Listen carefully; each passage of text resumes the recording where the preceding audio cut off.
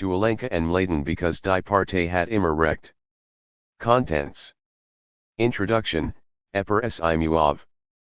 Part I. The drink before. 1. Vacillating the semblances.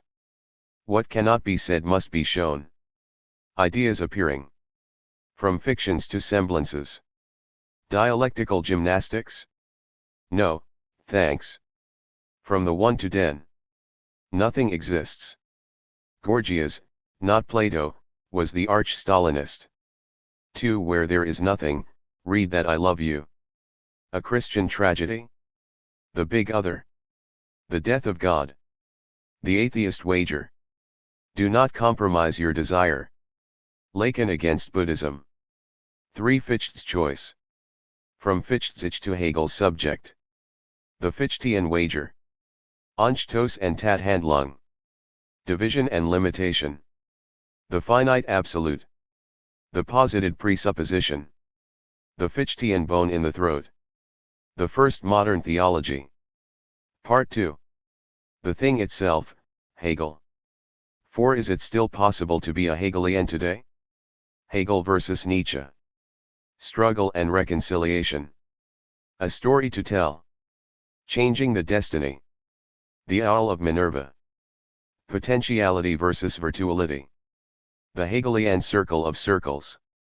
Interlude 1, Marx as a reader of Hegel, Hegel as a reader of Marx. 5. Parataxes, figures of the dialectical process. In praise of understanding. Phenomena, noumena, and the limit. The differend. Negation of the negation. Form and content. Negation without a filling. Interlude 2, Cogito in the history of madness. 6. Not only as substance, but also as subject. Concrete universality. Hegel, Spinoza, and Hitchcock. The Hegelian subject. Absolute knowing. The idea's constipation. The animal that I am. Interlude 3, King, Rabble, War, and Sex. 7. The limits of Hegel. A list. Necessity as self-sublated contingency. Varieties of self-relating negation. The formal aspect. Aufhebung and repetition. From repetition to drive. Part 3. The thing itself, Lacan. 8. Lacan as a reader of Hegel. The cunning of reason. The Lacanian prosopopoeia. Lacan, Marx, Heidegger. The magical force of reversal. Reflection and supposition.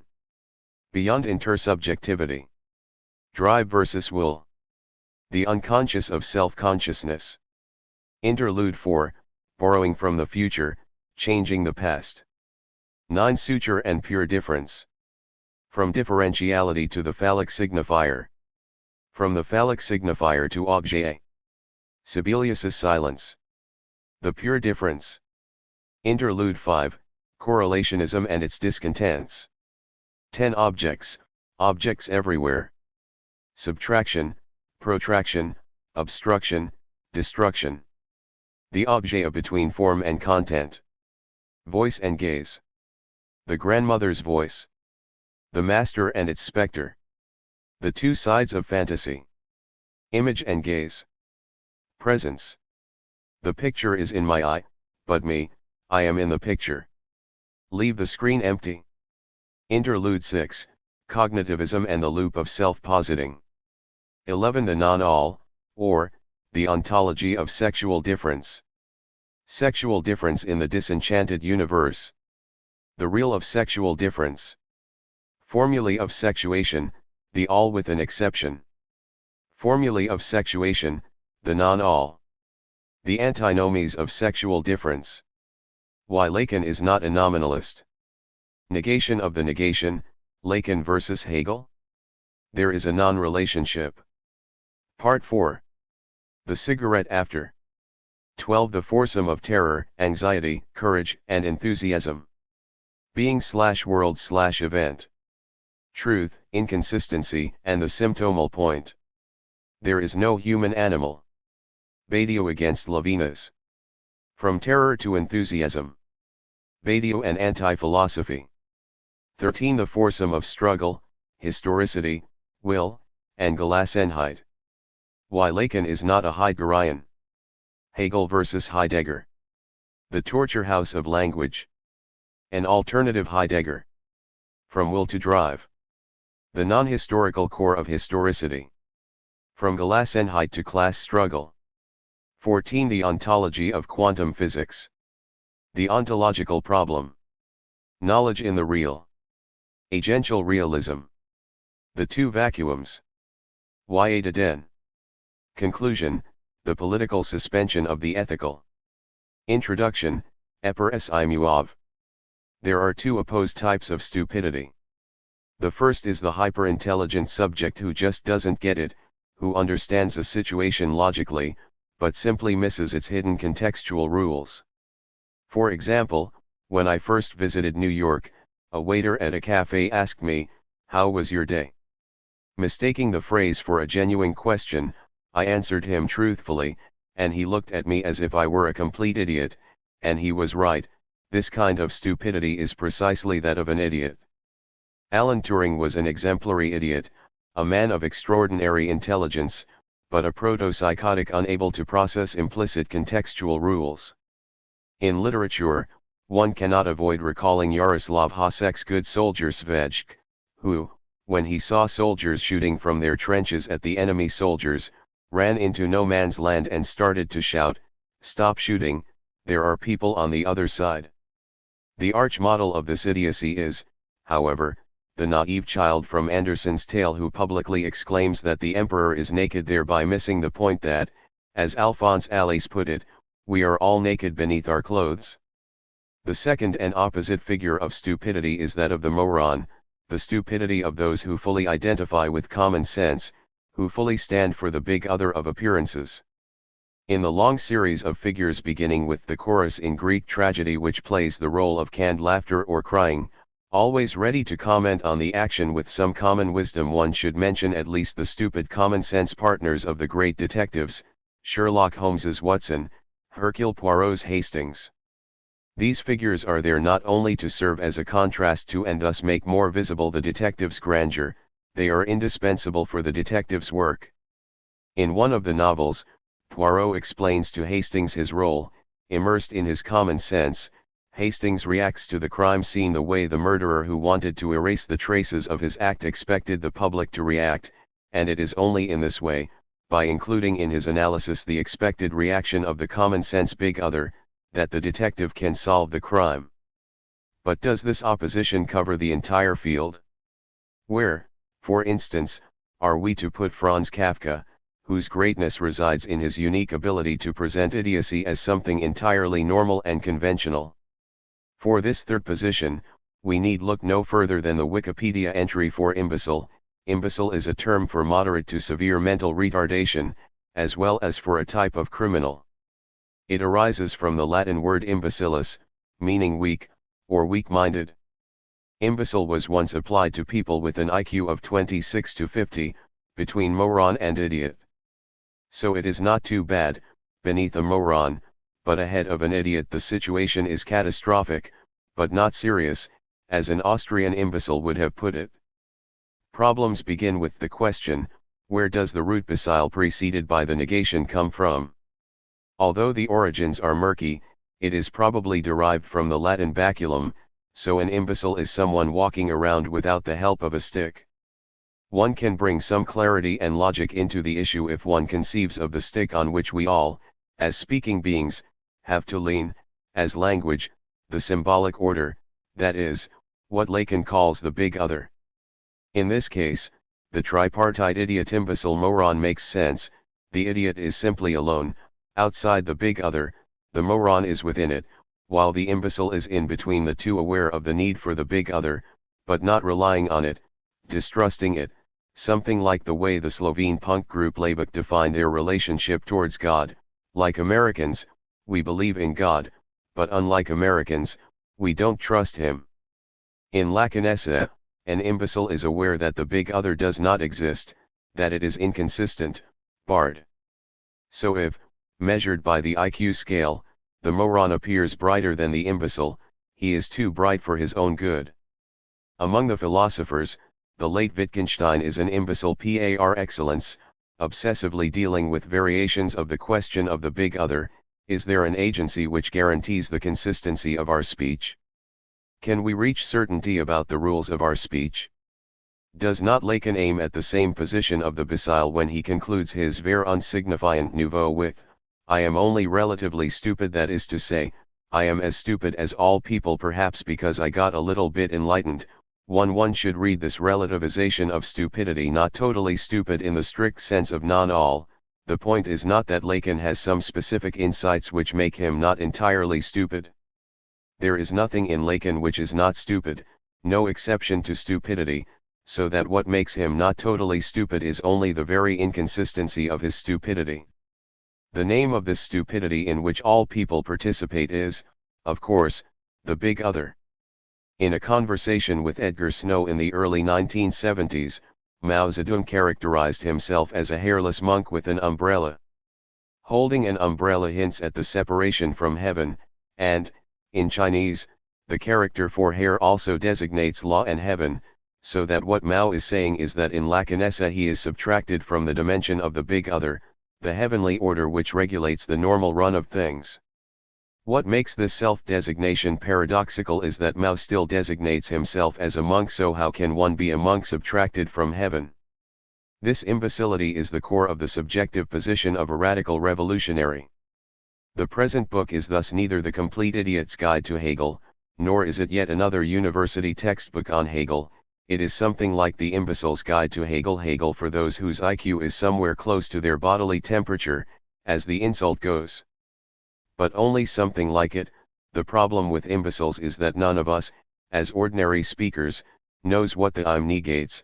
We know what imbecile means, but we don't know what becile is. We simply suspect that it must somehow be the opposite of imbecile too. But what if, here too, persists the mysterious tendency for antonyms to mean the same thing? What if becile is the same as imbecile, only with an additional twist? In our daily use, becile does not stand on its own, it functions as a negation of imbecile, so that, insofar as imbecile already is a negation of a kind, becile must be a negation of negation. But, and this is crucial, this double negation does not bring us back to some primordial positivity. If an imbecile is one who lacks a substantial basis in the big other, a becile redoubles the lack, transposing it into the other itself. The becile is a not imbecile, aware that if he is an imbecile, God himself also has to be one. So what does a becile know that idiots and morons don't? The legend has it that, in 1633, Galileo Galilei muttered, "Eper es muove," after recanting before the Inquisition his theory that the earth moves around the sun. He was not tortured, it was enough to take him on a tour and show him the torture devices.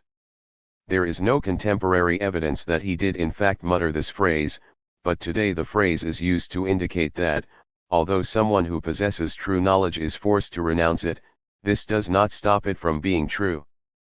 But what makes this phrase so interesting is that it can also be used in the exact opposite sense, to assert a deeper symbolic truth about something which is literally not true, like the Eper es muove story itself, which may well be false as a historical fact about Galileo's life, but is true as a designation of Galileo's subjective position while he was forced to renounce his views. In this sense, a materialist can say that, although he knows there is no God, the idea of a God nonetheless moves him. It is interesting to note that, in Terma, an episode from the 4th season of The X-Files, Eper es muove replaces the usual "the truth is out there," meaning that, even if their existence is denied by official science, alien monsters nonetheless move around out there.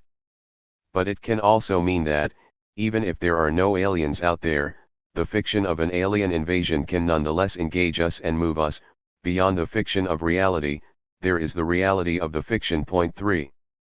Less than nothing endeavors to draw all the ontological consequences from this Eper es muove.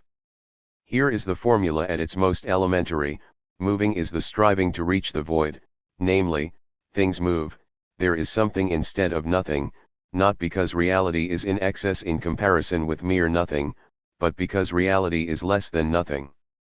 This is why reality has to be supplemented by fiction, to conceal its emptiness.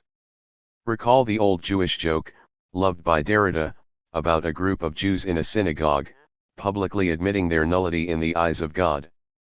First, a rabbi stands up and says, "Oh, God, I know I am worthless, I am nothing." After he has finished, a rich businessman stands up and says, beating himself on the chest, "Oh, God, I am also worthless, obsessed with material wealth, I am nothing." After this spectacle, an ordinary poor Jew also stands up and proclaims, "Oh, God, I am nothing." The rich businessman kicks the rabbi and whispers in his ear with scorn, "What insolence! Who is that guy who dares to claim that he too is nothing?" Effectively, one already has to be something in order to be able to achieve pure nothingness, and less than nothing discerns this weird logic in the most disparate ontological domains, on different levels, from quantum physics to psychoanalysis. This weird logic, the logic of what Freud called the drive, is perfectly rendered in the hypothesis of the Higgs field, widely discussed in contemporary particle physics. Left to their own devices in an environment in which they can pass on their energy, all physical systems will eventually assume a state of lowest energy. To put it another way, the more mass we take from a system, the more we lower its energy, until we reach the vacuum state of zero energy. There are, however, phenomena which compel us to posit the hypothesis that there has to be something that we cannot take away from a given system without raising that system's energy. This something is called the Higgs field. Once this field appears in a vessel that has been pumped empty and whose temperature has been lowered as much as possible, its energy will be further lowered. The something which thus appears is a something that contains less energy than nothing, a something that is characterized by an overall negative energy. In short, what we get here is the physical version of how something appears out of nothing. THIRD-WORLDISM should thus be read in contrast to many versions of the extinction/overcoming of the drive, from the Buddhist notion of gaining a distance towards desire up to the Heideggerian going through will, which forms the core of subjectivity. This book tries to demonstrate that the Freudian drive cannot be reduced to what Buddhism denounces as desire or to what Heidegger denounces as the will. Even after we reach the end of this critical overcoming of desire-will subjectivity, something continues to move. What survives death is the Holy Spirit sustained by an obscene partial object that stands for the indestructible drive. One should thus invert Elizabeth Kubler-Ross's 5 stages of how we relate to the proximity of death in the Kierkegaardian sense of the sickness unto death, as the series of 5 attitudes towards the unbearable fact of immortality. One first denies it. What immortality? After my death, I will just dissolve into dust. Then, one explodes into anger. What a terrible predicament I'm in.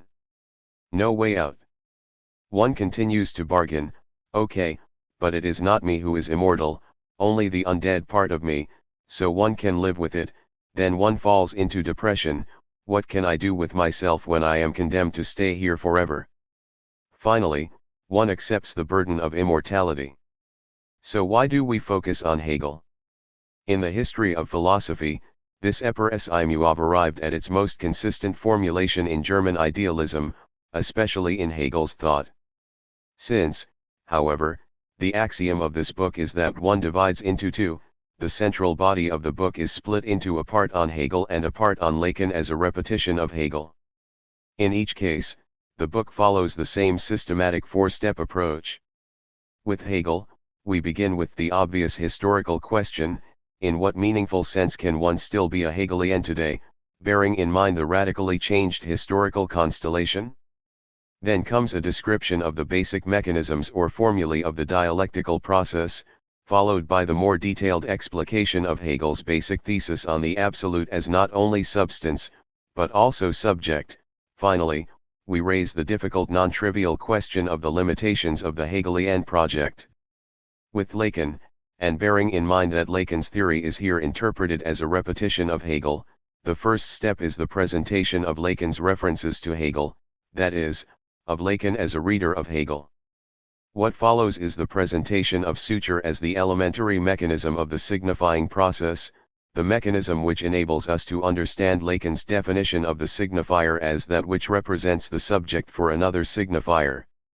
The next logical step is to examine the object generated by the signifying process, the Lacanian objet in all its dimensions. Finally, Lacan's notion of sexual difference and his logic of non-all are submitted to a close reading which uncovers the ultimate limitation and deadlock of Lacanian theory. It was said that the second and the third most pleasurable things in the world were the drink before and the cigarette after. Accordingly, apart from the Hegelian thing, less than nothing also deals with a series of befores and afters. Plato's Parmenides deserves a close reading as the first exercise in dialectics proper, celebrated by Hegel and Lacan. Since Hegel was the philosopher of Christianity, it is no wonder that a Hegelian approach to Christ's death brings out a radical emancipatory potential. Fichte's thought is enjoying a deserved comeback, although he sometimes appears to be just one step from Hegel.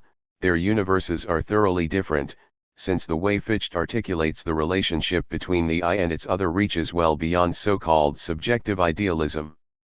Alain Badiou's attempt to overcome Lacan's anti-philosophy confronts us with the basic question of the possibility of ontology today. Reading Heidegger against the grain, one discovers a thinker who was, at some points, strangely close to communism. The philosophical implications and consequences of quantum physics are still unexplored. What if, beyond the false alternative of pragmatism and New Age obscurantism, a Hegelian reading opens up the path for a new materialist interpretation? On top of this, 6 interludes are inserted between the chapters of the 2 central parts, dealing with the reverberations of these philosophical topics in literature, art, science, and ideology, as well as in the work of philosophers opposed to the Hegel/Lacan axis. 3 additional topics are elaborated apropos of Hegel: the ambiguities of Marx's references to Hegel, the unique status of madness in Hegel's theory of mind, the multiple points at which Hegel's system generates an excess which threatens to explode its framework. With regard to Lacan, the first interlude deals with the retroactivity of the signifying process. The second one opposes Lacan's anti-correlationism to Quintin Malassua's recent critique of post-Kantian correlationism. The third one explores the limitations of the notion of the subject at work in the cognitive sciences. Finally, the conclusion elaborates the political implications of Lacan's repetition of Hegel. But how does this reference to Hegel fit our own historical moment? There are 4 main positions which, together, constitute today's ideologico-philosophical field. First, the 2 sides of what Badiou appropriately baptized democratic materialism, scientific naturalism, and discursive historicism. Then, the 2 sides of the spiritualist reaction to it, New Age Western Buddhism, and the thought of transcendental finitude. These 4 positions form a kind of Green-Asian square along the 2 axes of ahistorical versus historical thought and of materialism versus spiritualism. The thesis of the present book is double. There is a dimension missed by all 4, that of a pre-transcendental gap/rupture, the Freudian name for which is the drive. This dimension designates the very core of modern subjectivity. The basic premise of discursive materialism was to conceive language itself as a mode of production, and to apply to it Marx's logic of commodity fetishism. So, in the same way that, for Marx, the sphere of exchange obliterates its process of production, the linguistic exchange also obliterates the textual process that engenders meaning. In a spontaneous fetishistic misperception, we experience the meaning of a word or act as something that is a direct property of the designated thing or process, that is, we overlook the complex field of discursive practices which produces this meaning. What one should focus on here is the fundamental ambiguity of this notion of linguistic fetishism, is the idea that, in the good old modern way, we should distinguish between objective properties of things and our projections of meanings onto things. Or are we dealing with the more radical linguistic version of transcendental constitution, for which the very idea of objective reality, of things existing out there, independently of our mind, is a fetishistic illusion which is blind to how our symbolic activity ontologically constitutes the very reality to which it refers or which it designates. Neither of these 2 options is correct. What one should drop is their underlying shared premise, the homology between discursive production and material production. Point 4. Kafka was right when he wrote, one means that evil has is the dialogue. Consequently, this book is not a dialogue, since the underlying premise that sustains its double thesis is unashamedly Hegelian. What we refer to as the continent of philosophy can be considered as extending as much as one wants into the past or into the future, but there is a unique philosophical moment in which philosophy appears as such and which serves as a key, as the only key to reading the entire preceding and following tradition as philosophy. This moment is the moment of German idealism, delimited by two dates: 1787, the year in which Kant's Critique of Pure Reason appeared, and 1831, the year of Hegel's death. These few decades represent a breathtaking concentration of the intensity of thinking. In this short span of time, more happened than in centuries or even millennia of the normal development of human thought. All that took place before can and should be read in an unashamedly anachronistic way as the preparation for this explosion, and all that took place in its aftermath can and should be read as precisely this, the aftermath of interpretations, reversals, critical readings, of German idealism. In his rejection of philosophy, Freud quoted Heinrich Heine's ironic description of the Hegelian philosopher: with his nightcap and his nightshirt tatters, he botches up the loopholes in the structure of the world. But is philosophy at its most fundamental really reducible to a desperate attempt to fill in the gaps and inconsistencies in our notion of reality and thus to provide a harmonious Weltanschauung? Is philosophy really a more developed form of the Sekundärbearbeitung in the formation of a dream, of the effort to harmonize the elements of a dream into a consistent narrative? One can say that, at least with Kant's transcendental turn, the exact opposite happens. Does Kant not fully expose a crack, a series of irreparable antinomies, which emerges the moment we want to conceive reality as all? And does not Hegel, instead of overcoming this crack, radicalize it? Hegel's reproach to Kant is that he is too gentle with things. He locates antinomies in the limitation of our reason, instead of locating them in things themselves, that is, instead of conceiving reality in itself as cracked and antinomic. It is true that one finds in Hegel a systematic drive to cover everything, to propose an account of all phenomena in the universe in their essential structure, but this drive does not mean that Hegel strives to locate every phenomenon within a harmonious global edifice. On the contrary, the point of dialectical analysis is to demonstrate how every phenomenon, everything that happens, fails in its own way, implies a crack, antagonism, imbalance, in its very heart. Hegel's gaze upon reality is that of a Röntgen apparatus which sees in everything that is alive the traces of its future death. The basic coordinates of this time of the unbearable density of thought are provided by the mother of all gangs of four: Kant, Fichte, Schelling, Hegel. 5 Although each of these four names stands for a world of its own, for a unique radical philosophical stance, one can arrange the series of the four great German idealists precisely with reference to the four conditions of philosophy elaborated by Badiou. Kant relates to science, his basic question being what kind of philosophy is adequate. To the Newtonian breakthrough, Fichte relates to politics, to the event that is the French Revolution. Schelling relates to art and explicitly subordinates philosophy to art as the highest approach to the absolute, and Hegel, finally, relates to love.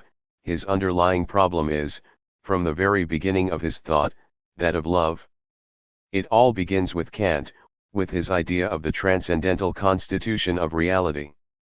In a way, one can claim that it is only with this idea of Kant's that philosophy reached its own terrain. Prior to Kant, philosophy was ultimately perceived as a general science of being as such, as a description of the universal structure of entire reality, with no qualitative difference from particular sciences. It was Kant who introduced the difference between ontic reality and its ontological horizon, the a priori network of categories which determines how we understand reality, what appears to us as reality. From here, previous philosophy is readable not as the most general positive knowledge of reality, but in its hermeneutic core, as the description of the historically predominant disclosure of being, as Heidegger would have put it. The most appropriate way to grasp the radical character of the Kantian philosophical revolution is with regard to the difference between Schein and Erscheinung. In pre-Kantian philosophy, appearance was conceived as the illusory mode in which things appear to us, finite mortals. Our task is to reach beyond these false appearances to the way things really are. With Kant, however, appearance loses this pejorative characteristic. It designates the way things appear to us in what we perceive as reality, and the task is not to denounce them as mere illusory appearances and to reach over them to transcendent reality, but an entirely different one, that of discerning the conditions of possibility of this appearing of things, of their transcendental genesis. What does such an appearing presuppose? What must always already have taken place for things to appear to us the way they do? If, for Plato, a table that I see in front of me is a defective/imperfect copy of the eternal idea of the table, for Kant, it would have been meaningless to say that the table I see is a defective temporal/material copy of its transcendental conditions. Even if we take a transcendental category like that of cause, for a Kantian it is meaningless to say that the empirical relation of causality between two phenomena participates in the eternal idea of a cause. The causes that I perceive between phenomena are the only causes that there are, and the a priori notion of cause is not their perfect model, but, precisely, the condition of possibility of me perceiving the relationship between phenomena as causal. Although an insurmountable abyss separates Kant's critical philosophy from his great idealist successors, the basic coordinates which render possible Hegel's phenomenology of spirit are already there in Kant's critique of pure reason. First, as Dieter Henrich put it concisely, Kant's philosophical motivation was not identical with what he took to be the original motivation for doing philosophy. 6. The original motivation for doing philosophy is a metaphysical one, to provide an explanation of the totality of noumenal reality. As such, this motivation is illusory, it prescribes an impossible task, while Kant's motivation is a critique of all possible metaphysics. Kant's endeavor thus comes afterwards. In order for there to be a critique of metaphysics, there first has to be an original metaphysics. In order to denounce the metaphysical transcendental illusion, this illusion must first exist.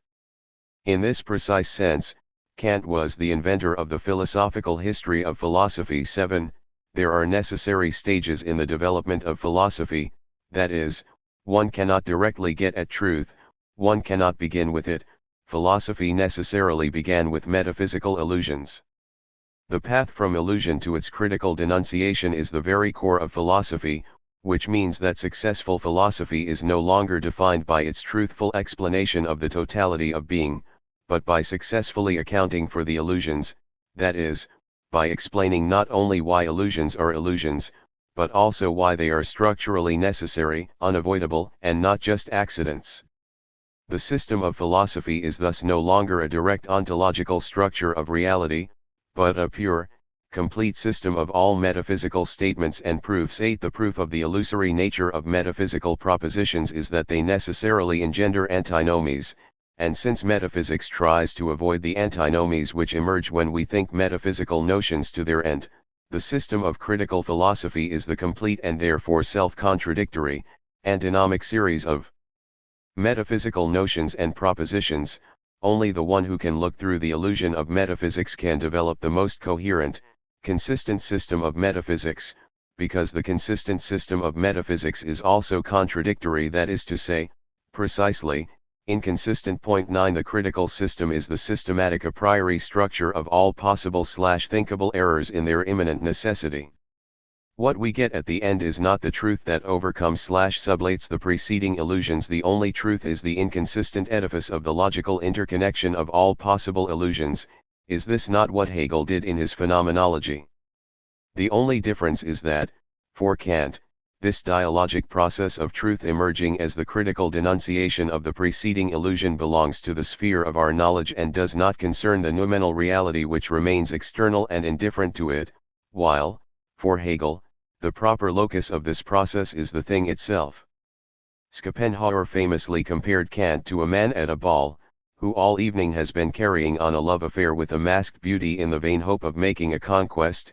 When at last she throws off her mask and reveals herself to be his wife, the situation of Johann Strauss's Fledermaus.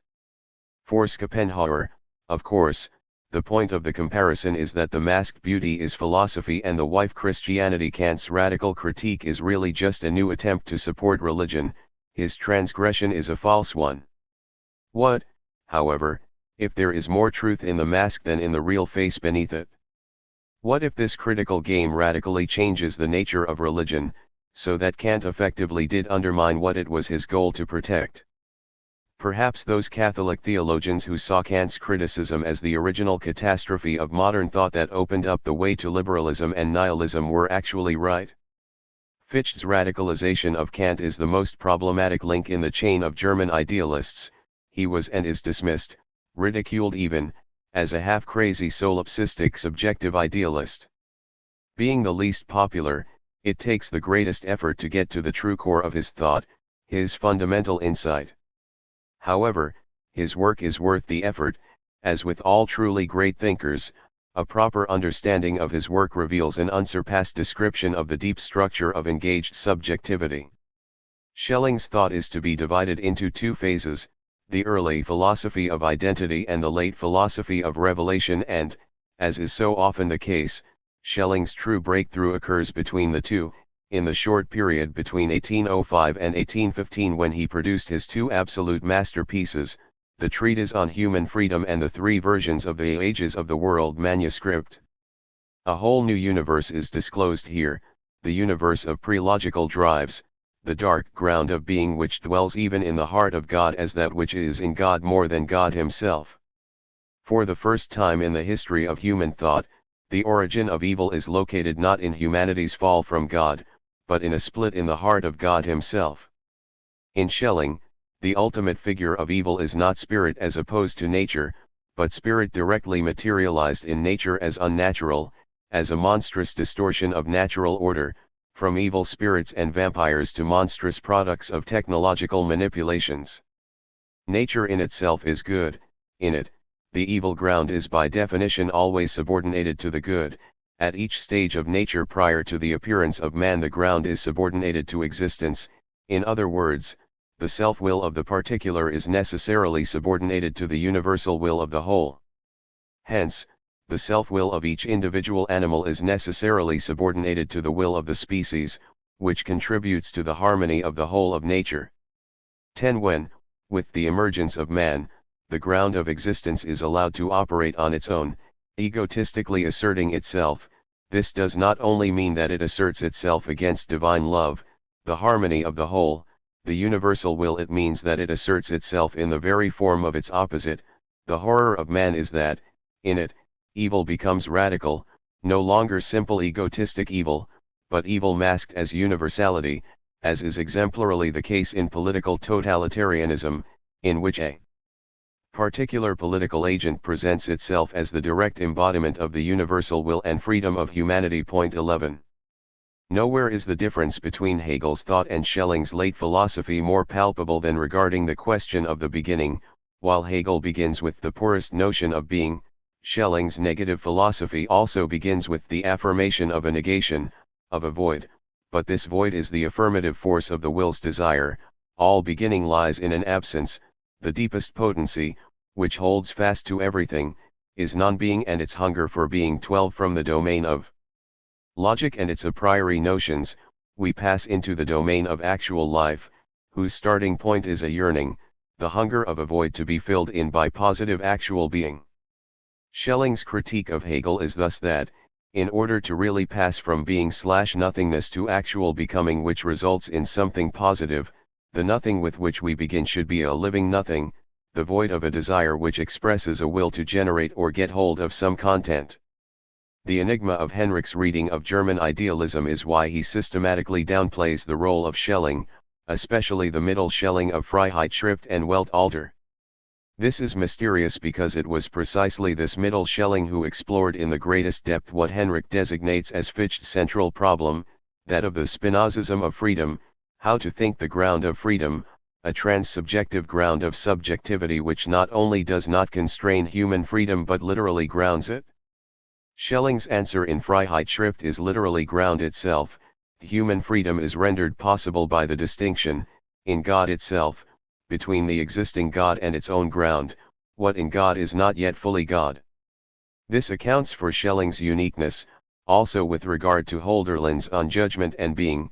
Like the late Fichte, Schelling arrives at the trans-subjective ground of subjective freedom, but for Hölderlin, this trans-subjective order of being is fully one, pre-reflective, indivisible, not even self-identical. It was only Schelling who introduced a radical gap, instability, discord, into this very pre-subjective/pre-reflexive ground. In his most daring speculative attempt in Weltalter, Schelling tries to reconstruct in this way the very rise of logos, of articulated discourse, out of the pre-logical ground. Logos is an attempt to resolve the debilitating deadlock of this ground. This is why the two true high points of German idealism are the middle Schelling and the mature Hegel. They did what no one else dared to do: they introduced a gap into the ground itself. Hölderlin's famous fragment on judgment and being deserves further mention, since it is often taken as an indication of a kind of alternative reality, of a different path that German idealism might have taken in order to break out of the Kantian inconsistencies. Its underlying premise is that subjective self-consciousness strives to overcome the lost unity with being/the absolute/God, from which it has been irrevocably separated by the primordial division, the discursive activity of judgment. Being expresses the joining of subject and object.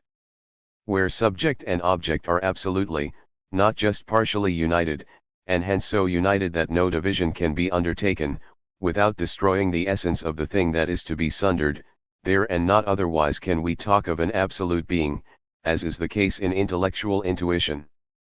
But this being must not be equated with identity. When I say, I am I, the subject and the object are not so united that absolutely no sundering can be undertaken, without destroying the essence of the thing that is to be sundered. On the contrary, the ego is only possible through the sundering of ego from ego. How can I say I without self-consciousness? But how is self-consciousness possible? Precisely because I oppose myself to myself, I sunder myself from myself, but in spite of this sundering I recognize myself as the same in the opposites. But how far as the same? I can raise this question, and I must, for in another respect it is opposed to itself. So identity is not a uniting of subject and object that takes place absolutely, and so identity is not equal to absolute being. Judgment is in the highest and strictest sense the original sundering of subject and object most intimately united in intellectual intuition, the very sundering which first makes object and subject possible, der Urteilung. In the concept of division there lies already the concept of the reciprocal relation of object and subject to one another, and the necessary presupposition of a whole of which object and subject are the parts. I am I is the most appropriate example for this concept of Urteilung in its theoretical form, but in practical Urteilung, it posits itself as opposed to the non-ego, not to itself. Actuality and possibility are to be distinguished as mediate and immediate consciousness. When I think of an object as possible, I merely duplicate the previous consciousness in virtue of which it is actual. There is for us no thinkable possibility, which was not an actuality. For this reason the concept of possibility has absolutely no valid application to the objects of reason, since they come into consciousness as nothing but what they ought to be, but only the concept of necessity. The concept of possibility has valid application to the objects of the understanding, that of actuality to the objects of perception and intuition. Point 13. Hölderlin's starting point is the gap between the traditional organic unity and the modern reflexive freedom. We are, as finite, discursive, self-conscious subjects cast out of oneness with the whole of being to which we nevertheless long to return, yet without sacrificing our independence. How are we to overcome this gap? His answer is what he calls the eccentric path. The split between substance and subjectivity, being and reflection, is insurmountable, and the only reconciliation possible is a narrative one, that of the subject telling the story of his endless oscillation between the two poles. While the content remains non-reconciled, reconciliation occurs in the narrative form itself, the exact inverse of the logical assertion of the subject's identity where the very form undermines content. Hölderlin's solution should be put in its context and conceived as one of the three versions of how to solve the same problem: the gap between subjective autonomy and the organic whole that characterizes modernity. The other two versions are Schiller's and Schlegel's. For Schiller, free human life within nature and culture is possible if it achieves that kind of internal organization, determination from within, or harmony of parts that is characteristic of both natural and artistic beauty. In a beautiful natural object, we find, as it were, the person of the thing. We have a sense of the free consent of the thing to its technique and of a rule which is at once given and obeyed by the thing, and this is a model for the free consent of an individual to the worth of a social repertoire or way of life. Friedrich Schlegel, on the contrary, seeks to enact a kind of imperfect yet always energetic freedom in continuous, ironic, witty, self-revising activity that characterizes romantic poetry, a kind of commitment to eternal restlessness. It is easy to see how these three positions form a kind of triangle: Schiller, Schlegel, Hölderlin. Schiller believes in the subject's integration into the organic substantial order. Free selfhood can wholly appear in beautiful nature and art. Schlegel asserts the force of subjectivity as the constant unsettling of any substantial harmony. Hegel occupies here a fourth position. What he adds to Hölderlin is a purely formal shift of transposing the tragic gap that separates the reflecting subject from pre-reflexive being into this being itself. Once we do this, the problem becomes its own solution. It is our very division from absolute being which unites us with it, since this division is immanent to being. Already in Hölderlin, division is redoubled, self-relating. The ultimate division is not the subject-object division, but the very division between division and unity. One should thus supplement the formula of identity and non-identity with division between division and non-division. Once we accomplish this step, being as the inaccessible pre-reflexive ground disappears. More precisely, it reveals itself as the ultimate reflexive category. As the result of the self-relating division, being emerges when division divides itself from itself. Or, to put it in Hölderlin's terms, the narrative is not merely the subject coping with its division from being, it is simultaneously the story being is telling itself about itself. The law supplemented by the narrative is inscribed into being itself. Which means that the last distinction on which Hölderlin insists, the one between intellectual intuition and the eccentric narrative path, has to fall.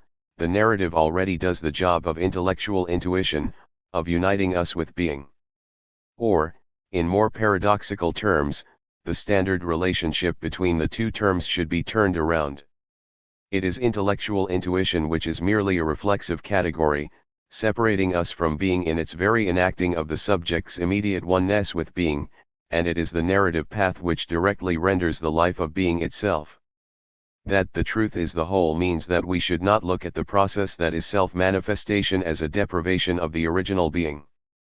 Nor should we look at it only as an ascent to the highest. The process is already the highest. The subject for Hegel is nothing but the active relationship to itself. In the subject there is nothing underlying its self-reference, there is only the self-reference. For this reason, there is only the process and nothing underlying it. Philosophical and metaphorical models such as emanation or expression present the relationship between the infinite and the finite in a way that fails to characterize what the process is. Point 14. It is, therefore, Hölderlin, not Hegel, who remains here metaphysical, clinging to the notion of a pre-reflexive ground accessible through intellectual intuition. What is properly metaphysical is the very presupposition of a substantial being beyond the process of differentiation. This is why Hegel appropriates the solution of Hölderlin's Hyperion against Hölderlin himself. In a clear parallel to Hegel's phenomenology of spirit, Hölderlin sees the solution in a narrative which retroactively reconstructs the very eccentric path as the process of maturation, of spiritual education. This solution does not imply discursive constructivism, but a much more radical Hegelian position. While the discursive constructivism can be read as a neo-Kantian language transcendentalism, that is, while the discursive transcendentalism focuses on how what we experience as reality is always already mediated/constructed by language, Hölderlin's solution shifts the focus to how the signifier itself falls into the real, that is, how the signifying intervention intervenes into the real, how it brings about the resolution of a real antagonism. Hegel thus remains the peak of the entire movement of German idealism. All four are not equal, they are 3 plus 1.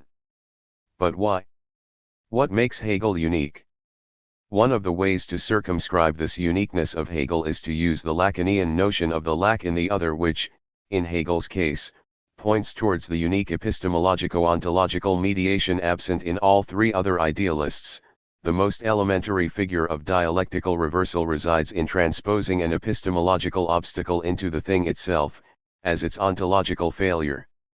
It is the premise of the present book that this fundamental insight of Hegel has lost none of its power today, that it is far more radical than all the combined anti-totality topics of contingency, alterity, heterogeneity. Point 15. One can well imagine a truly obscene version of the famous The Aristocrats joke that easily beats all the vulgarity of family members vomiting, defecating, fornicating, and humiliating each other in all possible ways.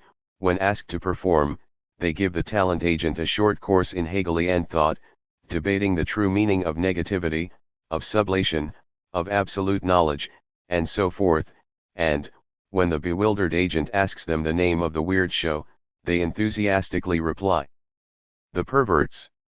Indeed, to paraphrase the good old Brecht's slogan, what is the robbing of a bank against a founding of a new bank? What is the disturbing shock of family members defecating into one another's mouths compared to the shock of a proper dialectical reversal? 16. However, the aim of Less Than Nothing is not to simply return to Hegel, but, rather, to repeat Hegel. Over the last decade, the theoretical work of the party Troika to which I belong had the axis of Hegel-Lacan as its undeconstructible point of reference. Whatever we were doing, the underlying axiom was that reading Hegel through Lacan was our unsurpassable horizon. Recently, however, limitations of this horizon have appeared. With Hegel, his inability to think pure repetition and to render thematic the singularity of what Lacan called the objet. With Lacan, the fact that his work ended in an inconsistent opening. Seminar XX stands for his ultimate achievement and deadlock in the years after. He desperately concocted different ways out, all of which failed. So where do we stand now? My wager was that, through their interaction, psychoanalysis and Hegelian dialectics mutually redeem themselves, shedding their accustomed skin and emerging in a new unexpected shape. The book's motto could have been Alain Badiou's claim that the anti-philosopher Lacan is a condition of the renaissance of philosophy. A philosophy is possible today only if it is compatible with Lacan. 17. Guy Lardrian made the same point with regard to the ethico-political space when he wrote that Lacan is the only one thinking today, the only one who never lies. Les chassacanales and scoundrels here are those who propagate the semblance of liberation which only covers up the reality of capitalist perversion, which, for Lardrian, means thinkers such as Lyotard and Deleuze, and for us many more. What Badiou shares with Lardrian is the idea that one should think through Lacan, go further than he did, but that the only way beyond Lacan is through Lacan. The stakes of this diagnosis are clearly political.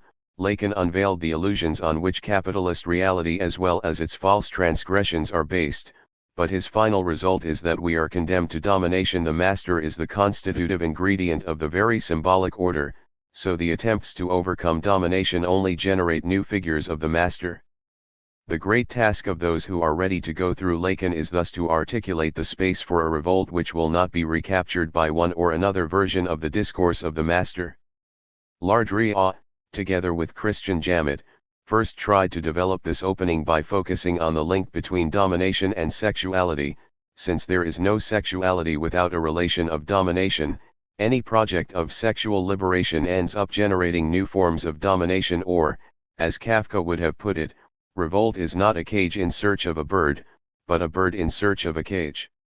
Based on this insight that a revolt has to be thoroughly desexualized, Lardrian and Jamet outlined the ascetic Maoist Lacanian figure of angel as the agent of radical emancipation. However, confronted with the destructive violence of the Cultural Revolution and especially of the Khmer Rouge regime in Kampuchea, they abandoned any notion of a radical emancipation in social relations and ended up in a split position of affirming the lesser evil in politics and the need for an inner spiritual revolution. In politics, we should be modest and simply accept that some masters are better than others, and that the only revolt possible is an inner spiritual 1.18. The present book rejects this spiritualization of revolt and remains faithful to Badiou's original project of a radical emancipatory project which passes through Lacan. Part I. The Drink Before. Chapter 1. Vacillating the Semblances. What cannot be said must be shown. The famous last proposition of Wittgenstein's Tractatus, whereof one cannot speak, thereof one must be silent, involves an obvious paradox. It contains a superfluous prohibition, since it prohibits something which is already in itself impossible. Point 1. This paradox faithfully reproduces the predominant attitude towards the aesthetic representation of the Holocaust: it shouldn't be done, because it can't be done. Jorge Semprun's Spanish Catholic origins play a crucial role in his reversal of this prohibition. For Semprun, it is not poetic fiction but prosaic documentary which is impossible after Auschwitz. For Elie Wiesel, by contrast, there can be no novel about the Holocaust. Any text claiming to be such is either not about the Holocaust or is not a novel. Rejecting this claim that literature and the Holocaust are incommensurable, Semprun argues that the Holocaust can only be represented by the arts. It is not the aestheticization of the Holocaust which is false, but its reduction to being the object of a documentary report. Every attempt to reproduce the facts in a documentary way neutralizes the traumatic impact of the events described, or as Lacan, another atheist Catholic, put it, truth has the structure of a fiction. Almost no one is able to endure, still less to enjoy, a snuff film showing real torture and killing, but we can enjoy it as a fiction. When truth is too traumatic to be confronted directly, it can only be accepted in the guise of a fiction. Claude Lanzmann was right to say that if by chance he were to stumble upon some documentary footage showing the actual murder of inmates in Auschwitz, he would destroy it immediately. Such a documentary would be obscene, disrespectful towards the victims even. When considered in this way, the pleasure of aesthetic fiction is not a simple form of escapism, but a mode of coping with traumatic memory, a survival mechanism. But how are we to avoid the danger that the aesthetic pleasure generated by fiction will obliterate the proper trauma of the Holocaust? Only a minimal aesthetic sensitivity is needed to recognize that there would be something false about an epic novel on the Holocaust, written in the grand style of 19th-century psychological realism. The universe of such novels, the perspective from which they are written, belongs to the historical epoch that preceded the Holocaust. Anna Akhmatova encountered a similar problem when, in the Soviet Union of the 1930s, she tried to depict the atmosphere of the Stalinist terror. In her memoirs she describes what happened when, at the height of the Stalinist purges, she was waiting in a long queue outside the Leningrad prison to learn the fate of her arrested son Lev. One day somebody in the crowd identified me. Standing behind me was a young woman, with lips blue from the cold, who had of course never heard me called by name before. Now she started out of the torpor common to us all and asked me in a whisper, "Can you describe this?" And I said, "I can." Then something like a smile passed fleetingly over what had once been her face. Point 2. What kind of description is intended here? Surely it is not a realistic description of the situation, but a description which extracts from the confused reality its own inner form, in the same way that, in his atonal music, Schoenberg extracted the inner form of totalitarian terror. At this level, truth is no longer something that depends on the faithful reproduction of facts. One should introduce here the difference between truth and truthfulness. What makes a report of a raped woman truthful is its very factual unreliability, confusion, inconsistency.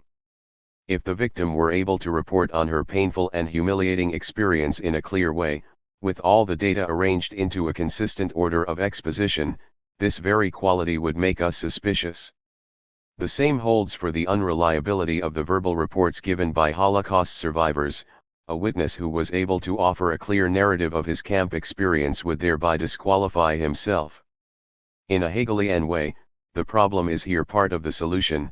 the very deficiencies of the traumatized subject's report on the facts bear witness to the truthfulness of his report, since they signal that the reported content has contaminated the very form in which it is reported. Point 3.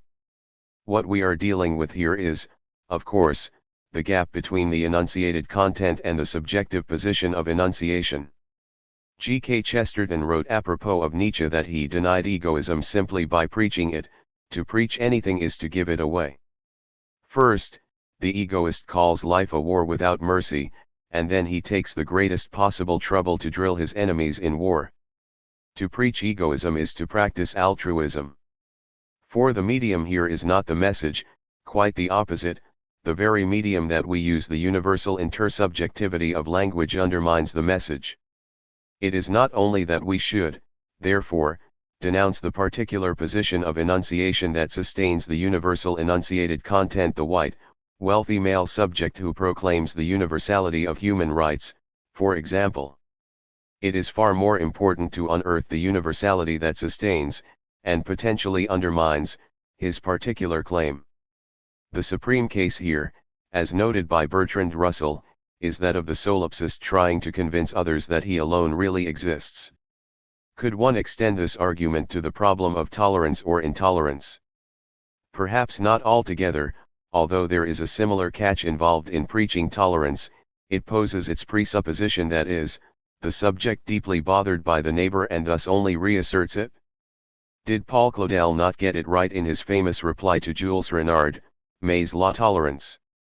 Il y a de maisons pour cier? And did not Chesterton, as was so often the case, also get it right with his famous quip, tolerance is the virtue of the man without convictions? The aesthetic lesson of this paradox is clear. The horror of the Holocaust cannot be represented, but this excess of represented content over its aesthetic representation has to infect the aesthetic form itself. What cannot be described should be inscribed into the artistic form as its uncanny distortion. Perhaps a reference to Wittgenstein's Tractatus can again be of some help here. According to the Tractatus, language depicts reality by virtue of sharing a logical form in common with it. 4.121 Propositions cannot represent logical form, it is mirrored in them. What finds its reflection in language, language cannot represent. What expresses itself in language, we cannot express by means of language.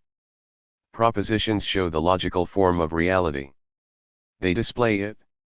We know that a picture of a sunset represents a sunset because both the picture and the sunset share a similar pictorial form. Similarly, a proposition and what it represents share a similar logical form. A proposition depicts a fact, and just as a fact can be analyzed into independent states of affairs, a proposition can be analyzed into independent elementary propositions. Wittgenstein here draws a distinction between saying and showing. While a proposition says that such and such fact is the case, it shows the logical form by virtue of which this fact is the case. The upshot of this distinction is that we can only say things about facts in the world. Logical form cannot be spoken about, only shown. 4.12.12 What can be shown, cannot be said. If we read this proposition together with the final proposition, the conclusion is that what we cannot speak about can be shown, that is, directly rendered in / by the very form of speaking. In other words, Wittgenstein's showing should be understood not merely in a mystical sense, but as inherent to language, as the form of language. Let us return to our example of trauma. We cannot directly talk about or describe it, but the traumatic excess can nevertheless be shown in the distortion of our speech about the trauma, in its elliptic repetitions and other distortions. In his novel Le Grand Voyage, Semprun invented just such a new form, a logical form of narrative that would be adequate to the trauma of the Holocaust by way of showing what cannot be directly described. Point 5. The narrative of Semprun's novel unfolds during a journey in a cramped and squalid boxcar carrying 120 resistance fighters from Compiègne to Buchenwald. Gerard, the first-person narrator of the story, is one of these prisoners. The narrative only fleetingly remains in the boxcar, in sudden temporal switches Gerard's narration lurches back and forth from the time before the war to the moment of liberation in 1945, to 2, 3, 16, or an unspecified number of years later. These switches are rendered as moments within Gerard's fractured stream of consciousness. As he undergoes the ordeal of the journey in the present, he remembers and formembers, since the experience has fragmented him into a splintered self. Details of his life in the past, present, and future flow through his mind like multiple currents in an unimpeded stream. He is simultaneously a partisan in the French resistance, a deported prisoner of the Germans, and a survivor of Buchenwald. By recreating Gerard's consciousness as an intersection of three time zones, Semprun renders the fluid timeless ordeal of the camp inmate who has lost his sense of life as a chronological passage from yesterday through today into tomorrow. The topic of the death of the subject, of its dispersal in a pandemonium of conflicting and fragmented narrative lines, is usually seen as a result of elitist artistic reflections, divorced from the real concerns of real people. Semprun's unique achievement is to establish the link between this modernist revolution in writing and our most traumatic historical experience. The true focus of Le Grand Voyage is not what really happened on the way to Buchenwald, but how such a terrible event affects the very identity of the subject. Its elementary contours of reality are shattered.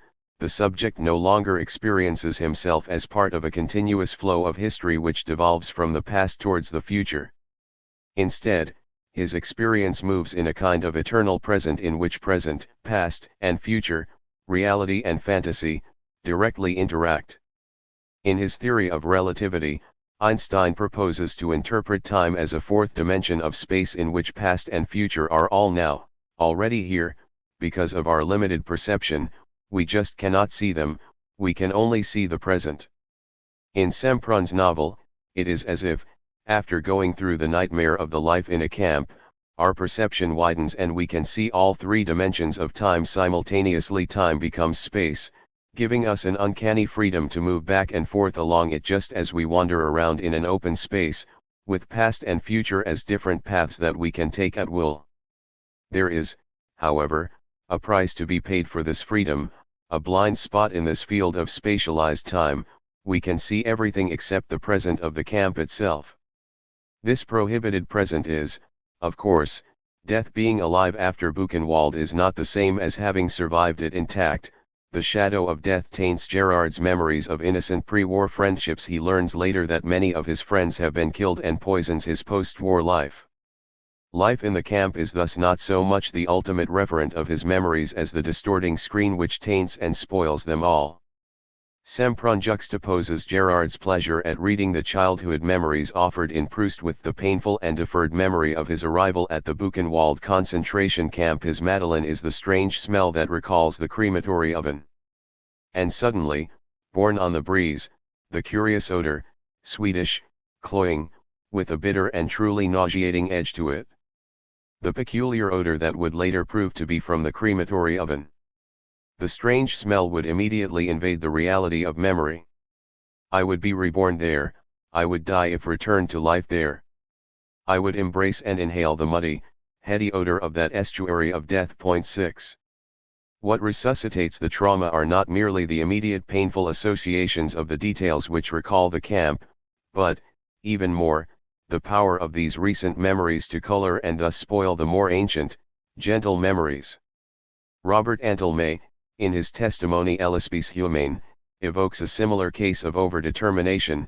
The pleasurable memory of a lover ringing the doorbell has been indelibly colored by the painful memory of the Gestapo ringing the same bell at the moment of one's arrest. 7. Both in this instance and in Semprun's use of Proust's ringing garden bell, the survivors find that memory has been colonized by the experience of the Holocaust.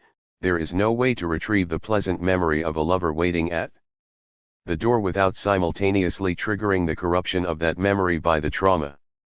The same shift from linear narrative time to the fragmented synchronicity of different times characterizes French vanguard cinema of the late 1950s and early 1960s, most visibly in the work of Alain Resnais, whose first film, the documentary Night and Fog, also deals with the Holocaust. Resnais's masterpiece, Last Year in Marienbad, is about a couple whose affair is told in temporal slices, the order of which is never clear. The time structure of the narrative exists as a synchronic mass wherein past, present, and future are all equally available, and can potentially all be present.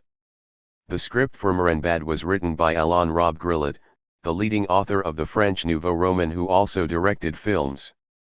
No wonder Sempron collaborated with Riesneus. Apart from writing 2 scenarios for him, he was an unacknowledged contributor to Riesneus's Jet-Aim. In discussing this film, Gilles Deleuze introduced the concept of the sheet of time, a dramatic point in time, a kind of magnetic attractor which tears moments of past, present, and future out of their proper context, combining them into a complex field of multiple, discrete, and interacting temporalities. In Jet-Aim, the sheet is the narrator's dramatic memory of the death of his beloved. Claude Ritter, a writer who, in despair after the death of his love, has attempted suicide, is approached to be a test subject at a mysterious facility devoted to researching time travel. The scientist's plan is to send him back into his own past, exactly 1 year earlier, but for only 1 minute. Unfortunately, the experiment goes out of control, and Claude finds himself unstuck in time, bounced between random moments of his life, re-experiencing snippets from his past, in a mixture of moments of love, doubt, confusion, happiness, and even day-to-day routine, all in the form of tiny fragments, shuffled about or replayed like a scratched record.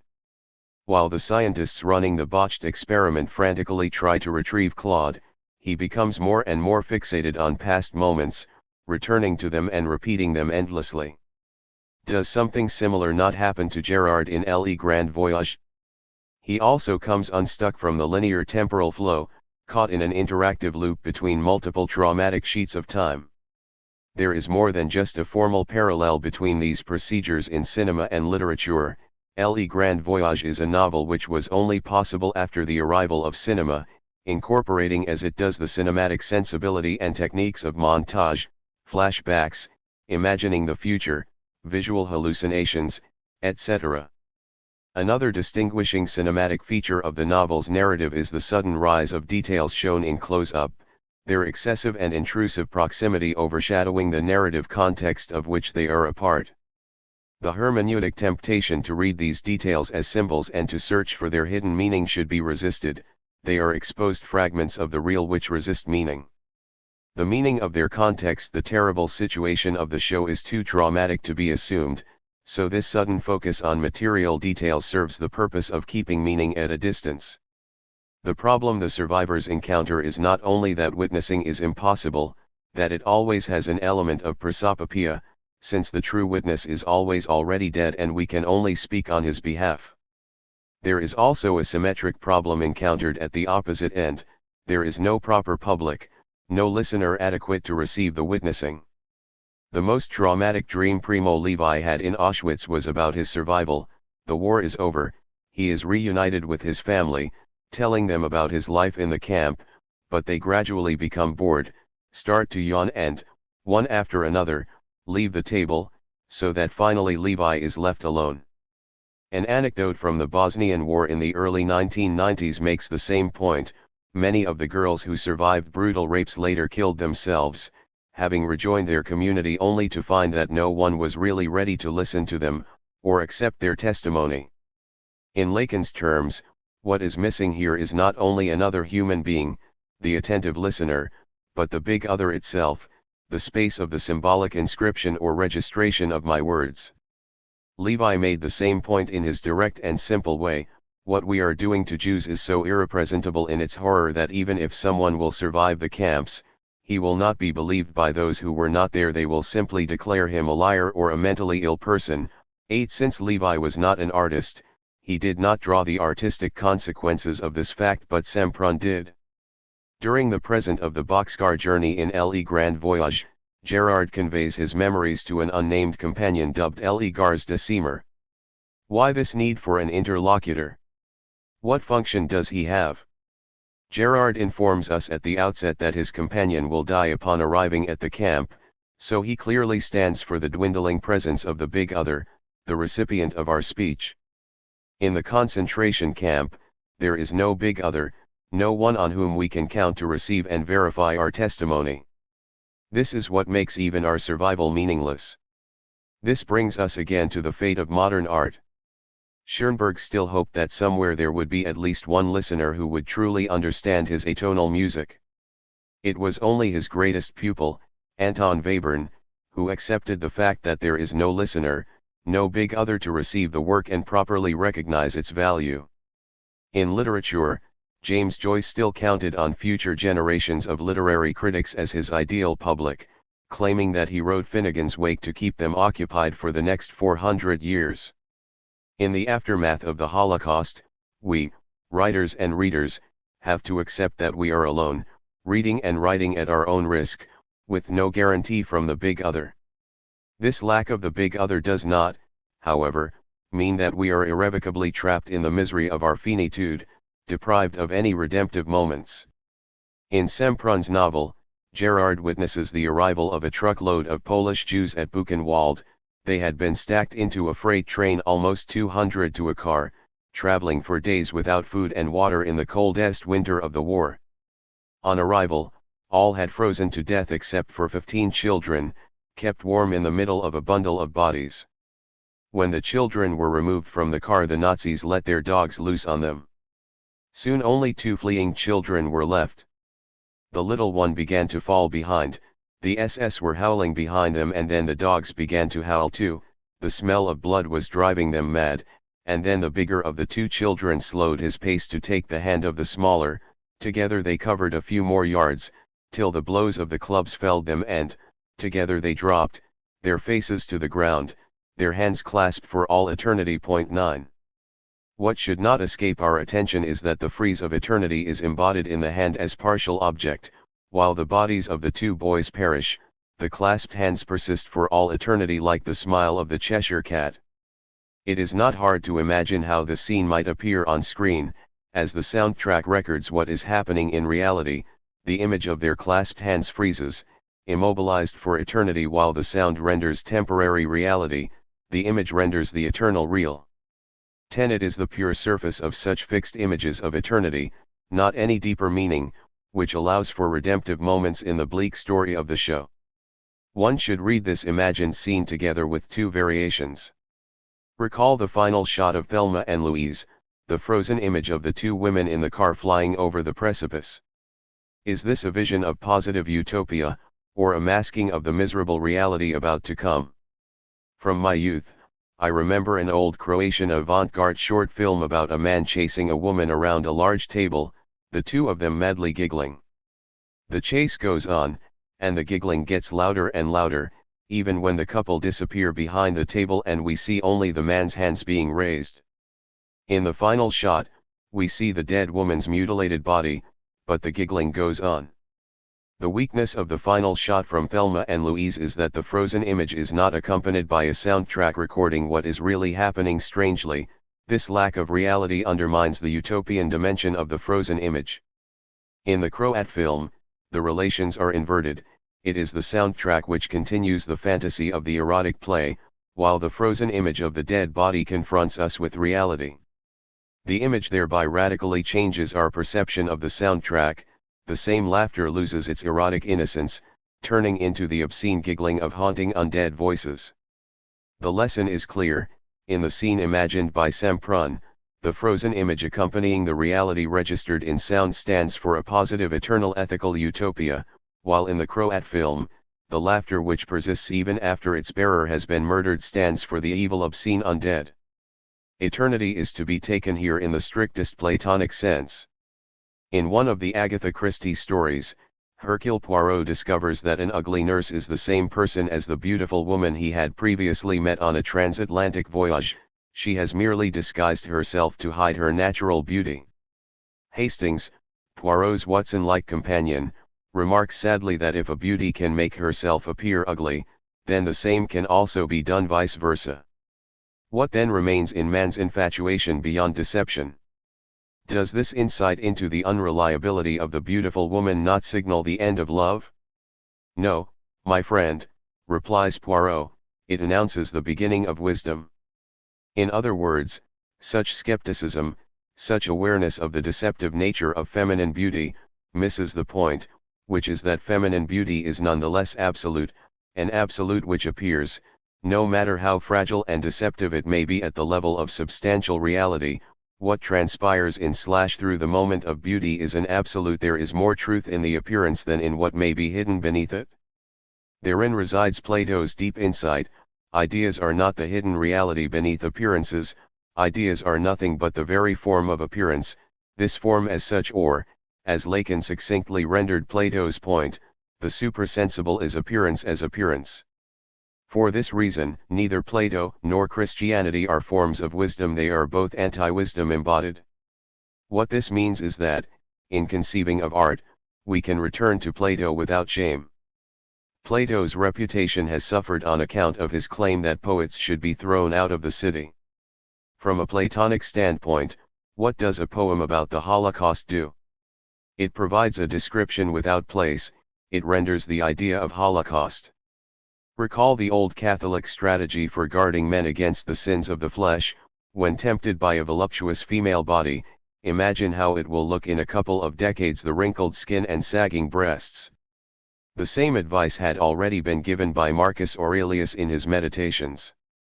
Like seeing roasted meat and other dishes in front of you and suddenly realizing, this is a dead fish, a dead bird, a dead pig. Or that this noble vintage is grape juice, and the purple robes are sheep wool dyed with shellfish blood. Or making love something rubbing against your penis, a brief seizure and a little cloudy liquid. Perceptions like that latching onto things and piercing through them, so we see what they really are. That's what we need to do all the time, all through our lives. When things lay claim to our trust, to lay them bare and see how pointless they are, to strip away the legend that encrusts them. Point 11. Far from enacting a return to the real destined to break the imaginary spell of the body, such procedures amount to an escape from the real which announces itself in the seductive appearance of the naked body. That is to say, in the opposition between the spectral appearance of the sexualized body and the repulsive body in decay, it is the spectral appearance which is the real, while the decaying body is merely reality, that to which we take recourse in order to avoid the deadly fascination of the real as it threatens to draw us into its vortex of jouissance. A raw Platonism would claim here that only the beautiful body fully materializes the idea, and that a body in material decay simply falls away from its idea, is no longer its faithful copy. From a Deleuzian perspective, on the contrary, the specter that attracts us is the idea of the body as real.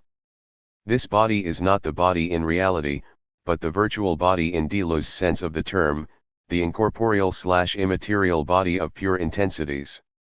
The same goes for contemporary art, where we encounter often brutal attempts to return to the real, to remind the spectator that she is perceiving a fiction, to awaken her from the sweet dream.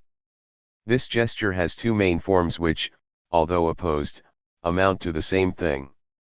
In literature or cinema, there are self-reflexive reminders that what we are watching is a mere fiction, such as when the actor on screen addresses us directly as spectators, thus ruining the illusion of the autonomous space of the narrative, or the writer directly intervenes in the story to add an ironic comment.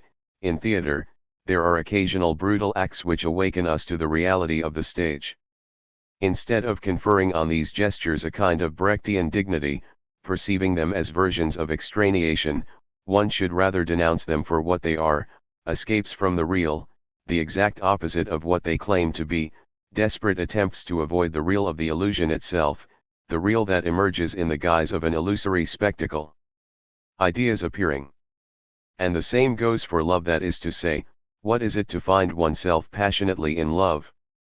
Is it not a kind of permanent state of exception? All the proper balances of our daily life are disturbed, everything we do is colored by the underlying thought of that. The situation is properly beyond good and evil, we feel a weird indifference towards our moral obligations with regard to our parents, children, friends. Even if we continue to meet them, we do so in a mechanical way, in a mode of as if everything pales into insignificance compared to our passionate attachment. In this sense, falling in love is like the blinding light that hit Saul/Paul on the road to Damascus, a kind of religious suspension of the ethical, to use Kierkegaard's terms. An absolute intervenes and derails the normal run of our affairs. It is not so much that the standard hierarchy of values is inverted, but, more radically, that another dimension enters the scene, a different level of being. And, of course, the same holds for an authentic political engagement. In his Conflict of the Faculties, written in the mid-1790s, Immanuel Kant addresses a simple but difficult question: is there true progress in history? Kant conceded that actual history is confused and offers no clear proof. We might think of how the 20th century brought unprecedented democracy and welfare, but also the Holocaust and the Gulag. But Kant nonetheless concluded that, although progress cannot be proven, we can discern signs which indicate that it is possible. Kant interpreted the French Revolution as such a sign which pointed towards the possibility of freedom. The hitherto unthinkable happened. A whole people fearlessly asserted their freedom and equality. For Kant, even more important than the often bloody reality of what occurred on the streets of Paris was the enthusiasm that the events in France gave rise to in the eyes of sympathetic observers all around Europe. The recent revolution of a people which is rich in spirit, may well either fail or succeed, accumulate misery and atrocity. It nevertheless arouses in the heart of all spectators a taking of sides according to desires which borders on enthusiasm and which, since its very expression was not without danger, can only have been caused by a moral disposition within the human race. 12. Do not these words also fit perfectly the Egyptian uprising of February 2011 that toppled President Mubarak? The French Revolution was for Kant a sign of history in the triple sense of signum rememorativum, demonstrativum, prognosticum. The Egyptian uprising was also a sign in which the memory of the long past of authoritarian oppression and the struggle for its abolition reverberates, an event which now demonstrates the possibility of a change, and a hope for future achievements. Whatever our doubts, fears, and compromises, for that instant of enthusiasm, each of us was free and participating in the universal freedom of humanity. All the skepticism expressed behind closed doors even by many worried progressives was proven wrong. First, one could not help but note the miraculous nature of the events in Egypt. Something happened that few had predicted, violating the experts' opinions, as if the uprising was the result not simply of social causes but of the intervention of a foreign agency into history, an agency that we can call, in a Platonic fashion, the eternal idea of freedom, justice, and dignity. Second, the uprising was universal. It was immediately possible for all of us around the world to identify with it, to know what it was about, without any need for a cultural analysis of the specific features of Egyptian society. In contrast to the Khomeinist revolution in Iran, where leftists had to smuggle their message into a predominantly Islamist frame, here, the frame was clearly that of a universal and secular call for freedom and justice, so that even the Muslim Brotherhood had to adopt this language of secular demand. The most sublime moment occurred when Muslims and Copts joined in a common prayer on the Tahrir Square, chanting "We are one," thus providing the best answer to the sectarian religious violence. Those neoconservatives who criticized multiculturalism in the name of the universal values of freedom and democracy were confronted with a moment of truth. You want universal freedom and democracy? This is what people are demanding in Egypt, so why are you uneasy? Is it because the Egyptian protesters also want social and economic justice, not just market freedom? Third, the violence of the protesters was purely symbolic, an act of radical and collective civil disobedience. They suspended the authority of the state. It was not just an inner liberation, but a social act of breaking the chains of servitude volontaire. The physical violence was perpetrated by Mubarak's hired thugs, who entered Tahrir Square on horses and camels to knock the protesters around. The most the protesters did was defend themselves. Fourth, although combative, the protesters' message was not one of killing. The demand was for Mubarak to go, to leave his post and the country, and thus open up a space for freedom in Egypt, a freedom that excluded no one. The protesters' call to the army and even the hated police was not "death to you, but we are brothers. Join us."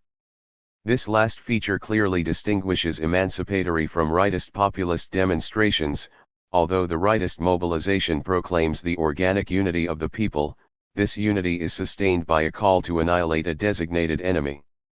When President Obama welcomed the uprising as a legitimate expression of opinion that needed to be acknowledged by the government, the confusion was total. The crowds in Cairo and Alexandria did not want their demands to be acknowledged by the government, they denied the very legitimacy of the government. They did not want the Mubarak regime as a partner in dialogue, they wanted Mubarak to go. They not only wanted a new government that would listen to their opinions, they wanted to reshape the entire state. They did not have opinions, they were the truth of the situation in Egypt. Mubarak understood this much better than Obama. There was no room for compromise here, either the entire Mubarak power edifice fell, or the uprising would be co-opted and betrayed. The protracted struggle which dragged on in Egypt was not a conflict of visions, but the conflict between a vision of freedom, the eternal Platonic idea of freedom, and a blind clinging to power ready to use all means possible: terror, food deprivation, exhaustion, bribery to crush the will to freedom.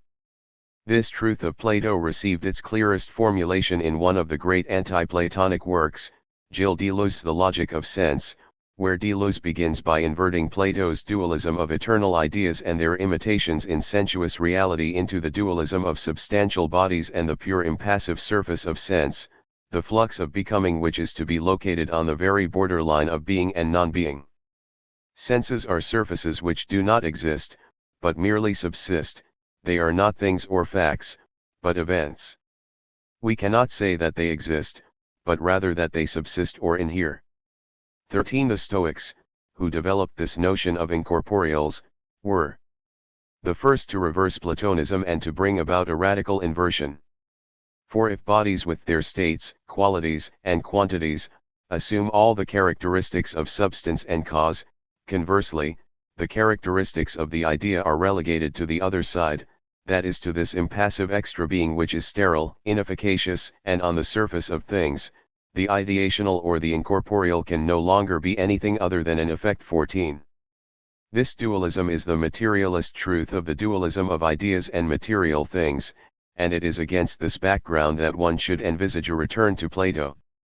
Let us take an unexpected example: a woman throwing a stone.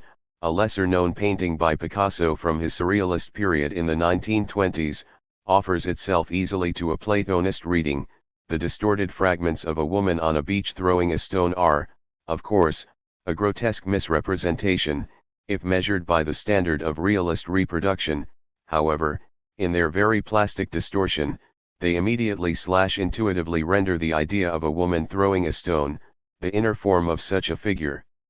This painting makes clear the true dimension of Plato's philosophical revolution, so radical that it was misinterpreted by Plato himself, the assertion of the gap between the spatio-temporal order of reality in its eternal movement of generation and corruption, and the eternal order of ideas, the notion that empirical reality can participate in an eternal idea, that an eternal idea can shine through it, appear in it.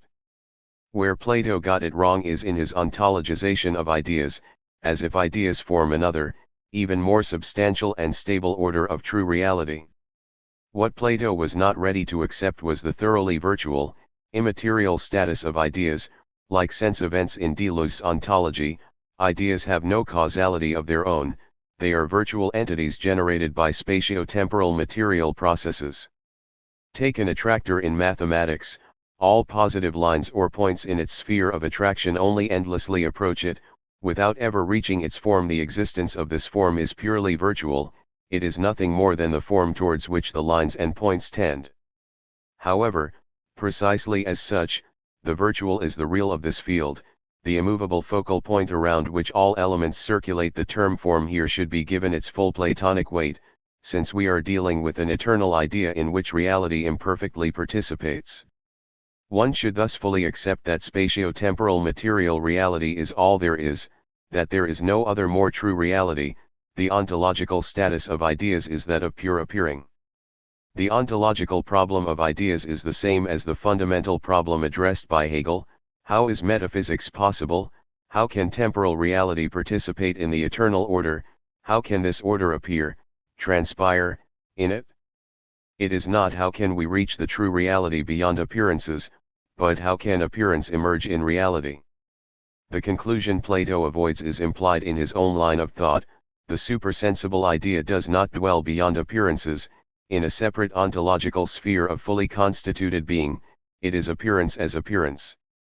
No wonder that the two great admirers of Plato's Parmenides, Hegel and Lacan, both provide exactly the same formula of the truth of the Platonic supersensible idea: the supersensible comes from the world of appearance which has mediated it. In other words, appearance is its essence and, in fact, its filling. The supersensible is the sensuous and the perceived posited as it is in truth, but the truth of the sensuous and the perceived is to be appearance. The supersensible is therefore appearance qua appearance. It is often said that the supersensible world is not appearance, but what is here understood by appearance is not appearance, but rather the sensuous world as itself the really actual point. 15. When Lacan describes how Paracelsus painted the curtain in order to prompt Zeuxis to ask him, "Okay, now please draw aside the veil and show me what you have painted," his interpretation of the story reads as an explication of the above quoted passage from Hegel. Paracelsus's painting appears as something else than that as what it gives/presents itself, or, rather, it gives/presents itself now as being this other thing. The painting does not rival appearance, it rivals what Plato designated as the idea which is beyond appearance. It is because the painting is this appearance which says that it is what gives appearance, that Plato raises himself against painting as an activity which rivals his own. 16. The implicit lesson of Plato is not that everything is appearance, that it is not possible to draw a clear line of separation between appearance and reality, but that essence is appearance as appearance, that essence appears in contrast to appearance within appearance, that the distinction between appearance and essence has to be inscribed into appearance itself. Insofar as the gap between essence and appearance is inherent to appearance, in other words, insofar as essence is nothing but appearance reflected into itself, appearance is appearance against the background of nothing. Everything that appears ultimately appears out of nothing. Appearance is nothing in itself, it is just an illusory being, but this illusory being is the only being of essence, so that the reflective movement of essence is the movement nothing to nothing, and so back to itself. The transition, or becoming, sublates itself in its passage. The other that in this transition comes to be, is not the non-being of a being, but the nothingness of a nothing, and this, to be the negation of a nothing, constitutes being. Being only is as the movement of nothing to nothing, and as such it is essence, and the latter does not have this movement within it, but is this movement as a being that is itself absolutely illusory, pure negativity, outside of which there is nothing for it to negate but which negates only its own negative, and this negative, which latter is only in this negating. 17. The answer to why is there something rather than nothing, is thus that there is only nothing, and all processes take place from nothing through nothing to nothing. However, this nothing is not the oriental or mystical void of eternal peace, but the nothingness of a pure gap, the pure form of dislocation ontologically preceding any dislocated content.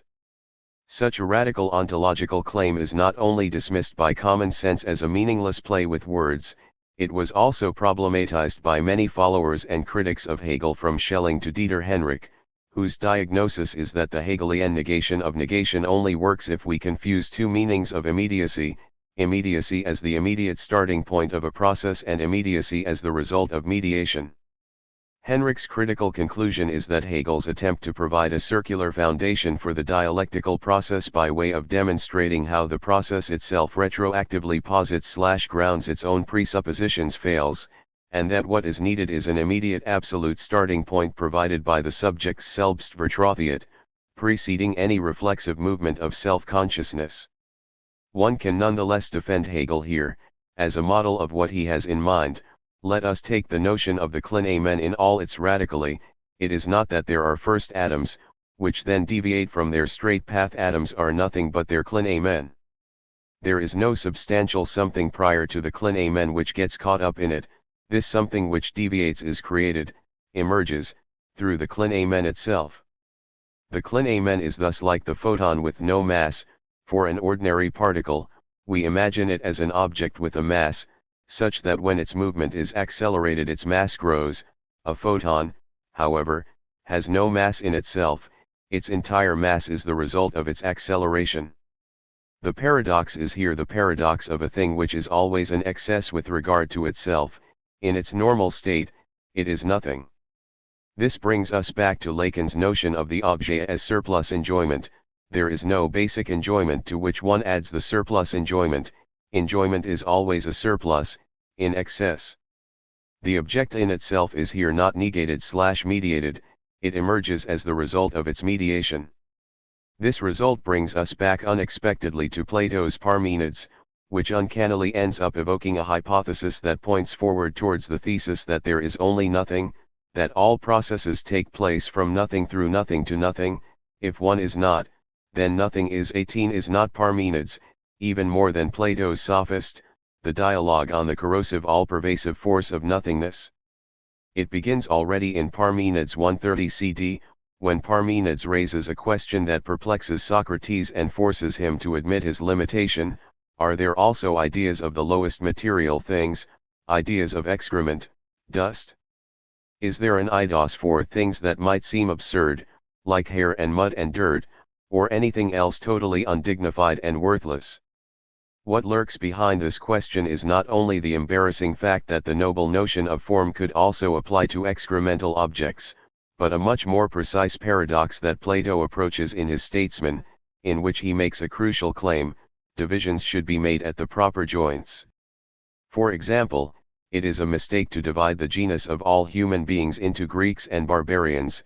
Barbarian is not a proper form because it does not designate a positively defined group, but merely all persons who are not Greeks.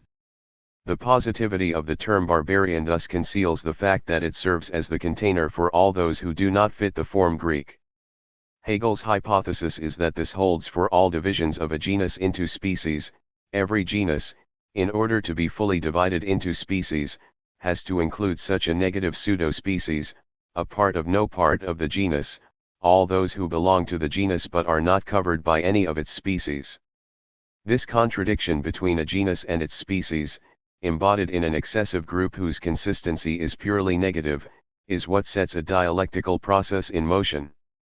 In the domain of art as the sensible appearing of the idea, we confront a strictly homologous question: what object content can be made into a topic of art? The history of art is a history of the gradual disclosure of new domains. With Romanticism, chaotic ruins and mountains become sublime. In high-quality detective novels, corrupted megalopolises and decaying suburbs, not to mention murder, are included. In fin de siècle modernism, feminine hysteria becomes a topic, and so on. Mladen Dola is right to link this problem to that of the agolma, the ineffable X, the secret treasure that eludes predication. We have here the necessary counterpart, the Platonian missing half, as it were, for a theory of the object A. There are two very different, sharply opposed, views of the object in Plato: agolma and junk, which should ultimately be made to converge in the concept of object A, and the theory of the object has to account for both from the same pivot point. 19. The objet is thus the name for the ultimate unity of the opposites in Plato.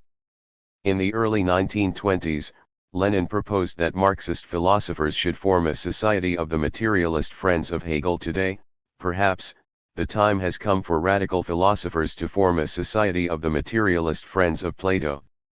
Plato is the first in a series of philosophers who fell out of favor in the 20th century, being blamed for all our misfortunes.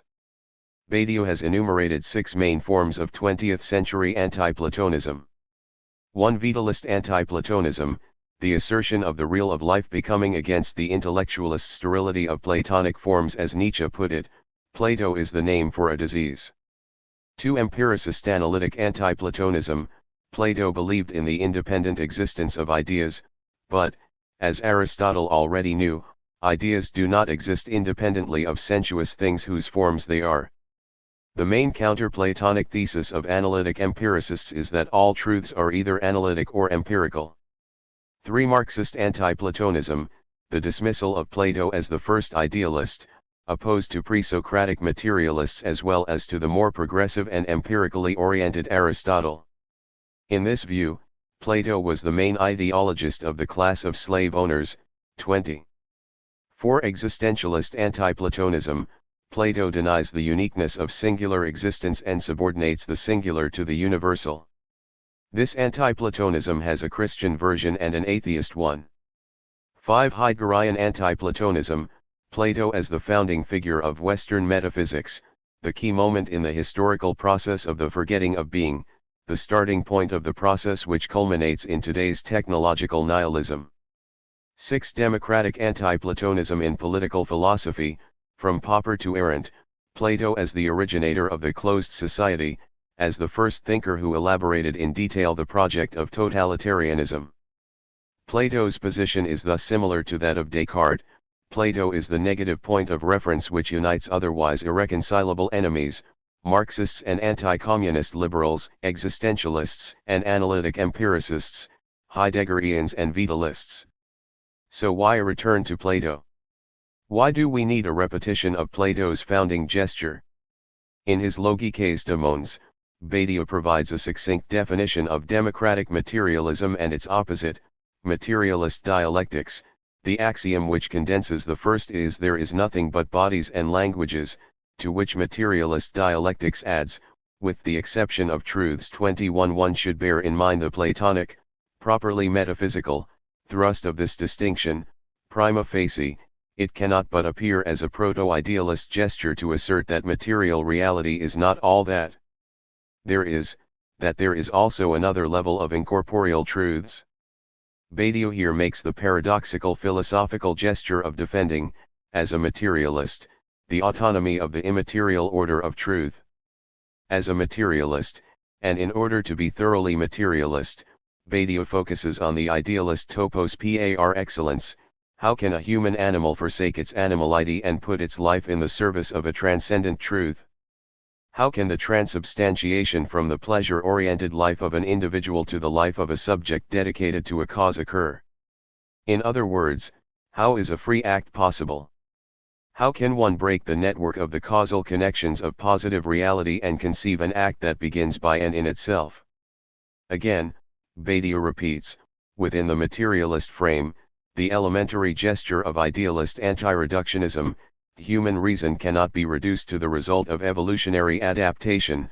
Art is not just a heightened procedure for producing sensual pleasure but a medium of truth, and so on. This, then, is our basic philosophico-political choice today: either repeat in a materialist vein Plato's assertion of the metaphysical dimension of eternal ideas, or continue to dwell in the postmodern universe of democratic materialist historicist relativism, caught in the vicious cycle of the eternal struggle with pre-modern fundamentalisms. How is this gesture possible, thinkable even? Let us begin with the surprising fact that Badiou identifies the principal contradiction, the predominant antagonism, of today's ideological situation not as the struggle between idealism and materialism, but as the struggle between two forms of materialism.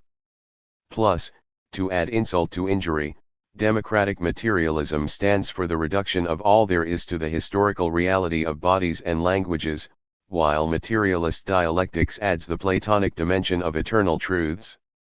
To anyone acquainted with the dialectics of history, however, there should be no surprise here. From fictions to semblances. In order to discern the emancipatory potential of Plato's thought, it must be placed against the background of the sophist revolution. In breaking with the closed mythic universe, the ancient Greek sophists like the ill-famed Gorgias asserted and played upon the self-referential abyss of language, which turns in its circle, lacking any external support. Plato's main task was to deal with this predicament which he experienced as a true horror vacui. Aware that there could be no return to mythic closure, he tried to control the damage by re-anchoring language in the metaphysical reality of ideas. This is why his Parmenides, in which Plato himself enacts a self-critical collapse of his teaching on ideas, is the closest he comes to being a sophist. The conclusion of the 8 sophistic logical exercises covering the matrix of all logically possible relations between being and the one is a Gorgias one, nothing exists, etc. Is not Parmenides the ultimate treatise on the signifier and the real, deploying the full matrix of their possible relations? The result is a version of the beautiful neopagan notion that after death everybody gets what they believed in, Valhalla for the Vikings, hell or paradise for the Christians, nothing at all for the materialists, and so on. All variations, even if they are contradictory, are in some sense true. That is to say, each of the hypotheses in the second part of Parmenides is to be read as pointing towards a specific ontological sphere within a crazy pluralistic ontology, and the task is to provide a precise description of each of these spheres, notwithstanding eventual logical mistakes in Plato's reasoning. In all his later dialogues, Plato endeavors to control the damage by trying to draw a clear line of separation between self-referential sophistic language games and a speech which refers to substantial truths external to it. What Plato cannot accept is the Hegelian solution: all such exercises are true, they all have ontological relevance. The crucial dialogue in this series is the Sophist, in which Plato deals with the problem of non-being, trying to outline a third way between two opposite extremes: Parmenides' assertion of the unconditional one and Gorgias' sophistic playing with the multiplicity of non-being. Plato classifies sophistry as the appearance-making art, imitating true wisdom. Sophists produce appearances that deceive. In their empty ratiocinations and search for rhetorical effects, they obviously talk about something that does not exist. But how can one talk about non-being, making it appear as something that is? To answer this question, Plato is compelled to counter Parmenides' thesis that it is impossible that things that are not are, things which are not also somehow are. How? Plato defines not being not as the opposite of being, but as a difference within the domain of being. Negative predication indicates something different from the predicate. Plato's basic strategy is thus to relativize non-being, that is, to treat it not as an absolute negation of being but as a relational negation of a predicate. This is how the sophist brings about a non-being and thus produces a false appearance, not by talking about absolute nothing, but by attributing false predicates to entities. At the origin of Plato's troubles is thus the undecidable ontological status of semblances. What is a semblance? As a key to understanding the notion of semblant, Lacan proposes Bentham's theory of fictions, which fascinates him for a very precise reason. The axis on which Lacan focuses is not fiction versus reality but fiction versus jouissance. As Jellicoe Sumic explains, semblance, as conceived by Lacan, is intended to designate that which, coming from the symbolic, is directed towards the real. This is precisely what characterizes Bentham's fictions.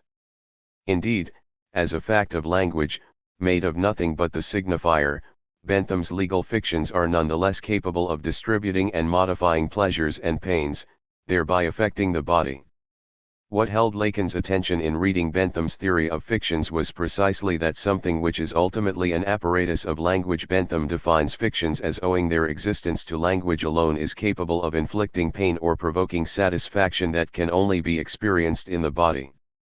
Hence, by openly stating that fictions are nothing but an artificial device, a contrivance, to use Bentham's proper term, designed to provoke either pain or pleasure, Bentham brings into question all human institutions insofar as they are an apparatus destined to regulate the modes of jouissance by dressing them up in the virtues of the useful and the good.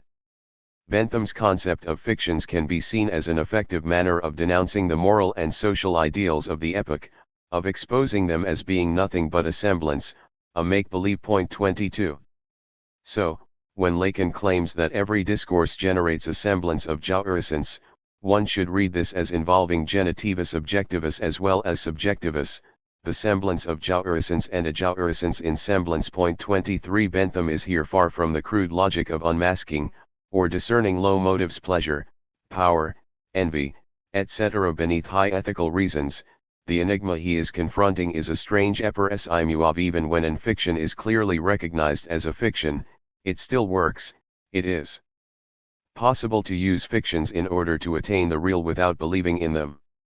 24. This is the paradox of which Marx was already aware when he pointed out that commodity fetishism persists even after its illusory nature has become transparent.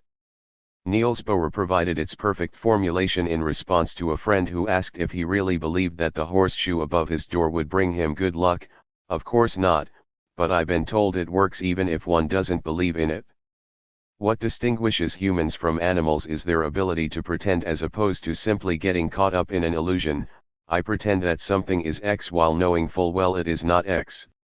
Pretending is to be distinguished from direct attempts to create an illusion. When we watch a horror movie, we are pleasurably terrified precisely because while giving ourselves up to the spectacle we know very well that that is just what it is. But imagine our shock and withdrawal if, all of a sudden, we became aware that what we were watching was in fact a snuff movie depicting real acts of horror. This is also why scarecrows can be frightening, not because we are duped into believing they are alive, but because we have to confront the fact that they work, while knowing very well they are just artifacts.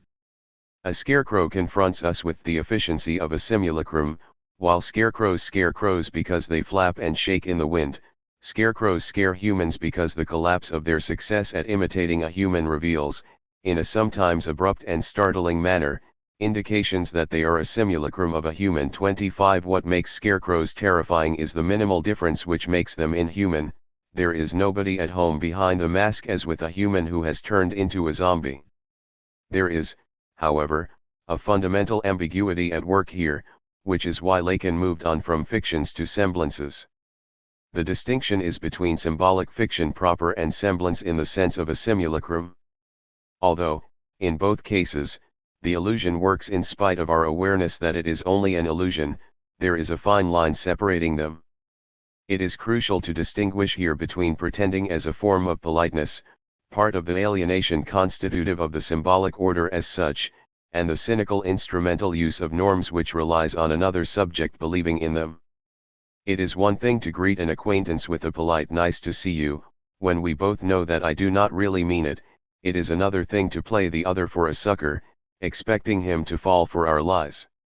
David K. Lewis, one of the most perspicuous American philosophers, approached the interesting problem of truth in fiction along just these lines: when we read a work of fiction, there is a pact between writer and reader that both will respect the illusion that the reported events are true. But what about a situation where the writer violates this fictional truth, this truth in fiction, either by violating the truth of his fictive universe out of sloppiness or by having the characters relate a fiction which wrongly passes for truth within the narrative universe of the fiction?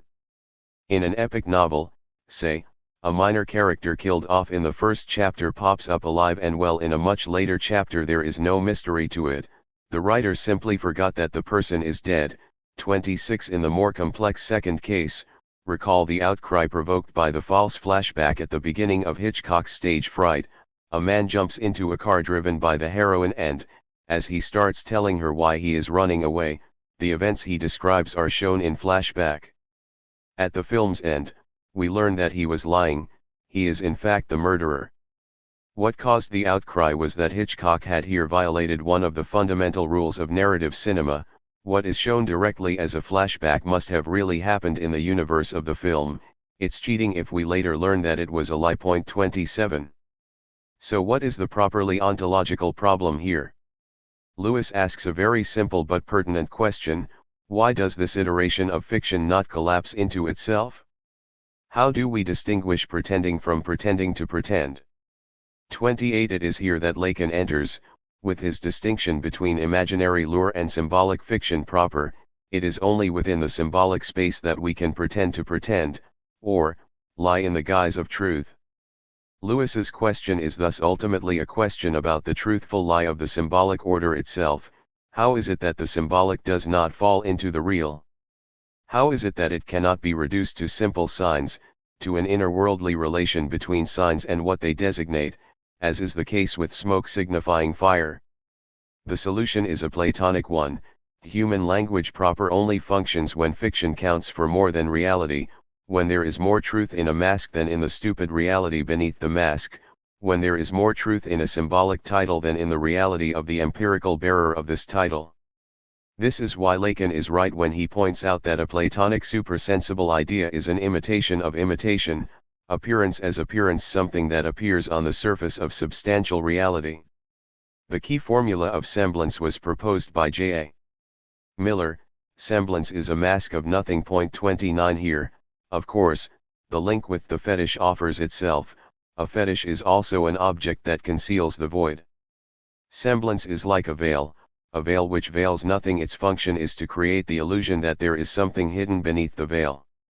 This brings us back to the anecdote, repeatedly evoked by Lacan and mentioned above, about Zeuxis and Perseus, two painters from ancient Greece, who compete to determine who can paint the more convincing illusion. 30 Zeuxis produced such a realistic picture of grapes that birds tried to eat them. But Perseus won by painting a curtain on the wall of his room so realistic that Zeuxis asked him to draw it back so that he could see the painting behind it. In Zeuxis's painting, the illusion was so convincing that the image was mistaken for the real thing. In Perseus's painting, the illusion resided in the very notion that what the viewer saw in front of him was just a veil covering up the hidden truth. This is also how, for Lacan, feminine masquerade works. The woman wears a mask in order to make us react like Zeuxis in front of Perseus's painting. Okay, now take off the mask and show us what you really are. Developing these reflections of Lacan, Bernard Baz was right to point out that the formula all discourse is semblance can also be understood according to the logic articulated in the mathemes of sexuation. The affirmative universal proposition all x verifies the function f implies, contrary to strict mathematical logic, the exception that makes the rule and that, in a certain way, founds it. There exists at least one x that does not verify the function f. The universal law that states that all discourse is semblance demands, for that discourse, that there exists at least one discourse that would not be semblance, because such a discourse is precisely that which forbids all discourse from escaping this law. 31. Strangely, Baz does not supplement this masculine version with the feminine one. There is no discourse which is not a discourse of semblance implies that not all discourse is a discourse of semblance. This indicates how we are to reach a discourse which is not semblance, not through the exception, but through treating the multiplicity of discourses as non-all, through discerning their inconsistency, their points of impossibility. This is what Lacan, in his late teaching, called to vacillate the semblances, not to reach beyond, to an exception, but to reach their inconsistent non-all. Therein resides the deadlock reached by Nietzsche who, in one and the same text, seems to advocate two opposed epistemological positions. On the one hand, the notion of truth as the unbearable real thing as dangerous, lethal even, like directly gazing into Plato's sun, so that the problem becomes how much truth a man can endure without diluting or falsifying it.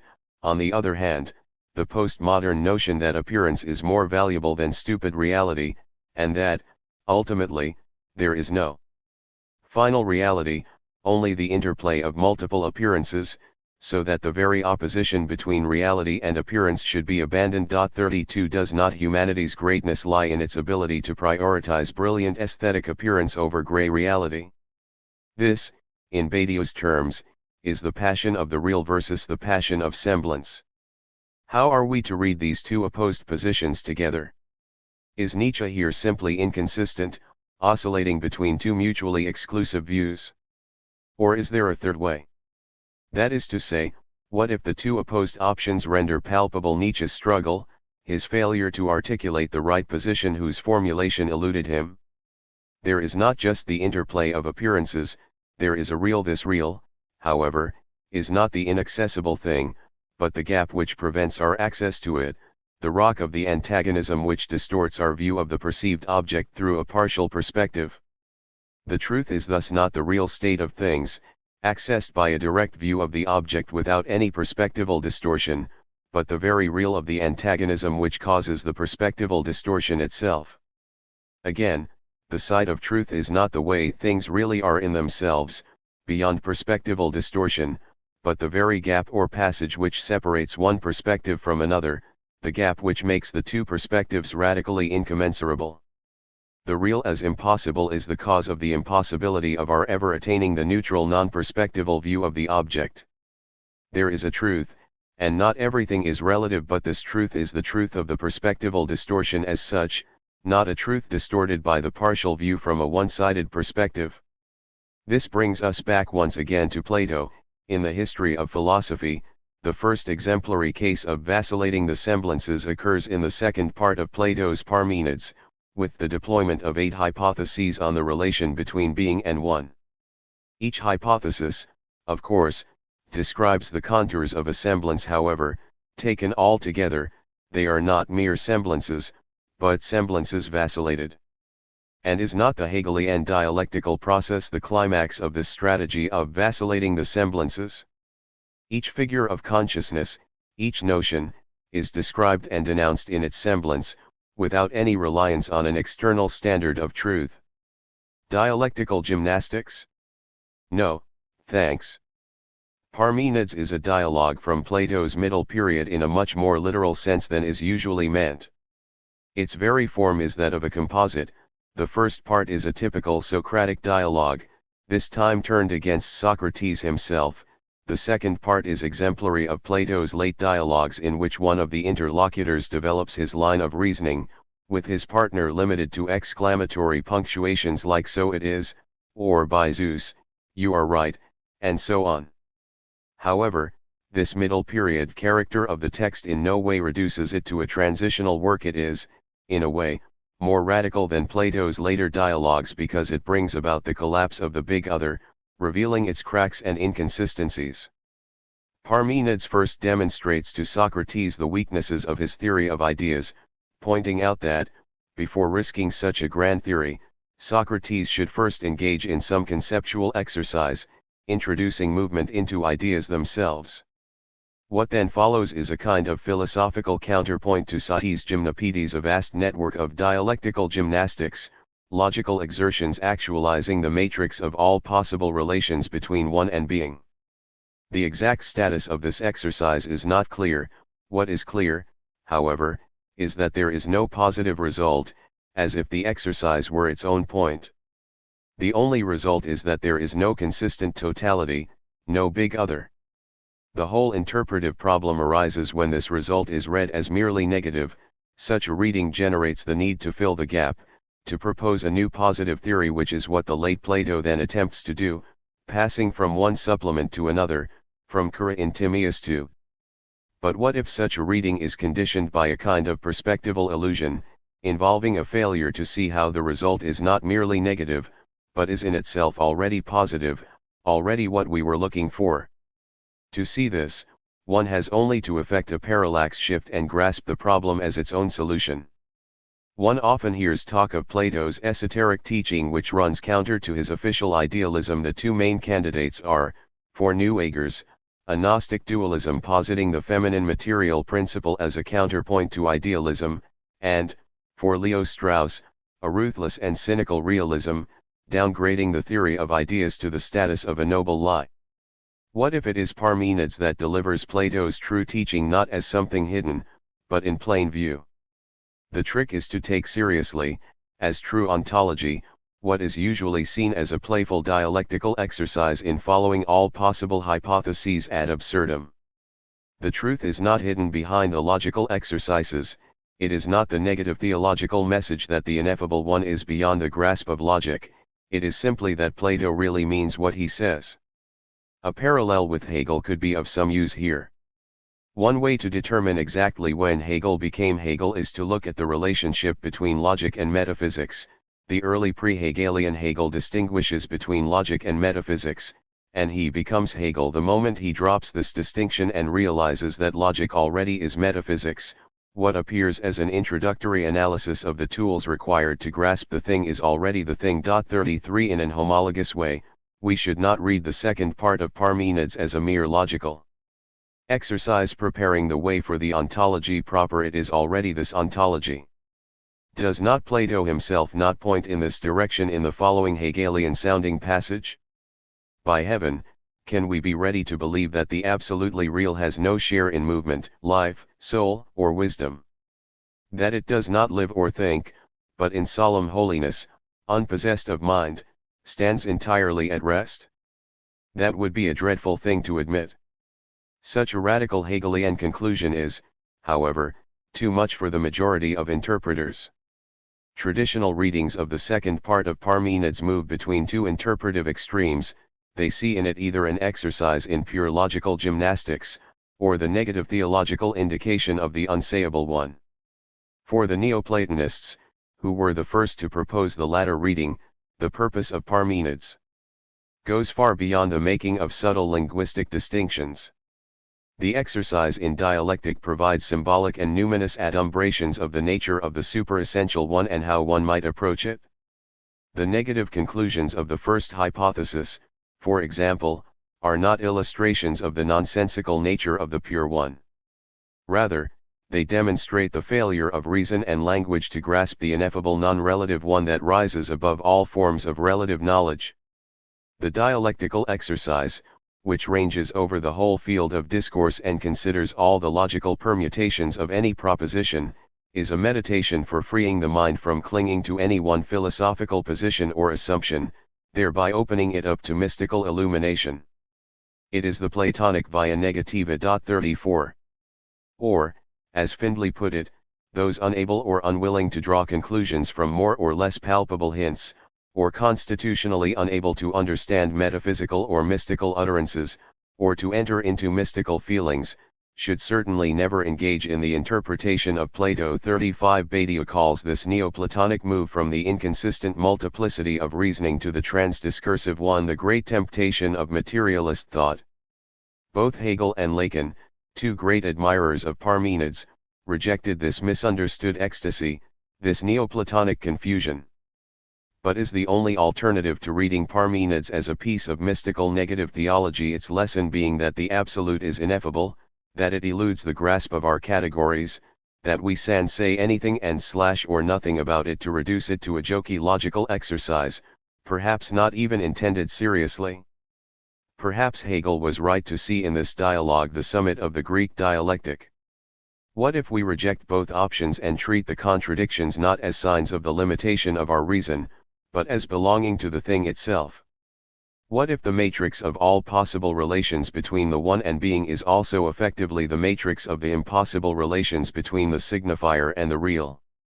Crucial here is the shift from the first to the second part of the dialogue. In the first part, Socrates tries to resolve the paradox that opposites can be attributed to the same entity by way of distinguishing between the eternal order of ideas and empirical reality. The same empirical thing can be one and multiple. It can simultaneously participate in the idea of oneness and the idea of multiplicity. A man is at once one, this individual, and multiple, a combination of parts or organs, but the ideas of oneness or of multiplicity cannot. In the second part, Parmenides introduces the dynamics of relating, mutual participation, and contradiction into the real of ideas themselves. In order to be one has to be multiple, and so on. Everything would fall apart, and great havoc would follow, if it turned out that there could be a contradiction in the order of forms themselves. 36. If someone could show that kinds and forms themselves have in themselves these opposite properties, that would call for astonishment. But if someone should demonstrate that I am one thing and many, what's astonishing about that? The succession of 8 hypotheses in the second part should thus be conceived like the succession of categories in Hegel's logic, where each categorical determination is developed so that its inherent contradiction is brought out. So what if we conceive the passage from the first to the second part of Parmenides as homologous to the Hegelian passage from phenomenology to logic? The first part works like any other of Plato's early dialogues. Someone who pretends to know is questioned by the Socratic figure who compels him to admit the inconsistency of his position and thus the vanity of his knowledge. The exceptional feature here is that this procedure has become self-reflexive. The figure who pretends to know is now Socrates himself, whose teaching on ideas is submitted to criticism in dialogue with Parmenides. In the second part, we pass from phenomenological dialogue to the logical self-deployment of notional determinations. In her detailed introduction to Parmenides, Mary-Louise Gill tries to avoid both predominant readings by taking the second part literally, as an attempt to resolve the deadlock of the first part. 37. This heroic effort leads her to differentiate between the strength and pertinence of the various hypotheses. For her, the third hypothesis points towards the solution, Deduction 3 produced some highly constructive results by assuming that the one is altogether one and that the others somehow partake of it. 38 Parmenides destroys this promise in the fourth hypothesis only by accepting the unwarranted premise that the one and the others are totally incompatible. Sympathetic and rigorous as Gill's attempt is, it seems to miss the point of the entire matrix of the 8 hypotheses in their structural unity. What is the meaning of the matrix itself, irrespective of the varying quality of particular lines of argumentation? This brings us back to a reading of the entire set of hypotheses as a formal matrix of 8 possible worlds. Each hypothesis formulates a world's immanent transcendental. Parmenides is thus Plato's logics of worlds. The 8 worlds implied by the 8 hypotheses are not some kind of forerunner of a postmodern plurality of universes. They arise against the background of a certain impossibility or deadlock which generates them, the impossibility of reconciling being and the one, the real and the signifier, of making them overlap symmetrically. There are many worlds because being cannot be one, because a gap persists between the two. What we should bear in mind here is that the couple of the one and being prefigures the couple of Plato himself and Aristotle, in contrast to Aristotelian ontology, with its orientation towards being as the most basic notion in theory. Platonism identifies unity as the central concept from which all reasoning begins. One could say that Platonism is henology as opposed to ontology. The one is used here as a subject, not as a predicate or a numeral. For Aristotle, the concept of oneness is only an aspect of the particular. Every particular is one, insofar as it is indivisible and individual. Oneness, in this view, basically depends on the meaning of being. In Platonism, the reverse is true. The concept of the one is self-sufficient, so to speak, preceding the domain of particulars. Accordingly, the one accounts for the existence of particulars in a manifold that is somehow unified, structured, and determinate. It is a variant of the one. All these basic predicates of the particular can be interpreted in terms of the one that precedes all being. 39. There is yet another way to understand the link between Parmenides' 2 parts, to focus on what the dialogue itself claims is the goal of the second part, namely to lay the ground for the proper understanding of the doctrine of ideas whose critique has been laid out in the first part. Viewed in this way, the pessimistic conclusion that nothing at all exists, etc., should be qualified as a rejection of pre-Platonic cosmic monism. Nothing fully exists, reality is a confused mess about which nothing consistent can be said, and if we remain within the coordinates of cosmic monism and do not posit a realm of ideas external to cosmos, if we limit ourselves to the one-all of the eternally changing reality, this one-all ultimately reveals itself to be nothing at all. From the 1 to 10. Parmenides' dialectical exercise is divided into 8 parts, apropos of each of the 2 basic hypotheses. If the one is and if the one is not, he examines the consequences for the one, and the consequences for the others. Plus he adds a subtle but crucial distinction between the one which has being and the bare one, so that altogether we get 8 hypotheses. Hypothesis. If. Consequences for. Result. 1. There is one. The one. Negative. 2. One is. The one. Positive. 3. One is. The others. Positive. 4. There is one. The others. Negative. 5. One is not. The one. Positive. 6. There is no one. The one. Negative. 7. One is not. The others. Positive. 8. There is no one. The others. Negative. In the case of hypotheses 2, 3, 5, and 7, which predicate being of the one, the result is positive, predication is possible, that is, positive statements can be made of the one. In the case of hypotheses 1, 4, 6, and 8, which put the one out of the sphere of being, the result is negative, predication is not possible, that is, nothing can be asserted of the one. There is one, but a totally ineffable unpredictable one without being, a one which is neither true nor false. Dola is right to point out that this one is not the non-symbolic real, but the lack of a signifier, the barred signifier, which is as such still inherent to the order of the signifier. Point 40. One with being, one is, we can predicate it, we are dealing with one which is, but crucial here is the implied difference between one and being. If one is, it participates in being, and is therefore something different from being, for otherwise it would make no sense to assert that one is 41. But the moment we concede this difference, we are compelled to repeat it indefinitely, i.e., within each of its poles, every one again is and is one, every being is and is one, etc., the one that is falls apart into one and being, but in such a way that each part includes the other as its part. This inner division, once it has started, cannot be stopped. The moment we have two parts, we have infinitely many of them. Or, to put it in Hegelese, each term has two species, itself and the other term. Each term is the encompassing unity of itself and its other. We enter thereby the problematic space of self-referential paradoxes. One is now at one and the same time the whole and the part, and so into infinity.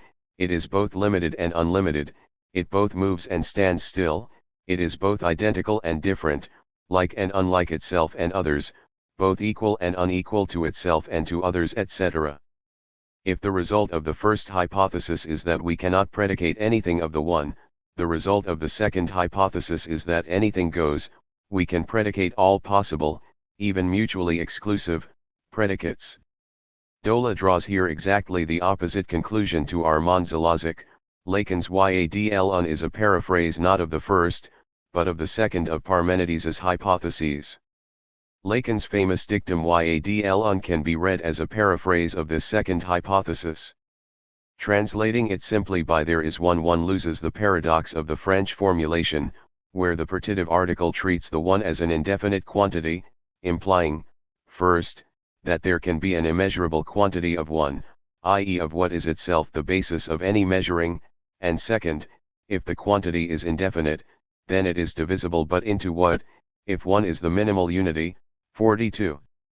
But does this weird immeasurable quantity not mean that the one of the second hypothesis should not be linked to Lacan's Yadl, that the one which is, the unary signifier, S1, should rather be opposed to the immeasurable there is one, which is characterized by a divisibility and thus a multiplicity not composed of ones? The paradox is here a very elegant Hegelian one. Although Plato is the philosopher of the one, what he is unable to think is precisely the one as a concept. To do this, one needs not only a self-relating reflexive predication which Plato possesses but also the positive concept of zero, to get a pure concept of the one, not just the notion of one thing. The X which partakes of the idea of one with regard to oneness itself has to be zero, a void, devoid of all content. Or, to put it in a more descriptive way, being a one adds nothing to the content of an object, its only content is the form of self-identity itself. In Dola's reading, the first two hypotheses are two circles which partially intersect, so that the first hypothesis stands for the one without being, that is, the one from which the part of it which intersects with being is subtracted, and the second hypothesis stands for the narrow intersection of the two circles of one and being. One with being does not preclude others with being, there can be others with predicates. One without being precludes others and thus also their predication. It concerns a one, something that is an entity, but which does not exist, i.e., does not have being. Even if one is not, we can still predicate it, i.e., negative predication is possible. We know what we are saying when we negate a predicate. The one is here not only deprived of being, but deprived of its very character of one. It is no longer a non-existent entity, but a non-entity and, as such, cannot be predicated. What does the fact that the one is a non-existing entity mean for others? As in the case of the hypothesis 5, others can be predicated. If, however, one is not only a non-existent entity, but a non-entity, then there are also no others, existing or non-existing there is nothing at all. To account for the difference between hypothesis 5 one can talk about non-being, Truth has a structure of fiction and hypothesis. 7. Everything is a fluid appearance. We must introduce a tripartite distinction between symbolic fiction, imaginary illusion, and the appearance of the real, the one of hypothesis. 5. The one that does not exist, but which we can talk about, is the symbolic fiction, the dispersed not one of hypothesis. 7 is that of imaginary illusion, and, we may add, the one that is not one of hypothesis. 8 is the real as impossible. Radically opposed to Dola's reading of Parmenides is that of Armand Zalazek, according to whom Yadlon is the formula for the pure jouissance one, that is, a jouissance not yet mediated by the other, the symbolic order, not yet departmentalized, accountable. The missing link which legitimizes us in establishing a connection between this thesis of Lacan and the first hypothesis of Plato's Parmenides is provided by the Neoplatonist mysticism of Plotinus. Recall that, for Lacan, the mystical ecstasis is the paradigmatic example of the jouissance one. Parmenides was the Neoplatonists' favorite of Plato's texts, and they read it as a powerful assertion of the ineffability of the one with which the mystical experience reunites us. The demonstration of the first hypothesis of the Parmenides leads to the conclusion that it is impossible that the one exists. So it is, the one of this first hypothesis, being one by definition, could neither have parts nor be a whole. Therefore, it will have neither beginning, nor end, nor limits. For the same reason, it will not participate in time. It will therefore have no being, since to be implies the participation in a time. And, if it is not at all, then can it have something that belongs to it or comes from it? Most certainly not. Therefore it has no name, there is no definition, no perception, and no knowledge of it. Is it possible that this be so of the one? No. From this demonstration of impossibility it can surely be legitimately introduced that since the one in no way participates with being, it does not exist, that there is nothing beyond being, that being is therefore all. The Neoplatonists chose to read the Parmenides demonstration of impossibility differently. They agreed that there is an incompatibility between the one and being, but rather than deducing that the one does not exist, they concluded that no doubt the one did not exist in terms of being, but that beyond being, there is the one, that the one exists from being. In this way, there is the one constitutes a formula that opposes ontology and leads towards the notion of the not all of a radical other, in terms of the otherness with which there is no relation, where emerges the logic of the Parmenides demonstration. Being on one side, and on the other, the there is they are incompatible. Being on one side, the real on the other. We immediately see that this opposition is the one at work in negative theologies, in the pursuit of a non-knowledge that equals itself to learned ignorance, in the accounts given by the great Christian mystics of their experience, using oxymorons drawn from the mystic theology of Pseudo-Dionysius the Areopagite. 43. There are two arguments for this reading. When Lacan talks about jouissance feminine, he always qualifies it if a thing like that were to exist, thereby confirming its incommensurability with the order of being. Plus, his formula is Yadlon, and the impersonal Ilya is, like the German Es gibt which plays such a key role in late Heidegger, clearly opposed to being. There is, however, one conclusive counter-argument which pretty much ruins the case. Zalazek refers to the Neoplatonic mystics as the missing link between Plato and Lacan, yet, as we have already seen, Lacan explicitly rejects the Neoplatonist reading of Parmenides. It thus seems that Dola's opposed reading wherein the one versus being is, in Lacanese, the symbolic versus the real is much more convincing. But let us see where Zalazek's reading leads him. The one that there is the one of the jouissance one, that is, the jouissance designated in the terms of the first hypothesis of the Parmenides. It is opposed to a jouissance developed parties extra parties that is consequentially accountable and numerable according to the measurements of the signifier. If we think about it, the being itself is only determined by meaningfulness, whereas we refer the jouissance one to the real. The real as impossible, as we have already seen. So there is a jouissance that is not without a relation to the other of the signifier, and there is an autistic jouissance, separated from the signifier and separated from the other, for which the paradigm is the non-relation. That is the joueressence one. From there are two ways to go: either maintain that there is no other being than being, with the will to foreclose the joueressence one, or support the idea that there is the one that exists apart from being, in which case the demonstration of impossibility takes into account the trace that this one leaves in the other, in the form of there is no sexual relation.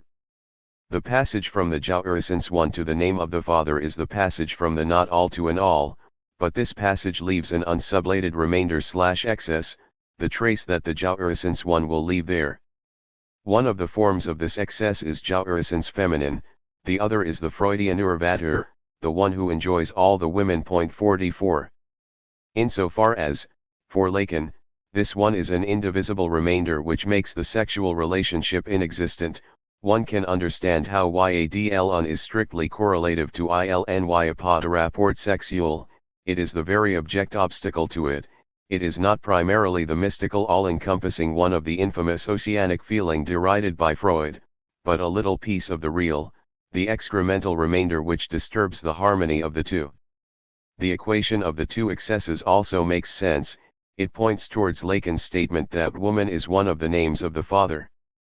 What makes Zalazik's solution problematic is that it is ultimately incompatible with the very logic of the non-all to which it refers. It reduces it to the masculine logic of exception. Symptomatically, Zalazik himself uses the term exception to designate the feminine position. The feminine side of sexuation will present itself, not without a tie to the phallic signifier, but also not without having preserved a relation with the joueressence one. This is what makes a woman an exception. Namely, an exception to the phallic symbolic order. How are we to relate the one of yadln to the series of unary signifiers, prior to their unification through a phallic master signifier, the infinitely self-divisible series of S1, which also replicates the frame of the materialist ontology of multiplicities and void? There is a good reason Lacan uses the common French expression yadln, which is as far as possible from the elevated mystical assertion of the one beyond all being, epikena tes ousias. However, the one of yadln is not yet the one of counting. The diffuse there is something of the one precisely prevents the fixation of limits which would render possible the counting of ones. What if one reads Lacan's yadln as the formula of the minimal libidinal fixation constitutive of drive, as the moment of the emergence of drive from the pre-evental one less multiplicity? As such, this one is a synthome, a kind of atom of enjoyment, the minimal synthesis of language and enjoyment, a unit of signs permeated with enjoyment. Are such ones not quanta of enjoyment, its smallest, most elementary packages? Obscurantist idealists like to vary the motif of almost nothing, a minimum of being which nonetheless bears witness to divinity. The materialist answer to this is the less than nothing. The first to propose this answer was Democritus, the father of ancient Greek materialism. To express this less than nothing, Democritus took recourse to a wonderful neologism den, so the basic axiom of his ontology is, nothing is no less than a thing, or, as the German translation goes, das nix existiert ebenso sehr wie das x. 45. It is crucial to note how, contrary to the late Wittgensteinian thrust towards ordinary language, towards language as part of a life world, materialism begins by violating the rules of ordinary language, by thinking against language. The ancient Greeks had two words for nothing, medon and udon, which stand for two types of negation. Udon is a factual negation, something that is not but could have been. Medon is, on the contrary, something that in principle cannot be. From medon we get to den not simply by negating the negation in medon, but by displacing negation, or, rather, by supplementing negation with a subtraction. That is to say, we arrive at den when we take away from medon not the whole negating prefix, but only its first two letters. Medon is medhen, the negation of hen, not one. Democritus arrives at den by leaving out only me and thus creating a totally artificial word den. Den is thus not nothing without no, not a thing, but an a thing, a something but still within the domain of nothing, like an ontological living dead, a spectral nothing appearing as something. Or, as Lacan put it, nothing, perhaps. No, perhaps nothing, but not nothing. 47, to which Kassin adds, I would love to make him say, Parin, mais moins qu'Arin. 48, Den is a blind passenger of every ontology. 49, as such, it is the radical real, and Democritus is a true materialist, no more materialist in this matter than anyone with his senses, than me or than Marx, for example. But I cannot swear that this also holds for Freud. Lacan suspects Freud's link to Kabbalah obscurantism. 50. In characterizing Den as the result of subtraction after negation, Kassin, of course, cannot resist the temptation to have a stab at Hegel. It cannot be dialecticized precisely insofar as it is not an assumed and sublated negation of negation, but a subtraction after negation. 51. The rise of Den is thus strictly homologous to that of objet, which, according to Lacan, emerges when the two lacks coincide, that is, when alienation is followed by separation. Den is the indivisible remainder of the signifying process of double negation, something like sine de Courfontaines tic, this minimal epr which survives her utter virago. The later reception of Democritus, of course, immediately renaturalized Den by way of ontologizing it. Den becomes a positive one. Atoms are now entities in the empty space, no longer spectral things. The neologism Den evokes density and thus points towards the primordial, pre-ontological, contraction. Den is, arguably, the first name for Lacan's Yadl. There are ones, minimal points of contraction, of ends which is not yet the ontologically constituted one. Perhaps, an anachronistic reference to Kant can nonetheless be of some help here. Meton follows the logic of negative judgment, it negates being as a predicate, while Den asserts non-being as a predicate. Den is nothingness which somehow is in itself, not only as a negation of being. In other words, Den is the space of indistinction between being and non-being, a thing of nothing, as the undead are the living dead. Predictably, the Eleatic Melissus, in his critique of Democritus, dismissed Den with the scathing remark that far from being a necessary existent, is not even a word. In a way, he is right, we need a non-word to designate something that, precisely, does not yet exist. Den lies outside the scope of the unity of logos and being. Democritean atomism is thus the first materialist answer to Eleatic idealism. Eleatics argue from the logical impossibility of the void to the impossibility of motion. Democritean atomists seem to reason in reverse, deducing from the fact that motion exists the necessity that the void exists. The ultimate divide between idealism and materialism does not concern the materiality of existence, but the existence of nothingness/the void. The fundamental axiom of materialism is that the void/nothingness is real, i.e., there is an indistinction of being and the void. If, for Parmenides, only being is, for Democritus, nothing is as much as being. In order to get from nothing to something, we do not have to add something to the void, on the contrary, we have to subtract, take away, something from nothing. Nothing and thing are thus not simply the same. Nothing is the generative void out of which things, primordially contracted pre-ontological entities, emerge at this level. Nothing is more than thing, negative is more than positive. Once we enter the ontologically fully constituted reality, however, the relationship is reversed, something is more than nothing. In other words, nothing is purely negative, a privation of something. This, perhaps, is how one can imagine the zero level of creation. A red dividing line cuts through the thick darkness of the void, and on this line, a fuzzy something appears, the object cause of desire perhaps, for some, a woman's naked body. Does this image not supply the minimal coordinates of the subject-object axis, the truly primordial axis of evil? The red line which cuts through the darkness is the subject, and the body its object? Nothing exists. Hypotheses 1 and 2, if the one is and if the one is not, are followed by a brief argument which is sometimes taken as a hypothesis of its own, but more often as a mere appendix to the first two.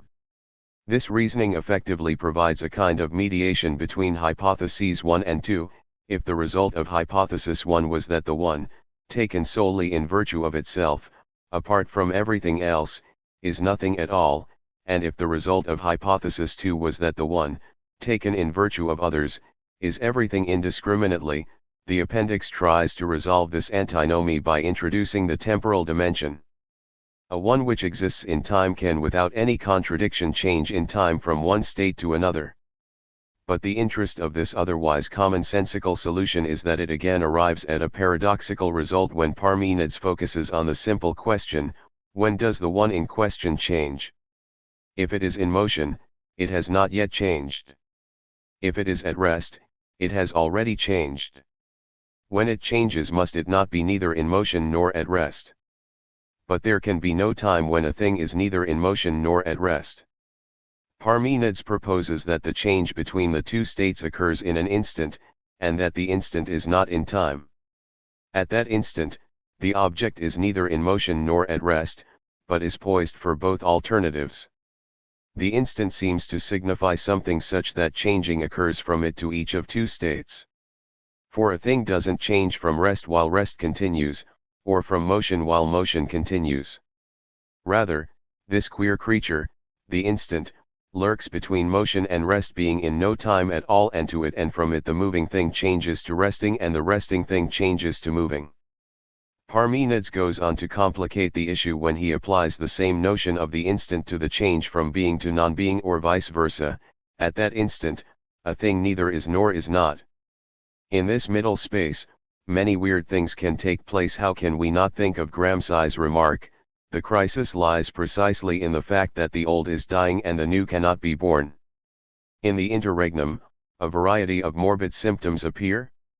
The real we are dealing with here is the real of the pure virtual surface, the incorporeal real, which is to be opposed to the real in its most terrifying imaginary dimension, the primordial abyss which swallows up everything, dissolving all identities. A figure well known in literature in multiple guises, from Edgar Allan Poe's Maelstrom and Keats's horror at the end of Conrad's Heart of Darkness, to Pip from Melville's Moby Dick, who, cast to the bottom of the ocean, experiences the demon God, carried down alive to wondrous depths, where strange shapes of the unwarped primal world glided to and fro before his passive eyes.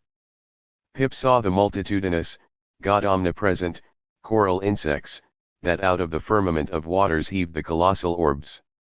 He saw God's foot upon the treadle of the loom, and spoke to it, and therefore his shipmates called him mad. 52. This real, this overabundant obscene morbid vitality of the primordial flesh, is not the real of pure appearance which is the truth of the Platonic idea. It is again Deleuze who can help us draw a clearer line of distinction between these two reals.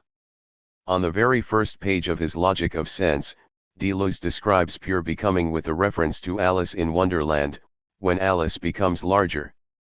She becomes larger than she was.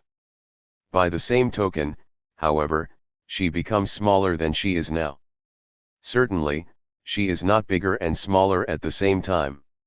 She is larger now, she was smaller before. But it is at the same moment that one becomes larger than one was and smaller than one becomes. This is the simultaneity of a becoming whose characteristic is to elude the present. Insofar as it eludes the present, becoming does not tolerate the separation or the distinction of before and after, or of past and future. It pertains to the essence of becoming to move and to pull in both directions at once.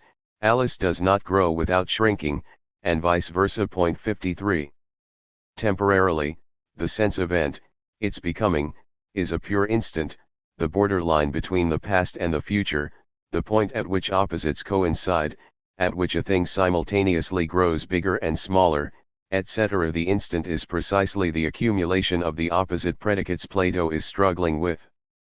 One should thus not be surprised that Deleuze links this notion of becoming to Plato's Philebos and Parmenides, where Plato describes a process in which hotter never stops where it is but is always going a point further, and the same applies to colder, whereas definite quality is something that has stopped going on and is fixed.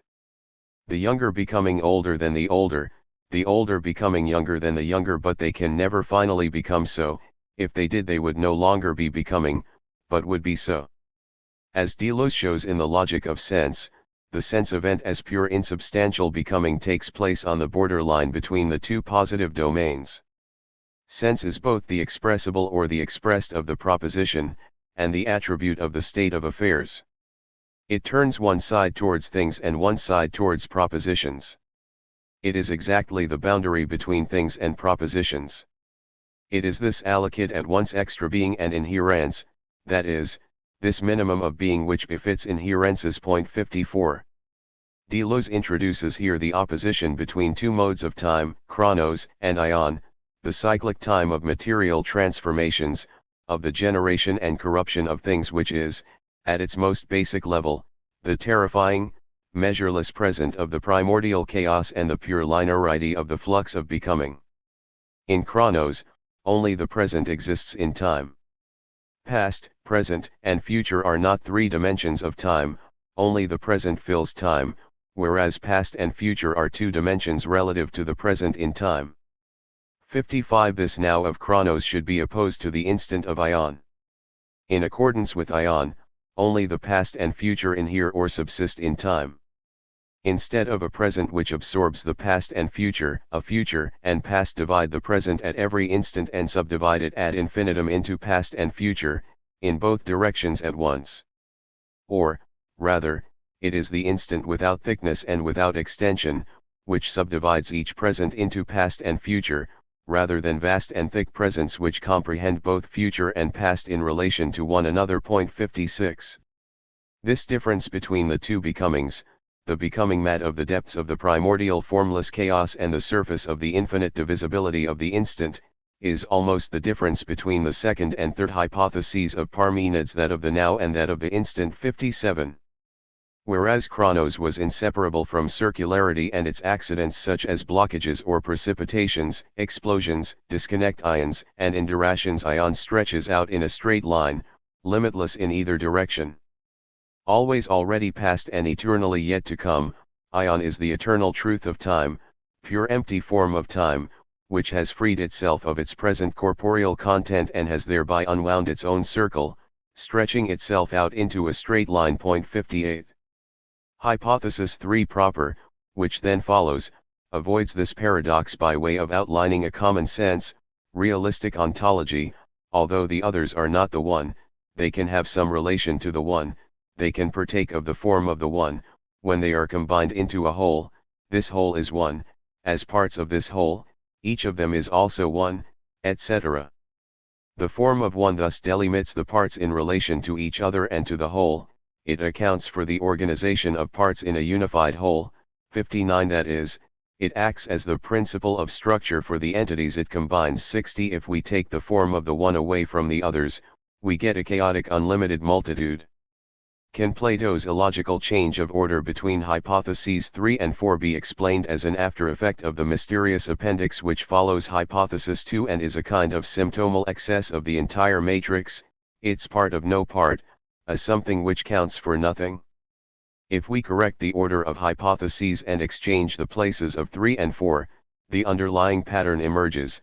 Entities that result from the hypothesis are describable/sayable if the one is or if it is not, that is, if we are within the order of positive being, whereas the result is negative if we are within the order of there is one.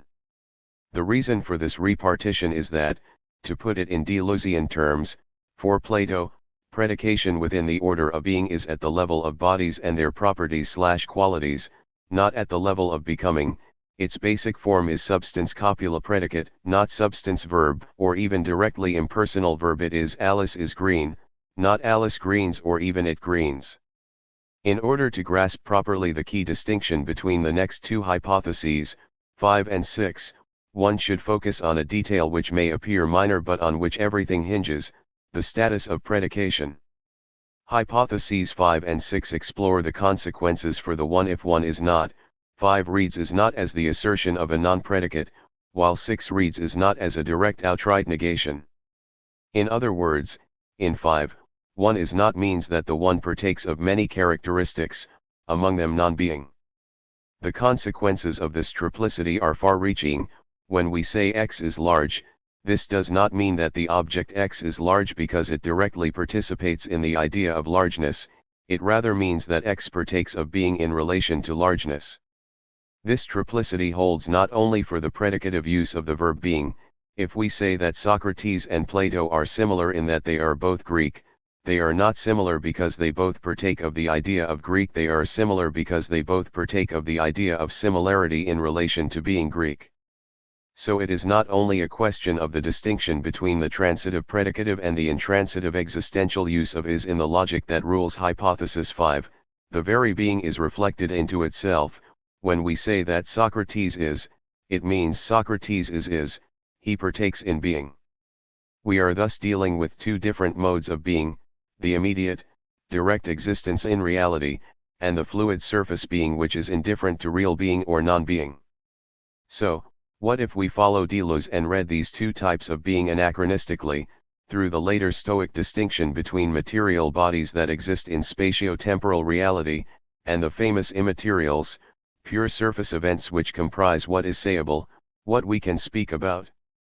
The moment we speak about something, its immediate existence is suspended, its being becomes a reflexive predicate, which is why we can speak about things which are in the mode of being or in the mode of non-being, or, to quote Gill's conclusion, many more things exist in Plato's ontology than exist in ours.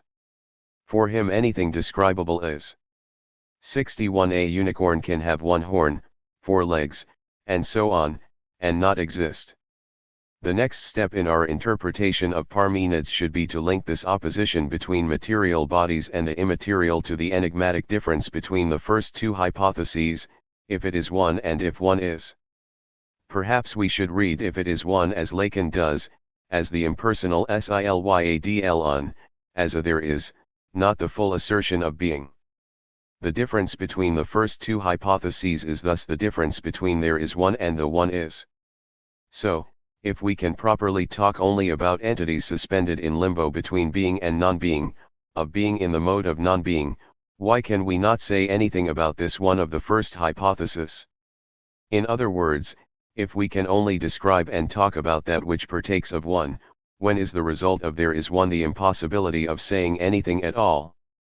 The negative results of some of the hypotheses in Parmenides should be read in a Hegelian way, as a determinate negation, each time we get a very specific negative result not to be confused with the others. The negative result of hypothesis 1 is thus to be opposed to the result of the last hypothesis, which is also total nothingness. The void of hypothesis 1 is not the ultimate abyss of reality, but a pure one which, lacking any further qualifications, immediately erases itself. To put it in Lacanese, it is the lack of signifier 1 which is still inherent to the order of the signifier 1, $, the barred signifier, in short, the void of subjectivity. $, is not the unsayable beyond the sayable, but the unsayable that is inherent to the sayable. The last two hypotheses explore the consequences of one is not for the others, and what makes them so interesting is not the logical accuracy of the underlying reasoning, but the fact that, taken together, they come uncannily close to describing what we in the West perceive as the Buddhist ontology of pure fleeting substance-less appearances beneath which there is nothing but the void of nothingness. Gill is right to point out how the effort required to make one's way through the previous deductions is rewarded by vivid imagery here. The others appear one and many, but aren't so really. They appear large, small, and equal, and they appear like and unlike themselves and each other, but they aren't really. If the others are other, they must be other than something. They can't be other than the one, if it is not, so they must be other than each other, they are other than each other, and they are unlimited in multitude. You take some small mass that seems to be one, but it suddenly disintegrates into many little bits. The small mass you started with now seems immense in relation to them. These are mere appearances, because without oneness to determine the individuality of things and the relations between them, the properties and relations we observe alter with our perspective. Imagine looking at a distant galaxy with the naked eye and then looking at it with a powerful telescope. At first you see only one tiny glowing object, but then a multitude of stars. What you see depends on your perspective. 62. The result of the last hypothesis is the reality beneath this twinkling play of appearances nothing. So why do we get first the play of appearances and then just outright nothingness? It all hinges again on the difference between there is no one and the one is not, Hypothesis 7 considers the consequences for the others if the one is not, while Hypothesis 8 considers the consequences for the others if there is no one. If the one is not, the space remains open for ones which just are, that is, for the fluid play of appearances in which others can partake of the one and thus acquire a temporary fragile consistency.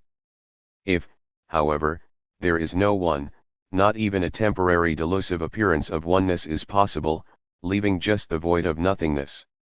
We can take the conclusion of Parmenides in two opposed ways, either literally, as the conclusion of the entire matrix of hypotheses, i.e., as the ultimate ontological statement, or as a reductio ad absurdum which in a negative way demonstrates the necessity of some kind of stable forms. The lesson is that there must be forms, or stable objects of some sort, if there is to be any world at all. 63 Is this alternative not the alternative between materialism and idealism at its purest? Here are the very last lines of Parmenides.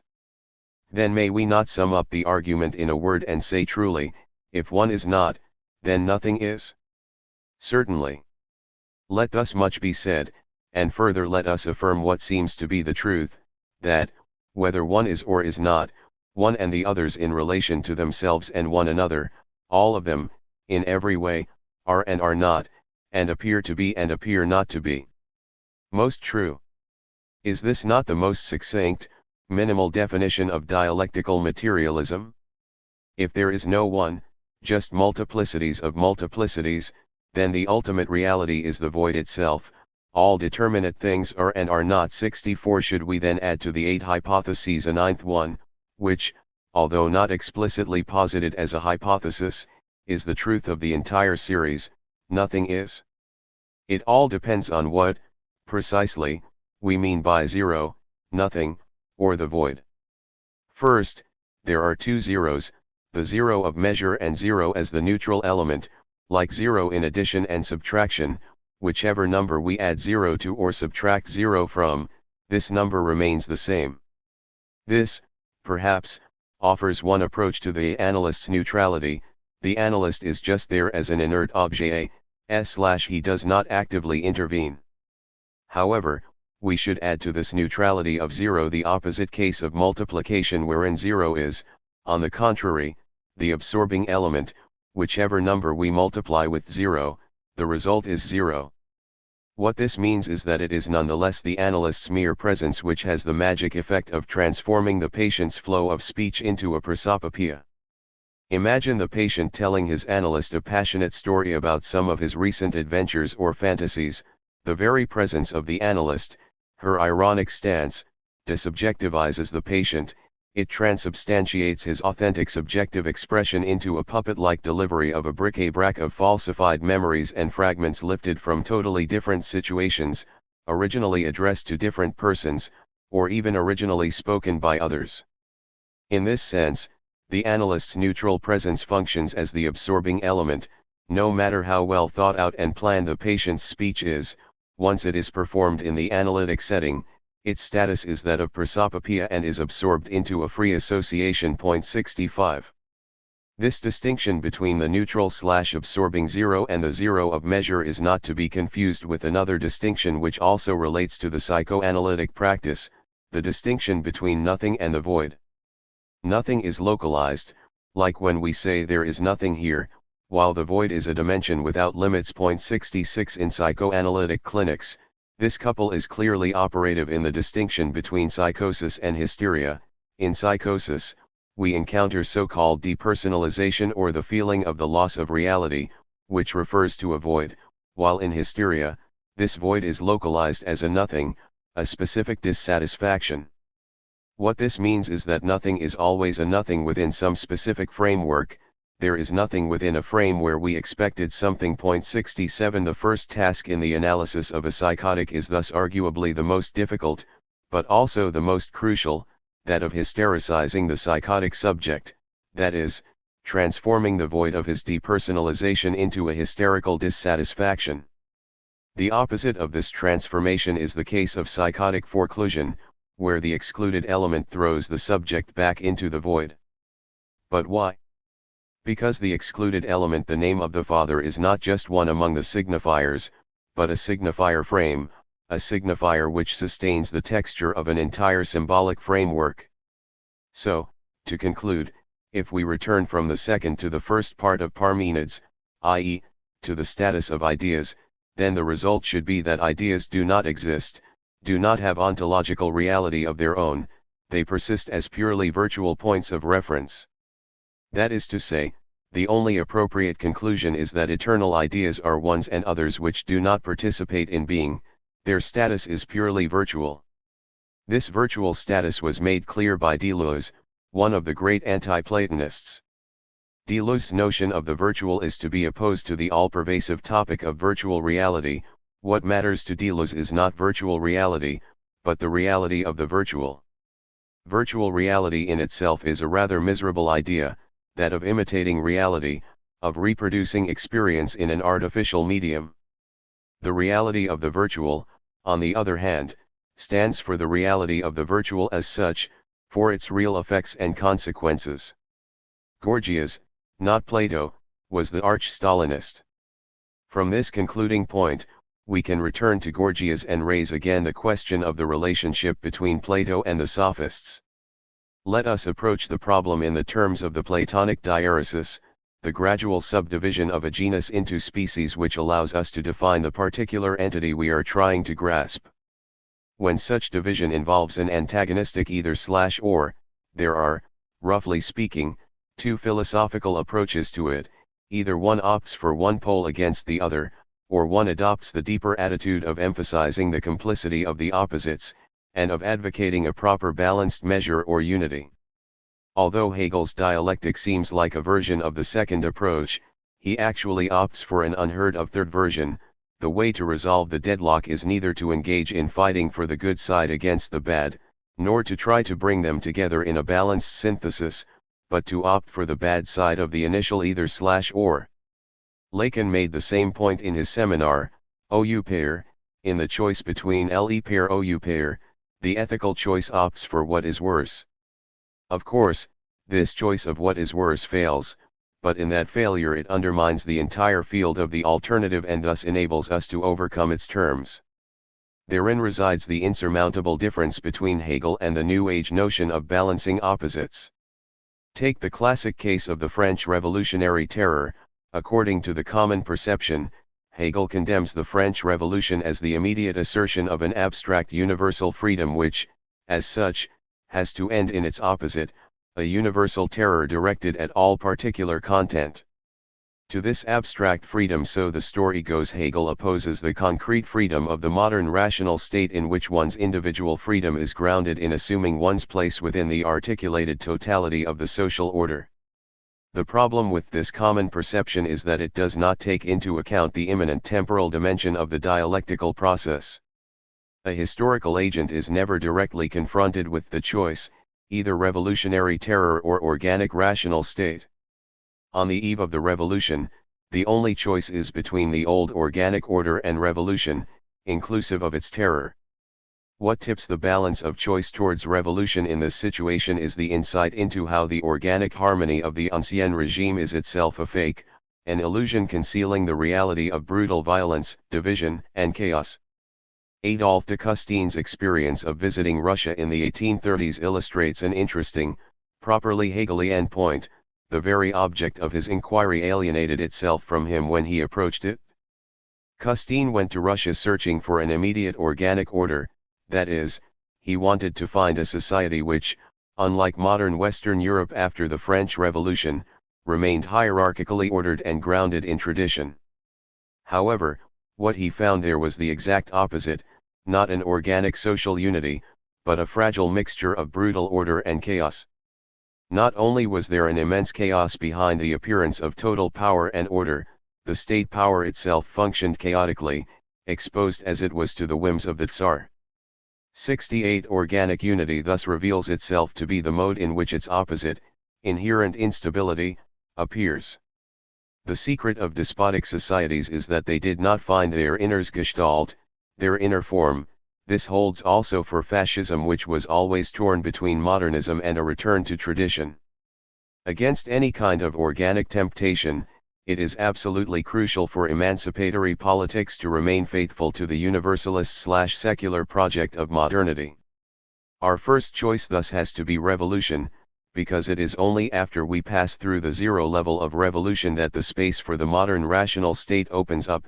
Only the wrong choice of abstract terror creates the space for the choice of rational state.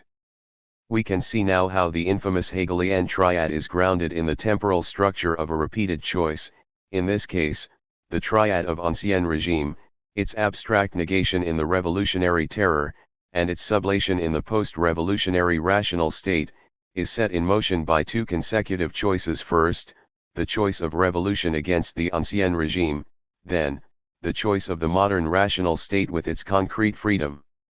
How are we to square these dialectical reversals with the Platonic diaresis? One has to go back from Plato to Gorgias, the first to propose a diaretic matrix of divisions.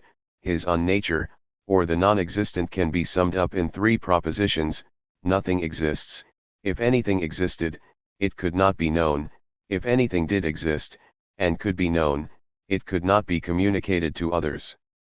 If ever there was a clear case of the Freudian logic of the borrowed kettle, this is it: nothing exists, what exists cannot be known, what we know cannot be communicated to others. But more interesting is the repeated diagonal mode of division of genre into species: things either exist or do not. If they exist, they can either be known or cannot. If they can be known, they can either be communicated to others or cannot. Surprisingly, we find the same progressive differentiation at the opposite end of the history of Western philosophy, in the 20th century sophistics called dialectical materialism. Stalin's dialectical and historical materialism enumerates four features of Marxist dialectics. The principal features of the Marxist dialectical method are as follows.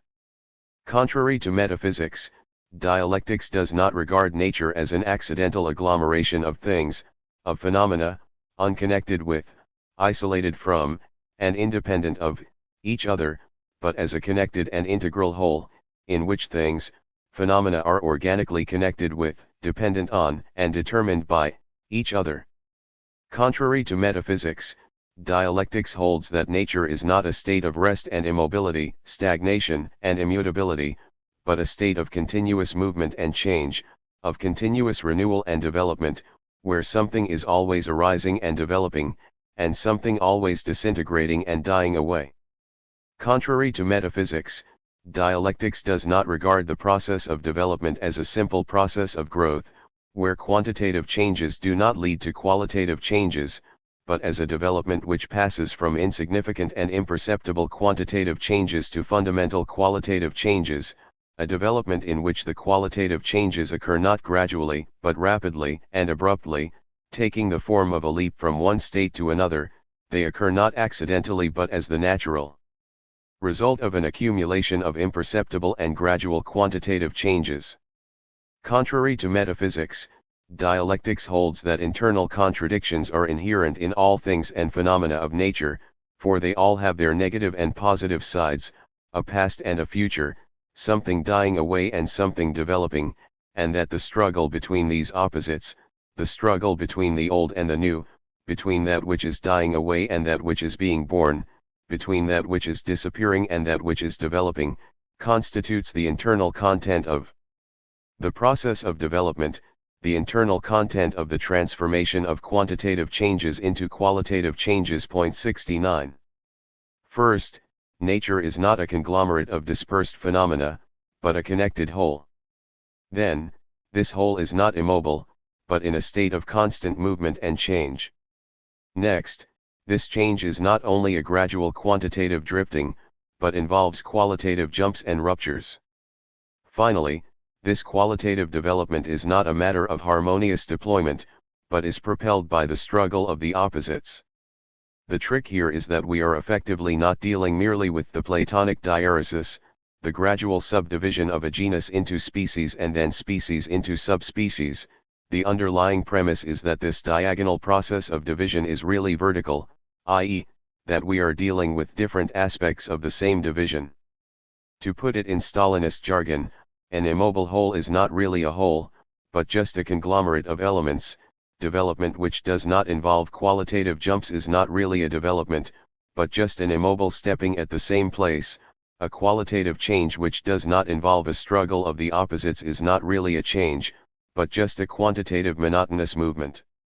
Or, to put it in more ominous terms, those who advocate qualitative change without a struggle of the opposites really oppose change and advocate the continuation of the same. Those who advocate change without qualitative jumps really oppose change and advocate immobility. The political aspect of this logic is clearly discernible. Those who advocate the transformation of capitalism into socialism without class struggle really reject socialism and want capitalism to continue, and so on. There are two famous quips by Stalin which are both grounded in this logic. When he answered the question which deviation is worse, the rightist or the leftist one, with "they are both worse," the underlying premise was that the leftist deviation was really not leftist at all, but a concealed rightist one. When Stalin wrote, in a report on a party congress, that the delegates unanimously approved the Central Committee resolution by a large majority, the underlying premise was, again, that there was really no minority within the party. Those who had voted against thereby excluded themselves from the party. In all these cases, the genus repeatedly overlaps with one of its species. This is also what allows Stalin to read history retroactively, so that things become clear retroactively. It was not that Trotsky first fought for the revolution alongside Lenin and Stalin and then, at a certain stage, opted for a different strategy than the one advocated by Stalin. This last opposition makes it clear how, objectively, Trotsky was against revolution from the beginning. We find the same procedure in the classificatory impasse the Stalinist ideologists and political activists faced in their struggle for collectivization in the years 1928 to 33.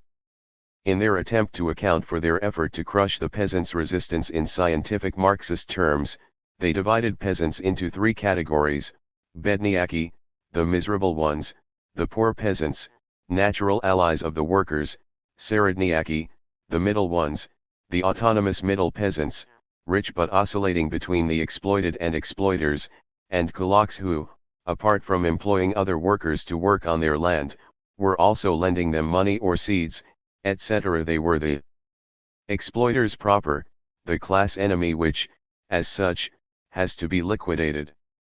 However, in practice, this classification became more and more blurred and inoperative. In the generalized poverty, clear criteria no longer applied, and peasants in the other two categories often joined kulaks in their resistance to forced collectivization. An additional category was thus introduced, that of a subkulak, a peasant who, although too poor to be considered a kulak proper, nonetheless shared the kulak counter-revolutionary attitude. Subkulak was thus a term without any real social content even by Stalinist standards, but merely rather unconvincingly masquerading as such. As was officially stated, by kulak, we mean the carrier of certain political tendencies which are most frequently discernible in the subkulak, male and female. By this means, any peasant whatever was liable to dekulakization, and the subkulak notion was widely employed, enlarging the category of victims greatly beyond the official estimate of kulaks proper even at its most strained point 70. The subkulak was thus the paradoxical intersection of species, a subspecies of the species kulaks whose members came from the other two species. As such, subkulak was the embodiment of the ideological lie of the entire objective classification of farmers into three categories. Its function was to account for the fact that all strata of farmers, not only the wealthy ones, resisted collectivization. No wonder that the official ideologists and economists finally gave up trying to provide an objective definition of kulak. The grounds given in one Soviet comment are that the old attitudes of a kulak have almost disappeared, and the new ones do not lend themselves to recognition. 71. The art of identifying a kulak was thus no longer a matter of objective social analysis, it became the matter of a complex hermeneutics of suspicion, of identifying an individual's true political attitudes. Hidden beneath their deceptive public proclamations, so that Pravda had to concede that even the best activists often cannot spot the kulak. 72. What all this points towards is the dialectical mediation of the subjective and objective dimension, Subkulak no longer designates an objective social category but rather the point at which objective social analysis breaks down and the subjective political attitude directly inscribes itself into the objective order in Lacanese. Subkulak is the point of subjectivization of the objective chain, poor peasant middle peasant kulak. It is not an objective subcategory of the class of kulaks, but simply the name for the subjective political attitude of the kulak. This accounts for the paradox that, although it appears as a subdivision of the class of kulaks, subkulaks is a species that overflows its own genus, since subkulaks are also to be found among middle and even poor farmers. In short, subkulak names political division as such, the enemy whose presence traverses the entire social body of peasants, which is why he can be found everywhere, in all three peasant classes. This brings us back to the procedure of Stalinist diaresis. Subkulak names the excessive element that traverses all classes, the outgrowth which has to be eliminated. There is, in every objective classification of social groups, an element which functions like subkulak, the point of subjectivization masked as a subspecies of objective elements of the social body. It is this point of subjectivization which, in the strictest sense of the term, sutures the objective social structure, and one should bear in mind the contrast between this notion of suture and the predominant use of the term. The point of subjectivization sutures not the ideological inside, but the outside itself. The suture is the point of subjectivization which guarantees the consistency of the objective field itself. What this also means is that the procedure of diaresis is not endless. It reaches its end when a division is no longer a division into two species, but a division into a species and an excremental leftover, a formless stand-in for nothing, a part of no part. At this final point, the singular excrement reunites with its opposite, the universal, that is, the excremental leftover functions as a direct stand-in for the universal. In his polemic against Badio's reading of Paul, Agamben defines the singularity of the Christian position with regard to the opposition between Jews and Greeks not as a direct affirmation of an all-encompassing universality, but as an additional divide that cuts diagonally across the entire social body and as such suspends the lines of separation between social groups. A subdivision of each group is directly linked with a subdivision of all other groups. The common-sense classificatory approach would say, what's the big deal? Being Christian or non-Christian is simply another classification that cuts across and overlaps with other classifications, like the fact that there are men and women, which also cuts across all ethnic, religious, and class divides. There is, however, a crucial difference here. For Paul, Christian does not designate yet another predicate of the individual, but a performative self-recognition grounded only in its own naming. In other words, it is a purely subjective feature and, Badio adds, only as such can it be truly universal. The opposition between the objective neutral universal approach and the subjective partisan approach is false. Only a radical subjective engagement can ground true universality. The constellation here is therefore exactly the same as that of the subkulaks in the Stalinist discourse. Subkulaks are also the remainder of kulaks which cuts across the entire field, a subjective political category masked as a social objective quality. So, when Agamben defines Christians not directly as non-Jews, but as non-Jews, 73, this double negation does not bring us back to the starting positive determination. It should rather be read as an example of what Kant called infinite judgment, which, instead of negating a predicate, asserts a non-predicate. Instead of saying that Christians aren't Jews, one should say that they are non-Jews, in the same sense that horror fiction talks about the undead. The undead are alive while dead, they are the living dead. In the same way, Christians are non-Jews while remaining Jews. They are Jews who, as Paul put it, died for the law. To go even further back, Gorgias's argumentation should be read in the same way.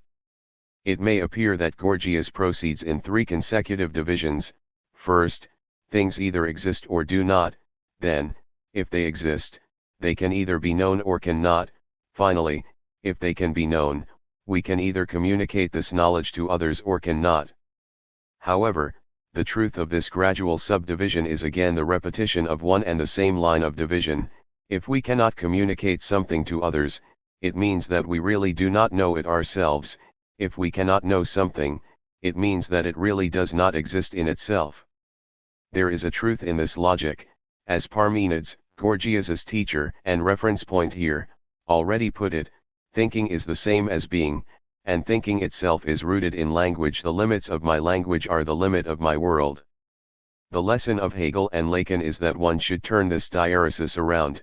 We can only speak about things that do not exist, or, more modestly and precisely, speech poses a lack/hole in the positive order of being. So not only can we think about non-existing things, we can also talk without thinking, not only in the vulgar sense of just babbling incoherently, but in the Freudian sense of saying more than we intended, of making a symptomatic slip of the tongue. It is not that we know something but cannot communicate it to others, rather that we can communicate to others things we don't know. This is why the Hegelian Lacanian position is neither that of Plato nor that of his sophist opponents. Against Plato, it asserts that we not only can talk about things that we do not understand or think, but that ultimately we talk only about them, about fictions, while against the sophists it asserts that this in no way devalues truth, since, as Lacan put it, truth has the structure of a fiction. Does so-called postmodern relativism thus only reach a deadlock that Plato was already struggling with in his repeated attempts to distinguish true philosophical knowledge from sophistic trickery? Is the very drawing of such a line not the highest act of sophistic trickery? Does this then mean that Lacan himself effectively was a sophist, in this sense, when he asserted that there is no other of the other, no ultimate guarantee of truth exempted from the circular play of language?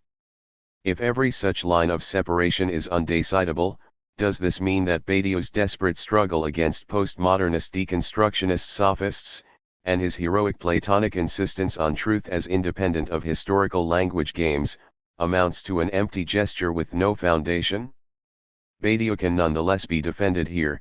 The opposition between truth and Dasein occurs within the undecidable self-referential field of language, so when Badiou emphasizes the undecidability of a truth event, his conception is radically different from the standard deconstructionist notion of undecidability. 74 For Badiou, undecidability means that there are no neutral objective criteria for an event appears as such only to those who recognize themselves in its call, or, as Badiou puts it, an event is self-relating, including itself its own nomination among its components. While this does mean that one has to decide about an event, such an ultimately groundless decision is not undecidable in the standard sense. It is, rather, uncannily similar to the Hegelian dialectical process in which, as Hegel had already made clear in the introduction to his phenomenology, a figure of consciousness is not measured by any external standard of truth but in an absolutely immanent way, through the gap between itself and its own exemplification/staging. An event is thus non-all in the precise Lacanian sense of the term. It is never fully verified precisely because it is infinite, that is, because there is no external limit to it.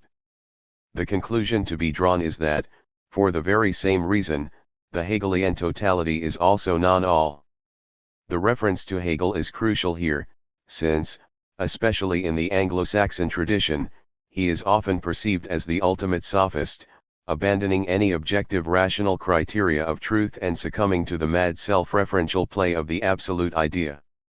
The element of truth in this reproach is that, for Hegel, the truth of a proposition is inherently notional, determined by the immanent notional content, not a matter of comparison between notion and reality. In Lacanian terms, there is a non-all of truth. It may sound strange to invoke Hegel with regard to the non-all. Is he not the philosopher of all par excellence? The Hegelian truth, however, is precisely without an external limitation/exception that would serve as its measure or standard, which is why its criterion is absolutely immanent. A statement is compared with itself, with its own process of enunciation. Badiou and Barbara Cassin are engaged in an ongoing dialogue which can best be characterized as a new version of the ancient dialogue between Plato and the Sophists, the Platonist Badiou against Cassin's insistence on the irreducibility of the Sophists' rupture. The fact that Badiou is a man and Cassin a woman takes on a special significance here, The opposition between the Platonists' trust in the firm foundation of truth and the Sophists' groundless play of speech is connoted by sexual difference. So, from the strict Hegelian standpoint, perhaps Casson is right to insist on the irreducible character of the Sophists' position. The self-referential play of the symbolic process has no external support which would allow us to draw a line, within the language game, between truth and falsity. Sophists are the irreducible vanishing mediators between mythos and logos, between the traditional mythic universe and philosophical rationality, and, as such, they are a permanent threat to philosophy. Why is this the case? The Sophists broke down the mythic unity of words and things, playfully insisting on the gap that separates words from things, and philosophy proper can only be understood as a reaction to this, as an attempt to close the gap the Sophists opened up, to provide a foundation of truth for words, to return to mythos but under the new conditions of rationality. This is where one should locate Plato.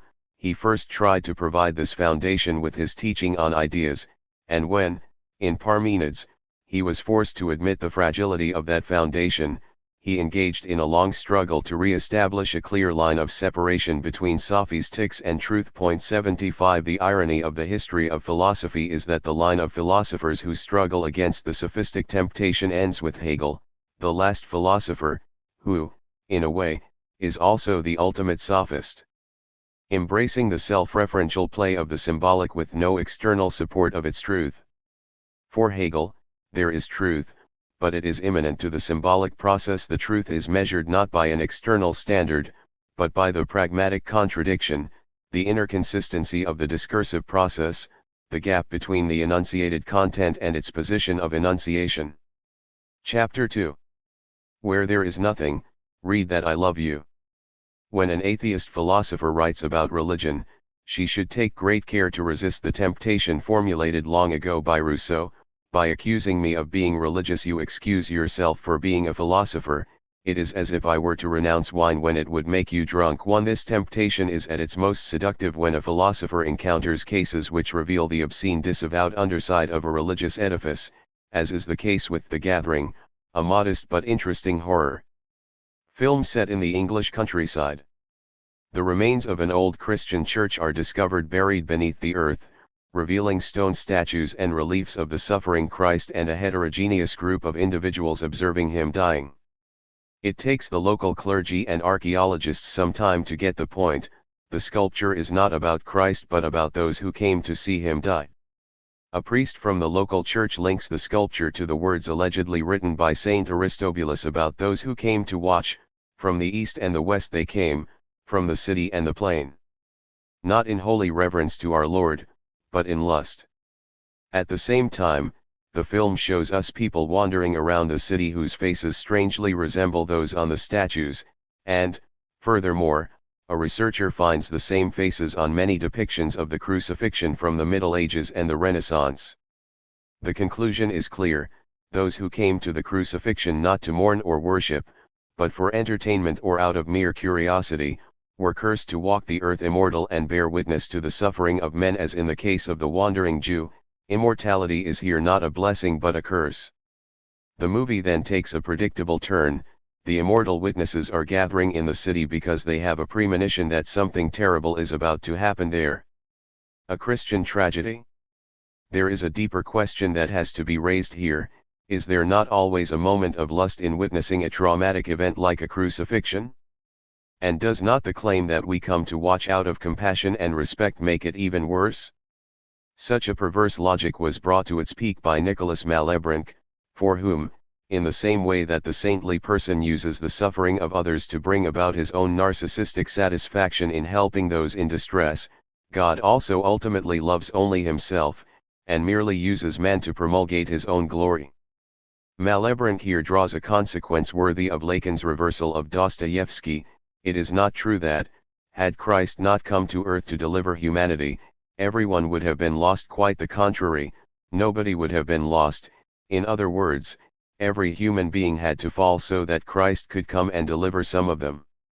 Malebranche's conclusion is here properly perverse, since the death of Christ is a key step in realizing the goal of creation, At no time was God happier than when he was observing his son suffering and dying on the cross.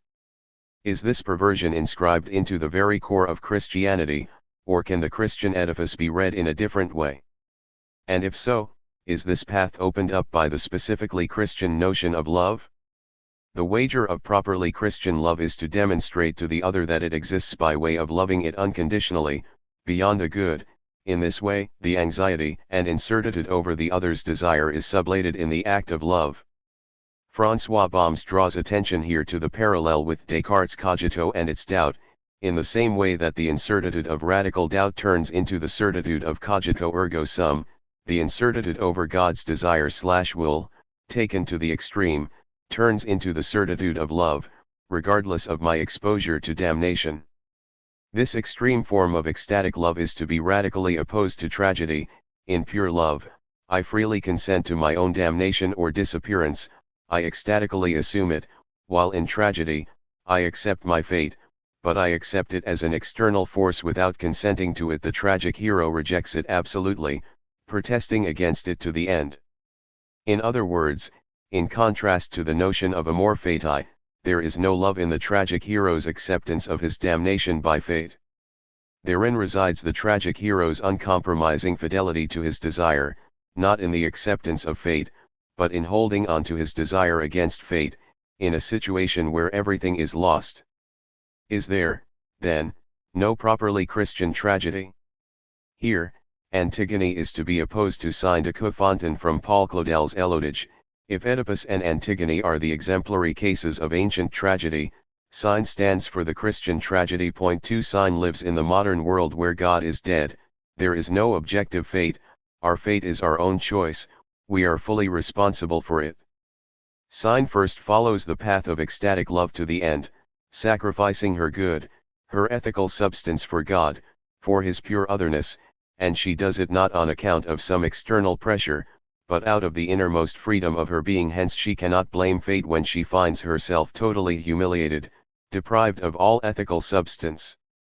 This, however, is why her tragedy is much more radical than that of either Oedipus or Antigone, when, mortally wounded after taking the bullet meant for her despicable and hated husband, she refuses to confer any deeper sacrificial meaning on her suicidal intervention. There is no tragic beauty in this refusal. Her no is signaled merely by a repellent grimace, a compulsive facial tic. There is no tragic beauty because her total sacrifice has deprived her of all inner beauty and ethical grandeur, so that all that remains is a disgusting excremental stain, a living shell deprived of life. There is no love here either, all her love was consumed in her previous renunciations. In a way, Sign is here crucified, her no akin to Christ's Father, why have you forsaken me? Which is also a gesture of defiance, a kind of up yours, directed at the Godfather. Bombs is right to point out that this properly Christian no in all its forms is the unthinkable traumatic core of pure love, a scandal which undermines it from within.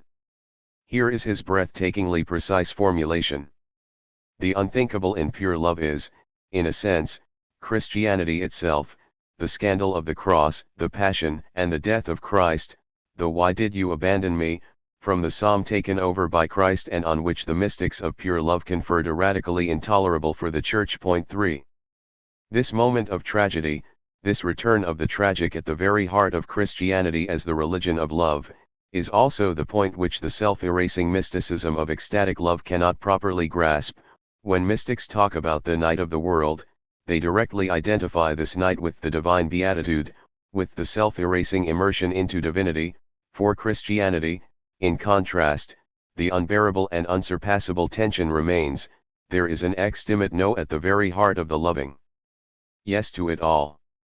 This no has nothing to do with the imaginary logic of enamoration, the reversal of narcissistic love into hatred. Claudel himself found Sign's refusal of reconciliation with Turlure at the end of Elodige mysterious.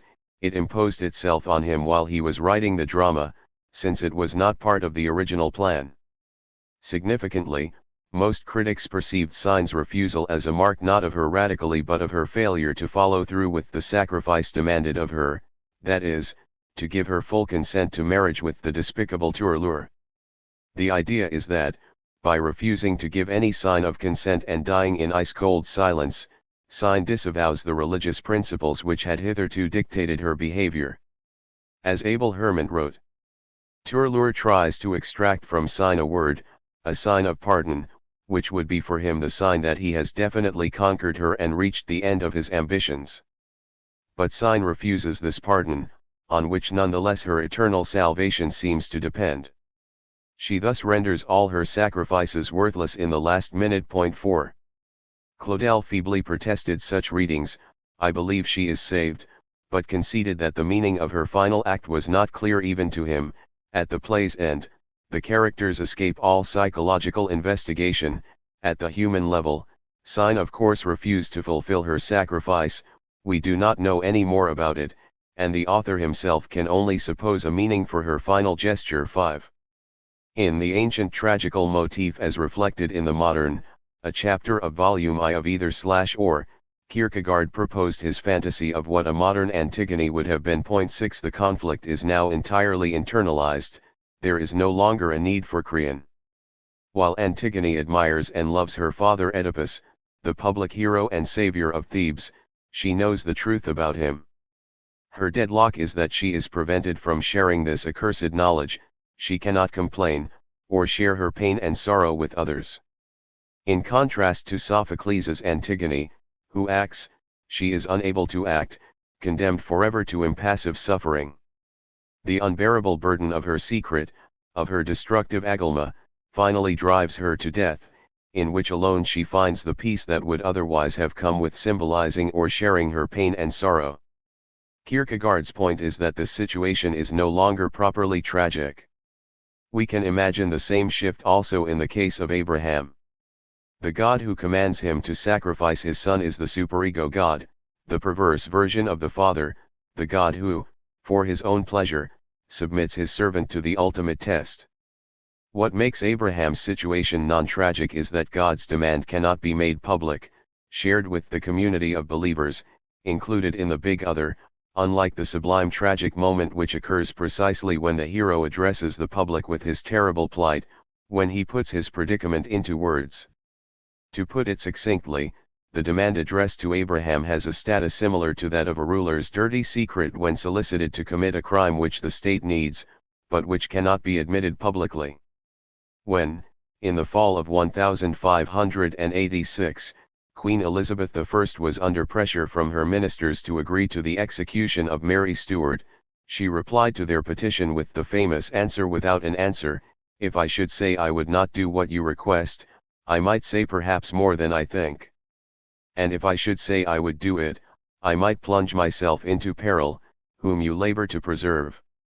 7. The message was clear, she was not ready to say that she did not want Mary executed, since this would be more than I think, but while she clearly wanted her dead, she did not want to affirm this act of judicial murder publicly. The implicit message is thus also clear, if you are my true and faithful servants, do this crime for me, kill her without making me responsible for her death, allow me to protest my ignorance and even punish some of you to maintain this false appearance. Can we not imagine God himself giving a similar answer were Abraham to ask him publicly, in front of his fellow elders, if he really wanted him to kill his only son? If I should say I do not want you to kill Isaac, I might say perhaps more than I think. And if I should say you should do it, I might plunge myself into peril, from which you, my faithful follower, labor to save me.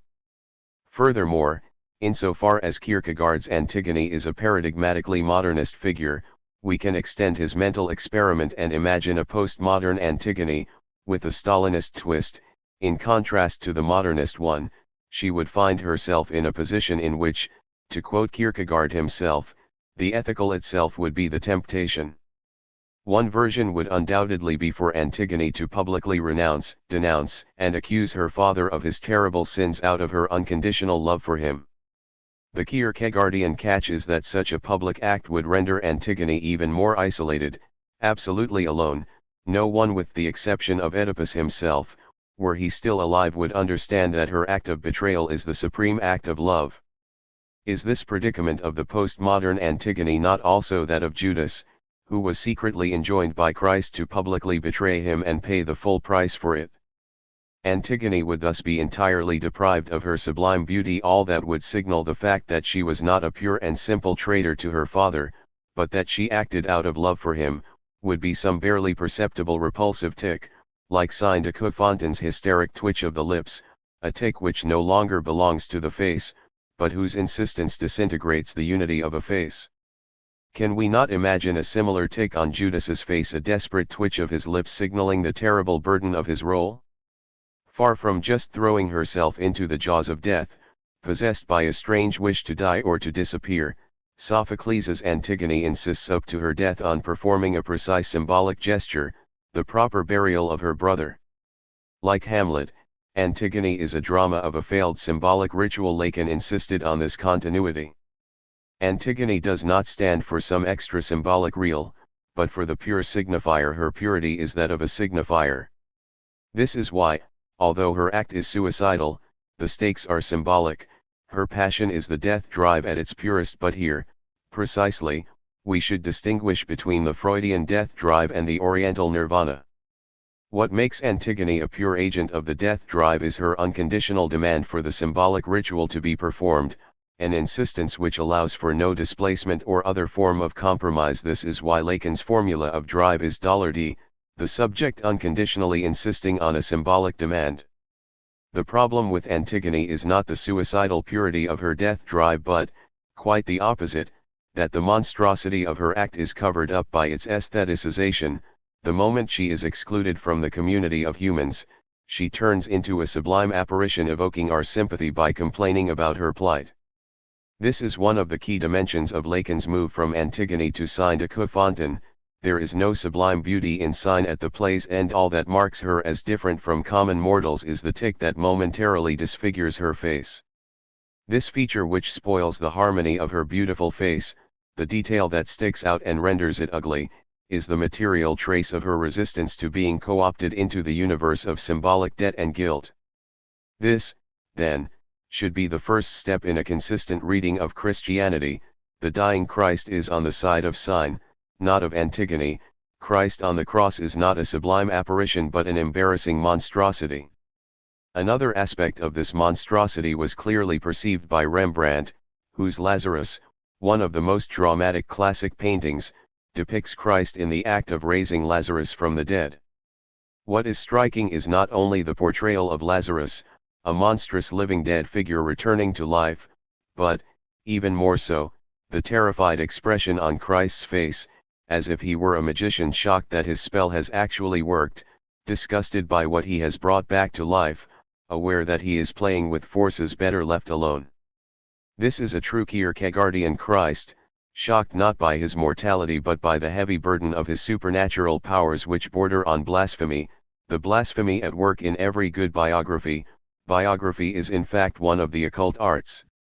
It uses scientific means, documentation, analysis, inquiry to achieve a hermetic end, the transformation of base material into gold. Its final intention is the most ambitious and blasphemous of all: to bring back a human being to life. 8. The death of God, as is well known, can be experienced in a plurality of modes, as a tragic loss generating a deep melancholy, as a joyful opening into a new freedom, as a simple fact to be coldly analyzed. But in its most radical dimension, the death of God is strictly correlative to is the other side of the immortalization of the body signaled by Christ is not dead. There is something in the human body which is more than a human body, an obscene undead partial object which is more in the body than this body itself. Point 9. To explain this paradox, let me cite Joe Hill, the famous wobbly song from 1925 about the judicial murder of Hill, a Swedish-born trade union organizer and singer. In the following decades, it became a true folk song, popularized around the world by Paul Robeson. Here are the lyrics which present in a simple but effective way the Christological aspect of the emancipatory collective, a struggling collective bound by love. I dreamed I saw Joe Hill last night. Alive as you or me. Says I, but Joe, you're 10 years dead. I never died, says he. The copper bosses killed you, Joe. They shot you, Joe, says I. Takes more than guns to kill a man. Says Joe, I didn't die. And standing there as big as life. And smiling with his eyes. Joe says, what they forgot to kill. Went on to organize. Joe Hill ain't dead, he says to me. Joe Hill ain't never died. Where working men are out on strike, Joe Hill is at their side. Crucial here is the subjective reversal. The mistake of the anonymous narrator who does not believe that Joe Hill is still alive is that he forgets to include himself, his own subjective position. In the series, Joe Hill is not alive out there, as a separate ghost, he is alive here, in the very minds of the workers remembering him and continuing his fight. He is alive in the very gaze which looks for him out there. The same mistake of refeeing the searched for object is made by Christ's disciples, a mistake which Christ corrects with the famous words, where 2 or 3 are gathered in my name, I will be there. The big other. Is this, then, the Christian Holy Spirit, the Lacanian big other, the virtual, ideal agency kept alive by the work of individuals participating in it? Back in 1956, Lacan offered a short and clear definition of the Holy Ghost along these lines: the Holy Ghost is the entry of the signifier into the world. This is certainly what Freud brought us under the title of death drive. 10. What Lacan means, at this stage of his thought, is that the Holy Ghost stands for the symbolic order as that which cancels the entire domain of life-lived experience, the libidinal flux, the wealth of emotions, or, to put it in Kant's terms, the pathological. When we locate ourselves within the Holy Ghost, we are transubstantiated, we enter another life beyond the biological one. The status of this big other is ironic, an agency of objective irony. In what sense? In the introduction to my book The Fright of Real Tears, I relate an experience of mine to illustrate the sad state of cultural studies today. Some months before writing this, at an art round table, I was asked to comment on a painting I had seen there for the first time. I did not have any idea about it, so I engaged in total bluff, which went on something like this: the frame of the painting in front of us is not its true frame, there is another, invisible, frame, implied by the structure of the painting, the frame that enframes our perception of the painting, and these two frames do not overlap, there is an invisible gap separating the two. The pivotal content of the painting is not rendered in its visible part, but is located in this dislocation of the two frames, in the gap that separates them. Are we, today, in our postmodern madness, still able to discern the traces of this gap? Perhaps more than the reading of a painting hinges on it, perhaps, the decisive dimension of humanity will be lost when we will lose the capacity to discern this gap. To my surprise, this brief intervention was a huge success, and many following participants referred to the dimension in between the two frames, elevating it into a term. This very success made me sad, really sad. What I encountered here was not only the efficiency of a bluff, but a much more radical apathy at the very heart of today's cultural studies. Point 11. However, 125 pages later, in the book's last chapter, I reintroduce the same notion of between the two frames, this time without irony, as a straightforward theoretical concept. One of the minimal definitions of a modernist painting concerns the function of its frame.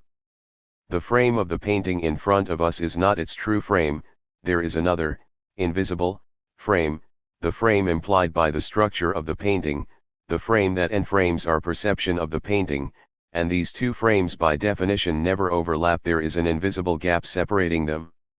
The pivotal content of the painting is not rendered in its visible part, but is located in this dislocation of the two frames, in the gap that separates them. Point 12.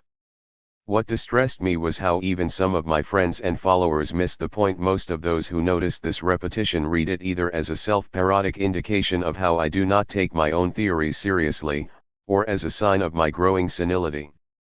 Was it really so difficult to perceive how my procedure here perfectly illustrated the point I was repeatedly trying to make apropos of today's predominant attitude of cynicism and of not taking oneself seriously?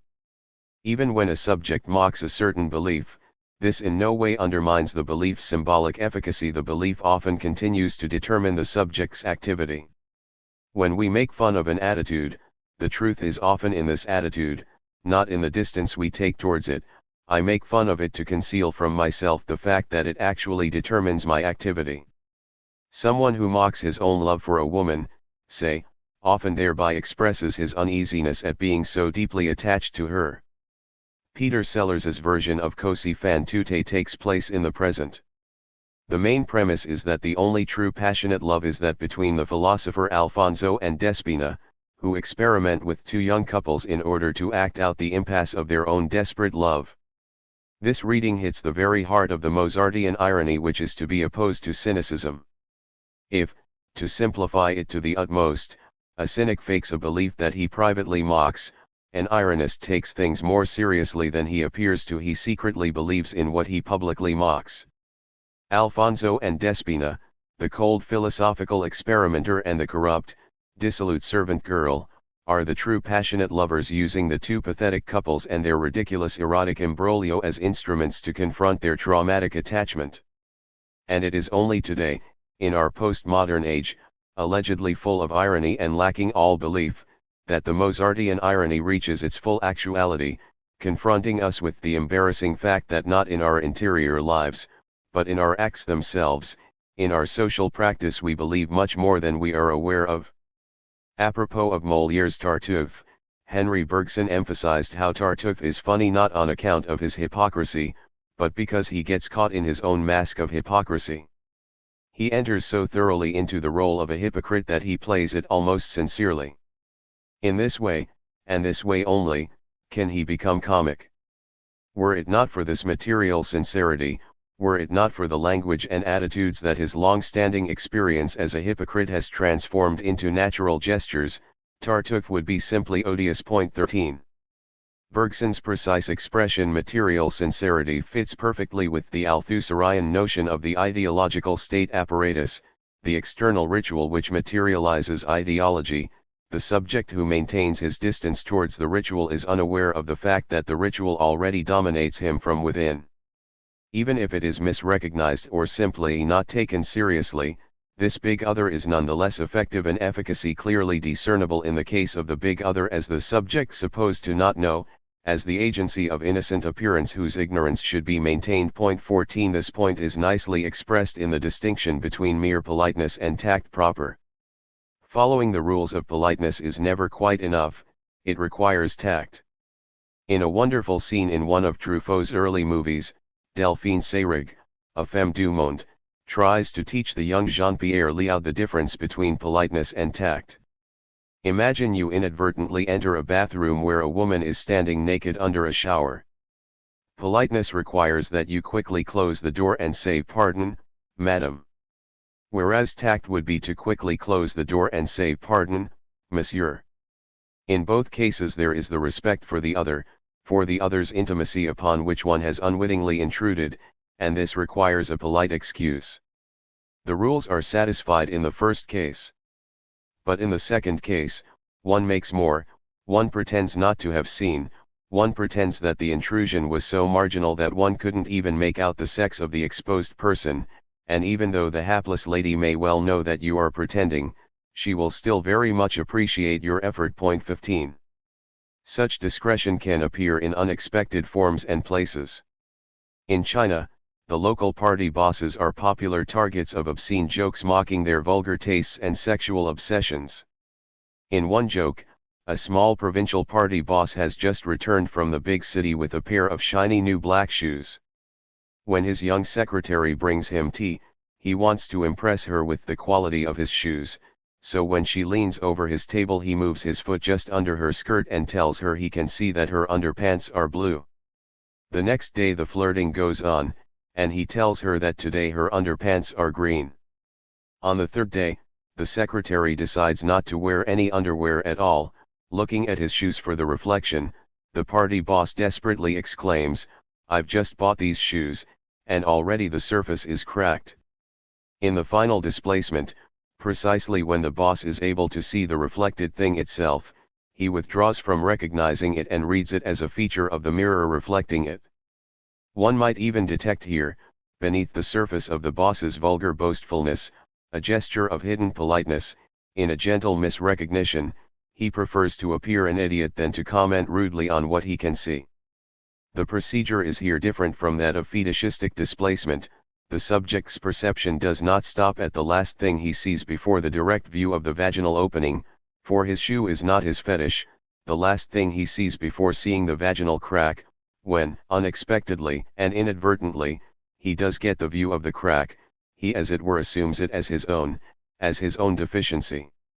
In politics, a supreme case of discretion or the art of the unsaid took place during the secret meeting between Álvaro Cunhal, the leader of the Portuguese Communist Party, and Melo Antunes, the pro-democracy member of the army body which de facto ran the country after the coup against the old Salazar regime in 1974. The situation was extremely tense. On the one side there was the Communist Party and the radical army officers, ready to start the real socialist revolution, taking over factories and land. On the other side conservatives and democratic liberals were ready to stop the revolution by any means necessary, including military intervention.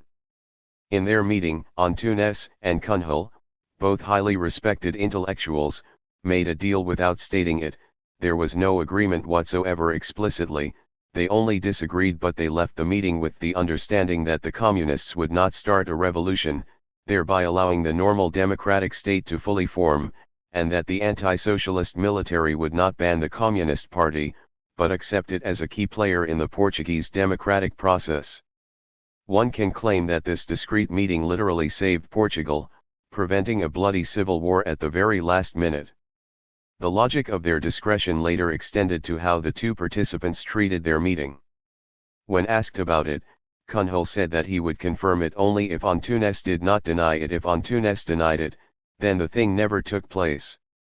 When my friend then visited Antunes, he did not confirm the meeting, but listened silently as my friend told him what Cunhal had said. Thus, by way of not denying it, he met Cunhal's condition and implicitly confirmed it. This is how gentlemen of the left act in politics. There are, of course, limits to this logic of polite ignorance. Some decades ago, a woman was slowly beaten to death in the courtyard of a big apartment block in Brooklyn. Of the more than 70 witnesses who clearly saw what was going on from their windows, not one called the police. Why not? As the later investigation established, the most prevalent excuse by far was that each witness thought someone else would surely have already reported it. This fact should not be dismissed moralistically as a mere excuse for moral cowardice and egotistic indifference. What we encounter here is also a function of the big other, this time not as Lacan's subject supposed to know, but as what one might call the subject supposed to call the police. The mechanism at work here is the same as that underlying Golda Meir's famous reply when asked whether she believed in God: "I believe in the Jewish people, and they believe in God." This formula of transitive belief is today universalized. One does not believe oneself, but, relying on another subject supposed to believe, one can act as if one believes. Furthermore, one should read Meir's statement in a very precise way. It does not imply the position of the elitist leader who feeds his naive believing subjects with Platonic beautiful lies. The state of Israel is here exemplary. The fetishist disavowal is inscribed into its very foundations. Although it has, according to surveys, the most atheistic population in the world, its basic legitimization is theological. The implicit formula is thus: we know very well there is no God, but we nonetheless believe He gave us the Holy Land. The subject supposed to believe thus does not have to exist, it suffices that its existence is presupposed as a purely virtual entity, the Jewish people. And this was also the fatal mistake of the witnesses of the drawn-out Brooklyn murder. They misread the symbolic function of the subject supposed to call the police as an empirical function, wrongly concluding that there must be at least someone who would actually make the call. That is, they overlooked the fact that the function is operative even if there is no actual subject who enacts it. One could even imagine an empirical test for this claim.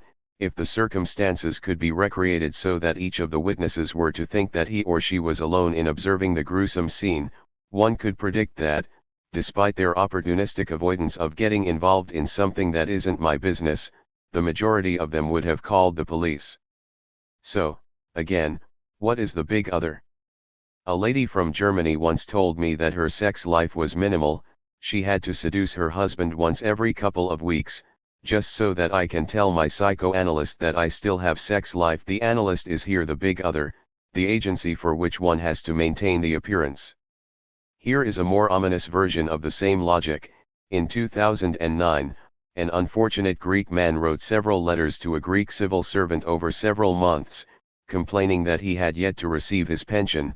The civil servant finally replied with a letter informing him that the reason for the delay was that he was dead. 16 The shocking nature of the message lies not only in its obvious contradiction with the fact that the addressee was actually alive, and the performative paradox that this fact implies.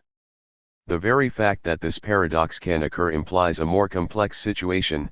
The message addresses the dimension in me which makes me dead even while I am still alive, the mortifying dimension of the signifier, a being inscribed into the network of symbolic representation. In other words, what the message is saying is something like the following: even if you are biologically alive, you no longer exist for the big other. As far as the state network is concerned, you are dead. Apropos of the multiple meanings of the big other in Lacan, Bohms was right to emphasize that the solution is not to attempt to distinguish clearly between the various meanings. 17 What is much more important is to analyze what Hegel would have called the self-movement of the notion, the way one meaning, on account of its inherent tensions and implications, passes into another. For example, what differentiates hysteria from psychosis is their different relation to the enjoyment of the other. A hysteric finds it unbearable to be the object of the other's enjoyment. She finds herself used or exploited, while a psychotic willfully immerses himself in it and wallows in it. The root of these shifts in the meaning of big other is that, in the subject's relation to it, we are effectively dealing with a closed loop best rendered by Escher's famous image of two hands drawing each other. The big other is a virtual order which exists only through subjects believing in it. If, however, a subject were to suspend its belief in the big other, the subject itself, its reality, would disappear. The paradox is that symbolic fiction is constitutive of reality. If we take away the fiction, we lose reality itself. This loop is what Hegel called positing the presuppositions. This big other should not be reduced to an anonymous symbolic field. There are many interesting cases where an individual stands for the big other. One should think not primarily of leader figures who directly embody their communities, but rather of the more mysterious protectors of appearances, such as otherwise corrupted parents who desperately try to keep their child ignorant of their depraved lives, or, if it is a leader, then one for whom Potemkin villages are built. 18. When, in David Lean's brief encounter, the lovers meet for the last time at the desolate train station, their solitude is immediately disturbed by Celia Johnson's noisy and inquisitive friend who, unaware of the underlying tension between the couple, goes prattling on about ridiculously insignificant everyday incidents. Unable to communicate directly, the couple can only stare desperately. This common prattler is the big other at its purest. While it appears as an accidental and unfortunate intrusion, its role is structurally necessary. 19 When, towards the end of the film, we see the scene a second time, accompanied by Celia Johnson's voiceover, she tells us that she was not listening to what her friend was saying. Indeed, she had not understood a word. However, precisely as such, her prattling provided the necessary support, as a kind of safety cushion, for the lovers' last meeting, preventing its self-destructive explosion or, worse, its decline into banality. That is to say, on the one hand, the very presence of the naive prattler who understands nothing of the situation enables the lovers to maintain a minimum of control over their predicament, since they feel compelled to maintain proper appearances in front of this gaze. On the other hand, in the few words privately exchanged before the big other's interruption, they had come to the brink of confronting the unpleasant question: if they're really so passionately in love that they can't live without each other, why don't they simply divorce their spouses and get together? The prattler then arrives at exactly the right moment, enabling the lovers to maintain the tragic grandeur of their predicament. Without the intrusion, they would have had to confront the banality and vulgar compromise of their situation. The shift to be made in a proper dialectical analysis thus goes from the condition of impossibility to the condition of possibility. What appears as the condition of impossibility, or the obstacle, is in fact the condition that enables what it appears to threaten to exist. Two further as-ifs in brief encounter, the first in Roald Dahl style. What if Celia Johnson were suddenly to discover that Trevor Howard was really a bachelor who had concocted the story of his marriage and 2 children to add a melodramatic tragic flavor to the affair, and to avoid the prospect of long-term commitment? Then, one in Bridges of Madison County style, what if, at the end, Celia Johnson were to discover that her husband had known all about the affair from the beginning and had just been pretending ignorance in order to maintain appearances and or not to hurt or put additional pressure on his wife? To a person in a state of emotional trauma, possessed by a desire to disappear or fall into the void, a superficial external intrusion is often the only thing standing between him and the abyss of self-destruction. What appears as a ridiculous intrusion becomes a life-saving intervention. So when, alone with her companion in a carriage compartment, Celia Johnson complains about the incessant yapping and even expresses a desire to kill the intruder, we can well imagine what would have happened had the acquaintance really stopped talking. Either Celia would have immediately collapsed, or she would have been compelled to utter a humiliating plea, "Please, just carry on talking, no matter what you are saying. Is this unfortunate intruder not a kind of envoy of the absent husband? His representative?" She intervenes at exactly the right moment to prevent the drift into self-annihilation. The husband and the prattler are effectively 2 aspects of one and the same entity, the big other, the addressee of Celia Johnson's confession.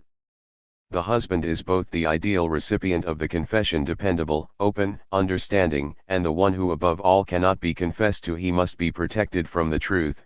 He is the subject supposed to not know. "Dear Fred, there's so much that I want to say to you.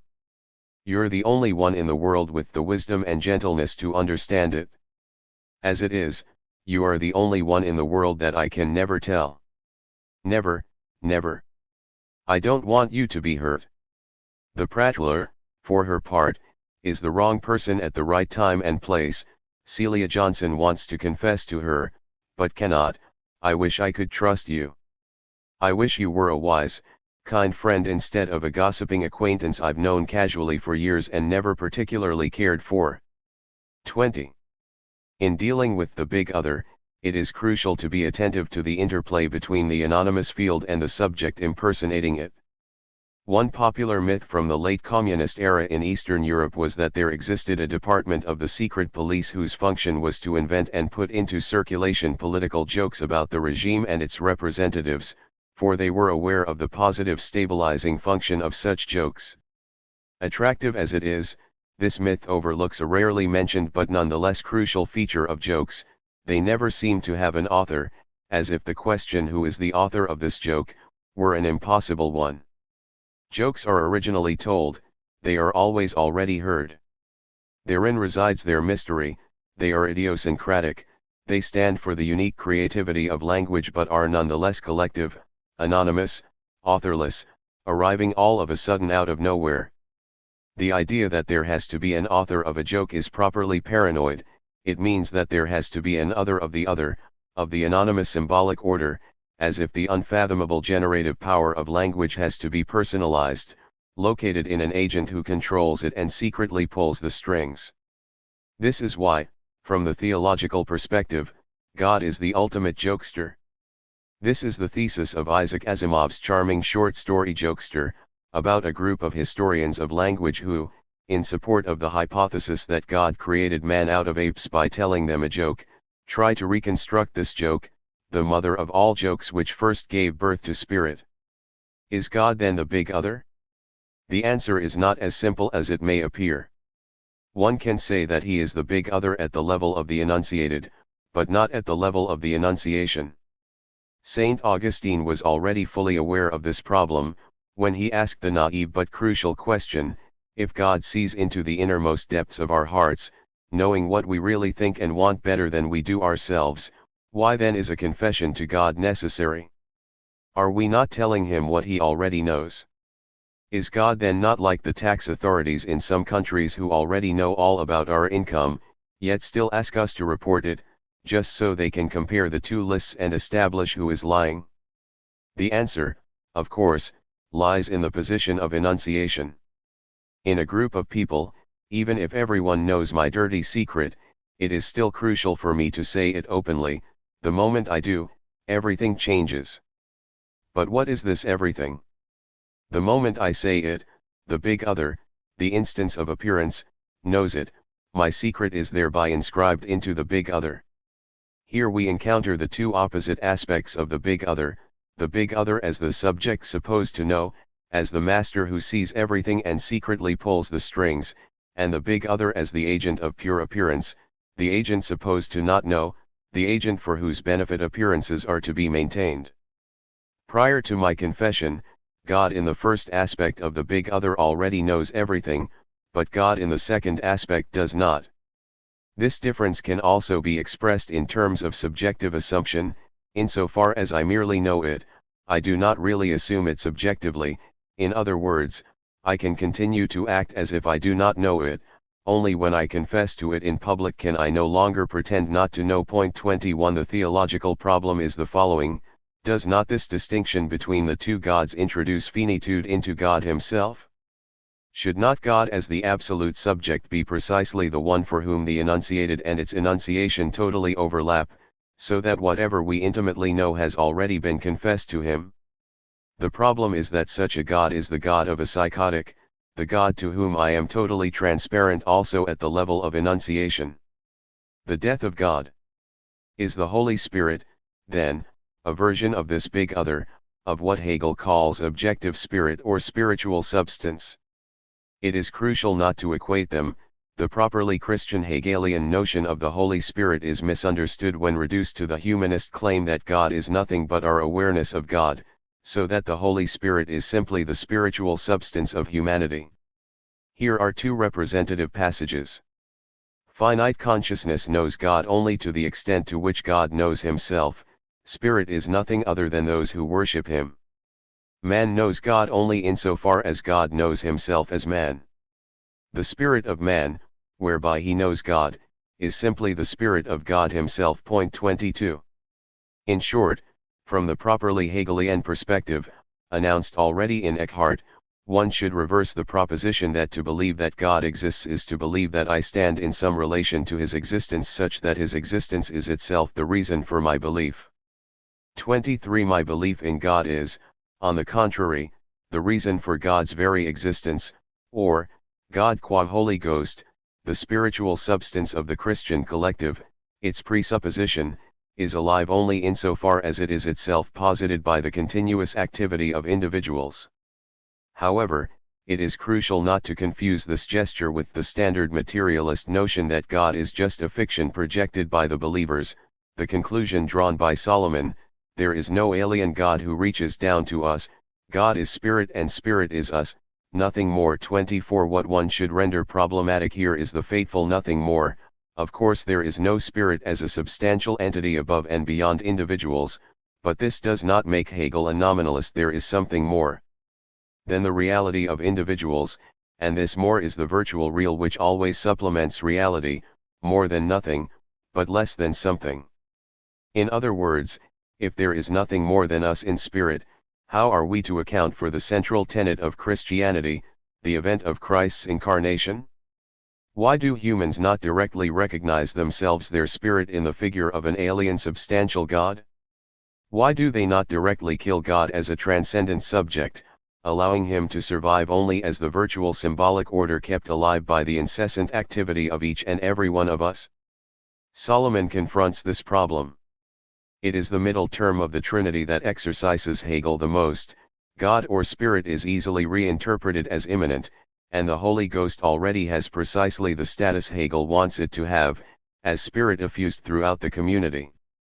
But it is the role of Jesus that distinguishes Christianity from other religions, and the notion of incarnation which contradicts all understanding. 25. But this solution avoids the problem nicely stated centuries ago by Lessing by claiming that Hegel's answer, in fact, is found in Goethe, who described this as an allegory, a particular considered only as an illustration, as an example of the universal. 26 Read in this way, of course, Hegel is not a religious man, much less the greatest abstract thinker of Christianity. He is, perhaps, one of the first great humanists of German philosophy.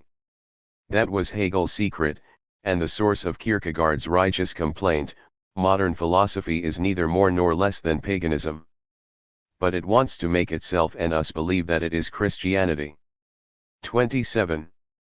Alasdair MacIntyre was thus quite correct when he claimed that if Kierkegaard hadn't existed, it would be necessary to invent him, or even God invented Kierkegaard to throw light on Hegel. 28. Hegel does indeed say that Christ is an example, but, he adds, an example of example, and thus the absolute example, which means, precisely, that it is no longer a mere example, but an example which is more the thing itself exemplified in / by it than the thing itself. In other words, it is only through this example that the exemplified thing itself becomes what it is.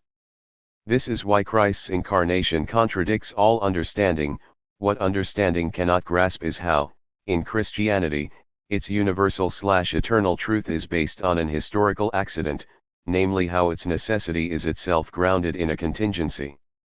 In this precise sense, Hegel is not a humanist.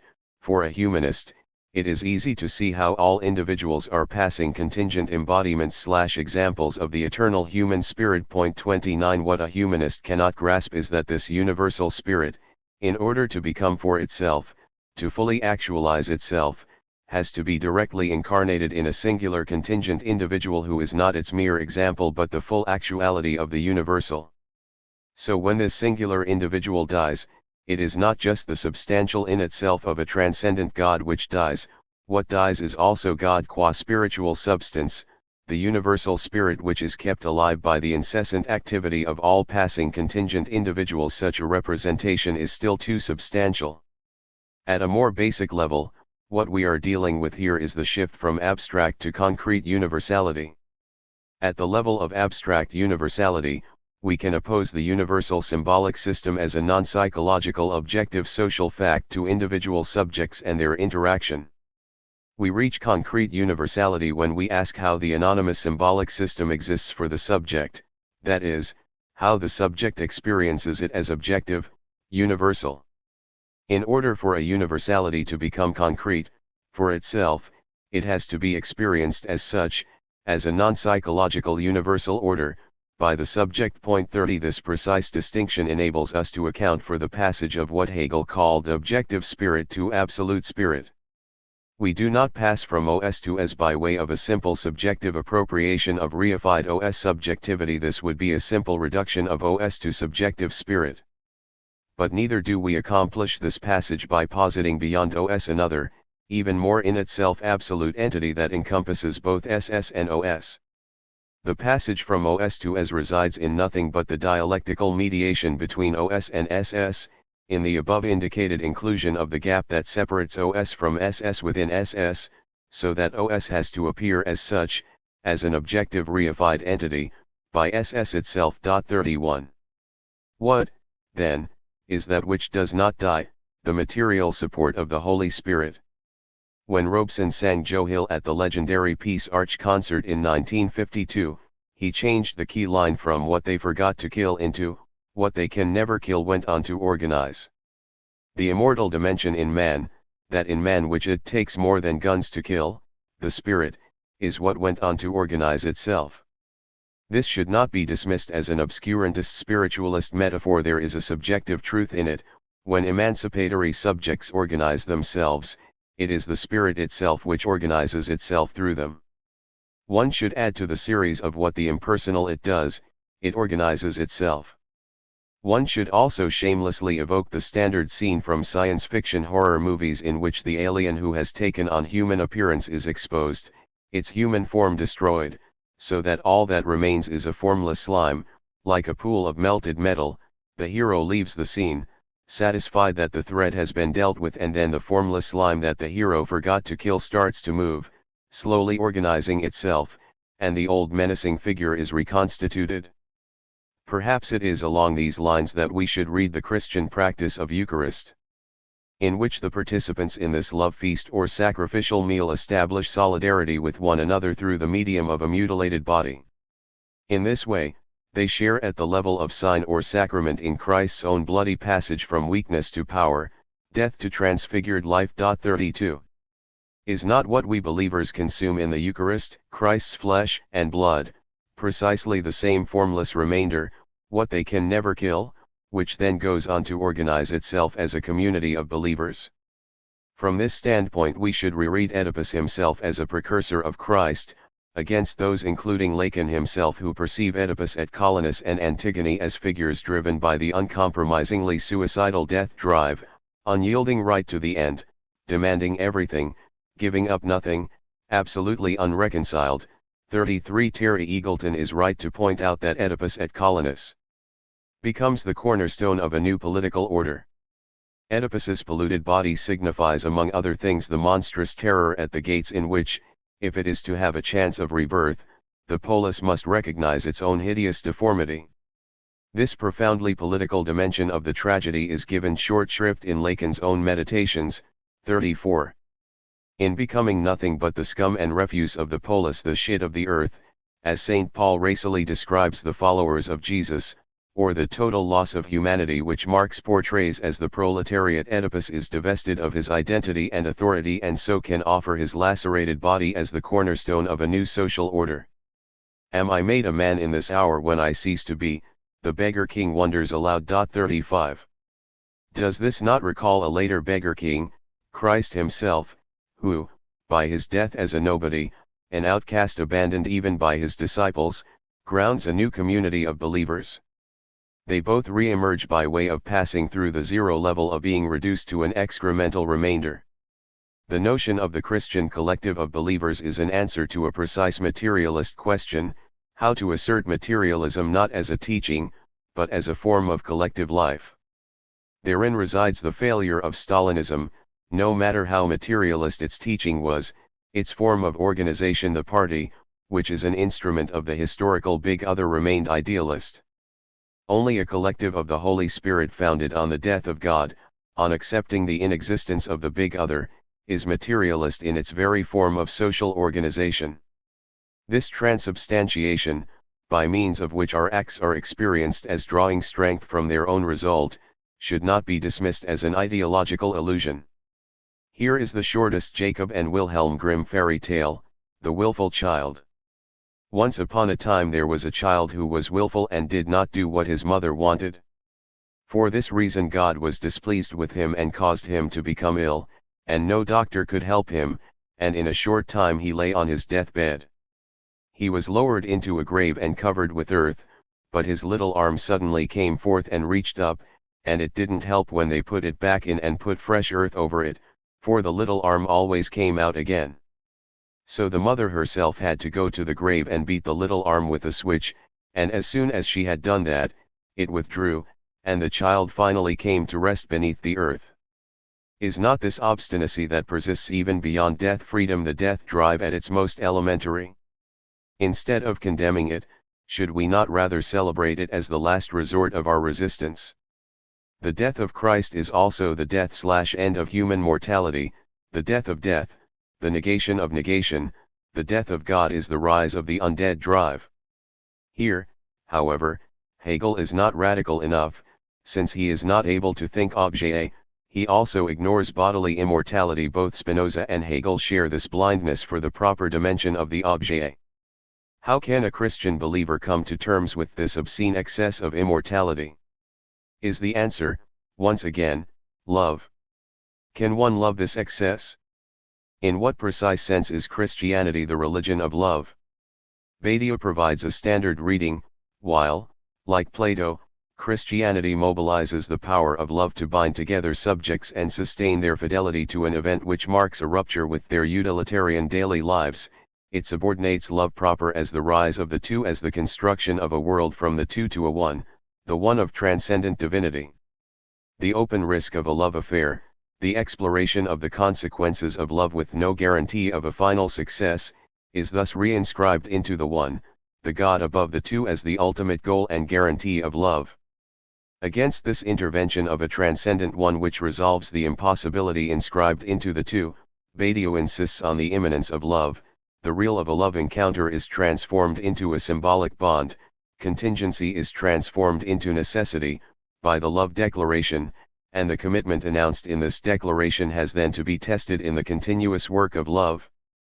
The eternity of love is the eternity of this commitment, not the eternity of a transcendent eternal guarantee. But is such a reading of Christianity the only one possible? When Christ answers his disciples, "Where 2 or 3 are gathered in my name, I will be there," does this also not dispense with any transcendence? Is love, divine love, here not also reduced to the immanence of the link which unites the two? In other words, is the passage from God to the Holy Ghost not precisely the passage from transcendence to an immanent link? The problem resides in the precise nature of this link. After the reduction of transcendence, is the big other still here? Furthermore, can we simply get rid of the big other, or is a detour through the illusion of the big other inevitable? In Seminar XXIII, Lacan points out that psychoanalysis, with its success, demonstrates that one can also get rid of the name of the Father. One can get rid of it on condition that one makes use of it. 36. What lurks in the background here is Lacan's dictum "La vérité surgit de la méprise." More precisely, de la méprise du SSS, one cannot get directly at the inexistence of the big other, one has first to be duped by the other, because le nom du père means that les non-dupes errant, those who refuse to succumb to the illusion of SSS also miss the truth concealed by this illusion. This brings us back to God is unconscious, God is a permanent, constitutive structure of language. Without him, we are in psychosis without the place of God Father. The subject ends up in a Schreberian delirium. 37 God as SSS is unsurpassable, in its basic dimension of big other, of the place of truth. The big other is thus the zero level of the divine, it is properly the place where, if you allow me this play with words, God speaking produces itself. It is saying which makes God out of a nothing. And as long as something will be said, the hypothesis of God will be here. 38. The moment we speak, we believe in God. It is here that we encounter Lacan's theological materialism at its purest. It is speech which creates God. However, God is here the moment we speak, or, to quote the Talmud, "You have made me into a single entity in the world, for it is written here, O Israel, the Lord is our God, the Lord is one, and I shall make you into a single entity in the world." 39. Therein resides the limit of Judaism. Of course it can perform the humanist reversal. We the collective of believers create God one by praying to him, but Christ, its monstrous excess, cannot be thought here. The Talmudic formula exemplifies the standard circle of subjects and their virtual substance kept alive by the subject's incessant activity, substance as the work of one and all. In his seminar on the ethics of psychoanalysis, Lacan opposes to the thesis of the death of God the claim that God is dead from the very beginning. It is just that he just did not know it. In Christianity he finally learns it on the cross. The death of Christ is thus not an actual death, but rather a becoming aware of what is already here. One should nonetheless take note of how this process unfolds in two stages, the Jewish and the Christian. While, in pagan religions, the gods are alive, Jewish believers already took God's death into account. Indications of this awareness abound in the Jewish sacred texts. Recall, from the Talmud, the story about the two rabbis who basically tell God to shut up. They fight over a theological question until, unable to resolve it, one of them proposes, "Let heaven itself testify that the law is according to my judgment." A voice from heaven agrees with the rabbi who first appealed. However, the other rabbi then stands up and claims that even a voice from heaven was not to be regarded, for thou, O God, didst long ago write down in the law which thou gavest on Sinai, "Thou shalt follow the multitude." God himself had to agree, after saying, "My children have vanquished me. My children have vanquished me," he runs away. There is a similar story in the Babylonian Talmud, but here, in a wonderful Nietzschean twist, God accepts his defeat with joyous laughter. R. Eliezer brought forward every imaginable argument, but the sages did not accept any of them. Finally he said to them, "If the halakha is in accordance with me, let this carob tree prove it." Sure enough, the carob tree immediately uprooted itself and moved 100 cubits, and some say 400 cubits, from its place. "No proof can be brought from a carob tree," they retorted. And again he said to them, "If the halakha agrees with me, let the channel of water prove it." Sure enough, the channel of water flowed backward. "No proof can be brought from a channel of water," they rejoined. After yet another trial with the wall, our Eliezer then said to the sages, "If the halakha agrees with me, let it be proved from heaven." Sure enough, a divine voice cried out, "Why do you dispute with our Eliezer, with whom the halakha always agrees?"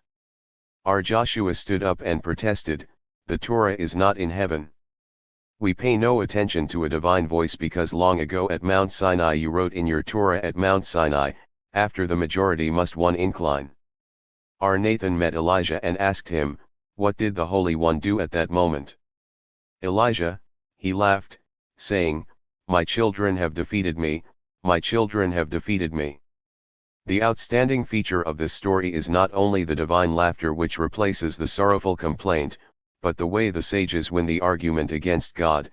Even God himself, the absolute subject, is dissented with regard to the big other, so that, once his injunctions are written down, he can no longer touch them.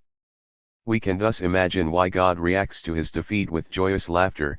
The sages have learned his lesson that God is dead, and that the truth resides in the dead letter of the law which is beyond his control. In short, after the act of creation is accomplished, God loses even the right to intervene in how people interpret his law.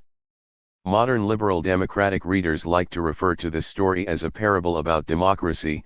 The majority wins, God as the ultimate master has to concede defeat.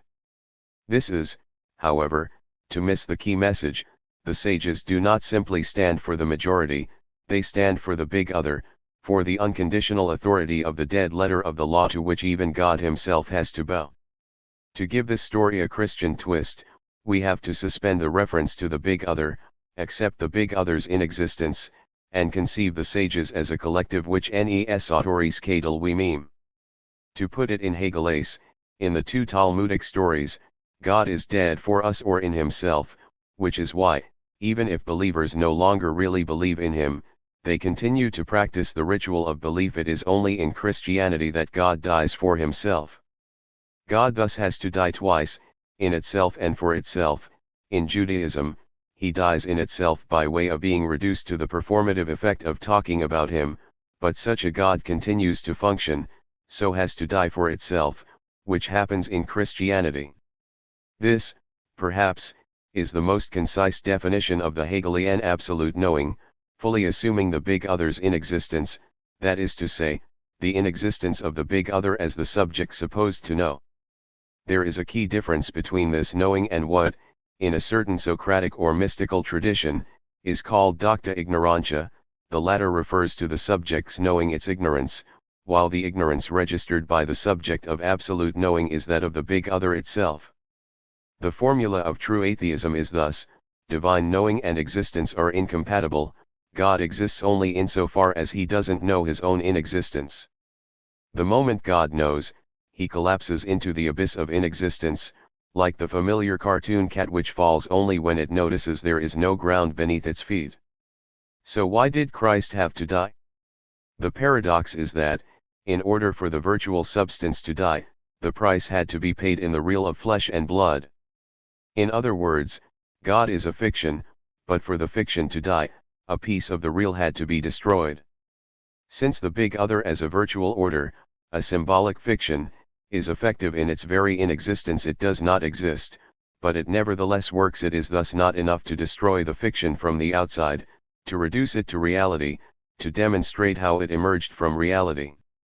The fiction has to be destroyed from within, that is, its inherent falsity has to be brought out. To put it in descriptive terms, it is not enough to prove that God does not exist. The formula of true atheism is that God himself must be made to proclaim his own inexistence, must stop believing in himself. Therein lies the paradox: if we destroy the fiction from outside, reducing it to reality, it continues to function in reality, to exert its symbolic efficacy, as in the famous joke about the aforementioned atheist Zionists who do not believe that God exists, but nonetheless believe he gave them the land of Israel. But now thus said the Lord that created you, Jacob, and he that formed you, Israel, fear not, for I have redeemed you, I have called you by your name, you are mine. This, exactly, is what is reversed in the subjective destitution at work in consistent Christianity. I have to confront the terror of the big other's non-existence, which means that I myself am deprived of my symbolic identity as a barred subject. I am no one's and nameless. And the same applies to God himself, which is why, in his unpublished seminar from 1974-5, Lacan explains that Christianity is the true religion. In it, God exists with regard to all, he is existence par excellence, that is to say, in short, he is repression in person, he is even the person supposed in repression. And it is with regard to this that Christianity is true. 40 Lacan refers here to I am what I am, the answer the burning bush on Mount Sinai gives when Moses asks it what it is.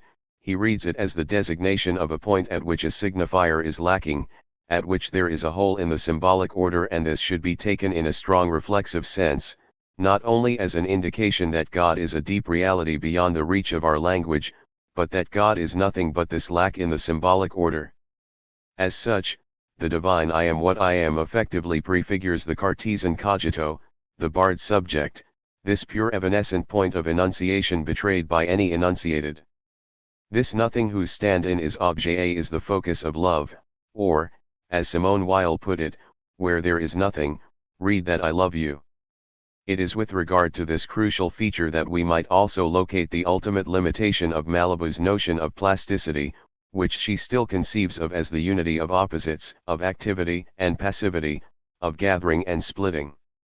Malibu seems to be caught in the notional frame of polarity of two poles each reverting into the other indefinitely, along the lines of the Freudian eros and then eidos, or the pagan notion of the universe as originating in the constant struggle of masculine and feminine, light and darkness, etc.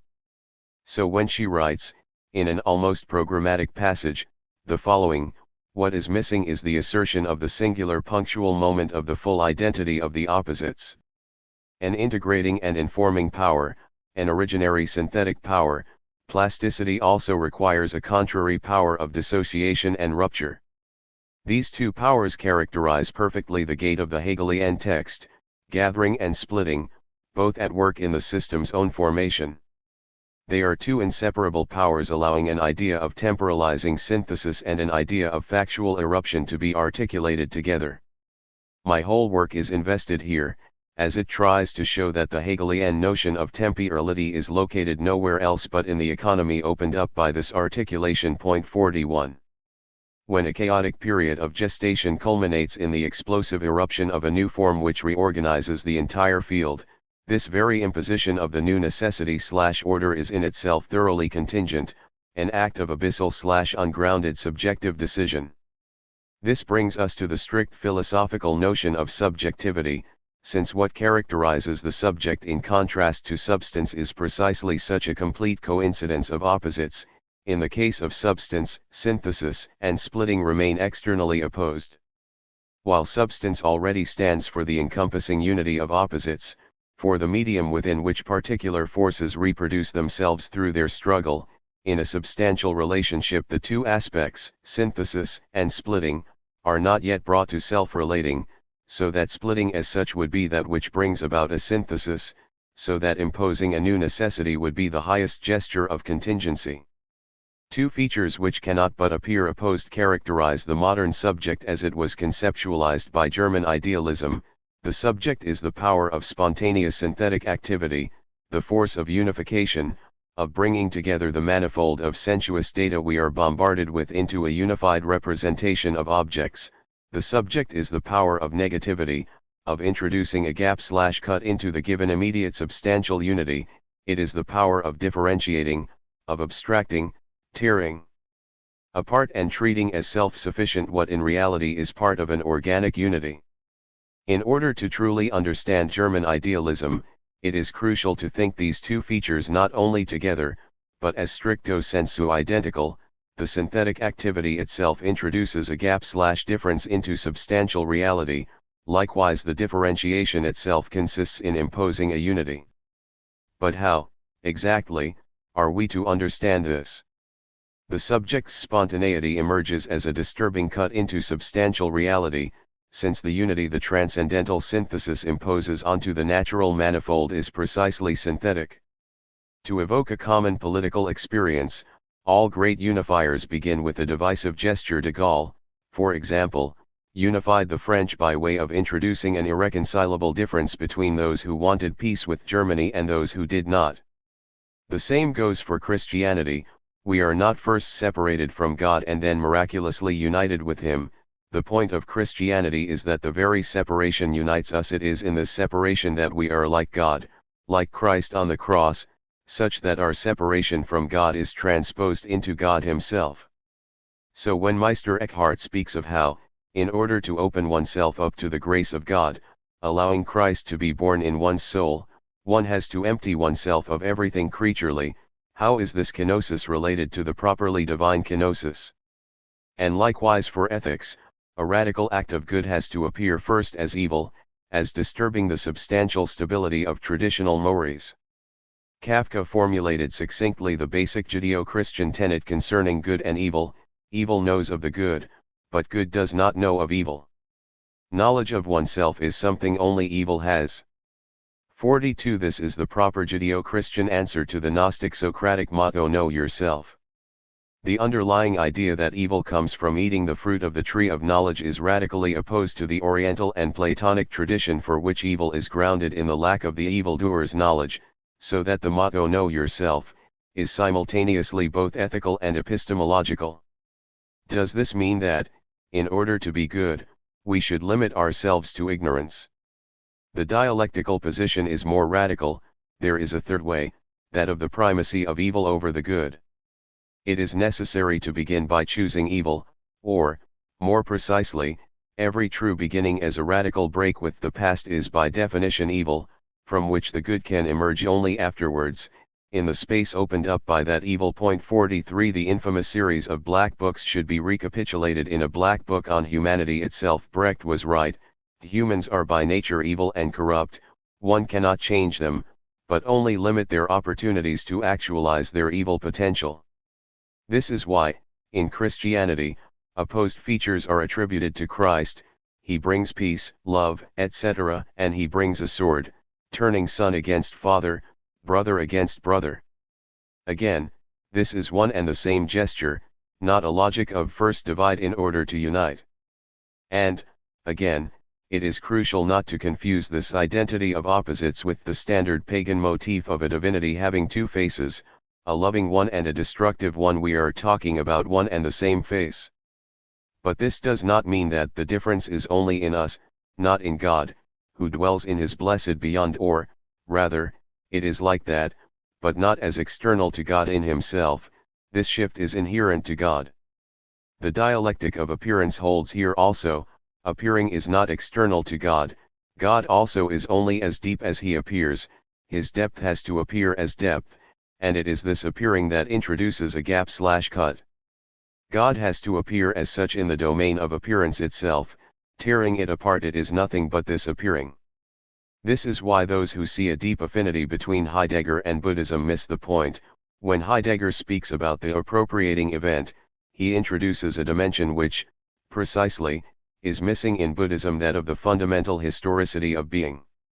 Although what is erroneously called Buddhist ontology desubstantializes reality into a pure flow of singular events, what it cannot think is the eventuality of the void of being itself. To put it another way, the goal of Buddhism is to enable a person to achieve enlightenment by traversing the illusion of the self and rejoining the void. What is unthinkable within this space is Heidegger's notion of the human being as Dasein, as the being there of being itself, as the site of the event arrival of being, so that it is being itself that needs Dasein. With the disappearance of Dasein, there is also no being, no place where being can, precisely, take place. Can one imagine a Buddhist claiming that the void itself needs humans as the site of its arrival? One perhaps can, but in a conditional form which totally differs from Heidegger's, namely in the sense that, of all sentient beings, only humans are able to achieve enlightenment and thus break the circle of suffering. Perhaps the clearest indication of the gap that separates Christianity from Buddhism is the difference in their respective triads. That is to say, in their respective histories, each divided itself into three main strands. In the case of Christianity, we get the triad of orthodoxy, Catholicism, Protestantism, which neatly fits the logic of universal particular individual. In Buddhism, by contrast, we get a case of what in Hegel occurs as a downward synthesis in which the third term, whose function is to mediate between the first two, does so in a disappointing regressive way. The main split within Buddhism is between Hinayana and Mahayana. The first is elitist and demanding, trying to maintain a fidelity to Buddha's teaching, focusing on the individual's effort to overcome the illusion of the self and attain enlightenment. The second, which arose from a split with the first, subtly shifts the accent onto compassion for others. Its central figure is the bodhisattva, the individual who, after achieving enlightenment, decides out of compassion to return to the world of material illusions in order to help others to achieve enlightenment, in other words, to work to end the suffering of all sentient beings. The split here is irreducible. Working for one's own enlightenment only reasserts the centrality of the self in the very act of striving for its overcoming, while the great will route out of this predicament just displaces the deadlock. Egotism is overcome, but at the price of universal enlightenment itself turning into an object of the instrumental activity of the self. It is easy to identify the inconsistency of the Mahayana move, which cannot but have fateful consequences, when the Mahayana reinterpretation focuses on the figure of the bodhisattva, the one who, after achieving enlightenment and entering nirvana, returns to the life of illusory passions out of compassion for all those still caught in the will of craving. A simple question arises: if, as radical Buddhists emphatically point out, entering nirvana does not mean that we leave this world and enter another, higher reality, in other words, if reality remains as it is and all that changes is the individual's attitude towards it, why, then, in order to help other suffering beings, must we return to our ordinary reality? Why can we not continue to dwell in the state of enlightenment in which, as we are taught, we remain living in this world? There is thus no need for Mahayana, for the larger will. The small will is itself large enough to allow the enlightened one to help others achieve enlightenment. In other words, is not the very concept of the bodhisattva based on a theologico-metaphysical misunderstanding of the nature of nirvana? Does it not, in an underhand way, turn nirvana into a higher metaphysical reality? No wonder that Mahayana Buddhists were the first to give a religious twist to Buddhism, abandoning the Buddha's original agnostic materialism, his explicit indifference towards the religious topic. It would, however, be an utterly non-Hegelian reading of Buddhism if we were to locate the fall in its historical development in the humanitarian betrayal of its original message enacted by the Mahayana turn. If there is an Hegelian axiom, it is that the flaw has to be located at the very beginning of the entire movement.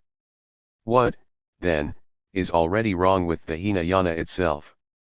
Its flaw is precisely that to which the Mahayana reacts, as its symmetrical reversal. In striving for my own enlightenment, I regress into egotism in my very attempt to erase the constraints of myself. So, how to bring these two orientations, Hinayana and Mahayana, together?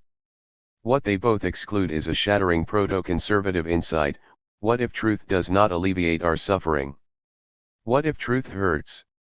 What if the only peace attainable comes from immersing oneself in illusion? Is this conclusion not the hidden underlying premise of the third major school, the Vajrayana, which predominates in Tibet and Mongolia? Vajrayana is clearly regressive, involving the reinscription of traditional ritualistic and magical practices into Buddhism. The opposition between self and others is here overcome, but through its reification in ritualized practices which are indifferent to this distinction. It is an interesting fact of historical dialectic that Buddhism, which originally dispensed with all institutional ritual and dogma to focus solely on the individual's enlightenment and overcoming of suffering, ended up clinging to the most mechanical and firmly entrenched institutional hierarchical framework. The point here is not to make fun of the superstitious features of Tibetan Buddhism, but to become aware of how this total externalization does the job, delivers the goods, is not the use of the prayer wheel and of ritual more generally also a means to achieve mindlessness, to empty one's mind and repose in peace? So, in a way, Tibetan Buddhism is wholly faithful to the Buddha's pragmatic orientation, sometimes, following blind ritual and immersing oneself in theologico-dogmatic hair-splitting is pragmatically the most effective way to achieve the goal of inner peace. The same holds for sexuality, where, sometimes, the best cure for impotence is not just to relax and let go, but to approach sex as a bureaucratic procedure, establishing in detail what one is planning to do. This logic is also that of intelligent utilitarians who are well aware that moral acts cannot be directly grounded in utilitarian considerations, but the conclusion they draw is that the Kantian absolutist morality can and should be defended precisely on utilitarian grounds. It is also the one that works best in real life. What then is the Buddhist answer to the Hegelian question, if we suffering humans need to be awakened into enlightenment, how did we fall asleep in the first place? How did the will of desire emerge out of the eternal void? There are three main answers which strangely echo the triad of Hinayana, Mahayana, and Vajrayana. The first, standard answer invokes the Buddha's practico-ethical attitude, instead of dwelling on metaphysical enigmas, begin with the fact of suffering and the task of helping people out of it. The next answer draws our attention to the obvious cognitive paradox implied in the question itself. Our very state of ignorance makes it impossible for us to answer it. It can only be answered once one reaches full enlightenment. Finally, there are some Tibetan Buddhist hints at dark demonic forces which disturb the balance of nirvana from within. It is here that the gap separating Hegel from the Buddhist experience is unbridgeable. For Hegel as a Christian philosopher, the problem is not how to overcome the split, since the split stands for subjectivity, for the gap of negativity, and this negativity is not a problem but a solution. It is already in itself divine. The divine is not the abyssal, all-encompassing substance/unity behind the multitude of appearances. The divine is the negative power tearing apart the organic unity.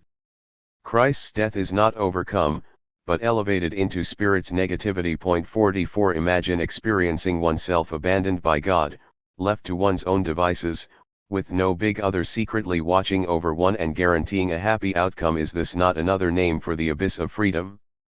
This abandonment in a state of freedom causes anxiety, as Lacan reinterpreted Freud, not because the divine is far from us, but because it is all too close. Since it is in our freedom that we are divine, as Lacan put it, anxiety does not signal the loss of the object cause of desire, but its over-proximity. If freedom is God's supreme gift to us, then being abandoned by God is the most God can give us. Crucial for Christianity, in contrast to all other religions, is this imminent reversal of abandonment into proximity, or, to put it in terms of bad news/good news medical jokes, the bad news is that we are abandoned by God, the good news is that we are abandoned by God and left with our freedom. What to make, then, of the standard reproach that Hegel transposes Christianity, a religion of love and passion, of total subjective engagement into a narrative representation of abstract speculative truth? Although Christianity is the true religion, in it the truth still appears in the medium of representation, so that speculative philosophy is the truth of the Christian truth. The passion and pain of subjective engagement are thus dismissed as a secondary narrative husk to be discarded if we want to reach the truth in its own conceptual element. What this critique misses is that the casting off of the pathetic narrative existential experience, the transubstantiation of the subject from a concrete self immersed in its life world into the subject of pure thought, is itself a process of abstraction which has to be accomplished in the individual's concrete experience, and which as such involves the supreme pain of renunciation. For Badiou, love is a scene of the two as such, grounded only in itself, its own work of love, lacking any third which would provide a proper support or ground. When I am in love with someone, my love is neither 1 nor 3.45. This is what makes love so fragile. It is, as Badiou puts it, a process of pure presentation, a radically contingent encounter incessantly in search of some form of representation in the big other that would guarantee its consistency. Therein resides the function of marriage. Through its ritual, the raw reel of a love passion is registered in, and thus recognized by, the big other of the public order, and, ultimately, by God, the ultimate big other itself. This is why, as Badiou perspicuously notes, love is in its very notion atheist, godless. All the talk about God's love for us or our love for God should not deceive us. How, then, are we to explain the central role of love in Christianity? Precisely by the fact that Christianity is, at its deepest core, already atheistic, a paradoxically atheistic religion.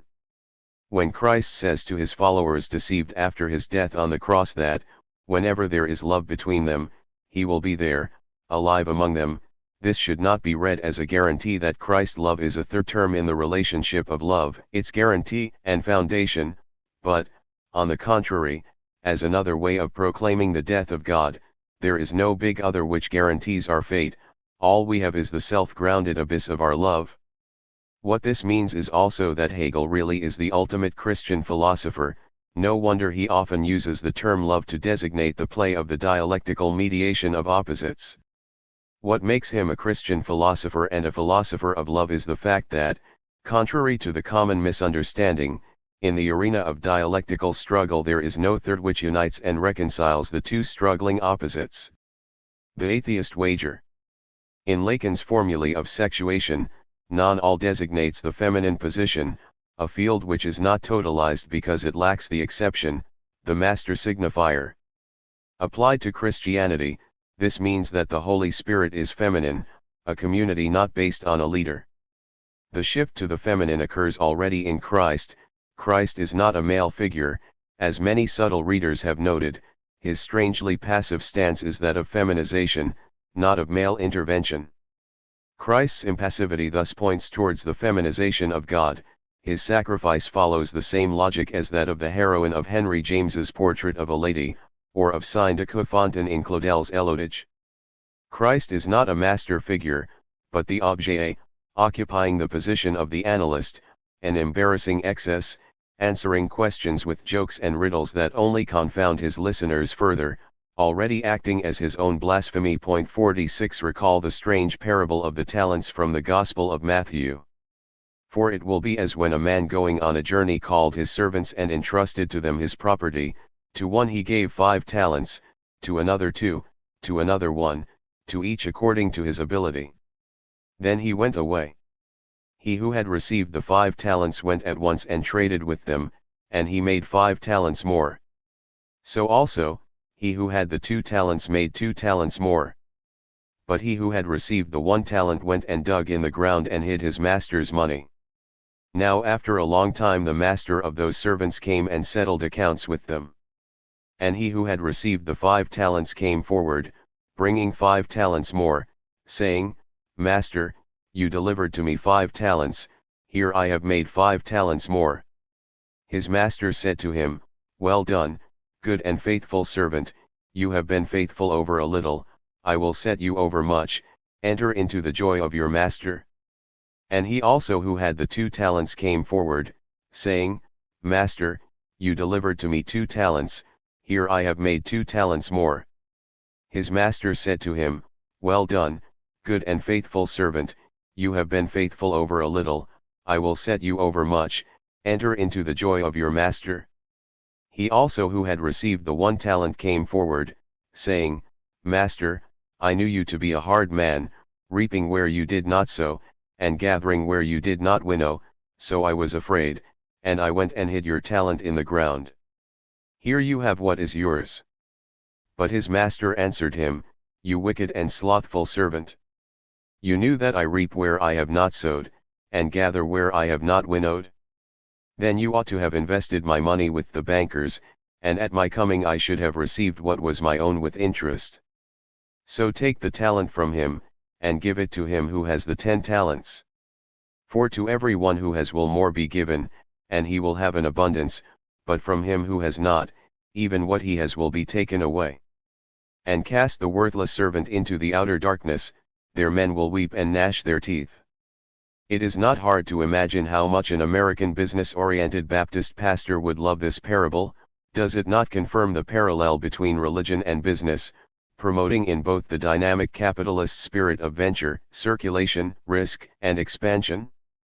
Preachers who expound the Word of God must act like businessmen expanding their business.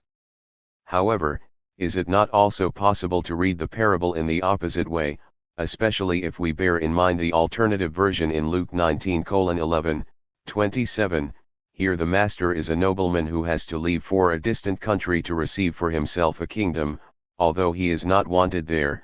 The three men are not servants but slaves.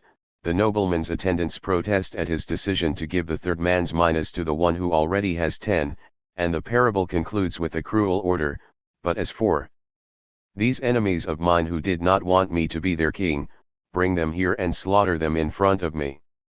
Hardly a gesture worthy of a good man. Is it not much more appropriate to do as William Herzog proposed, and celebrate the third servant as a whistle-blower denouncing the exploitation of the poor? 47 In other words, what if we read the third man's decision to hide the talent, withdrawing it from commercial circulation, as a gesture of subtraction from the field of power, as a refusal to participate in it? The master's furious reaction is thus fully justified. What this servant did is much worse than stealing his money or hiding the profit. Had he done that, the servant would still have participated in the business spirit of reaping where I have not sowed. But the servant went much further. He rejected the entire spirit of profit and exploitation and thus attacked the very foundations of the master's existence. And was this not why Christianity had such problems coming to terms with collecting interest, which means precisely to reap where I have not sowed? The parable is definitely an exercise in weird humor, so John Caputo is right to refer to Kierkegaard's Johannes Climacus, who says that humor serves as the incognito of the religious. The problem resides in the precise determination of this humor, a humor inextricably mixed with horror. 48. One can conceive of the entire history of Christianity as a reaction not against preceding religion, but against its own excessive/subversive core, that of the true dimension of the Holy Ghost. All the great theologians embraced the task of making Christianity compatible with a hierarchical social body. Saint Augustine took the first major step in this direction by way of inventing psychological interiority, thereby withdrawing from a literal and socially dangerous interpretation of Christ's radical sayings. The whole art of Thomas Aquinas culminates in a form of sophistry designed to reconcile the literal meaning of the Bible with the demands of a hierarchical society. Recall, for example, his demonstration that although Christ preaches the renunciation of earthly wealth, this holds only for people who are themselves holy. If ordinary people were to want to abolish private property, they would sin against God. This, however, in no way leads to a spurious infinity of the gap between really existing Christianity and the true Christianity, so that every really existing form of the Church necessarily misses its notion. The solution here is the properly Hegelian one. The true idea of the Christian collective was realized, but outside of the Church as an institution, which, however, does not mean that it survived in intimate, authentic religious experiences which had no need for the institutional frame.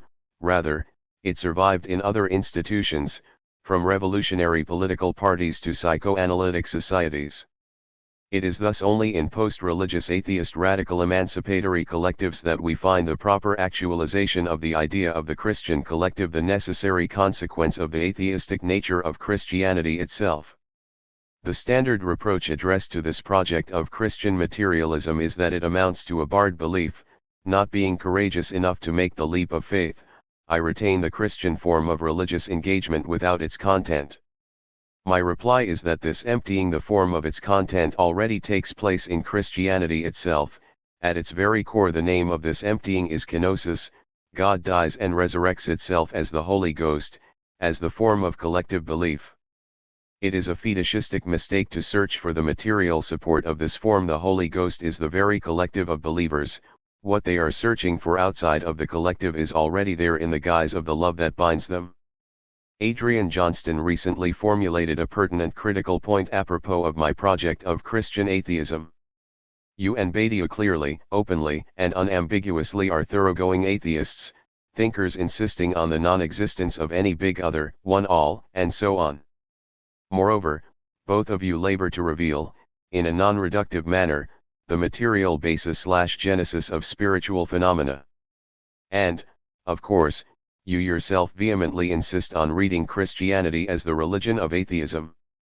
But, from others' texts I've read and conversations I've had these past few years, some people register you and Badiou as religious in the same fashion that audiences register Penn and Teller as magical. I know full well that Badiou and Žižek are atheists, but nonetheless, I know that Christianity is, as the religion of atheism, an immanent self-negation of religion, but nonetheless. I guess one of the things I'm saying is that the tactic of employing Christianity as a tempting Trojan horse carrying within it the explosive potentials of an atheistic materialist radical politics carries dangerous risks arising from this j'essaie mais quand même reaction evident in those who latch onto you and Badiou as licensing, as displaying strains of phenomenology and its offshoots, a version of post-secular continental philosophy. 49. Is it true, then, that what I offer is a form of belief deprived of its structure, which effectively amounts to a disavowed belief? My counter-argument here is double. First, I conceive my position not as being somewhere in between atheism and religious belief, but as the only true radical atheism, that is, an atheism which draws all the consequences from the inexistence of the big other. Therein resides the lesson of Christianity. As we have seen, it is not only that we do not believe in God, but that God himself does not believe in himself, so that he also cannot survive as the non-substantial symbolic order, the virtual big other who continues to believe in our stead, on our behalf. Second, only a belief which survives such a disappearance of the big other is belief at its most radical, a wager more crazy than Pascal's. Pascal's wager remains epistemological, concerning only our attitude towards God. That is, we have to assume that God exists. The wager does not concern God himself. For radical atheism, by contrast, the wager is ontological. The atheist subject engages itself in a project, believes in it, without any guarantee. My thesis is thus double. Not only is Christianity the only truly consistent atheism, it is also that atheists are the only true believers. Let us for a moment return to Pascal. The first thing of note is his rejection of all attempts to demonstrate the existence of God. Pascal concedes that we do not know if he is, and so seeks instead to provide prudential reasons for believing in him. We should wager that God exists because it is the best bet. God is, or he is not. But to which side shall we incline? Reason can decide nothing here. There is an infinite chaos which separates us. A game is being played at the extremity of this infinite distance where heads or tails will turn up. Which will you choose then? Let us see. Since you must choose, let us see which interests you least. You have two things to lose, the true and the good, and two things to stake, your reason and your will, your knowledge and your happiness, and your nature has two things to shun, error and misery. Your reason is no more shocked in choosing one rather than the other, since you must of necessity choose. But your happiness? Let us weigh the gain and the loss in wagering that God exists. 50. Pascal appears to be aware of the immediate objection to this argument, for he imagines an opponent replying, "That is very fine. Yes, I must wager, but I may perhaps wager too much." In short, when one wagers on God, one does put something at stake, which presumably one loses if God does not exist: truth, the respect for one's worldly life. A series of other objections follow. Pascal assumes that the same matrix of decision and reward applies to everybody, but what if the rewards are different for different people? Perhaps, for example, there is a predestined infinite reward for the chosen, whatever they do, and finite utility for the rest. The matrix should have more rows. Perhaps there is more than one way to wager for God, and the rewards that God bestows vary accordingly. For instance, God might not reward infinitely those who strive to believe in him only for the utilitarian pragmatic reasons that Pascal gives. One could also imagine distinguishing belief based on faith from belief based on evidential reasons, and posit different rewards in each case. Then there is the obvious many gods objection. Pascal had in mind the Catholic God, but other theistic hypotheses are also live options, i.e., the God does not exist column really subdivides into various other theistic hypotheses. The obverse of this objection is the claim that Pascal's argument proves too much. Its logical conclusion is that rationality requires believing in various incompatible theistic hypotheses. Finally, one can argue that morality requires you to wager against God. Wagering for God because of the promise of future profit violates the Kantian definition of the moral act as an act accomplished for no pathological reasons. Voltaire, arguing along these lines, suggested that Pascal's calculations, and his appeal to self-interest, were unworthy of the gravity of the subject. Underlying all this is the basic paradox of belief as a matter of decision, as if to believe something or not were a matter of decision and not of insight. So, if we read Pascal's wager together with his no less well-known topic of customs, one can argue that the core of his argument does not directly concern belief but rather acting. One cannot decide to believe, one can only decide to act as if one believes, in the hope that belief will arise by itself.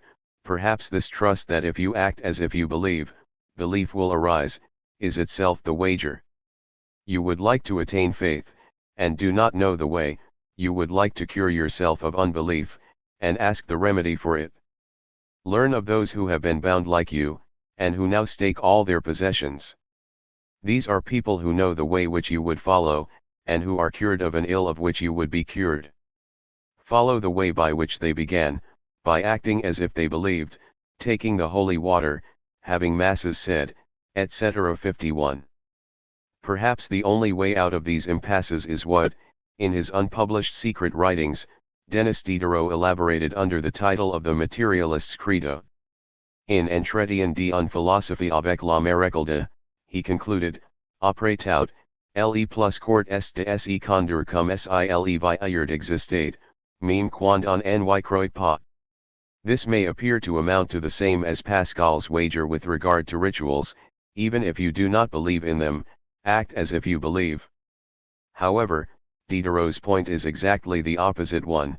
The only way to be truly moral is to act morally without regard to God's existence. In other words, Diderot directly inverts Pascal's wager, en on motk la plupart ont tout à perdre et rien à gagner en air un durée numerateur et venger. 52 In his denial of the remunerative and vengeful God, the atheist either loses everything or gains nothing. It is this attitude which expresses true confidence in one's belief and makes one do good deeds without regard to divine reward or as if the old guy exists. This old guy is, of course, God the Father, which recalls Lacan's formula le père ou père father or worse. It is at this level that one should oppose Pascal and Diderot. While Pascal bets on God the Father, Diderot enjoins us to parier sur le père, to put one's wager on the worse. In true ethics, one acts from the position of the inexistence of the big other, assuming the abyss of the act deprived of any guarantee or support. Authentic belief is to be opposed to the reliance on a subject supposed to believe. In an authentic act of belief, I myself fully assume my belief and thus have no need for any figure of the other to guarantee that belief. To paraphrase Lacan, an authentic belief nes authorize Hegel we meme. In this precise sense, authentic belief not only does not presuppose any big other, but, on the contrary, presupposes the destitution of the big other, the full acceptance of its inexistence. This is also why a true atheist is at the opposite end from those who want to save religion's spiritual truth from its external dogmatic institutional context. A profoundly religious friend once commented on the subtitle of a book of mine, The Perverse Core of Christianity. I fully agree with you there. I believe in God, but I find repulsive and deeply disturbing all the twists celebrating sacrifice and humiliation, redemption through suffering, God organizing his own son's killing by men. Can't we have Christianity without this perverse core? I could not bring myself to answer him, but that is precisely the point of my book. What I want is all those perverse twists of redemption through suffering, the death of God, etc., but without God. Thus, as we have said, God has to die twice, first as real, then as symbolic, first in Judaism, then in Christianity. In Judaism, the God of the real survives as word, as the virtual dead other whose specter is kept alive by the ritual performance of his subjects. In Christianity, this virtual other itself dies. In Judaism, the God perceived directly as real dies, in Christianity, the God who is unconscious dies. The passage from paganism to Judaism is one of sublimation. The death of Christ is not sublimation, in other words, it is not the death of the real God who is resurrected in the Holy Ghost as the symbolic other, like Julius Caesar who returns as sublimated in the symbolic title Caesar. In strict parallel with this double move from paganism to Judaism and from Judaism to Christianity is the move from traditional authoritarian power to democracy and from democracy to revolutionary power. It is only in revolutionary power that the big other really dies. In democracy, the place of power is empty, but the electoral procedure functions as a kind of ersatz providing the legitimacy for power. That is to say, democracy in the way this term is used today concerns above all formal legality. Its minimal requirement is the unconditional adherence to a certain set of formal rules which guarantee that antagonisms are fully absorbed into the agonistic game. Democracy means that, whatever electoral manipulation takes place, every political agent will unconditionally respect the results. In this sense, the U.S. presidential elections of 2000 were effectively democratic, in spite of the obvious electoral duplicity and the patent meaninglessness of the fact that a couple of hundred voters in Florida decided who would be the president. The Democratic candidate accepted defeat. In the weeks of uncertainty after the elections, Bill Clinton made an appropriately acerbic comment: "The American people have spoken, we just don't know what they said." This comment should be taken more seriously than Clinton himself intended. Even now, we do not know what they said, maybe because there was no substantial message behind the result at all. Jacques Alain Miller has elaborated on the idea that democracy implies the barred big other. 53. However, the Florida example demonstrates that there nevertheless is a big other which continues to exist in democracy, the procedural big other of electoral rules which must be obeyed whatever the result, and this big other, this unconditional reliance on rules, is what a more radical politics threatens to suspend. This Kantian limitation of democracy is strictly homologous to the limitation of Cogin Karatani's Kantian transcendental solution to the antinomy of money. When Karatani reapplies this solution to power and when he explicitly evokes the structural homology with Duchamp, does this not all exactly fit Lefferts' theorization of democracy as a political order in which the place of power is originally empty and is only temporarily occupied by the elected representatives? Along these lines, even Karatani's apparently eccentric suggestion of combining elections with selection by lot is more traditional than it may appear. Paradoxically, it fulfills the same function as does Hegel's theory of monarchy. Karatani here takes a heroic risk in proposing a crazy-sounding definition of the difference between the dictatorship of the bourgeoisie and the dictatorship of the proletariat. If universal suffrage by secret ballot, namely, parliamentary democracy, is the dictatorship of the bourgeoisie, the introduction of lottery should be deemed the dictatorship of the proletariat.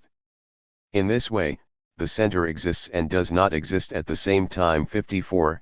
It exists as an empty place, a transcendental X, and it does not exist as a substantial positive entity.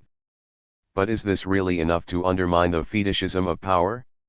When an ordinary individual is allowed temporarily to occupy the place of power, the charisma of power is bestowed on him, following the usual logic of fetishistic disavowal.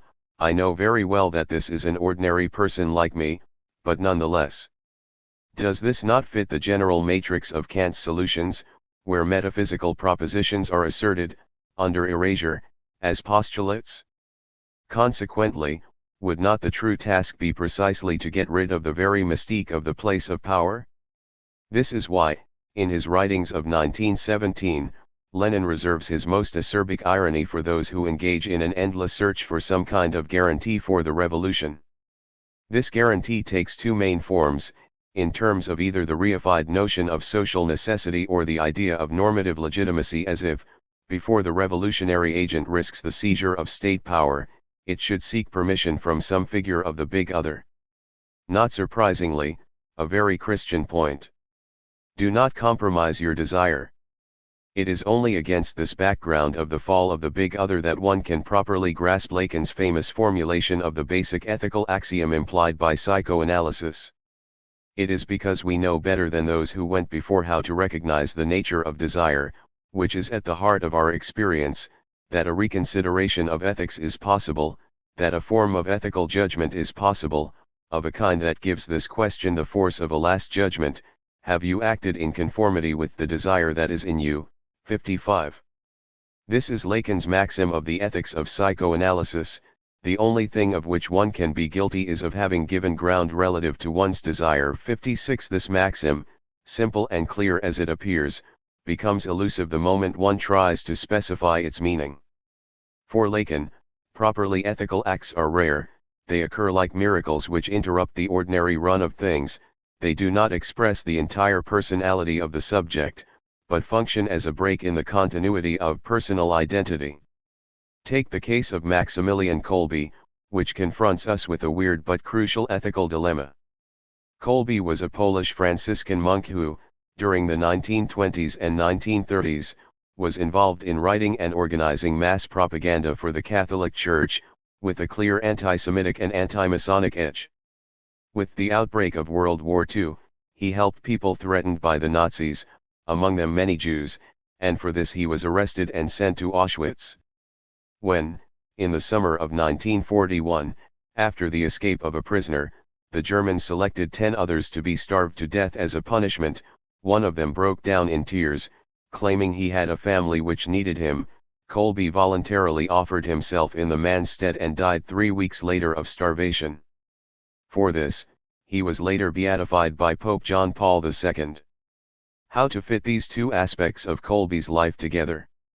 Most commentators take one of the many easy ways out. Some simply try to deny or minimize Kolbe's anti-Semitism. Some insist on the scholastic distinction between anti-Semitism proper and anti-Judaism, a mere prejudice against Jews, not a murderous hatred of them, claiming that Kolbe's error was of the second, minor sort. Others interpret his helping the Jews and final sacrifice as acts of repentance. Having witnessed the suffering of the Jews under the Nazi occupation, Kolbe changed his view and tried to assuage his guilt. Still others take the risky step of minimizing not his anti-Semitism, but his final self-sacrificial gesture, pointing out that the man he saved was not a Jew but a Catholic Pole. All these versions are desperate attempts to avoid the embarrassing fact that the two attitudes can easily coexist. A person who is anti-Semitic can also be capable of a dignified act of ethical self-sacrifice and, even more embarrassingly, the motivation for Kolbe's noble self-sacrifice may well have been the very conservative Catholic ideology which had sustained his anti-Semitism. An ethical act is one that does not comprise or express the entire person, but is a moment of grace, a miracle which can occur also in a non-virtuous individual. This is why such acts are difficult to imagine, and why, when they do occur, one often tends to invent a narrative which normalizes them. Recall the Assassins, the Ismaili sect, part of the Shia orientation of Islam, that fascinated the Western gaze from the 12th century on. According to myth, they were ruthless murderers who obeyed their master's orders unconditionally, without regard for their own lives. After they had killed their target, they did not run away, but waited to be apprehended and punished. They were able to perform these ruthless acts because they were under the influence of hashish. In the mysterious mountain fortress of Alamut in northern Iran, they were manipulated by their leader, who first drugged them and then, while they were comatose, moved them to a secluded garden decked out with all the features of the Muslim paradise, including beautiful girls ready for sex. On being returned to ordinary life, they were convinced they had experienced a heavenly episode, so when their leader told them that, if they succeeded in assassinating the designated target, they would return to paradise, they willingly complied. A closer historical study, however, quickly dispels the myth. The name hashishi is local to Syria only, where it functions as a general term of popular abuse. it was applied to assassins as an expression of contempt for the wild beliefs and extravagant behavior of the sectaries, a derisive comment on their conduct. 57. The standard explanation has thus to be inverted: it was the name that gave rise to the story, rather than the reverse. For Western observers in particular, such stories may also have served to provide a rational explanation for behavior that was otherwise totally inexplicable. 58. The story about the recreated paradise was thus a fantasy concocted to rationalize the traumatically incomprehensible fact that the Ismaili followers were ready to function as perfect killing machines, willing to sacrifice their own lives in the accomplishment of the task of fantasy, in short, that enabled Westerners to retranslate a pure ethical act into an act determined pathologically. How, then, does such an ethics stand with regard to the panoply of today's ethical options? It seems to fit three of its main versions: liberal hedonism, immoralism, and Western Buddhism. 59. Let us run through these positions one by one. The first thing to state categorically is that Lacanian ethics is not an ethics of hedonism. Whatever "do not compromise your desire" means, it does not mean the unrestrained rule of what Freud called the pleasure principle, the functioning of the psychic apparatus that aims at achieving pleasure. For Lacan, hedonism is in fact the model of postponing desire on behalf of realistic compromises. It is not only that, in order to attain the greatest amount of pleasure, I have to calculate and economize, sacrificing short-term pleasures for more intense long-term ones. What is even more important is that jouissance hurts. So, first, there is no break between the pleasure principle and its counterpart, the reality principle. The latter is an inherent prolongation of the former. Second, even Buddhism is not immune to the lures of the pleasure principle. The Dalai Lama himself wrote, "The purpose of life is to be happy." Not true for psychoanalysis. One should add 60. It was Nietzsche who observed that human beings do not desire happiness, only the Englishmen desire happiness. Today's globalized hedonism is thus merely the obverse of the fact that, in the conditions of global capitalism, we are ideologically all Englishmen. So what is wrong with the rule of the pleasure principle? In Kant's description, ethical duty functions like a foreign intruder that disturbs the subject's homeostatic balance, its unbearable pressure forcing the subject to act beyond the pleasure principle, ignoring the pursuit of pleasures. For Lacan, exactly the same description holds for desire, which is why enjoyment is not something that comes naturally to the subject, as a realization of his or her inner potential, but is the content of a traumatic superegoy injunction. If hedonism is to be rejected, is Lacanian ethics then a version of the heroic immoralist ethics, enjoining us to remain faithful to ourselves and persist on our chosen way beyond good and evil? Think of Don Giovanni in the last act of Mozart's opera, when the stone guest confronts him with a choice. He is near death, but if he repents of his sins, he can still be redeemed. If, however, he does not renounce his sinful life, he will burn in hell forever. Don Giovanni heroically refuses to repent, although well aware that he has nothing to gain, except eternal suffering, for his persistence. Why does he do it? Obviously not for any profit or promise of pleasure to come. The only explanation is his utmost fidelity to the dissolute life he has chosen. This is a clear case of immoral ethics. Don Giovanni's life was undoubtedly immoral, however, as his fidelity to himself proves. He was immoral not for pleasure or profit, but out of principle, acting the way he did in accordance with a fundamental choice. Or, to take a feminine example also from opera, George Bizet's Carmen. Carmen is, of course, immoral, but nonetheless thoroughly ethical. Along these lines, Lee Edelman has developed the notion of homosexuality as involving an ethics of now, of unconditional fidelity to jouissance, of following the death drive by totally ignoring any reference to the future or engagement with the practical complex of worldly affairs. Homosexuality thus stands for the thorough assumption of the negativity of the death drive, of withdrawing from reality into the real of the night of the world. Along these lines, Edelman opposes the radical ethics of homosexuality to the predominant obsession with posterity, Children are the pathological moment which binds us to pragmatic considerations and thus compels us to betray the radical ethics of jouissance. 61 The figure of an innocent and helpless child is the ultimate ethical trap, the emblem fetish of betraying the ethics of jouissance. Friedrich Nietzsche was the great philosopher of immoral ethics, and we should always remember that the title of Nietzsche's masterpiece is Genealogy of Morals, not of Ethics. The two are not the same. Morality is concerned with the symmetry of my relations to other humans. Its zero-level rule is do not do to me what you do not want me to do to you. 62 Ethics, in contrast, deals with my consistency in relation to myself, my fidelity to my own desire.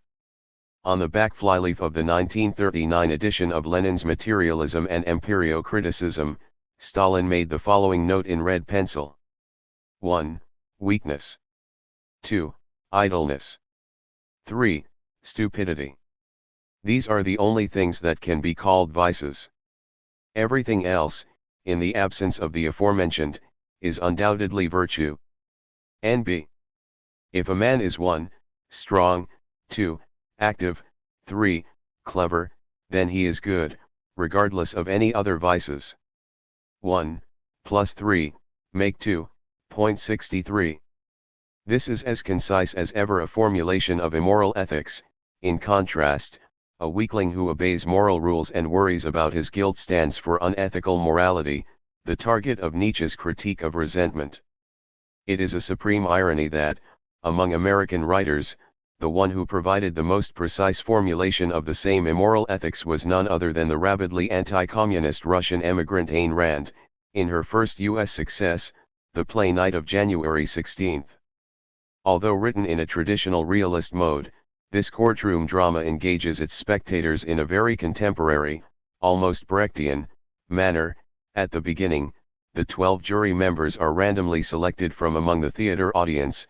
They are seated on the stage and, at the play's end, they briefly withdraw before returning to deliver the verdict of guilty or not guilty. Rand provided different final lines depending on which it was.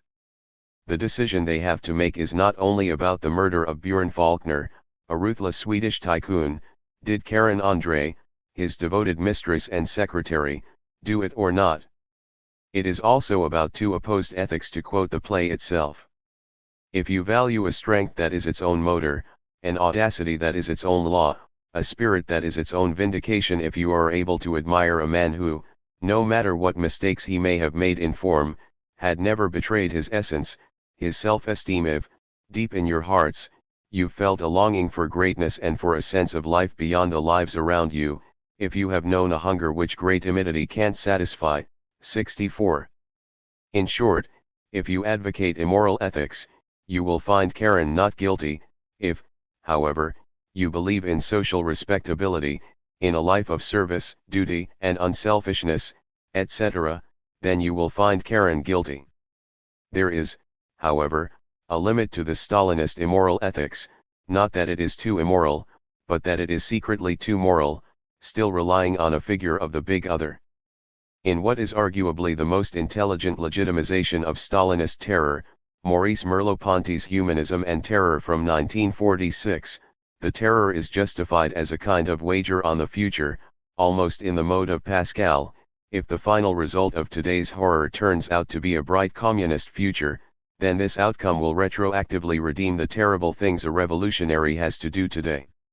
Along similar lines, even some Stalinists themselves, when forced to admit that many of the victims of the purges were innocent, that they were accused and killed because the party needed their blood to fortify its unity, imagined a future moment of final victory when all the victims would be given their due, and their innocence and sacrifice for the cause would be recognized.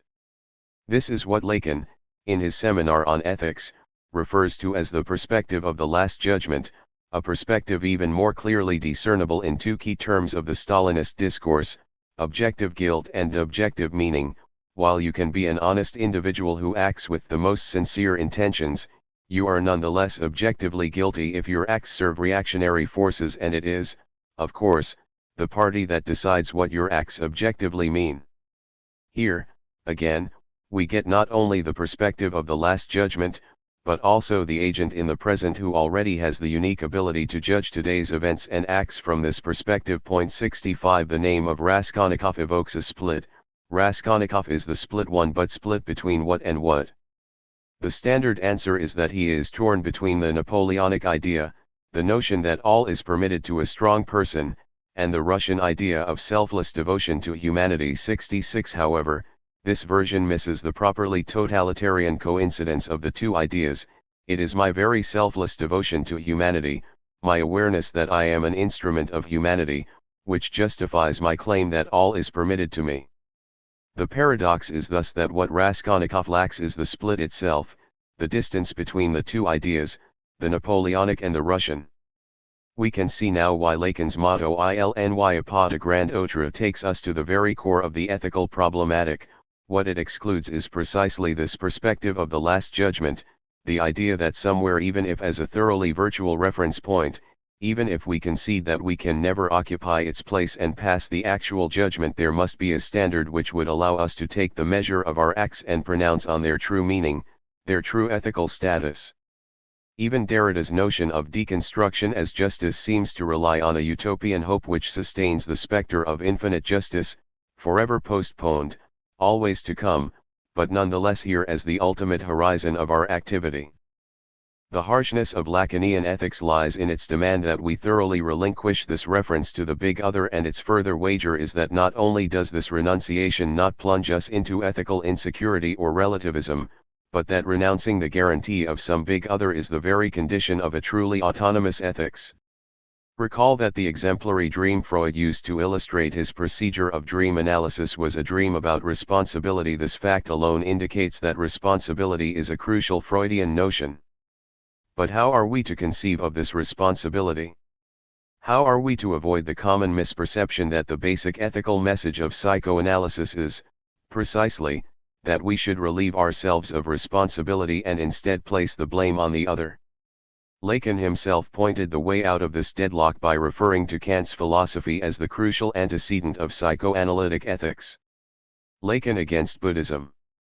According to the standard critique, the limitation of the Kantian universalistic ethic of the categorical imperative resides in its formal indeterminacy. The moral law does not tell me what my duty is, it merely tells me that I should accomplish my duty, and so leaves room for an empty voluntarism.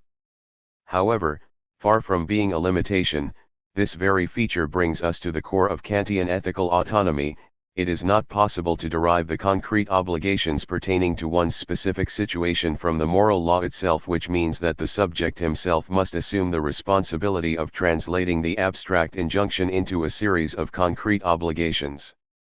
The full acceptance of this paradox compels us to reject any reference to duty as an excuse. I know this is heavy and can be painful, but what can I do? This is my duty. Kant's ethics is often taken as justifying such an attitude. No wonder Adolf Eichmann himself referred to Kant when trying to justify his role in planning and executing the Holocaust. He was just doing his duty and obeying the Führer's orders. However, the aim of Kant's emphasis on the subject's full moral autonomy and responsibility was precisely to prevent any such maneuver of putting the blame on some figure of the big other.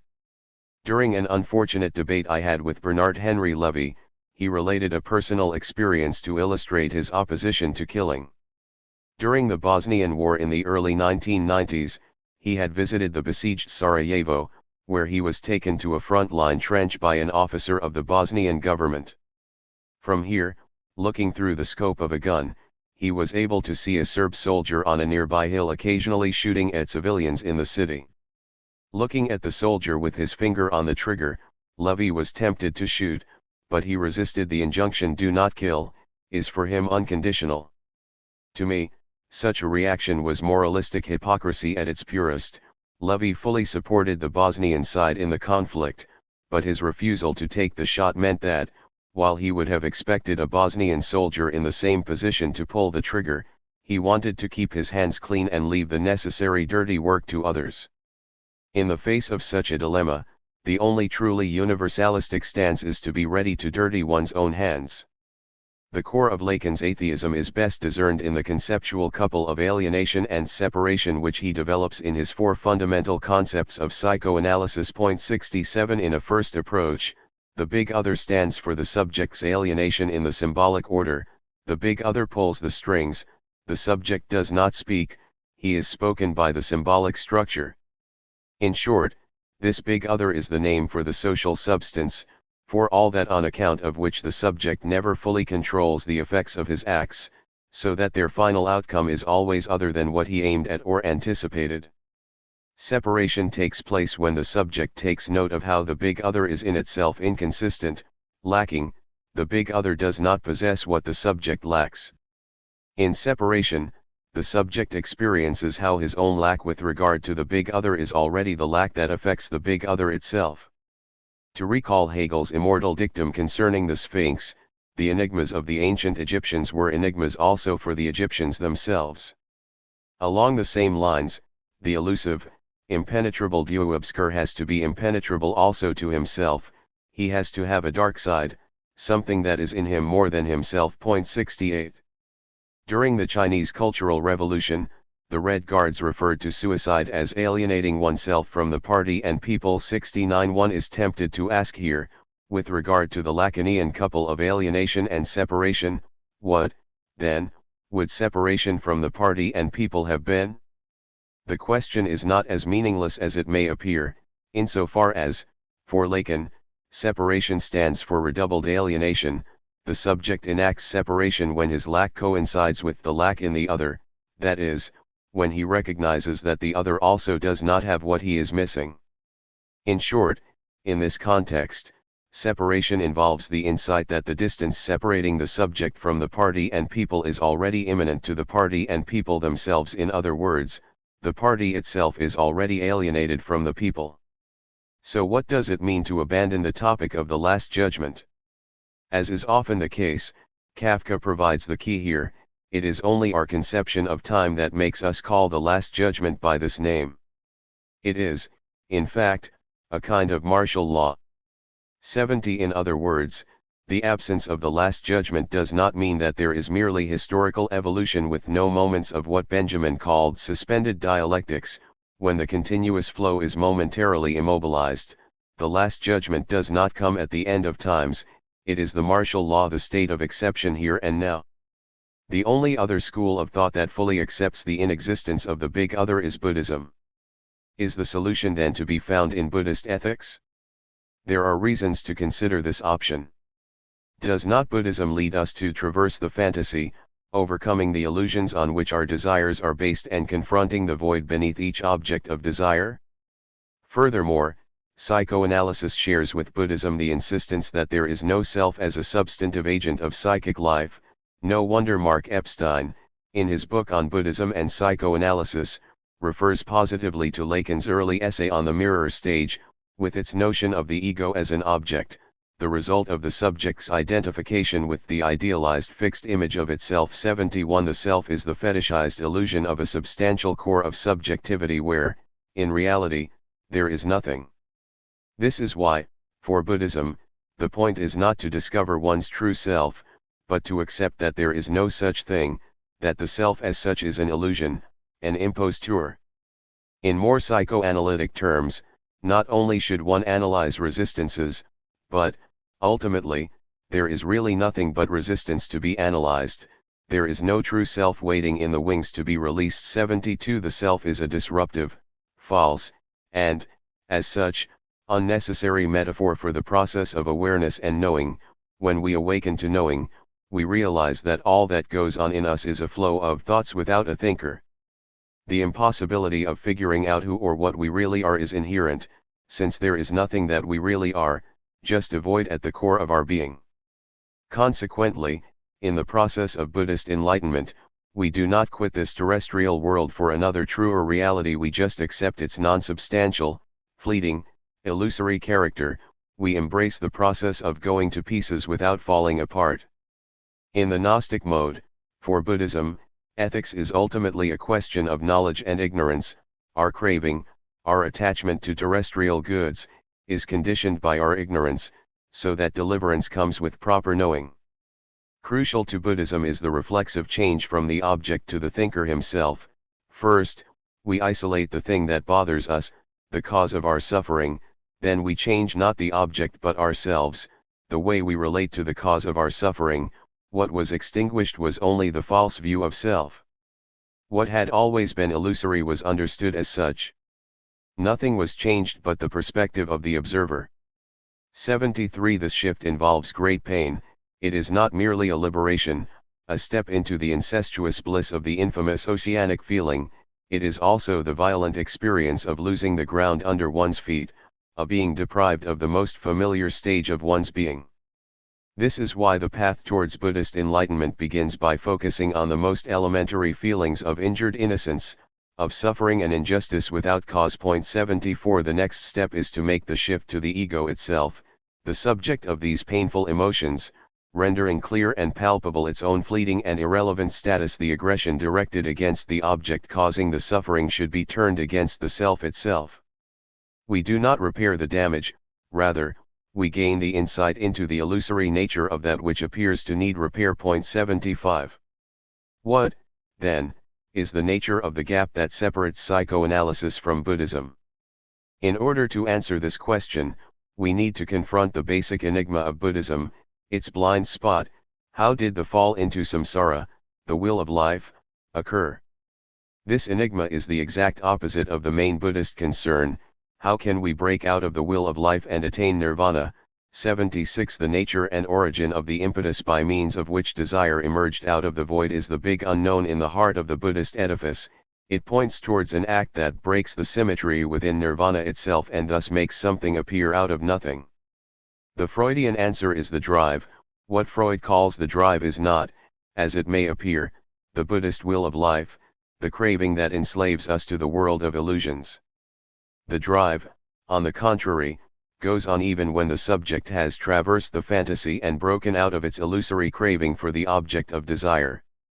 And therein lies the difference between Buddhism and psychoanalysis, reduced to its formal minimum. For Buddhism, after enlightenment, the will no longer turns, the subject disubjectivizes itself and finds peace. For psychoanalysis, on the other hand, the will continues to turn, and this continued turning of the will is the drive. What psychoanalysis adds to Buddhism is thus in fact a new version of Galileo's dialectical. Imagine a Lacanian being tortured by a New Age Western Buddhist into admitting that inner peace can be achieved. After the forced concession, as he leaves the room, he quietly mumbles, but nonetheless, it continues to move. 77. This is what Lacan is aiming at when he emphasizes the difference between the Freudian death drive and the so-called nirvana principle, according to which every life system tends towards the lowest level of tension, ultimately towards death. To put it in terms of the Higgs field in quantum physics, nothingness and the lowest level of energy paradoxically no longer coincide. At the lowest level of tension, or in the void, the dissolution of all order, it is cheaper to persist in something than to dwell in nothing. It is this distance that sustains the death drive. 78. Far from being the same as the nirvana principle, the death drive is the tension which persists and insists beyond and against the nirvana principle. In other words, far from being opposed to the pleasure principle, the nirvana principle is its highest and most radical expression. In this precise sense, the death drive stands for its exact opposite, for the dimension of the undead, of a spectral life which insists beyond death. So does the paradox of the Higgs field not also prefigure the mystery of symbolic castration in psychoanalysis? What Lacan calls symbolic castration is a deprivation, a gesture of taking away which is in itself giving, productive, generative, opening up and sustaining the space of desire and of meaning. The frustrating nature of our human existence, the very fact that our lives are forever out of joint, marked by a traumatic imbalance, is what propels us towards permanent creativity. This is why psychoanalysis is firmly entrenched in the Western Judeo-Christian tradition, not only against Oriental spirituality but also against Islam, which, like Oriental spirituality, endorses the thesis on the ultimate vanity and illusory nature of every object of desire. On the 614th night of 1001 Nights, Jadar, following the orders of a Moroccan magician, had to open 7 doors that would lead him to a treasure. When he came to the 7th door, there issued forth to him his mother, saying, I salute thee, O my son. He asked, What art thou? And she answered, O my son, I am thy mother who bare thee 9 months and suckled thee and reared thee. Quoth he, Put off thy clothes. Quoth she, Thou art my son, how wouldst thou strip me naked? But he said, Strip, or I will strike off thy head with this sword. And he stretched out his hand to the brand and drew it upon her, saying, Except thou strip, I will slay thee. Then the strife became long between them, and as often as he redoubled on her his threats, she put off somewhat of her clothes, and he said to her, Doff the rest, with many menaces, while she removed each article slowly and kept saying, O my son, thou hast disappointed my fosterage of thee, till she had nothing left but her petticoat trousers. Then said she, O my son, is thy heart stone? Wilt thou dishonor me by discovering my shame? Indeed, this is unlawful, O my son. And he answered, Thou sayest sooth, put not off thy trousers. At once, as he uttered these words, she cried out, He hath made default, beat him. Whereupon there fell upon him blows like rain drops, and the servants of the treasure flocked to him and dealt him a funding which he forgot not in all his days. 79. On 615th night, we learn that Judar was given another chance and tried again, when he came to the 7th door. The semblance of his mother appeared before him, saying, Welcome, O my son. But he said to her, How am I thy son, O accursed? Strip. And she began to wheedle him and put off garment after garment, till only her trousers remained, and he said to her, Strip, O accursed.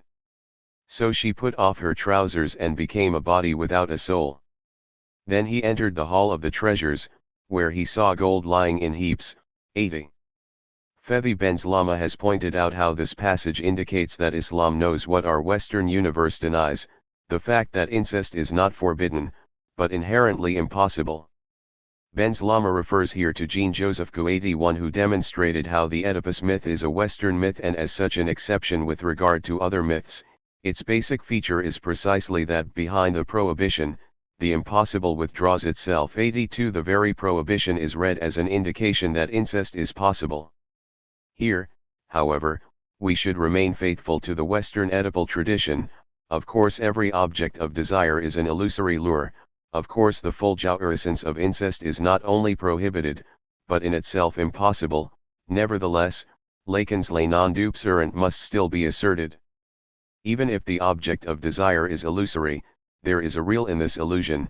The object of desire in its positive content is vain, but not the place it occupies, the place of the real, which is why there is more truth in the unconditional fidelity to one's desire than in the resigned insight into the vanity of one's striving. As we have seen, at the core of this paradox is a formal structure homologous to that of the Higgs field in quantum physics. What, in the Higgs field, is called the double vacuum 83 appears here in the guise of the irreducible gap between ethics and morality. Insofar as the authenticity of the self is taken to the extreme in Buddhist meditation, whose goal is precisely to enable the subject to overcome itself and enter the vacuum of nirvana, one should remember the Zen Buddhist claim that Zen and the sword are one and the same, a principle grounded in the opposition between the reflexive attitude of our ordinary daily lives and the enlightened stance in which the difference between life and death no longer matters, in which we regain the original selfless unity and become directly our acts. In a unique short circuit, militaristic Zen masters interpret the basic Zen message as being identical with total military fidelity, with immediately following orders and performing one's duty without concern for the self and its interests. The standard anti-militaristic cliché about soldiers being drilled into a state of mindless subordination is here asserted as being identical to Zen enlightenment. Within this attitude, the warrior no longer acts as a person, he is thoroughly desubjectivized, or, as D.T. Suzuki himself put it, it is really not he but the sword itself that does the killing. He had no desire to do harm to anybody, but the enemy appears and makes himself a victim. It is as though the sword performs automatically its function of justice, which is the function of mercy. 84. Does this description not provide the ultimate example of the phenomenological attitude which, instead of intervening into reality, just lets things appear as they are? The sword itself does the killing, the enemy just appears and makes himself a victim. The warrior is in it for nothing, reduced to being the passive observer of his own acts. No wonder that, struck by his leader's cold demeanor and his utter ruthlessness towards their enemies, one of his comrades once compared Pol Pot with a Buddhist monk who had attained the third level of consciousness. You are completely neutral. Nothing moves you. This is the highest level. 85. One should not dismiss this as an obscene false parallel. Pol Pot did indeed come from a Buddhist cultural background, and there is a long tradition of militarist discipline in Buddhism. We find the same authoritarian streak in Tibetan Buddhism, for example, in a traditional Tibetan custom which has undergone a strange transformation over the last half-century. During the Cultural Revolution, if an old landowner met emancipated serfs on the road, he would stand to the side, at a distance, putting a sleeve over his shoulder, bowing down and sticking out his tongue, a courtesy paid by those of lower status to their superiors, and would only dare to resume his journey after the former serfs had passed by. Now things have changed back. The former serfs stand at the side of the road, bow and stick out their tongues, making way for their old lords. This has been a subtle process, completely voluntary, neither imposed by anyone nor explained. 86. In short, the ex-serfs somehow detected that with Deng Xiaoping's reforms, they were once again at the bottom of the social scale. However, much more interesting than the redistribution of social hierarchies signaled by this change is the fact that the same traditional ritual survived such tremendous social transformations. In order to dispel any illusions about Tibetan society, is it not enough to note the distasteful nature of this custom? Over and above the usual stepping aside and bowing to add insult to injury, as it were, the subordinated individual had to fix his face in an expression of humiliating stupidity in order to signal with this grotesque grimace his worthless stupidity. The crucial point here is to recognize the violence of this practice, a violence that no consideration of cultural differences and no respect for otherness should wash over. The point here is not to criticize Buddhism, but merely to emphasize the irreducible gap between subjective authenticity and moral goodness. The difficult thing to accept is that one can be totally authentic in overcoming one's false self and yet still commit horrible crimes, and vice versa. Of course, one can be a caring subject, morally committed to the full, while existing in an inauthentic world of illusion with regard to oneself. This is why all the desperate attempts by Buddhists to demonstrate how respect and care for others are necessary steps towards enlightenment misfire. Suzuki himself was much more honest in this regard when he pointed out that Zen is a meditation technique which implies no particular ethico-political stance in his political life. A Zen Buddhist may be a liberal, a fascist, or a communist. Again, the two vacuums never coincide. In order to be fully engaged ethico-politically, it is necessary to exit the inner peace of one's subjective authenticity. Chapter 3. Fichte's Choice. Perhaps the most productive way to deal with an official history of philosophy is to consider how a philosopher who was overcome by his successor reacted to his successor. How would Plato react to Aristotle, or Wagner to Nietzsche, or Husserl to Heidegger, or Hegel to Marx? The most intriguing case of this rebellion of the vanquished was German idealism, wherein each of the predecessors in the official line of progress reacted to the critique or interpretation of his work by his successor. Fichte wanted merely to complete Kant's philosophy with his Wissenschaftslehre, and Kant's disparaging remarks about Fichte are well known. He rejected as meaningless and tautological the very term Wissenschaftslehre. Fichte's subjective idealism was then followed by Schelling's philosophy of identity, which supplements the transcendental subjective genesis of reality with a philosophy of nature. Fichte bitterly rejected the supplement as a misreading of his Wissenschaftslehre, as one can read in their correspondence. Hegel's overcoming of Schelling is a case in itself. Schelling's reaction to Hegel's idealist dialectic was so strong that it has increasingly come to be seen as the next step in the inner development of German idealism. Indeed, there is a book with the title The Accomplishment of German Idealism in Schelling's Late Philosophy. Schelling's first and decisive break out of the constraints of his early philosophy of identity occurs with his treatise on the essence of human freedom from 1807, to which Hegel reacted in his lectures on the history of philosophy with a brief and ridiculously inadequate dismissal which totally misses the point of Schelling's masterpiece. What is today considered a high point in the entire history of philosophy appeared to Hegel as an insignificant minor essay. No wonder, then, that the topic among contemporary Hegel scholars is what would Hegel's rejoinder have been to Schelling's critique of dialectics as a mere negative philosophy. Among others, Dieter Henrich and Friedrich Beiser have tried to reconstruct a Hegelian answer. When, in 1841, it was announced that the old Schelling would go to Berlin and start teaching there, answering the call by the Prussian king himself to fight the dragon seed of Hegelian pantheism with its facile omniscience, Karl Rosenkranz, a leading pupil of Hegel, wrote that he was delighted by this prospect. I looked forward to the fight that this occasion must cause. I rejoiced in quiet over what by all appearances would be the toughest test of the Hegelian system and its adherents. I revelled in the feeling of progress, which for philosophy must spring from this. I greeted this challenge as a phenomenon never before encountered in philosophy, where a philosopher should have the power to step beyond the circle of his creation and grasp its consequences, which in the history of philosophy until now is without precedent. Point 2. It is effectively as if, on such occasions, an impossible encounter takes place, a philosopher is somehow able to step onto his own shoulders and see himself, his thought, objectively, as part of a larger movement of ideas, interacting with what comes after. What is the philosophical status of these retroactive rejoinders?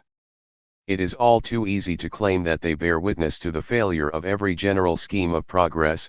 They do not so much undermine the underlying line of succession as, rather, highlight its most interesting and lively moment, the moment when, as it were, a thought rebels against its reduction to a term in the chain of development and asserts its absolute right.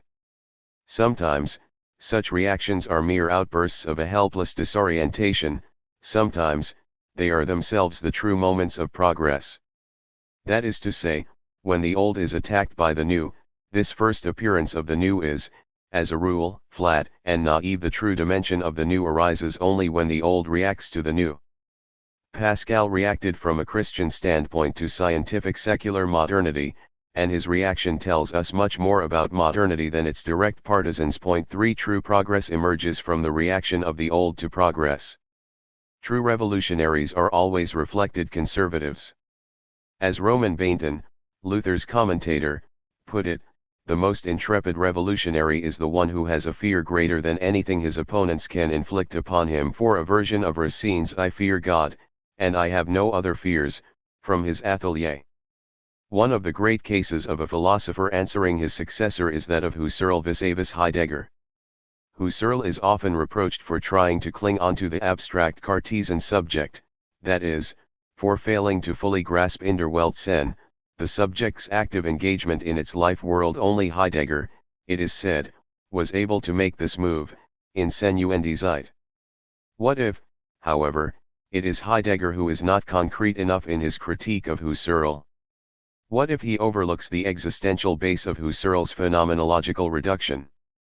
Husserl's phenomenological reduction is an exemplary case of the gap between the pure logical process of reasoning and the corresponding spiritual attitude.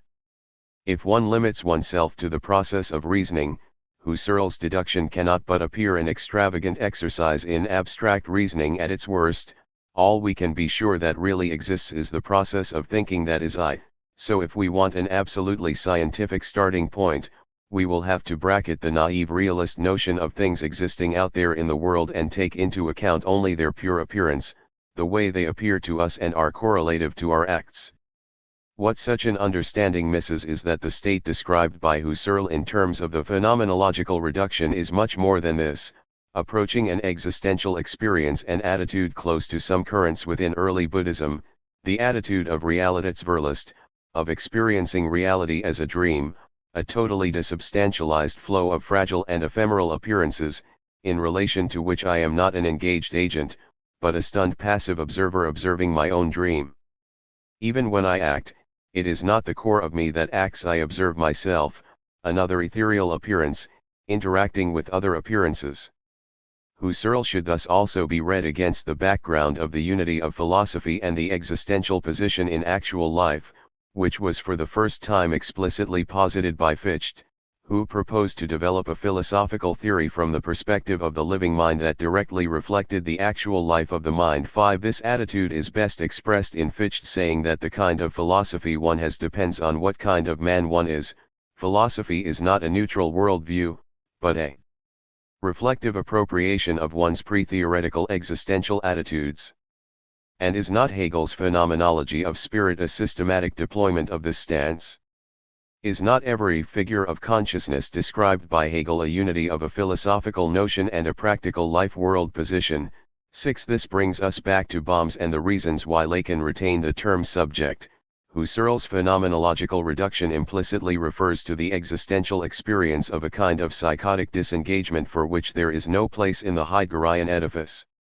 This is why Husserl's manuscripts on passive synthesis and time consciousness are so precious. Far from being mere footnotes in the history of philosophy or pathetic dead ends, these detours of the old which, instead of graciously conceding defeat and leaving the scene, persist and counterattack the new, are in fact the very catalysts of its development. To grasp a philosophy at its most radical, one should imagine, for example, how Kant would have answered Hegel, how Hegel would have answered the late Schelling or Marx, how Husserl would have answered Heidegger. From Fichte to Hegel's subject.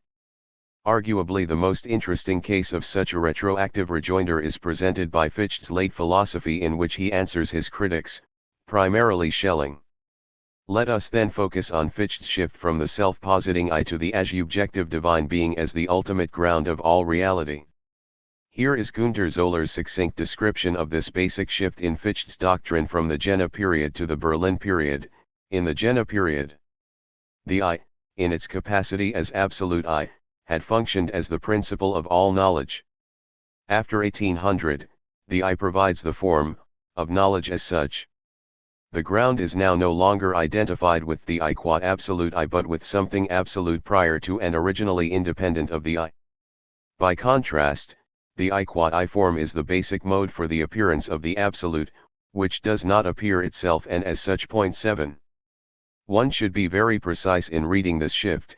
It is not simply that Fichte abandons the I as the absolute ground, reducing it to a subordinate moment of the trans-subjective absolute, to a mode or form of appearance of this absolute. If anything, it is only now that Fichte correctly grasped the basic feature of the I. The I is as such a split of the absolute, the minimal difference of its self-appearing. In other words, the notion of I as the absolute ground of all being secretly but unavoidably substantivizes the subject. Fichte is, however, unable to formulate this insight clearly. His limitation is discernible in the wrong answer he gives to the crucial question, to whom does the absolute appear in the I form? Fichte's answer is, to appearance, to the subject to whom the absolute appears. What he is not able to assert is that, in appearing to the subject, the absolute also appears to itself, i.e., that the subjective reflection of the absolute is the absolute self-reflection. The key text is here the Wissenschaftslehre from 1812, in contrast to the Jena versions of Wissenschaftslehre from 1794 to 99. In these early versions, Fichte's strategy is the standard subjective idealist one of critically denouncing the reified notion of objective reality, of things existing out there in the world of which the subject is also part. One should dispel this necessary illusion of independent objective reality by way of deploying its subjective genesis. Here, the only absolute is the spontaneous self-positing of the absolute I. The absolute I designates the coincidence of being and acting, it is what it does. Against this version of the Fichtean I, Hegel made the well-known remark that it has the same relation to things as an empty purse has to money. One should not dismiss this parallel as simply a case of mocking aggression, implying that Fichte's self-positing of the absolute I which engenders all its content out of itself has the same value as an empty purse expected to generate money out of itself, that is, in the same way that someone has to put money into the purse from outside, the content of the pure I should affect the I from outside and thus cannot be generated out of the absolute I's self-affection. On the contrary, this parallel should be given its full weight, also taking into account Kant's use of money as an example in his criticism of the ontological proof of the existence of God. You cannot deduce existence from the concept alone. It is not the same thing to have a concept of 100 thalers and to have 100 thalers in your pocket. Hegel's reply is that, precisely, God is not the same type of object as 100 thalers. At the level of the absolute, the containing form can generate its own content. In 1812, however, Fichte takes one further step backwards.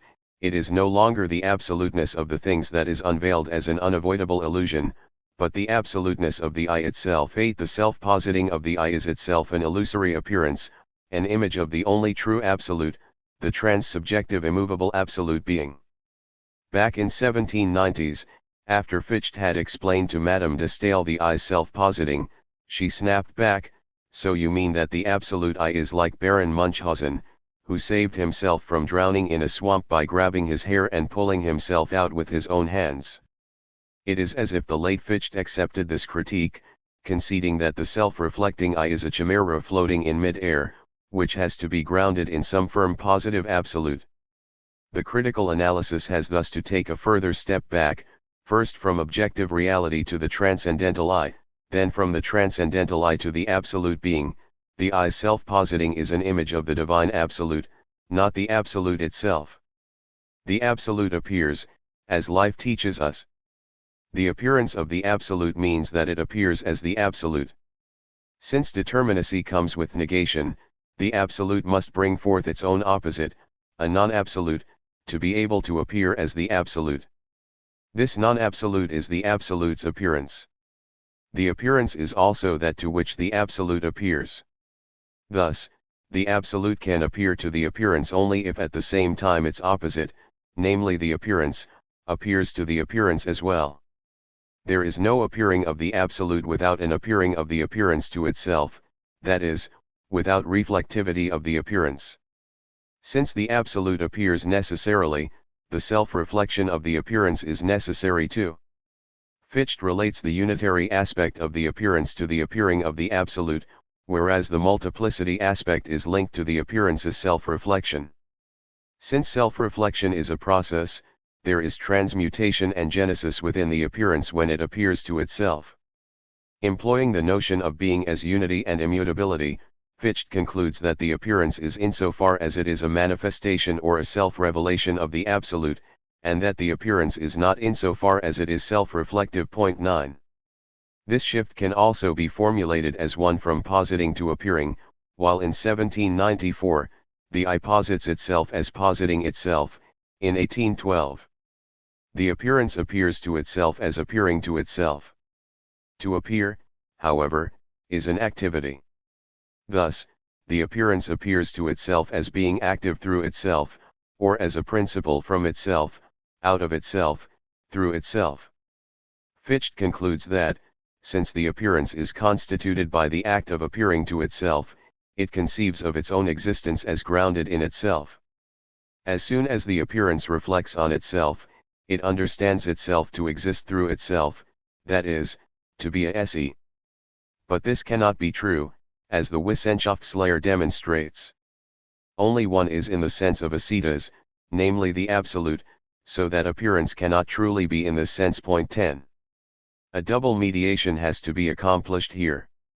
Firstly, if, in the appearing of the absolute appears as the absolute, this means that the absolute has to appear as absolute in contrast to other mere appearances, so there must be a cut in the domain of appearances, a cut between mere appearances and the appearance through which the absolute itself transpires. In other words, the gap between appearance and true being must inscribe itself into the very domain of appearing. But what this reflectivity of appearing means is that the absolute also exposes itself to the danger of merely appearing to be the absolute. The appearing of the absolute turns into the appearing to be the absolute. Is not the entire history of religion the history of such false appearances of the absolute? At this level, the absolute is its own appearing, that is, an organization of appearances which evokes the mirage that there is, hidden behind it, an absolute which appears. Here, in effect, the illusion is no longer one of mistaking appearing for being, but of mistaking being for appearing. The only being of the absolute is its appearing, and the illusion is that this appearing is a mere image behind which there is a transcendent true being. So when Fichte writes the following, he overlooks that error which is the exact opposite of mistaking images for being, namely the error of mistaking being for images. Every error without exception consists in mistaking images for being. The Wissenschaftslehre has for the first time pronounced how far this error extends through showing that being is only in God. 11. At this level, one should thus accept the Derridean theological conclusion: God is not an absolute being persisting in itself, it is the pure virtuality of a promise, the pure appearing of itself. In other words, the absolute beyond appearances coincides with an absolute appearance, an appearance beneath which there is no substantial being. Second, mediation: if the absolute is to appear, appearing itself must appear to itself as appearing, and Fichte conceives the self-appearing of appearance as subjective self-reflection. Fichte is right to endorse a two-step critical approach. What he gets wrong is the nature of the absolute that grounds subjectivity itself. The late Fichte's absolute is an immovable transcendent in itself, external to the movement of reflection. What Fichte cannot think is the life, movement, mediation, in the absolute itself. How, precisely, the absolute's appearing is not a mere appearance, but a self-actualization, a self-revelation, of the absolute. This immanent dynamics does not make the absolute itself a subject, but it inscribes subjectivization into its very core. What Fichte was furthermore unable to grasp is the speculative identity of these two extreme poles. The I's self-positing self-reflectivity is, quite literally, the image of the absolute as self-grounded being. Therein resides the objective irony of Fichte's development. Fichte, the philosopher of subjective self-positing, ends up reducing subjectivity to a mere appearance of an immovable absolute in itself. The proper Hegelian reproach to Fichte is thus not that he is too subjective, but, on the contrary, that he is unable to really think substance also as subject. The shift of his thought towards the as-objective absolute is not a reaction to his earlier excessive subjectivism, but a reaction to his inability to formulate the core of subjectivity. Hegel's true novelty can be seen with regard to the topic of absolute idealism, in terms of the standard history of post-Kantian thought formed by the triad of Fichte's subjective idealism, Schelling's objective idealism, and Hegel's absolute idealism. The designation of Schelling's Identitätsphilosophy as objective idealism is, however, deceiving. The whole point of his Identitätsphilosophy is that subjective idealism and objective idealism are two approaches to the third, the absolute beyond or beneath the duality of spirit and nature, subject and object, underlying and manifesting itself in both. In this sense, it is meaningless to call Hegel's philosophy absolute idealism. His point is precisely that there is no need for a third element, the medium or ground beyond subject and object substance. We start with objectivity, and the subject is nothing but the self-mediation of objectivity. When, in Hegel's dialectics, we have a couple of opposites, their unity is not a third, an underlying medium, but one of the two. A genus is its own species, or, a genus ultimately has only one species, which is why specific difference coincides with the difference between genus and species. We can thus identify three positions: metaphysical, transcendental, and speculative. In the first, reality is simply perceived as existing out there, and the task of philosophy is to analyze its basic structure. In the second, the philosopher investigates the subjective conditions of the possibility of objective reality, its transcendental genesis. In the third, subjectivity is reinscribed into reality, but not simply reduced to a part of objective reality. While the subjective constitution of reality, the split that separates the subject from the in itself, is fully admitted, this very split is transposed back into reality as its kenotic self-emptying. Appearance is not reduced to reality, rather the very process of appearance is conceived from the standpoint of reality, so that the question is not how, if at all, can we pass from appearance to reality, but how can something like appearance arise in the midst of reality? What are the conditions for reality appearing to itself?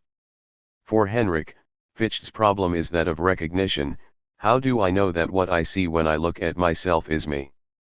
Lacan's solution is, I do not know. Recognition is misrecognition. In other words, I is originally a void, a failure to locate myself in the order of being. There is a constitutive gap between the I and the substance of I, or what I am as object. This impossibility is missed by Fichte and Henrik. One of the standard gags in American TV comedy is the late recognition scene. A man sees a car being towed away, laughs cruelly at the owner's misfortune, before recoiling in surprise a couple of seconds later, but, wait, that's my car. The most elementary form of this gag is, of course, that of delayed self-recognition. I pass a glass door and think I see behind it an ugly, disfigured guy. I laugh, and then, all of a sudden, realize that the glass was a mirror, and that the figure I saw was myself. The Lacanian thesis is that this delay is structural. There is no direct self-acquaintance, the self is empty. The Fichtean wager. What are the philosophical roots of Fichte's error regarding the status of appearing? Let us return to the early Fichte, who is usually perceived as a radical subjective idealist. On this reading, there are two possible descriptions of our reality, dogmatic and idealist. Reasoning alone cannot decide between the two. The decision is a practical one, or, to quote again Fichte's famous dictum, what philosophy one chooses depends on what kind of man one is, and, in this choice, Fichte passionately opts for idealism. However, a closer look quickly makes clear that this is not Fichte's position. Idealism is for Fichte not a new positive teaching which should replace materialism, but, to quote Peter Pruse's perspicuous formulation, merely an intellectual exercise open to anyone who accepts the autonomy of theoretical reason. Its function is to destroy the current deterministic dogma.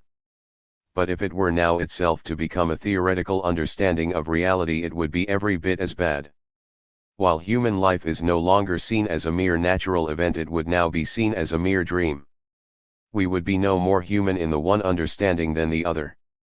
In the one understanding, I am the material to which life happens as an event. In the other, I am the uninvolved spectator of the dream which is my life. Fichte finds each of these to be equal cause for lament. No, the task is not to replace one theoretical philosophy with another one, but to get out of philosophy altogether. Philosophical reason is not autonomous, but has its foundation in practical reason, i.e., the will. Fichte is widely misunderstood as opting for idealism over realism. Neither realism nor idealism yields knowledge, theoretical understanding of reality. Both yield unacceptable nonsense if taken to their final conclusions. And precisely this yields the valuable conclusion that the intellect is not autonomous. The intellect, to function properly as part of a whole human being, must relate to the activity of that being. Human beings do contemplate and try to understand reality, but not from a standpoint outside the world. Human beings are in the world, and it is as agents in the world that we require an understanding of the world. The intellect is not autonomous but has its foundation in our agency, in practical reason or the will. Point 12. How does the will provide this foundation? In an act of faith, it transforms the apparent picture show of experience into an objective world of things and of other people. Faith indicates a free act of mind by which the conditions within which we can act and use our intellects come to be for us. Point 13. Fichte's position is thus not that a passive observer of reality chooses determinism, while an engaged agent chooses idealism. Taken as an explanatory theory, idealism does not lead to practical engagement, but to the passive position of being the observer of one's own dream. Both materialism and idealism lead to consequences which make practical activity meaningless or impossible. In order for me to be practically active, engaged in the world, I have to accept myself as a being in the world, caught in a situation, interacting with real objects which resist me and which I try to transform. Furthermore, in order to act as a free moral subject, I have to accept the independent existence of other subjects like me, as well as the existence of a higher spiritual order in which I participate and which is independent of natural determinism. To accept all this is not a matter of knowledge, it can only be a matter of faith. Fichte's point is thus that the existence of external reality is not a matter of theoretical proofs, but a practical necessity, a necessary presupposition of myself as an agent intervening in reality, interacting with it. The irony is that Fichte here comes uncannily close to Nikolai Bukharin, a die-hard dialectical materialist who, in his philosophical arabesques, tries to bring together for the last time his entire life experience into a consistent philosophical edifice. The first and crucial choice he confronts is that between the materialist assertion of the reality of the external world and what he calls the intrigues of solipsism. Once this key battle is won, once the life-asserting reliance on the real world liberates us from the damp prison house of our fantasies, we can breathe freely, simply going on to draw all the consequences from this first key result. The mysterious feature of the book's first chapter, in which Bukharin confronts this dilemma, is its tension between form and content, although, at the level of content, Bukharin adamantly denies that his book is dealing with a choice between two beliefs or primordial existential decisions. The whole chapter is structured like a dialogue between a healthy but naive materialist and Mephistopheles, standing for the devil of solipsism, a cunning spirit which drapes itself in an enchantingly patterned cloak of iron logic, and laughs, poking out its tongue. 14. Curling his lips ironically, Mephistopheles tempts the materialist with the idea that, since all we have direct access to are our subjective sensations, the only way we can pass from them to the belief in some external reality independent of them is by a leap of faith, a salto vital. 15. In short, Mephistopheles' devil of logic tries to seduce us into accepting that the belief in independent external reality is a matter of faith. That the existence of holy matter is the fundamental dogma of the theology of dialectical materialism. After a series of arguments, Bukharin concludes the chapter with the ironic call, "Hold your tongue, Mephistopheles. Hold your dissolute tongue." 16. But in spite of this exorcism, the devil continues to reappear throughout the book. See the first sentence of chapter 12, after a long interval, the demon of irony again makes his appearance. 17. As in Fichte, external reality is a matter of faith, of breaking the deadlock of theoretical sophistry with a practical salto vital. Where Fichte is more consistent than Bukharin is in his awareness that there is an element of credo qua absurdum in this leap. The discord between our knowledge and our ethico-practical engagement is irreducible, one cannot bring them together in a complete worldview. Fichte here radicalizes Kant, who had already conjectured that the transcendental I, in its spontaneity, occupies a third space between phenomena and noumena. The subject's freedom/spontaneity is not the property of a phenomenal entity, hence it cannot be dismissed as a false appearance concealing the noumenal fact that we are totally caught in an inaccessible necessity. However, it is also not simply noumenal. In a mysterious subchapter of his critique of practical reason entitled Of the Wise Adaptation of Man's Cognitive Faculties to His Practical Vocation, Kant endeavors to answer the question of what would happen to us if we were to gain access to the noumenal domain, to the Ding and Sich. Instead of the conflict which now the moral disposition has to wage with inclinations and in which, after some defeats, moral strength of mind may be gradually won, God and eternity in their awful majesty would stand unceasingly before our eyes.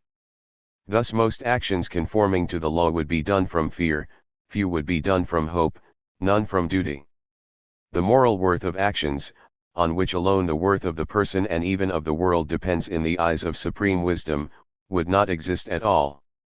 The conduct of man, so long as his nature remained as it is now, would be changed into mere mechanism, where, as in a puppet show, everything would gesticulate well but no life would be found in the figures. 18.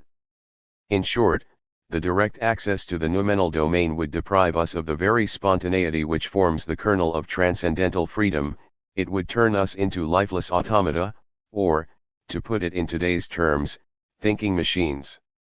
The implication of this passage is much more radical and paradoxical than it may appear. If we ignore its inconsistency, the conclusion it imposes is that, at the level of phenomena as well as at the noumenal level, humans are a mere mechanism with no autonomy and freedom. As phenomena, we are not free, we are a part of nature, a mere mechanism, totally subjugated by causal links, a part of the nexus of causes and effects, and as noumena, we are again not free, but reduced to a mere mechanism. 19 Our freedom persists only in a space between the phenomenal and the noumenal. It is therefore not that Kant simply limited causality to the phenomenal domain in order to be able to assert that, at the noumenal level, we are free autonomous agents. We are only free insofar as our horizon is that of the phenomenal, insofar as the noumenal domain remains inaccessible to us. 20 Kant formulated this impasse in his famous statement that he had to limit knowledge in order to create space for faith. Along the same lines, Fichte's philosophy ends in total cognitive skepticism, i.e., in the abandonment of philosophy proper, and looks instead to a kind of quasi-religious faith for wisdom. But he thinks that this is not a problem, since all that matters is practical, to produce a world fit for human beings, and to produce myself as the person I would be for all eternity. 21.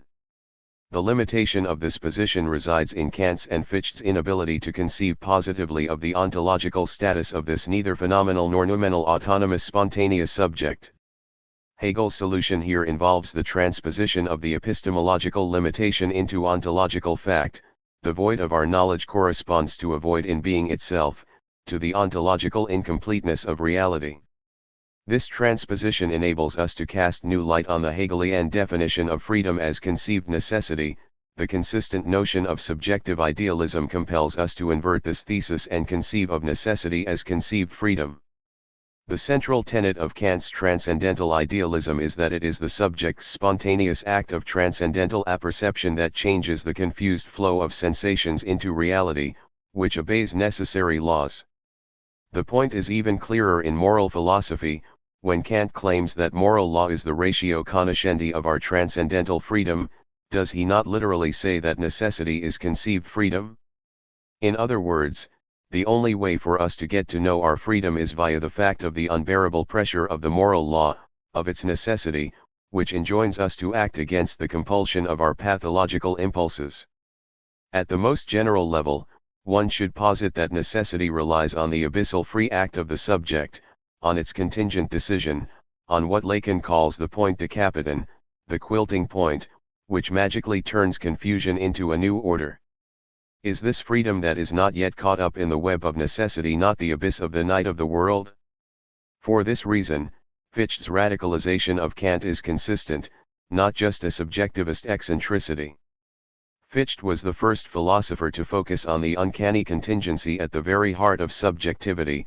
The Fichtean subject is not the overblown ego equals ego as the absolute origin of all reality, but a finite subject thrown into, caught up in, a contingent social situation forever eluding mastery. 22 The Anstoß, the primordial impulse that sets in motion the gradual self-limitation and self-determination of the initially void subject, is not merely a mechanical external impulse, it also points towards another subject who, in the abyss of its freedom, functions as the challenge compelling me to limit/specify my freedom, that is, to accomplish the passage from the abstract egotistic freedom to concrete freedom within the rational ethical universe. Perhaps this intersubjective Aufforderung is not merely the secondary specification of the Anstoß, but its exemplary original case. It is important to bear in mind the two primary meanings of Anstoß in German: Czech, obstacle, hindrance, something that resists the boundless expansion of our striving, and an impetus or stimulus, something that incites our activity. Anstoß is not simply the obstacle the absolute I posits for itself in order to stimulate its activity, so that by overcoming the obstacle it can assert its creative power. If the Kantian Ding and Sich corresponds to the Freudian Lacanian thing, Anstoß is closer to the objet petit, to the primordial foreign body that sticks in the throat of the subject, to the object cause of desire that splits it up. Fichte himself defines Anstoß as the non-assimilable foreign body that causes the subject's division into the empty absolute subject and the finite determinate subject, limited by the non-I. Anstoß thus designates the moment of the run-in, the hazardous knock, the encounter with the real in the midst of the ideality of the absolute I. There is no subject without Anstoß. Without the collision with an element of irreducible facticity and contingency, the I is supposed to encounter within itself something foreign. The point is thus to acknowledge the presence, within the I itself, of a realm of irreducible otherness, of absolute contingency and incomprehensibility. Ultimately, not just Angelus Silesius's rose, but every Anschtos whatsoever ist ohne Warum. 23. In clear contrast to the Kantian noumenal Ding that affects our senses, Anschtos does not come from outside, it is stricto sensu extimit, a non-assimilable foreign body in the very core of the subject. As Fichte himself emphasizes, the paradox of Anschtos resides in the fact that it is simultaneously purely subjective and not produced by the activity of the I. If Anschtos were not purely subjective, if it were already the non-I, part of objectivity, we would fall back into dogmaticism, that is, Anschtos would effectively amount to no more than a shadowy remainder of the Kantian Ding and Sich and would thus only confirm Fichte's inconsequentiality. If Anschtos were simply subjective, it would be a case of the subject's vacuous playing with itself, and we would never reach the level of objective reality, that is, Fichte would effectively be a solipsist. The crucial point is that Anschtos sets in motion the constitution of reality. At the beginning is the pure I with the non-assimilable foreign body at its heart. The subject constitutes reality by way of assuming a distance towards the real of the formless Anschtos and conferring on it the structure of objectivity. What imposes itself here is the parallel between the Fichtean Anschtos and the Freudian Lacanian scheme of the relationship between the primordial Ich and the object, the foreign body in its midst, which disturbs its narcissistic balance, setting in motion the long process of the gradual expulsion and structuration of this inner snag, through which external, objective reality is constituted. If Kant's Ding and Sich is not Fichte's Anschtos, what is the difference? Or, to put it in another way, where do we find in Kant something prefiguring Fichte's Anschtos? One should not confuse Kant's Ding and Sich with the transcendental object, which is not noumenal but the nothingness, the void on the horizon of objectivity, of that which stands against the subject, the minimal form of resistance that is not yet any positive determinate object that the subject encounters in the world. Kant uses the German expression da wieder, what is out there opposing itself to us, standing against us. This da wieder is not the abyss of the thing, it does not point to the dimension of the unimaginable, but is, on the contrary, the very horizon of openness towards objectivity within which particular objects appear to a finite subject. Anschtos and Tathandlung. To recapitulate, Anschtos is formally homologous to the Lacanian objet, like a magnetic field, it is the focus of the I's positing activity, the point around which this activity circulates, yet it is in itself entirely insubstantial, since it is created posited, generated, by the very process which reacts to it and deals with it. It is like in the old joke about the conscript who pleaded insanity in order to avoid military service. His symptom was to compulsively examine every paper within reach and exclaim, "That's not it." When examined by the military psychiatrists, he does the same, so the psychiatrists finally gave him a paper confirming his release from military service. The conscript reaches for it, examines it, and exclaims, "That's it." Here, also, the search itself generates its object.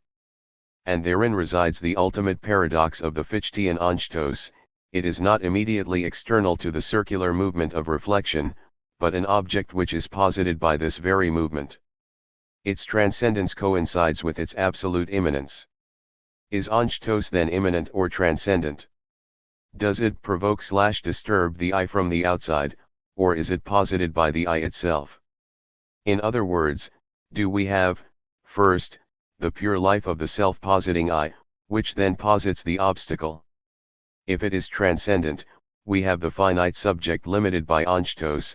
If it is immanent, we get the boring, perverse logic of the I which posits an obstacle in order to overcome it.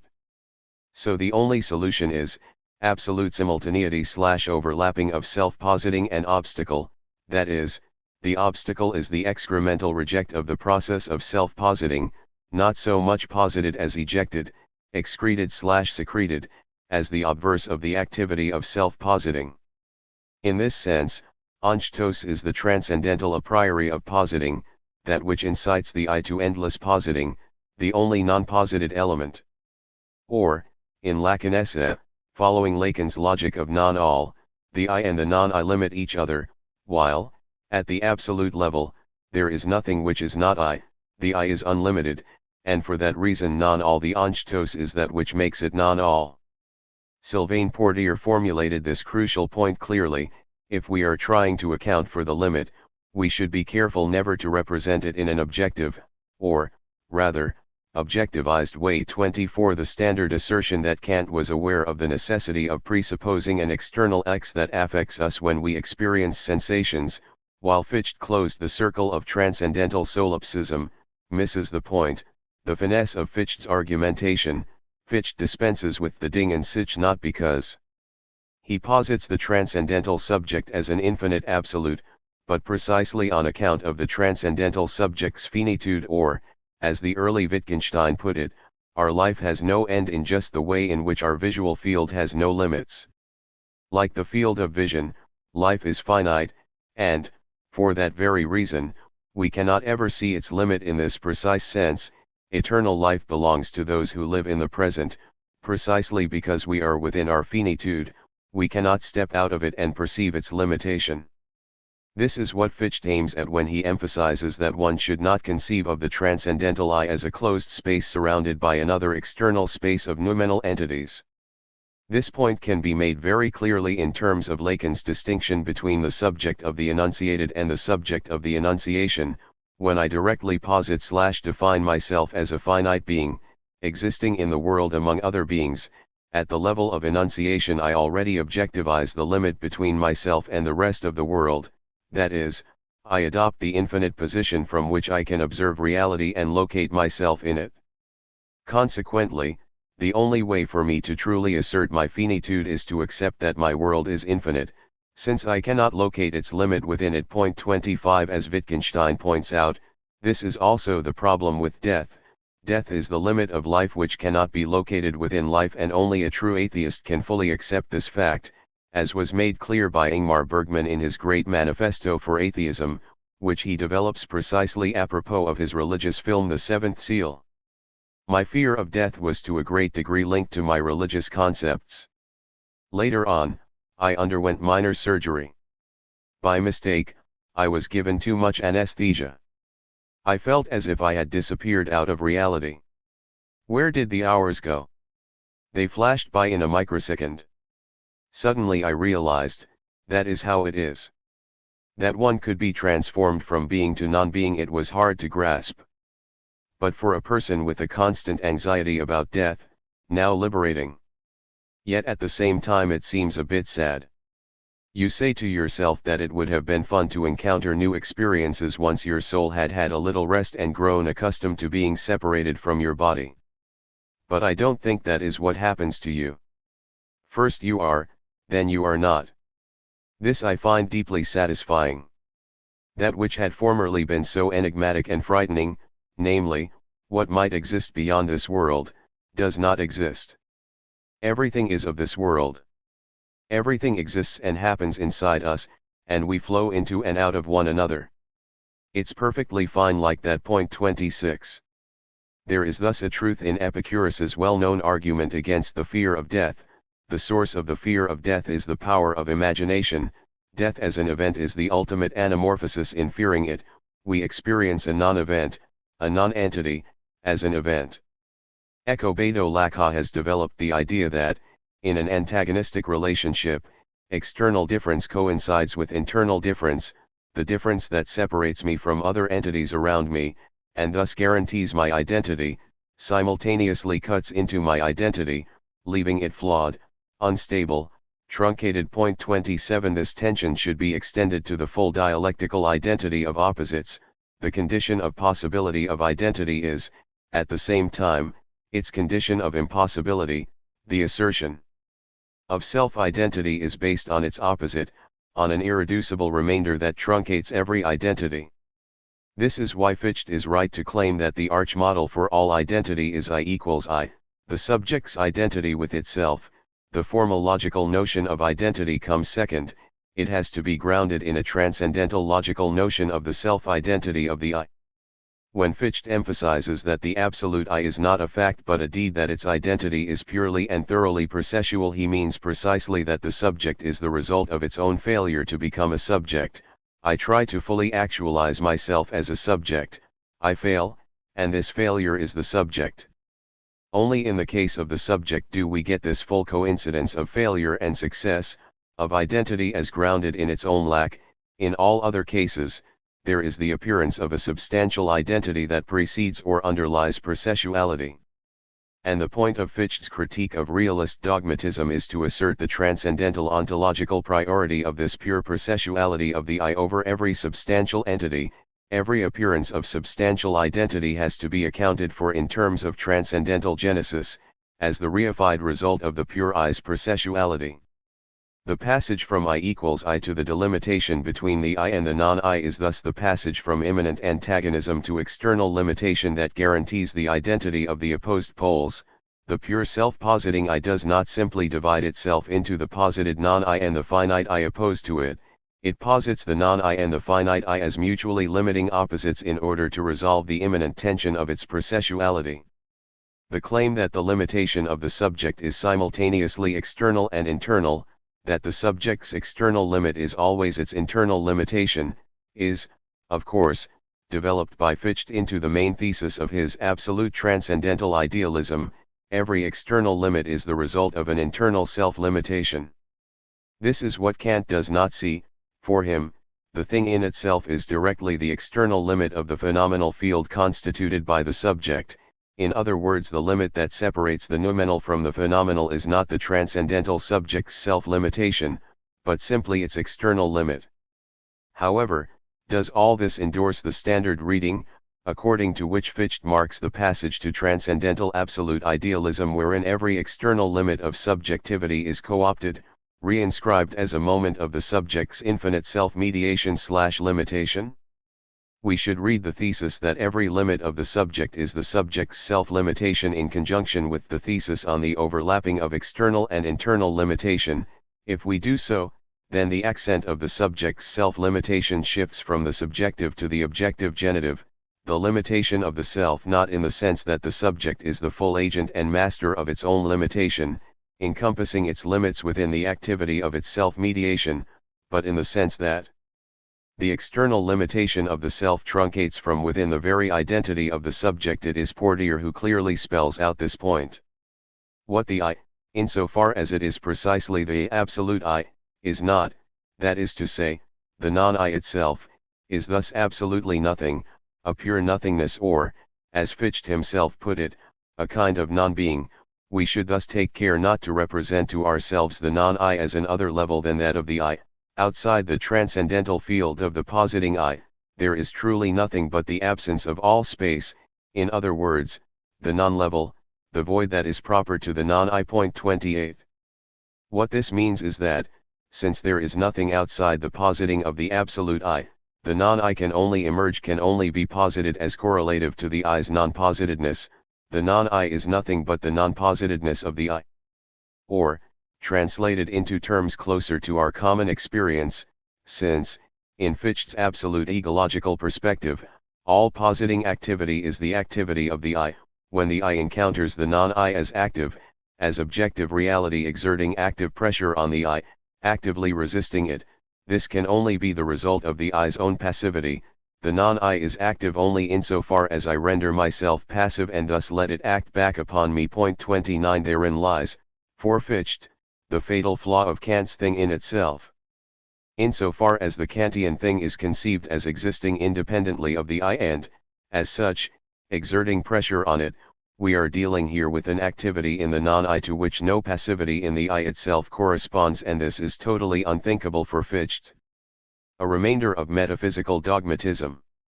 This brings us to the topic of the subject's finitude. In Fichte, the a priori synthesis of the finite and the infinite is the finitude of the positing I. The I, that is to say, the act of reflection into itself, always has to posit something absolute outside itself, all the while recognizing that this entity can only exist for it, that is to say, relatively to the finitude and the precise mode of intuition of the I. 30. Fichte thus resumes the basic insight of the philosophy of reflection, which is usually formulated in a critical mode. The moment the subject experiences itself as redoubled in reflection, caught in oppositions, and so on, it has to relate the split/mediated condition of its own to some presupposed absolute inaccessible to it, set up as the standard which the subject tries to rejoin. The same insight can also be made in more common-sense terms. When we humans are caught in a turmoil of activity, it is our propensity to imagine an external absolute point of reference that would provide an orientation for, and bring some stability to, that activity. What Fichte does here, in the best tradition of transcendental phenomenology, is to read this constellation in a purely immanent way. We should never forget that this absolute, precisely insofar as it is experienced by the subject as the presupposition of its activity, is actually posited by it, that is, can only exist for it. Two crucial consequences follow from such an immanent reading. First, the infinite absolute is the presupposition of a finite subject. Its spectre can only arise within the horizon of a finite subject experiencing its finitude as such. Second, this experience of the gap that separates the subject from the infinite absolute is inherently practical, compelling the subject to incessant activity.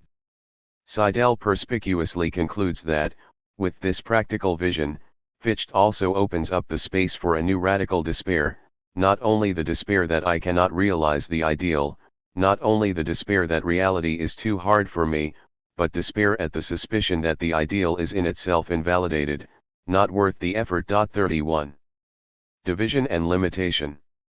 One can see now the absolutely central role of the notion of limitation in Fichte's entire theoretical edifice, in contrast to dogmatic realism which posits the substantial non-I as the only true and independent agency, and in contrast to idealist realism a la Descartes or Leibniz for which the only true reality is that of monadic spiritual substance, and all activity of the non-I is a mere illusion. For Fichte, the relationship of the I and the non-I is one of mutual limitation.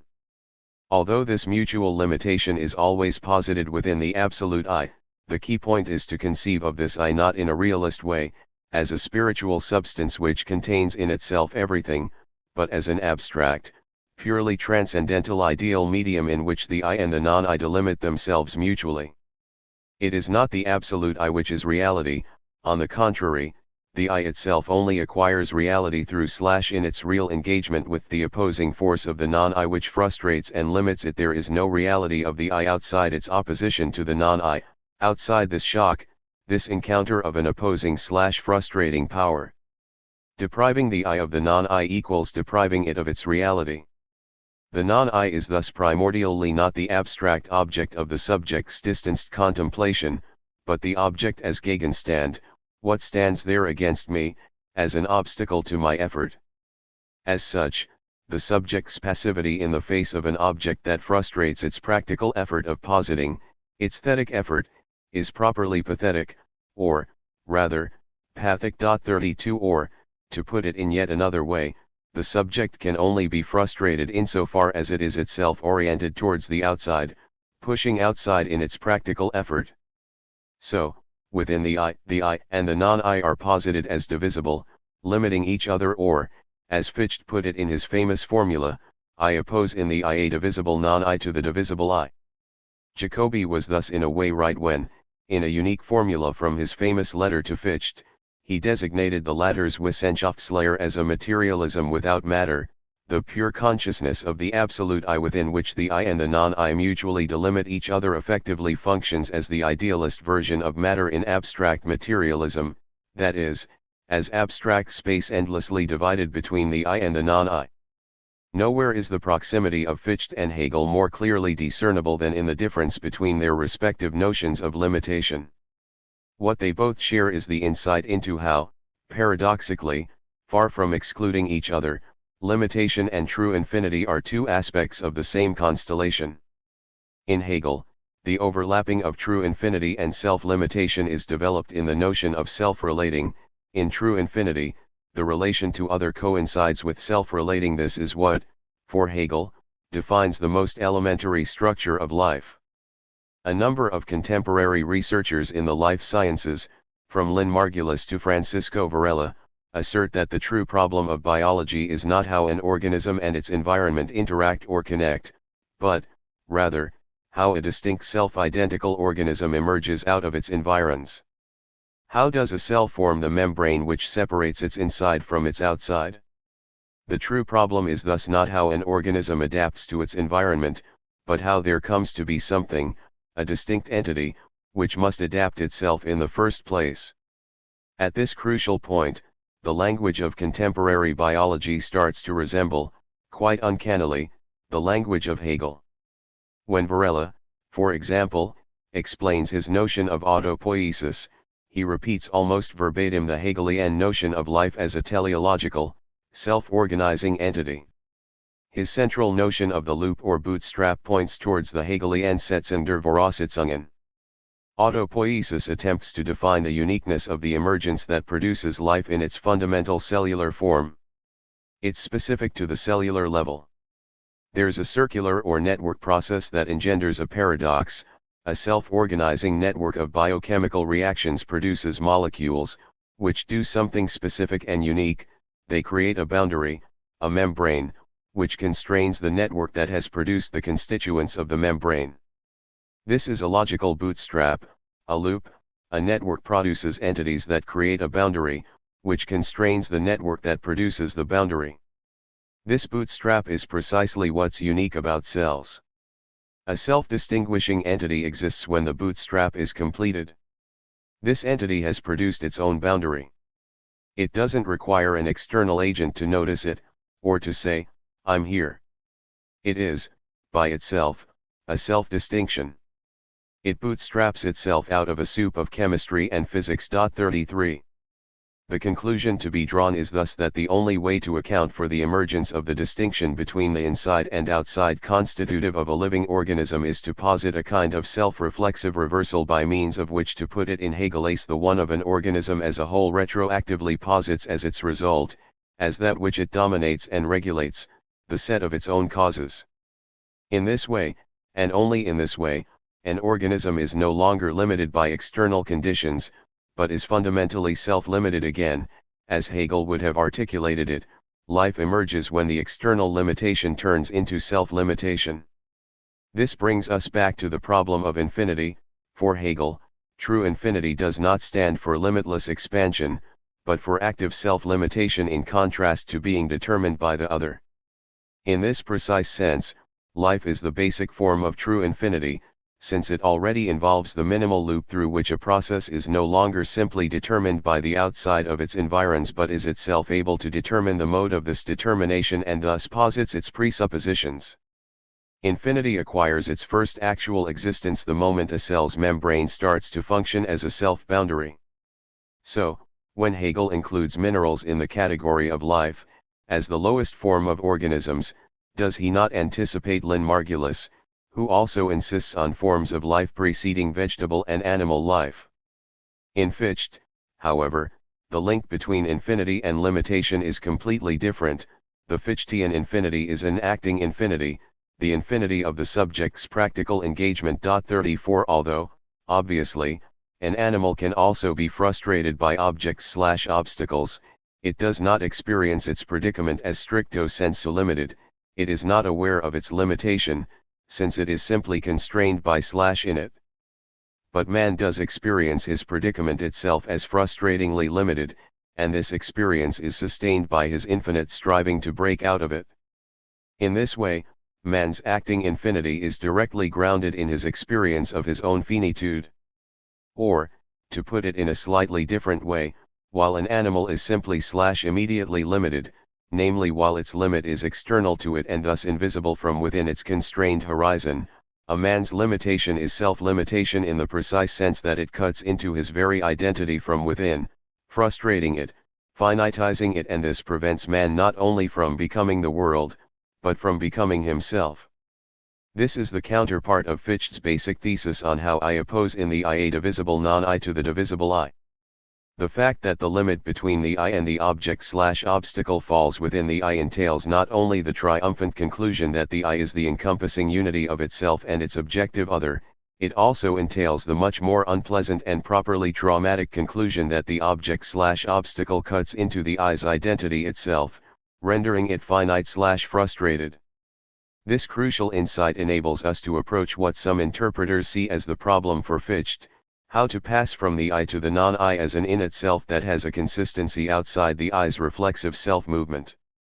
Does the I's circular self-positing hang in mid-air, unable ever to really ground itself? Pierre Livet proposed an ingenious solution 35. Since there must be a kind of external point of reference for the I, and since this point nonetheless cannot be directly external to the I, there is only one consistent way out of this deadlock: to ground the circular movement of reflexivity in itself, not by way of the impossible Munchausen trick in which the founded X retroactively provides its own foundation, but by way of referring to another I. In this way, we get a point of reference which is external to a singular I, and which the latter experiences as an opaque impenetrable kernel, yet which is nonetheless not foreign to the reflexive movement of positing, since it is merely another circle of such positing. One can only admire the elegant simplicity of this solution, which calls to mind the Lacanian Freudian notion of the neighbor as the impenetrable traumatic thing. However, ingenious as the solution is, it nonetheless fails, in neglecting the fact that the I's relating to the object, in the strict formal sense of transcendental genesis, precedes the I's relating to another I. The primordial other, the neighbor qua thing, is not another subject. The onchtos which awakens the subject out of its presubjective status is an other, but not the other of intersubjectivity. The finite absolute. We can see now the fatal flaw in dismissing Fichte's thought as the extreme point of German idealism, as representing idealism at its worst. According to this commonplace, Hegel represents the moment of madness, the dream of a system of absolute knowledge, but, as this view goes, his work nonetheless contains a lot of useful historical material as well as many valuable insights on history, politics, culture, and aesthetics. Fichte, on the contrary, as an earlier, crazier version of Hegel, represents nothing more than madness. Even Lacan refers in passing to the radical position of solipsism as a form of madness advocated by no wise man. Even those who praise Fichte see in his thought an extreme formulation of modern subjectivity. And, upon skimming Fichte's work, it cannot but appear to be so. We start with ich equals ich, the I self-positing, then we pass to not I, then. In other words, pure abstract ratiocinations, supported by ridiculous arguments and references to mathematics, oscillating between weird jumps and poor common sense. However, the paradox is that, as in Kant, Schelling, and all of German idealism, what appears as abstract speculation becomes a source of substantial insight the moment we relate it to our most concrete experience. For example, when Fichte claims that it is because the absolute/ideal self is posited by the finite self that the oppositing of the non-self occurs, this makes sense as a speculative description of the finite subject's concrete practical engagement. When I posit an ideal/unattainable practical goal, the finite reality outside me appears as not self, as an obstacle to my goal to be overcome, transformed. This is Fichte's version of the primacy of practical reason. The way I perceive reality depends on my practical projects. An obstacle is not an obstacle to me as an entity, but to me as engaged in realizing a project. If my ideal as a health professional is to save lives, then I will begin to see in my patients the things I need to be concerned about. I will begin to see things such as high blood pressure, high cholesterol levels, etc. 36. Or, an even more perspicuous example, if I am a rich capitalist being driven through a slum district in my air-conditioned limousine, I do not see the poverty and misery of the local inhabitants. What I see is people on welfare who are too lazy to work, etc. 37. Sartre was thus really in a Fichtean mood when, in a famous passage from Being and Nothingness, he claimed that whatever may be the situation in which he finds himself, the for itself must wholly assume this situation with its peculiar coefficient of adversity, even though it be insupportable. Is it not I who decides the coefficient of adversity in things and even their unpredictability by deciding myself? 38. The weird-sounding symptom coefficient of adversity belongs to Gaston Bachelard, who subjected to critique Husserl's notion of noematic objectivity as constituted by the transcendental subject's noetic activity, arguing that this notion ignores the object's coefficient of adversity, the inertia of objects resisting subjective appropriation. While conceding the point about the inertia of the in itself, the idiocy of the real, Sartre points out, in a Fichtean manner, that one experiences this inertia of the real as adversity, as an obstacle, only with regard to one's determinate projects. My freedom to choose my goals or projects entails that I have also chosen the obstacles I encounter along the way. It is by deciding to climb this mountain that I have turned the weakness of my body and the steepness of the cliffs into obstacles, which they were not so long as I was content simply to gaze at the mountain from the comfort of my chair. 39. It is only this primacy of the practical which provides the key to the proper understanding of how Fichte reduces the perceived thing to the activity of its perceiving, that is, how he endeavors to generate the thing out of its perception. From this phenomenological standpoint, the in itself of the object is the result of the long arduous work through which the subject learns to distinguish, within the field of its representations, between mere illusory appearance and the way the appearing thing is itself. The in itself is thus also a category of appearing. It does not designate the immediacy of the thing independent of its appearing to us, but the most mediated mode of appearing. But how? The I transfers a certain quantum of reality outside of itself, it externalizes part of its activity in a non-I which is thereby posited as non-posited, that is, appears as independent of the I. Fichte's paradox here is that it is the I's finitude, and not its reflexivity proper, which renders necessary the different modalities of the objectivization of the non-I to which this I relates itself. 40. To put it in somewhat simplified terms, the I is caught in its self-enclosed circle of objectivizations not because it is the infinite ground of all being, but precisely because it is finite. The key point here is the paradoxical link between infinity and finitude. Every limitation has to be self-limitation not because the I is an infinite divine ground of all being, but precisely because of its radical finitude. As such, as finite, it cannot climb upon its own shoulders and perceive its own external limitation. Portier is fully justified in speaking of the circle of the finite absolute knowing. Finitude and infinity are here no longer opposed, it is our very encounter with the obstacle that, simultaneously, makes us aware of the infinity in ourselves, of the infinite duty that haunts us in the very core of our being. 41. The standard interpretation claiming that Fichte cannot deduce the necessity of the shock, of the encounter with the obstacle which triggers the subject's activity, thus simply misses his point. This shock has to arise out of nowhere because of the subject's radical finitude. It stands for the intervention of the radical outside which by definition cannot be deduced. Fichte's stroke of genius resides undoubtedly in the fact that he makes out of the inevitable lack that pertains to his categorical deduction, not the weakness, but the supreme force of his system. The fact that necessity can only be deduced from the practical point of view is itself necessary. 42. It is here, in this coincidence of contingency and necessity, of freedom and limitation, that we effectively encounter the acme of Fichte's edifice. 43. In this shock, in the impact of the non-I on the I described by Fichte as simultaneously impossible and necessary, finitude and freedom are no longer opposed, since it is only through the shocking encounter with the obstacle that I become free.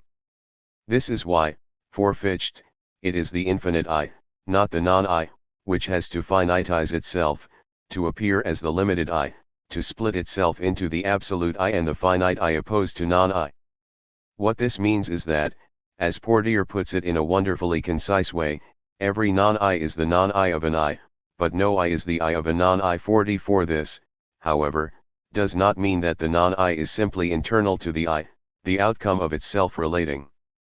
One should be very precise here, over and above the standard dogmatic temptation to conceive of the I as part of the non-I, as part of objective reality. There is the much more tricky and no less dogmatic temptation of transcendental realism itself, of hypostasizing the absolute I into a kind of noumenal metasubject/substance which engenders the finite subject as its phenomenal/empirical appearance. In this case, there would be no truly real objects, the objects would be ultimately mere phantom objects, specters engendered by the absolute I in its circular play with itself. This point is absolutely crucial if we are to avoid the notion of Fichte as the ridiculous figure of the absolute idealist. The absolute I is not merely playing with itself, positing obstacles and then overcoming them, all the while secretly aware that it is the only player/agent in the house. The absolute I is not the absolute real/ideal ground of everything, its status is radically ideal, it is the ideal presupposition of the practically engaged finite I as the only reality. This is why Fichte is a moralist idealist, an idealist of infinite duty. Freedom is not something that substantially coexists with the I, but something that has to be acquired through arduous struggle, through the effort of culture and self-education. The infinite I is nothing but the process of its own infinite becoming. This brings us to Fichte's solution of the problem of solipsism. Although at the level of theoretical observation we are passive receivers and at the level of practice we are active, we cannot overcome solipsism from a theoretical standpoint, but only from a practical one. No effort, no object. 45 As a theoretical I can easily imagine myself as a solitary monad caught in an ethereal, non-substantial web of my own phantasmagorias, but the moment I engage in practice, I have to struggle with the object's resistance, or, as Fichte himself put it, the coercion on account of which belief in reality imposes itself is a moral coercion, the only one possible for a free being. 46 Or, as Lacan put it much later, ethics is the dimension of the real, the dimension in which imaginary and symbolic balances are disturbed. This is why Fichte can and has to reject the Kantian solution of the dynamic antinomies. If we resolve them in the Kantian way, by simply assigning each of the two opposed theses to a different level, we obfuscate the fact that the world into which we intervene with our free acts is the very world of phenomenal reality in which we struggle for our freedom. This is also why Fichte can avoid the above-mentioned impasse reached by Kant in his critique of practical reason, where he endeavors to answer the question of what would happen to us were we to gain access to the noumenal domain, to the Ding and Sich. Fichte allows us to clarify this confusion which arises when we insist on the opposition between the noumenal and the phenomenal. The I is not a noumenal substance, but the pure spontaneity of self-positing. This is why its self-limitation does not need a transcendent God who manipulates our terrestrial situation in order to foster our moral growth. One can deduce the subject's limitation in a totally immanent way. Interpreters like to emphasize the radical break or paradigm shift that takes place between Kant and Fichte. However, Fichte's focus on the subject's finitude compels us to acknowledge a no less radical break between Fichte and Schelling. Schelling's idea is that Fichte's one-sided subjective idealism should be supplemented by objective idealism, since only such a two-sided approach can give us a complete image of the absolute subject-object. What gets lost in this shift from Fichte to Schelling is the unique standpoint of the subject's finitude. In Fichte, the synthesis of the finite and the infinite is given in the infinite effort of the finite subject, and the absolute I itself is a hypothesis of the thetic practical finite subject, whereas, in Schelling, the original datum is the absolute qua indifference of the subject-object, and the subject as opposed to the object emerges as the abfall, a falling off, from the absolute, which is why rejoining the absolute is for Schelling no longer a matter of the I's practical effort, but of an aesthetic submergence into the absolute's indifference, which amounts to the subject's self-overcoming. In other words, from Fichte's standpoint, Schelling regresses to a pre-Kantian idealist realism. His absolute is again the noumenal absolute entity, and all finite/delimited entities are its results/fall-offs. For Fichte, on the contrary, the status of the absolute remains thoroughly transcendental ideal. It is the transcendental condition of the finite I's practical engagement, its hypothesis, never a positively given ens realissimus.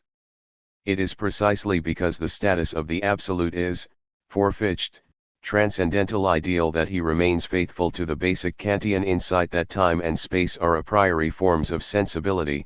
This prohibits any naive Platonic notion of finite/material/sensuous reality as the secondary confused version of the true intelligible/noumenal universe.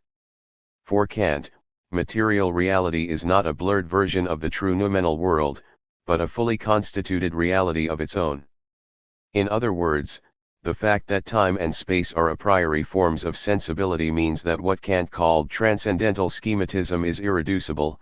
The orders/levels of sensibility and intelligibility are irreducibly heterogeneous, and one cannot deduce anything about material reality from the categories of pure reason themselves. Fichte's position with regard to the status of nature nonetheless remains the radicalized Kantian one. If reality is primordially experienced as the obstacle to the eye's practical activity, this means that nature exists only as the stuff of our moral activity, that its justification can only be practical teleological, not speculative. This is why Fichte rejected all attempts at a speculative philosophy of nature, and why Schelling, the great practitioner of the philosophy of nature, ridiculed Fichte. If nature can only be justified teleologically, this means that air and light exist only so that moral individuals can see each other and thus interact. Well aware of the difficulties such a view poses to our sense of what is credible, Fichte replied with sarcastic laughter. They answer me, air and light a priori, just think of it. Ha ha ha. Ha ha ha. Ha ha ha. Come on, laugh along with us. Ha ha ha. Ha ha ha. Ha ha ha. Air and light a priori, tart à la crème, ha ha ha. Air and light a priori. Tart à la crème, ha ha ha. Air and light a priori. Tart à la crème, ha ha ha, etc. ad infinitum. 47. The weird nature of this outburst in part resides in its contrast to the more typical common-sense laughter at the philosopher's strange speculations, the kind of laughter whose exemplary case is the joke told in poor taste about the philosopher solipsist. Let him hit his head against a wall and he will soon discover if he is alone in the world, ha ha ha. Here, the philosopher Fichte laughs at the common-sense argument that air and light are obviously not here just to enable our moral activity, but just are out there, whether we act or not. Fichte's laughter is all the more strange for resembling the traditional realist philosopher's direct appeal to the obviousness of reality as the best argument against abstract speculations. When Zeno the Cynic was confronted with Eleatic proofs of the non-existence of movement, he simply raised and moved his middle finger, or so the story goes. However, according to Hegel, when one of the students present applauded the master for this proof that movement exists, Zeno beat him up. Appeals to immediate reality do not count in philosophy, only conceptual thinking can do the job of demonstration. What, then, could Fichte's laughter mean, since he laughs not from the standpoint of common-sense realism, but at this standpoint? The key to the answer is squeezed between parentheses. Here is Fichte's decisive explanation of the non-I. 48. The logic of this argumentation may appear surprising to anyone not well versed in German idealism.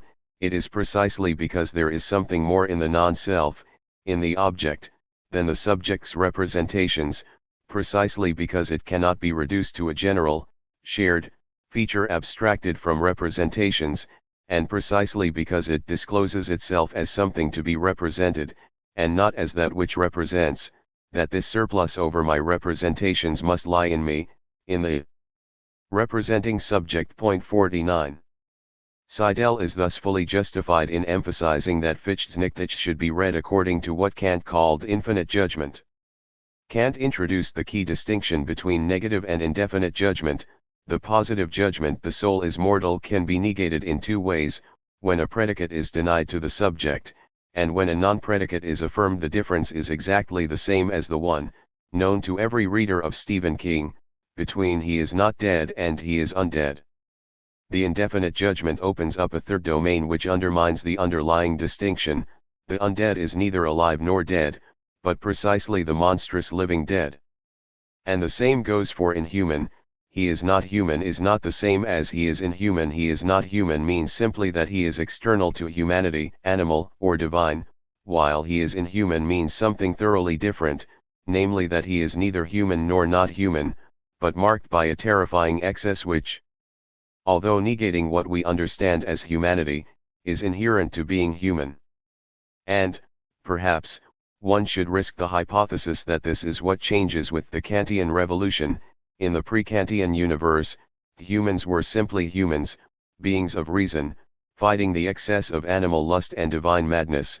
Only with Kant and German idealism does the excess to be fought become absolutely immanent, located at the very core of subjectivity itself.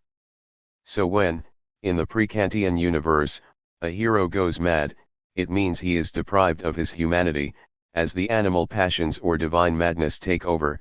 With Kant, by contrast, madness signals an explosion of the very core of a human being.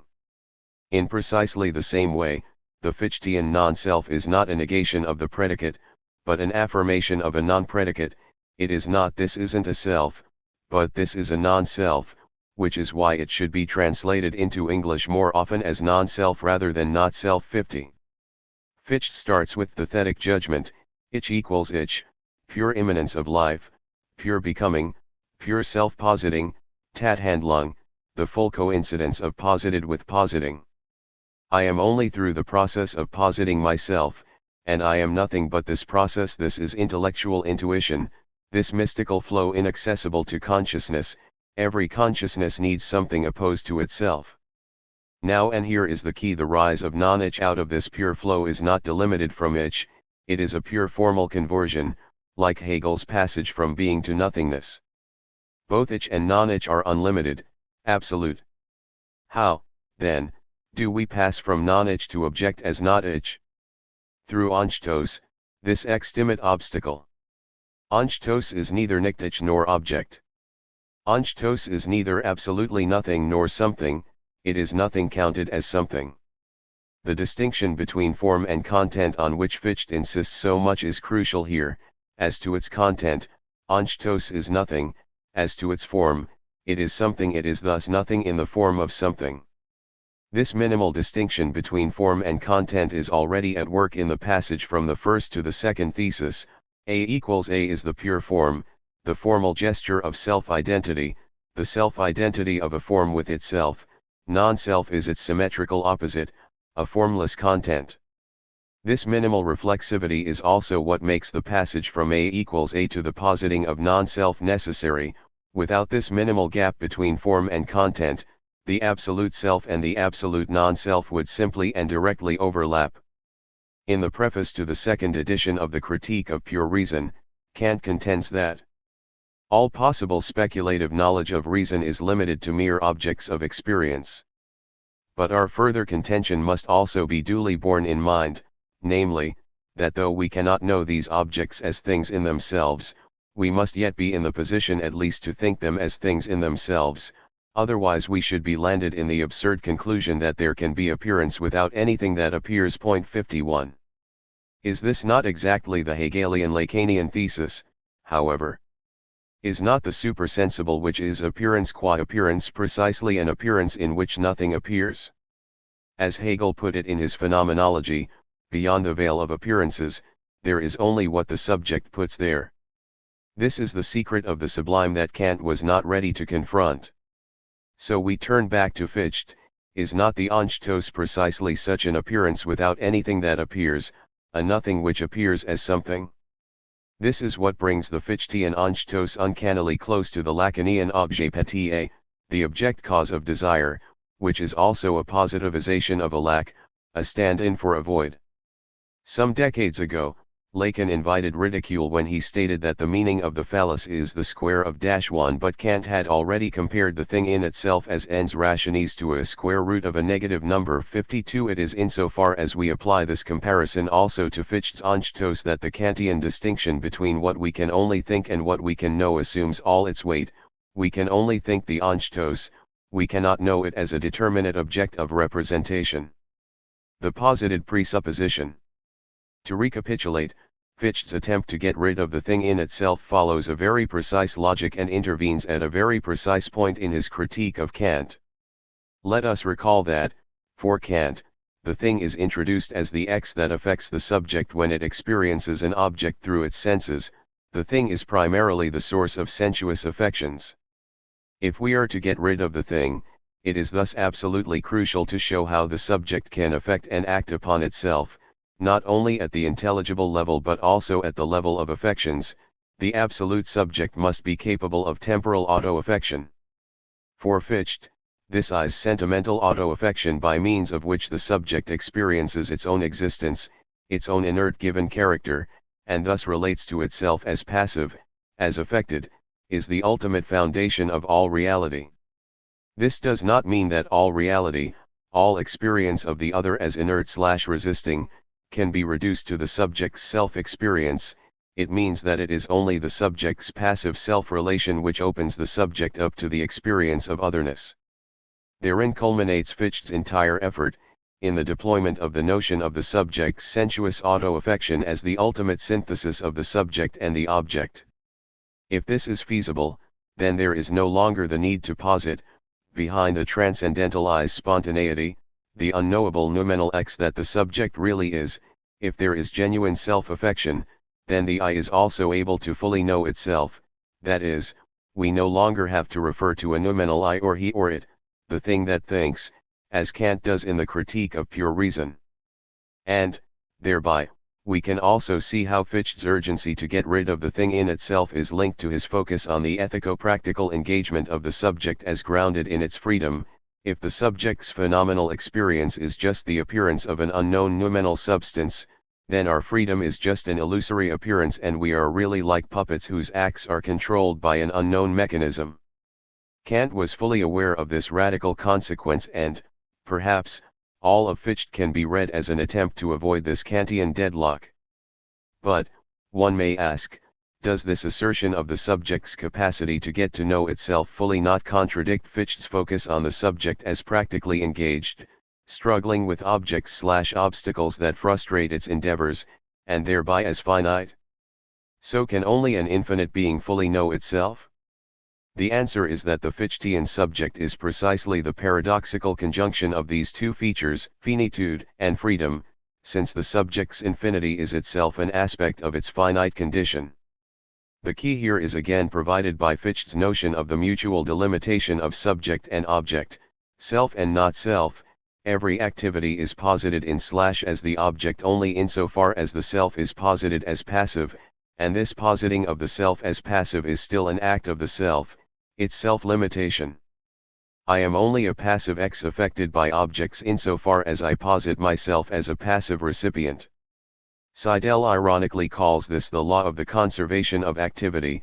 When reality is cancelled in the self, that quantum of reality gets posited in the non-self. If activity is posited in the non-self, then its opposite is posited in the self. I see the blooming apple. However, this can only happen because I posit passivity in myself so that activity may be posited in the non-self. The non-self cannot act upon my consciousness unless I allow it to do so. 53. Kant had already prefigured this in his so-called incorporation thesis. Causes only affect me insofar as I allow them to affect me. This is why you can because you must. Every external impossibility relies on a disavowed self-limitation. Applied to the sexual opposition of the active male and passive female stance, this Fichtean notion of the activity of the non-I as strictly correlative to the I's passivity brings us directly to Otto Weininger's notion of woman as the embodiment of man's fall. Woman exists only insofar as man adopts the stance of passivity. She is literally the result of man's withdrawal into passivity, so there is no need for man to actively fight woman. His adoption of an active stance automatically pulls the ground out from under woman's existence, since her entire being is nothing but man's non-being. Here Fichte asks himself whether the quantity of the self can ever equal zero, whether the self can ever be totally at rest, ever totally passive. Fichte's answer, of course, is no, for the non-self has reality only to the extent that the self is affected by it, otherwise, as such, it has no reality at all. I do not see anything I do not will to see. 54. However, the way we read the exact status of the non-self is crucial here.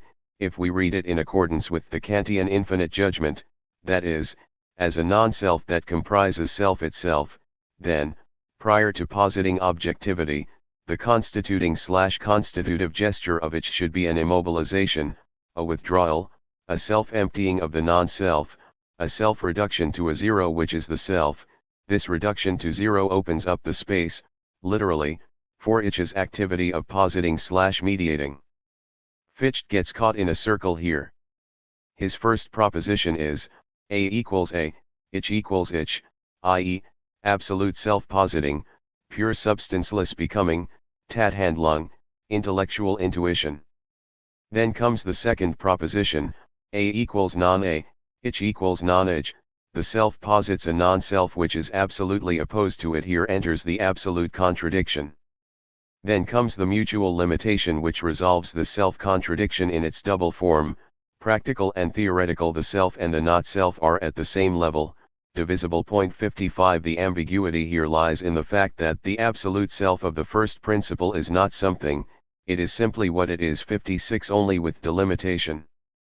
Auth are something, the not-self is what the self is not, and vice versa. As opposed to the absolute self, the non-self is absolutely nothing, as opposed to the limitable self, it is a negative quantity. 57. However, from the practical standpoint, the finite self posits the infinite self in the guise of the ideal of unity of self and not self, and, with it, the non-self as an obstacle to be overcome. We thus find ourselves in a circle. The absolute self posits non-self and then finitizes itself by its delimitation. However, the circle closes itself, the absolute presupposition itself returns as presupposed, that is, as the presupposition of the posited, and, in this sense, as depending on the posited. Far from being an inconsistency, this is the crucial, properly speculative, moment in Fichte. The presupposition itself is posited by the process it generates. The Fichtean bone in the throat. So perhaps, before dismissing his philosophy as the climactic point of subjectivist madness, we should give Fichte a chance. To properly understand his passage to full idealism, it is necessary to bear in mind how he radicalizes the primacy of practical reason, which had already been asserted by Kant. Kant's first critics had already noticed the ambiguous relationship, in his practical philosophy, between the categorical imperative itself as the direct fact of reason and the postulates of pure practical reason, in other words the so-called moral image of the world which alone makes our moral activity meaningful. We have to trust that the reality in which we intervene is already in itself structured in such a way that will enable us to achieve our practical goals and progress to a better world.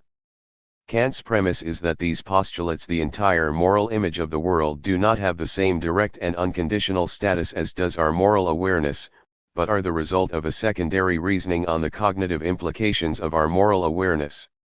Once we concede this point, the parallel imposes itself between the postulates of practical reason which guarantee the meaningfulness of our moral activity and the regulative ideas of pure reason which guarantee the consistency of our knowledge. The divine teleology that we can obscurely discern in nature is not a cognitive category, it just helps us systematize our knowledge of nature, that is, we proceed as if there was a God who rules the world, but without knowing this for sure. And the same holds also for practical reason. When we act morally, we proceed as if there is a moral world order. It was, as Henrik notes, Schulz who developed this critique in detail, likening the structure of Kant's moral theology to the cosmological proof of the existence of God, in which one moves from the unavoidability of thinking the idea of God to the belief in the existence of what we are thinking. In Kant's moral theology, we have, first, the fact of the moral law that we presuppose. We then infer from this fact of reason, which is merely the awareness of the categorical imperative, the existence of a moral world order. The inference pursues the same illegitimate course of reasoning as the cosmological proof. Both infer from something given something else that is inaccessible to our experience. 58. This gap thus leaves open the possibility that our moral freedom is just an illusion, that we are nominally blind automata. Fichte's answer to this reproach is very precise and refined. The reproach itself silently presupposes the primacy of theoretical over practical reason. It is only for theoretical reason that objective reality is more than mere subjective certainty. From the standpoint of theoretical reason, the self-positing I does not exist at all, there is no such thing in objective reality. Furthermore, insofar as the space of practical activity involves the opposition/conflict between subject and object, the I and the non-I, that is, the endless effort of the I to impose its mold on objective reality. The entire existence of practical reason is founded on the conflict between the self-determining element within us and the theoretical knowing element. And practical reason would itself be cancelled if this conflict were eliminated. 59. Therein resides the difference between the ontological proof of God's existence and the postulates of practical reason. The cosmo-theological one is based entirely upon theoretical reason, whereas the moral proof is based upon the conflict between theoretical reason and the I in itself. 60. This Fichtian primacy of practical over theoretical reason is much more radical than the Kantian one. While Kant asserts the primacy of practical reason, he still keeps the two spheres apart. His point is ultimately that one has to limit the scope of knowledge to make space for beliefs. With Fichte, on the contrary, practical philosophy becomes for the first time a part of epistemology. He finds elements to be basic in cognition itself that traditionally had been separated from cognition and connected instead with pleasure and action. 61. It is only by taking into account this primacy of practical philosophy that we can answer the key question: how does Fichte pass from the I self-positing to the I self-limitation by way of positing the non-I? In simpler terms, how does he pass from the absolute subject's self-positing to the mutual delimitation of subject and object? The problem resides in the fact that Fichte does not subscribe to the founding axiom of the post-Hegelian transcendental philosophy of finitude, which asserts the correlation between subject and object as the ultimate horizon of our experience. For him, the two relata of the subject-object relationship are not of equal weight. One of them, the I, is absolutely privileged, since the I is all reality. For this reason, Fichte can only designate the object as not I, that is, its status has to be purely negative, with no positive force to it. The relationship is here that of a logical negation. The object is a non-subject and nothing above that. However, Fichte's thought in its entirety is a gigantic effort to conceive of all reality as originating from the I's self-relating and the I's endless practical struggle with its opposite as the unsurpassable fact of our lives, and the category which fits this relation is not that of negation, but that of what Kant called real opposition. When two opposed forces collide, each can diminish the intensity of the opposite, but this diminishing is by definition the effect of the opposed positive force. To give a thoroughly simplified example, two groups of boys pull a rope in opposite directions. If the rope moves left, this means that the negative magnitude of the right group's force is the result of the overwhelming power of the left group's force.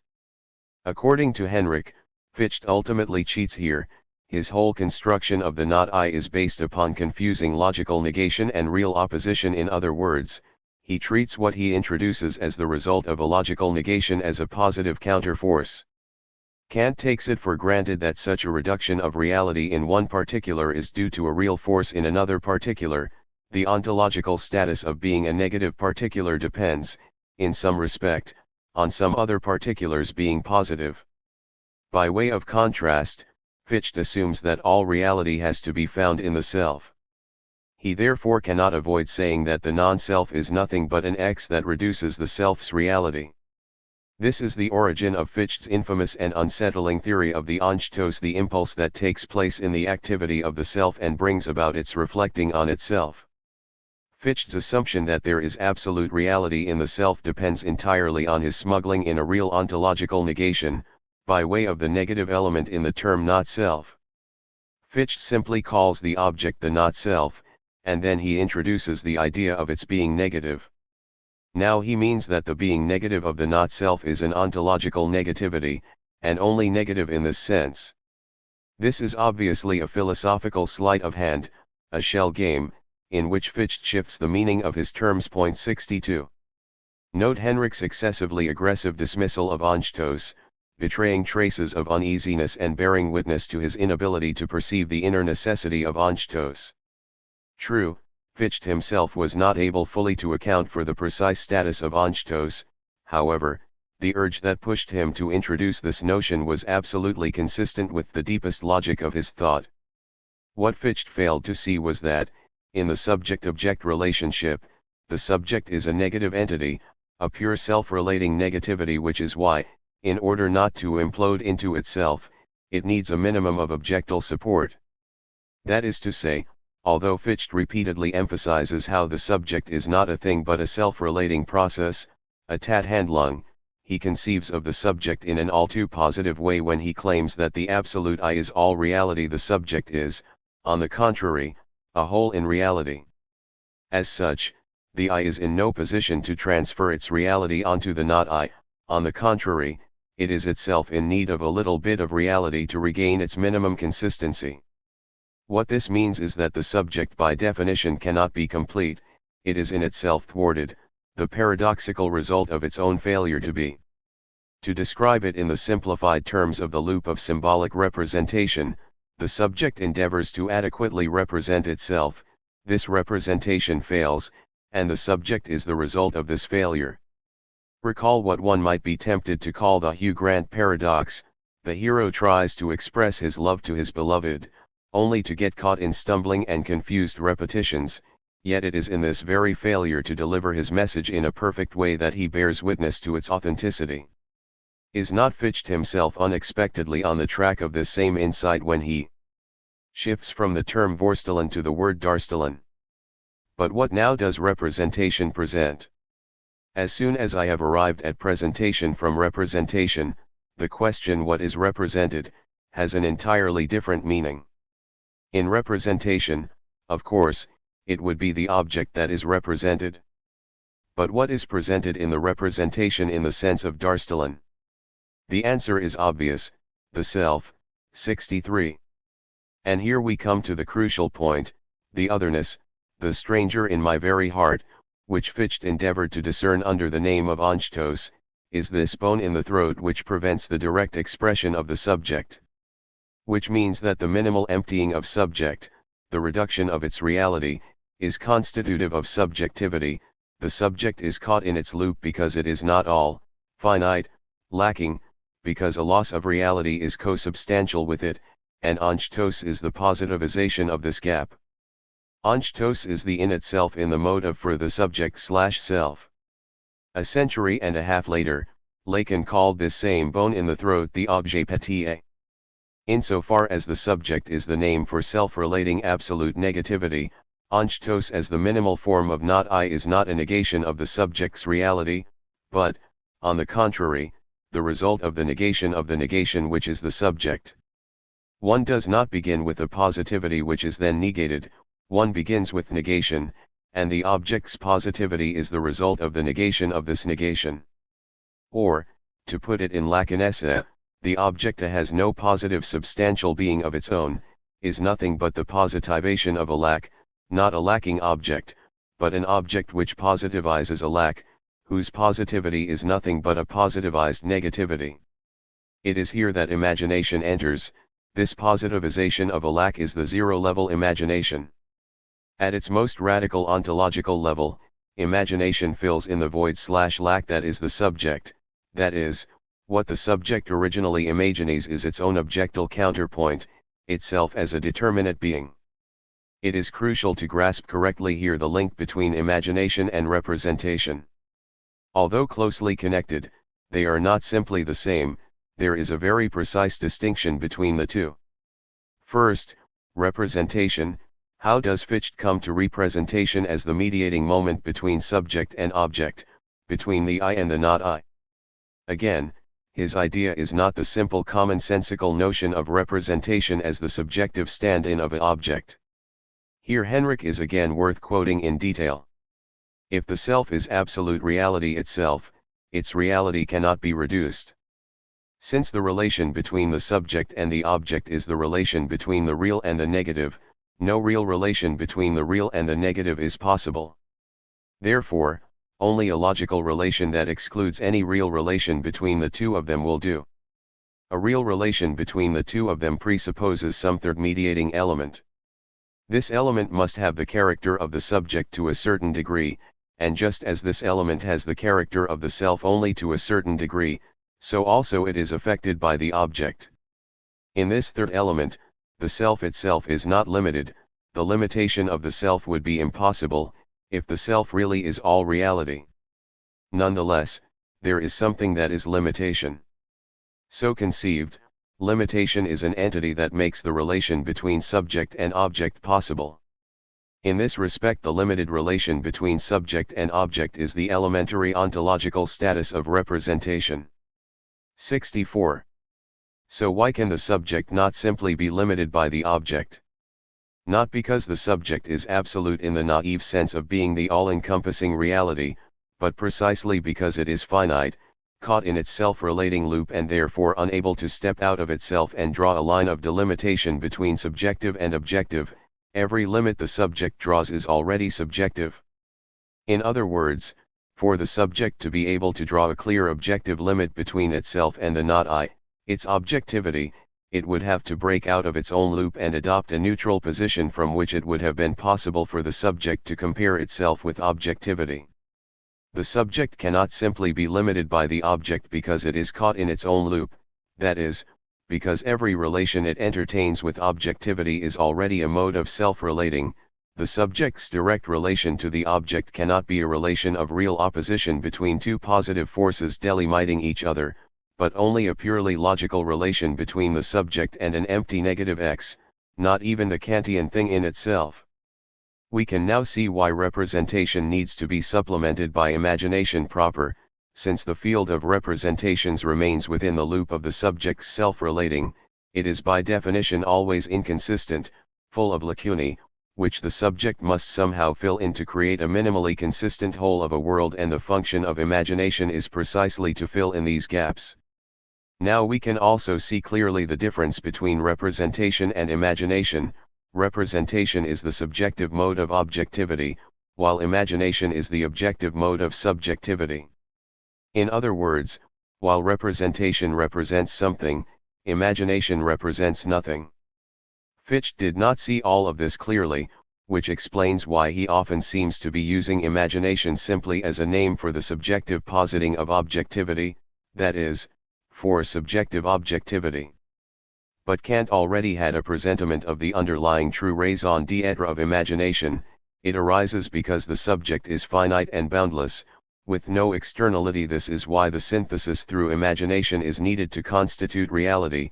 No psychologist has yet thought that the imagination is a necessary ingredient of perception itself. 65. Even Heidegger fell short here in his elaboration of the difference between the ancient Greek and the modern understanding of fantasy. In Greek thought, Fantasia referred to the coming into appearance of entities, to their unconcealment against the background of withdrawal/concealment. As such, Fantasia concerns being itself, in contrast to modern subjectivism, wherein fantasy designates man's merely subjective fantasizing, disconnected from objective reality. In unconcealment, fantasia comes to pass, the coming into appearance, as a particular something, of that which presences for man, who himself presences toward what appears.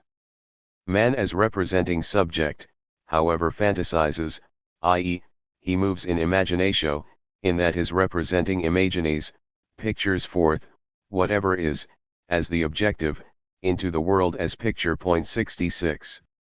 Lacan's precise use of fantasy restores something of the original Greek meaning. Fantasy has for him a kind of transcendental status. It is constitutive of reality itself, a frame which guarantees the ontological consistency of reality. Heidegger nonetheless falls short here. What he fails to see is how imagination, as opposed to the objective, that is, precisely in its merely subjective aspect, is needed to constitute the phenomenal objective reality.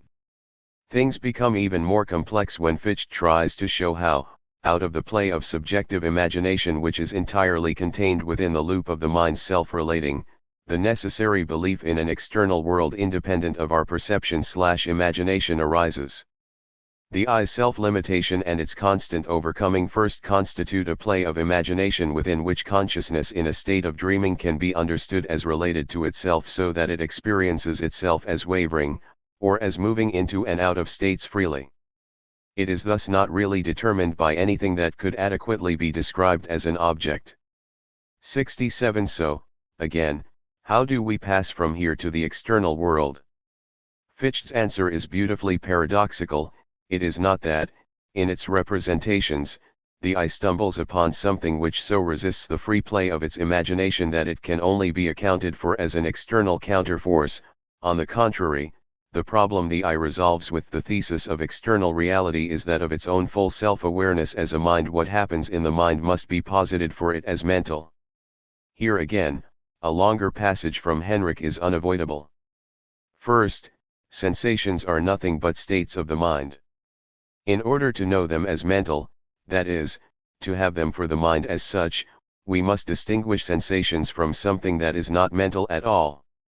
In order to become aware of itself, the mind has to introduce freely a mental construct of something that corresponds to the sensations, which is the image of the external world. Once we are able to think of sensations as somehow having something corresponding to them, we have perceptions. So construed, sensations are not now states of the mind, they are correlated to something that is not mental, they are of something. At this point, the closed, self-relating system of the mind is opened for the first time.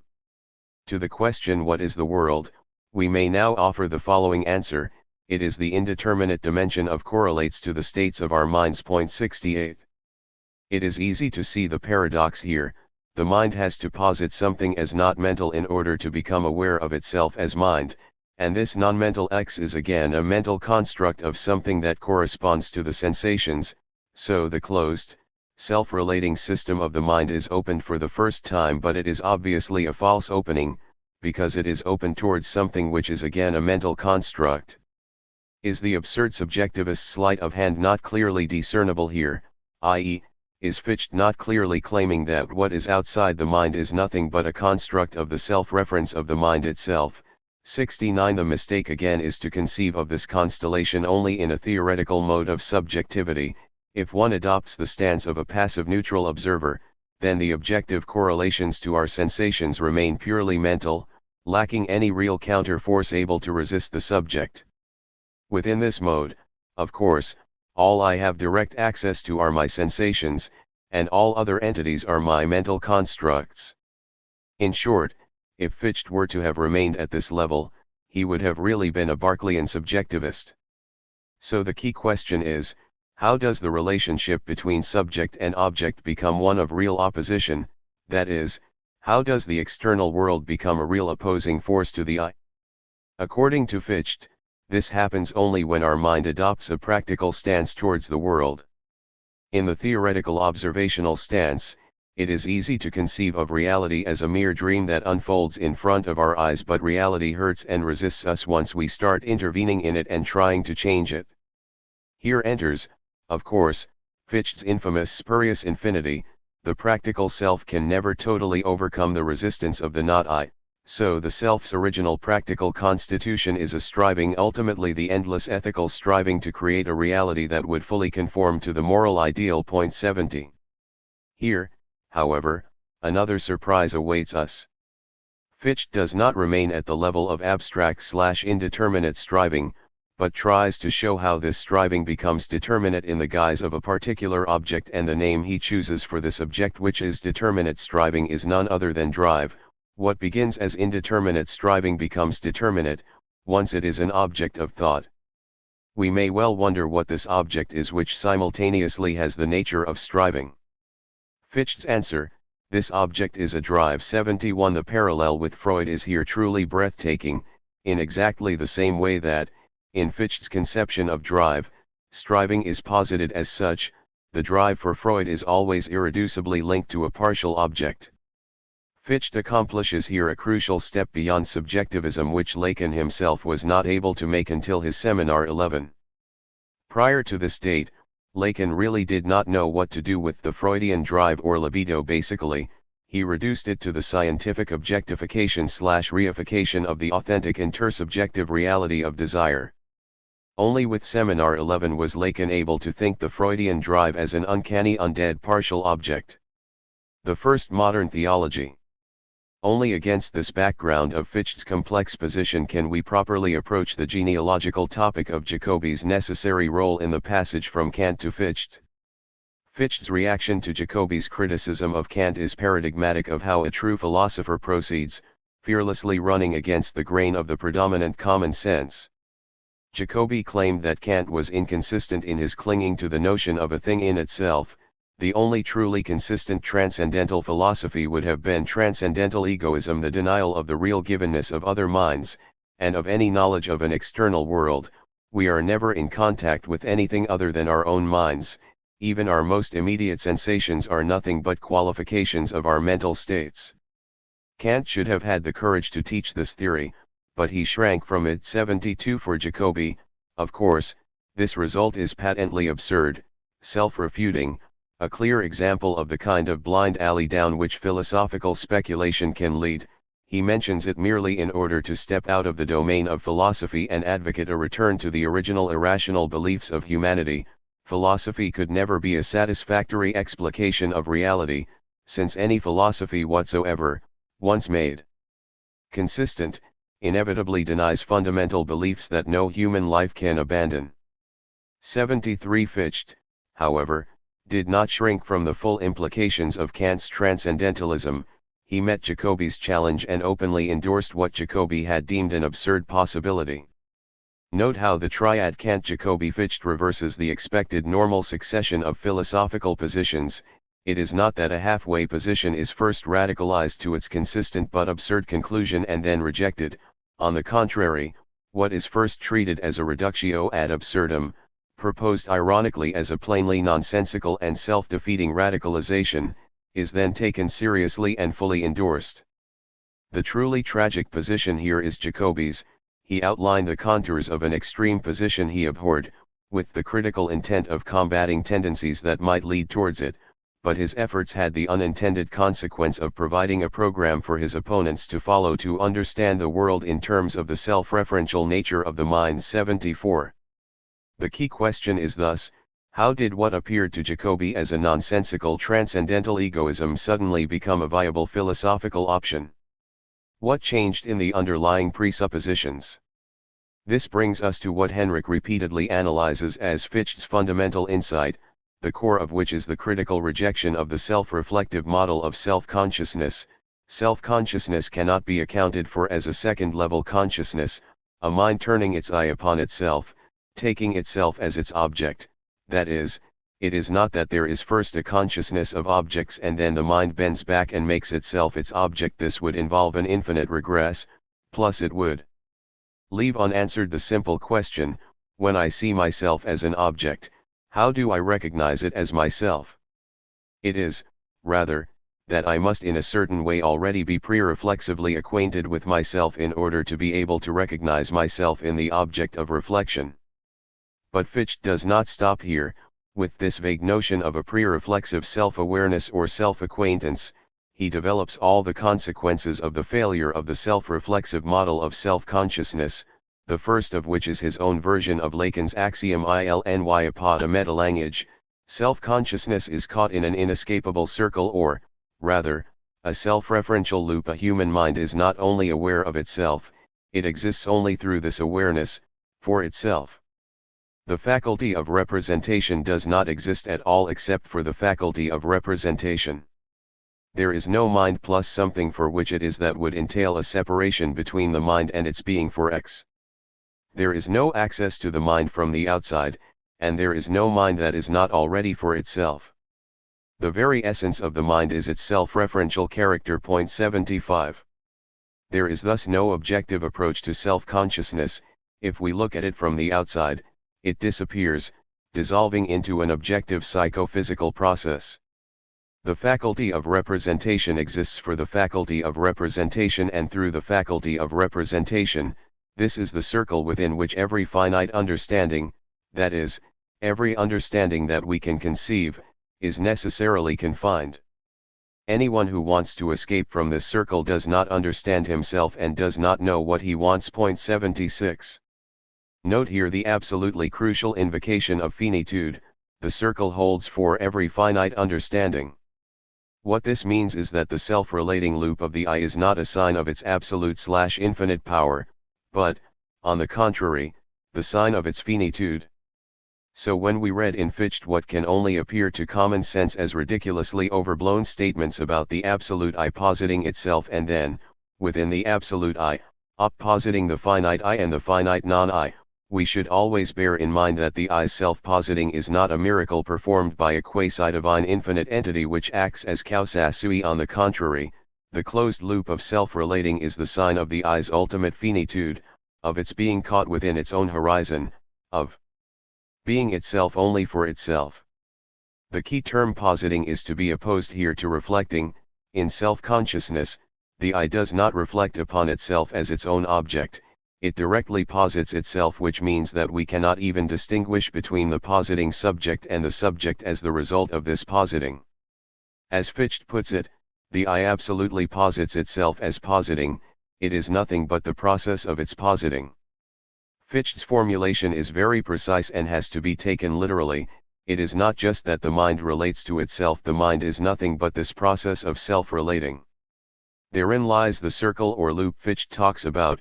The relating itself not only creates what it relates to, it also is what it relates to. But even this, the notion of the I's absolute self-positing, is only the first step. Around 1800, Fichte engaged in a closer and very refined analysis of the I's self-positing, and arrived at a further surprising result, a kind of splitting the atom of the absolute I's self-positing. He discovered that the most elementary structure of self-consciousness, the I's self-positing, is more complex than it initially appears, and displays a precise structure. Fichte's starting point is that the self is not a product of some pre-subjective activity that generates it, the self comes immediately with the activity. Already in 1795, Fichte employed the metaphor of the I. The self is an activity into which an I is inserted, an activity which sees itself and is only through seeing itself. His next step is to admit that we cannot account for the duality of the activity and the I in terms of one of them alone, neither the I nor the activity can provide this account. In this moment, the idea of a ground of the structure becomes indispensable. 77. In other words, the concept of the self loses its explanatory power, it can no longer be the ultimate explanans, but is itself in need of explanation. It is here that Fichte confronts his greatest theoretical challenge: how can one conceive this ground of the self without betraying the basic insight into the I's self-positing, into how the I exists only for the I, and without thereby regressing into a pre-Kantian metaphysics in which the ground is God as a noumenal thing which de facto cancels the I's freedom, deprecating it as a mere subjective illusion? The only solution is for self-consciousness to be incorporated into the ground rather than only being an effect of it. 78. In self-consciousness, the ground itself enters into a relationship of self-reference, that is, the I's self-consciousness is simultaneously and immediately the self-consciousness of the ground itself. 79. The interdependence of the ground and self-consciousness is here radically ontological and not merely epistemological. It is not only that the ground becomes aware of itself through the I's self-consciousness. Insofar as the ground constitutes self-consciousness, we should say that the ground is what it is only in what it constitutes. 80. In his very subtle reading in which he tries to reconstruct Fichte's implicit reasoning, Henrik points out that Fichte here imperceptibly introduces a notion of self-relating that is radically different from the self-relating of the absolute I, who is nothing but its own self-positing. Because of this new notion of relation, we have to interpret the knowledge of the product about itself and its origin as an ontological relation between the ground and itself, by way of its essential product. The mind. 81. Self-consciousness relates itself to the absolute ground and presupposition of its activity, but self-consciousness also relates itself to itself, because the ultimate ground and activity is nothing but the manifestation of itself in self-consciousness. 82. God not only has to manifest itself, but is nothing but its own self-manifestation. Only in this way is God not a thing in itself which as such limits human freedom. A being which exists only through its self-manifestation is a living being, and so it is because of this thoroughly processual character of God that Fichte calls the ground of the self-life. God is nothing but spiritual life. 83. But in spite of this full immanence of the free self-consciousness to the ground, this process of the world is absolutely justified by virtue of itself. We are only essential elements in it, essential only as vehicles for it. The manifestation takes place in and by ourselves, but what is manifested is not our own individual nature. 84. What this means is that, with his fateful step towards the ground of the I, Fichte nonetheless violates the basic axiom of his project of the science of knowledge, the thesis that the I exists only for the I as absolutely self-positing, i.e., that there cannot be any external ground for it.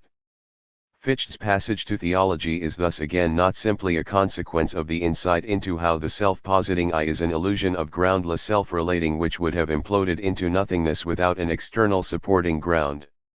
Henrik provides a detailed analysis of the line of reasoning which brought Fichte to pass from the absolute I to God as the ultimate ground of being. Fichte's problem here is this: how can one conceive of a trans-subjective God, a God who grounds subjectivity, but who is nonetheless not a thing in itself?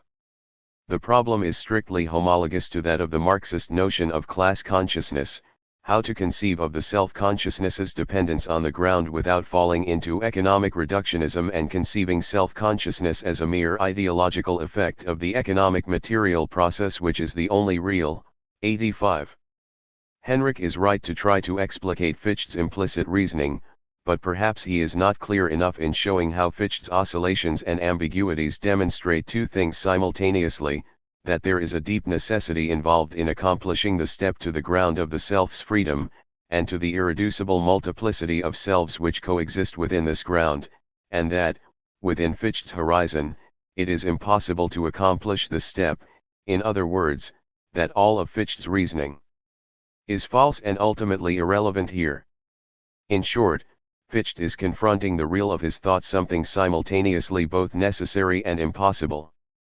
And to make a leap of thought, if not of faith, there is a concept which fits perfectly Fichte's requirements for the ground of freedom, Lacan's concept of the big other. This is why Fichte can conceive God as the spiritual life in which individual self-consciousnesses participate. It is not a limitation of the I's freedom, but its very ground. This is how he tries to realize the project of the Spinozism of freedom, and this is why his theology is the first modern theology and perhaps the only one, Hegel's, of course, being the alternative. It qualifies as the first modern theology because it contains a potential for overcoming the antagonism between freedom and religion. Fichte conceives of the concept of God in such a way that, by definition, God cannot impose any restriction upon freedom. God is manifestation, and manifestation takes place in free self-reference. For this reason, it is absolutely unintelligible to think of God as a person who imposes demands on human beings. Fichte's conception of God precludes this antagonism. 86.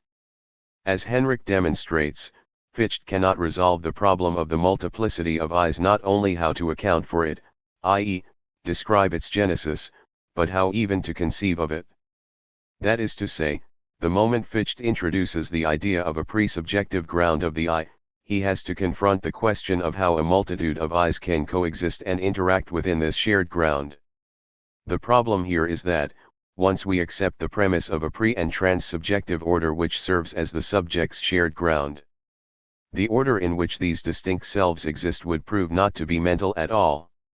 In other words, any individual self is a closed system, and while there are many individual selves, the manifestation takes place in all selves individually.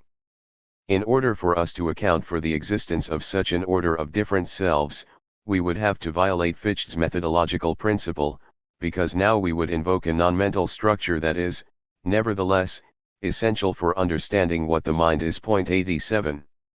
This leads Fichte to postulate in a wholly justified immanent way an a or pre-subjective knowledge, insofar as the divine ground is not a blind mechanical substance, but a spiritual order, an order of knowledge, and, simultaneously, anonymous/pre-subjective. We must presuppose that something that is already knowledge precedes the individual selves. 88. In other words, against any kind of phenomenological deduction of this knowledge out of intersubjective interaction, we must presuppose that, rather than all knowledge somehow belonging to the knower, now the knowing subjects have to belong to this non-individual epistemic process, the primary, anonymous knowledge, which Fichte always tried to render plausible by appeal to the paradigm of mathematical evidence, is a form of knowledge that we cannot in any way claim to be individualized. 89. And it is only here that Fichte reaches the true limit of his daring endeavor. Although this structure of anonymous knowledge is pre-subjective, it has to include a dimension with respect to which we can distinguish a multitude of individual knowers. This means that any of these selves knows, in advance, that there are other selves, despite having no direct access to their minds.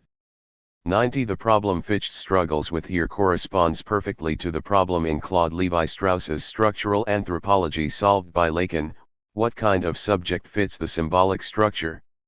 How can we think the immanence of the excluded subject to the anonymous symbolic structure? Or, to put it the other way round, what kind of structure do we have to think so that it effectively involves the subject, not only as its epiphenomenal effect, but as its immanent constituent? Lacan's answer, of course, is that the condition of freedom is the barred big other, a structure which is inconsistent, with gaps.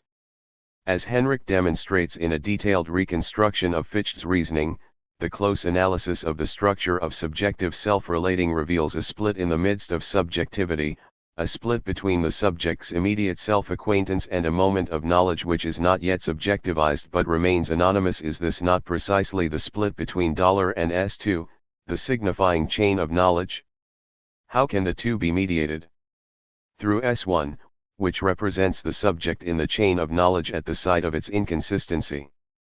The Lacanian notion of le grand autre triumphantly resolves this problem. The big other is a totally subjectivized substance, not a thing in itself, but a substance which exists only insofar as it is continuously sustained by the work of all and everyone. Reproducing Fichte's formula of the subject's self-positing, the big other is the ground presupposition which is only as permanently posited by subjects. Fichte cannot resolve the status of ground because he does not have at his disposal a term which would designate an entity that is not mental, that is asubjective, and yet at the same time is not a material thing, but purely ideal. This, however, is exactly what the Lacanian big other is.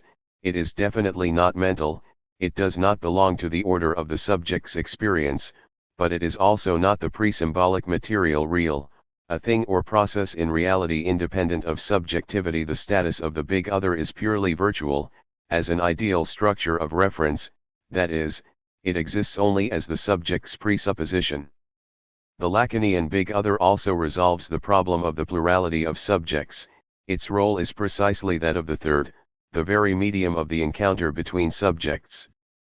This is also how one should approach Hegel's outrageously speculative formulations about spirit as its own result, as a product of itself, while spirit has its beginnings in nature in general. The extreme to which spirit tends is its freedom, its infinity, its being in and for itself. These are the two aspects, but if we ask what spirit is, the immediate answer is that it is this motion, this process of proceeding from, of freeing itself from, nature. This is the being, the substance of spirit itself. 91. Spirit is thus radically desubstantialized. Spirit is not a positive counterforce to nature, a different substance which gradually breaks and shines through the inert natural stuff. It is nothing but this process of freeing itself from. Hegel explicitly disowns the notion of spirit as some kind of positive agent which underlies the process. Spirit is usually spoken of as subject, as doing something, and apart from what it does, as this motion, this process, as still something particular, its activity being more or less contingent. It is of the very nature of spirit to be this absolute liveliness, this process, to proceed forth from naturality, immediacy, to sublate, to quit its naturality, and to come to itself, and to free itself, it being itself only as it comes to itself as such a product of itself, its actuality being merely that it has made itself into what it is. 92. If it is only as a result of itself that it is spirit, 93, then this means that the standard talk about the Hegelian spirit which alienates itself to itself and then recognizes itself in its otherness and thus reappropriates its content is deeply misleading. The self to which spirit returns is produced in the very movement of this return, or, that to which the process of return returns to is produced by the very process of returning. Recall here the concise and unsurpassed formulations from Hegel's logic on how essence presupposes itself and the sublating of this presupposition is essence itself. Conversely, This sublating of its presupposition is the presupposition itself. Reflection therefore finds before it an immediate which it transcends and from which it is the return. But this return is only the presupposing of what reflection finds before it. What it thus found only comes to be through being left behind. For the presupposition of the return into self that from which essence comes, and is only as this return is only in the return itself. 94. When Hegel says that a notion is the result of itself, that it provides its own actualization, this claim, which at first cannot but appear extravagant, loses its mystery the moment we grasp that the spirit as the spiritual substance is a substance, and in itself, which sustains itself only through the incessant activity of the subjects engaged in it. Say, a nation exists only insofar as its members take themselves to be members of this nation and act accordingly. It has absolutely no content, no substantial consistence, outside this activity. The same goes for, say, the notion of communism. This notion generates its own actualization by way of motivating people to struggle for it. Henrik raises here what is for him a key question: can Hegel account for the central problem with which Fichte struggled through his entire life, that of self-relating subjectivity? Fichte and Hegel share the project of grasping the basic ontological structure of reality simultaneously as complete self-reference and as the struggle of oppositions. So while both their systems are based on a self-referential structure, the specific matrix of self-reference is different in each case. Fichte focuses on the mental self-reference that constitutes the I and on the I's self-identification, whereas Hegel's matrix is that of the self-relating negation. With this shift of focus, Hegel never even encountered the problem Fichte struggled with his whole life, so the crucial question is, can one demonstrate, from the Hegelian premises, that once we move within the matrix of self-relating negation, the Fichtean problem of mental self-relating can either be resolved or else dismissed as an illusory pseudo-problem? Henrik's reply is a negative one, which is why he insists that we bear in mind not only the correspondence between the failures of Fichte and the merits of Hegel, but also that between the merits of Fichte and the failures of Hegel. 95. In other words, there is no unilateral progress in German idealism. Each of its four great names struggled with a fundamental problem and ultimately failed to resolve it, but this does not mean that each linear successor resolved his predecessor's problem in a move of Aufhebung. Rather, the successor radically changed the field, so that the problem itself disappeared. Fichte missed the point of Kant's thought, Schelling and Hegel missed the point of Fichte's. Measured by his own inherent standards, the passage in Fichte from the self-positing subject to its ground is not a compromise, a withdrawal from his earlier assertion of radical subjectivity, but a necessary consequence of thinking through the implications of the very notion of subjectivity. The subject is not only or principally the active agent who posits objectivity, but a side of abstraction, tearing apart the links of organic totality, illusion, finitude of what we refer to as merely subjective. Subject only emerges as a gap in substance, as an effect of its incompleteness/inconsistency. This is what Hegel celebrates as the absolute power of understanding. The action of separating the elements is the exercise of the force of understanding, the most astonishing and greatest of all powers, or rather the absolute power. This celebration is in no way qualified, that is, Hegel's point is not that this power is nonetheless later sublated into a subordinate moment of the unifying totality of reason. The problem with understanding is rather that it does not unleash this power to the end, that it takes it as external to the thing itself, like, in the above quoted passage from the Phenomenology, the standard notion that it is merely our understanding that separates in its imagination what in reality belongs together, so that the understanding's absolute power is merely the power of our imagination which in no way concerns the reality of the thing analyzed.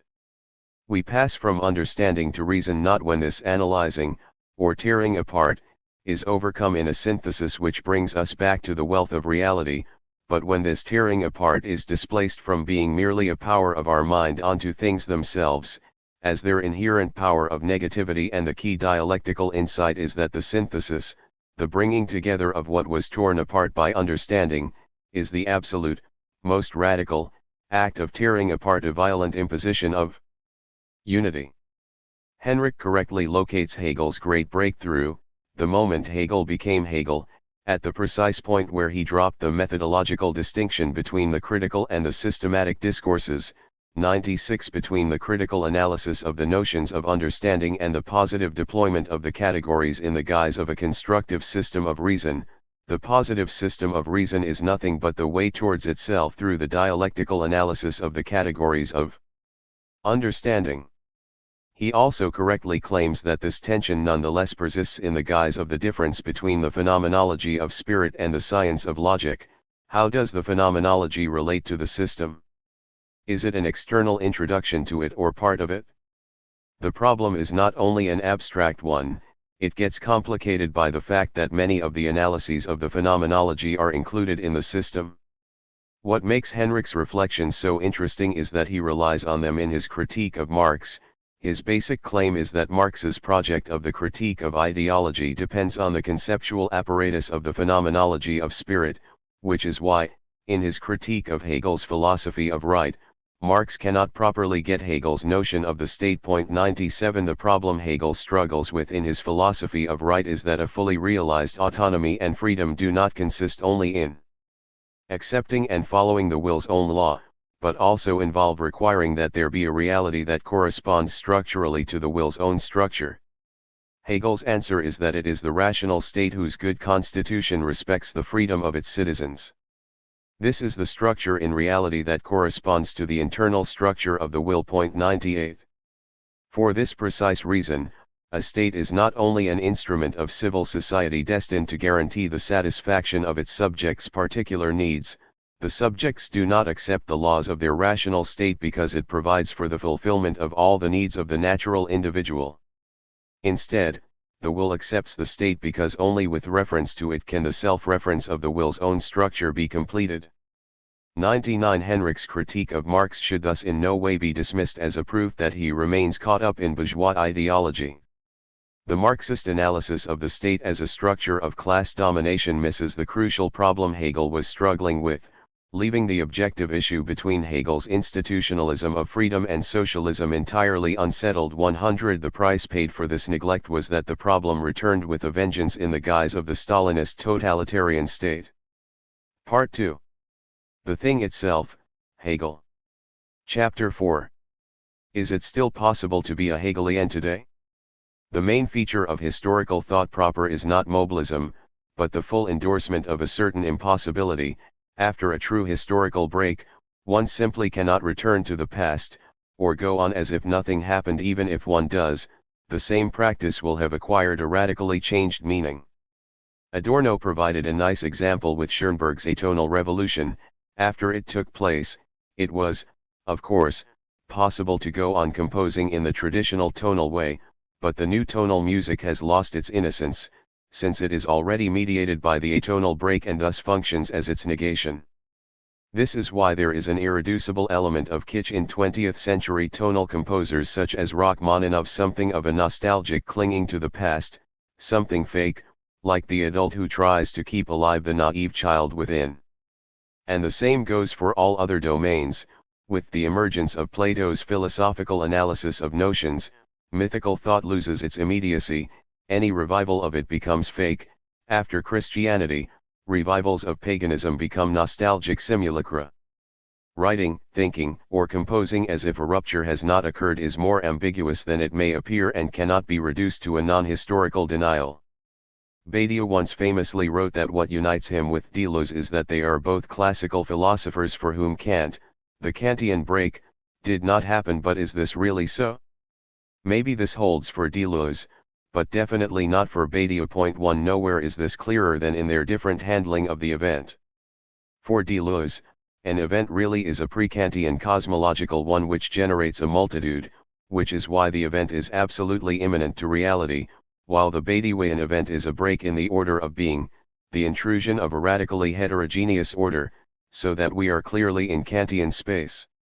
This is why one can even define Badiou's systematic philosophy as Kantianism reinvented for the epoch of radical contingency. Instead of one transcendentally constituted reality, we get a multiplicity of worlds, each delineated by its transcendental matrix, a multiplicity which cannot be mediated/unified into a single larger transcendental frame. Instead of the moral law, we get fidelity to the truth event, which is always specific with regard to a particular situation of a world. Is not Hegel's speculative idealism the exemplary case of such a properly historical impossibility? Can one still be a Hegelian after the post-Hegelian break with traditional metaphysics which occurred more or less simultaneously in the works of Schopenhauer, Kierkegaard, and Marx? After all this, is there not something inherently false in advocating a Hegelian absolute idealism? Will not any reaffirmation of Hegel fall victim to the same anti-historical illusion, bypassing the impossibility of being a Hegelian after the post-Hegelian break, writing as if that break had not happened? Here, however, one should complicate things a little bit. Under certain conditions, one can and should write as if a break had not happened. What are these conditions? To put it simply and directly, when the break in question is not a true but a false break, in fact one which obliterates the true break, the true point of impossibility. Our wager is that this, precisely, is what happened with the official post-Hegelian anti-philosophical break, although it presents itself as a break with idealism as embodied in its Hegelian climax. It ignores a crucial dimension of Hegel's thought, that is, it ultimately amounts to a desperate attempt to go on thinking as if Hegel had not happened. The hole left by this absence of Hegel is then, of course, filled in with the ridiculous caricature of Hegel the absolute idealist who possessed absolute knowledge.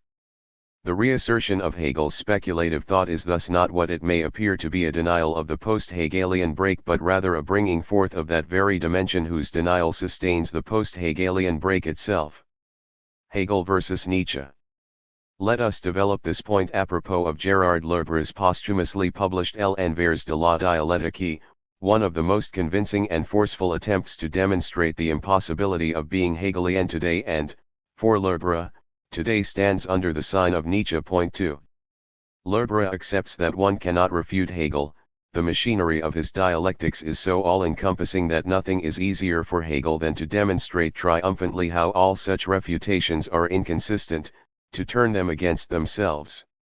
Most ridiculous among such critical refutations is, of course, the standard Marxist evolutionist idea that there is a contradiction between Hegel's dialectical method which demonstrates how every fixed determination is swept away by the movement of negativity, how every determinate shape finds its truth in its annihilation, and Hegel's system, if the destiny of everything is to pass away in the eternal movement of self-sublation, does the same not hold for the system itself? Is not Hegel's own system a temporary, historically relative formation which will be overcome by the progress of knowledge? Anyone who finds such a refutation convincing is not to be taken seriously as a reader of Hegel. How, then, can one move beyond Hegel? Lerber's solution goes by way of Nietzschean historical philology.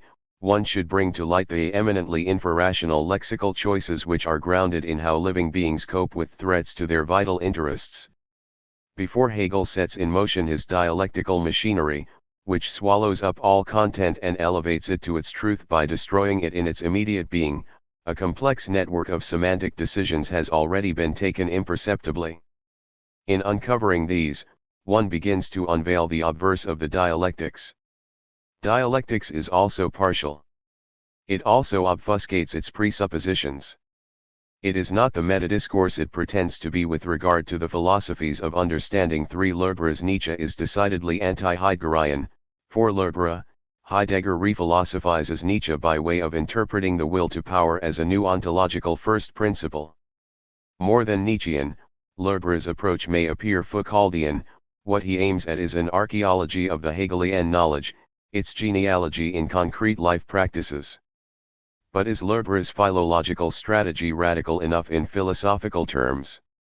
Does it not amount to a new version of historicist hermeneutics or, rather, of a Foucauldian succession of epical episteme?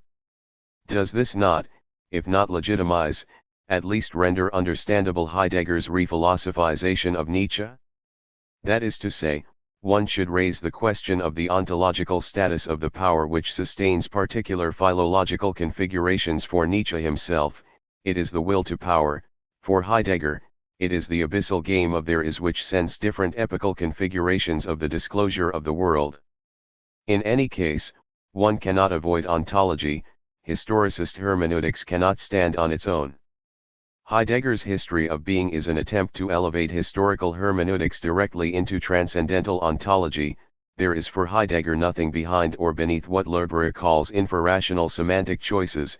They are the ultimate fact/horizon of our being. Heidegger, however, leaves open what one might call the ontic question. There are obscure hints all through his work of a reality which persists out there prior to its ontological disclosure.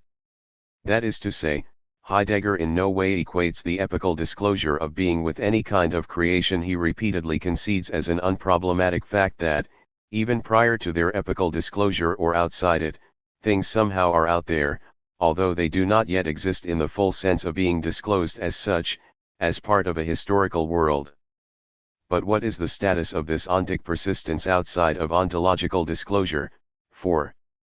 From the Nietzschean standpoint, there is more in the infrarational semantic decisions than the fact that every approach to reality has to rely on a pre-existing set of hermeneutic prejudices or, as Heidegger would have put it, on a certain epical disclosure of being.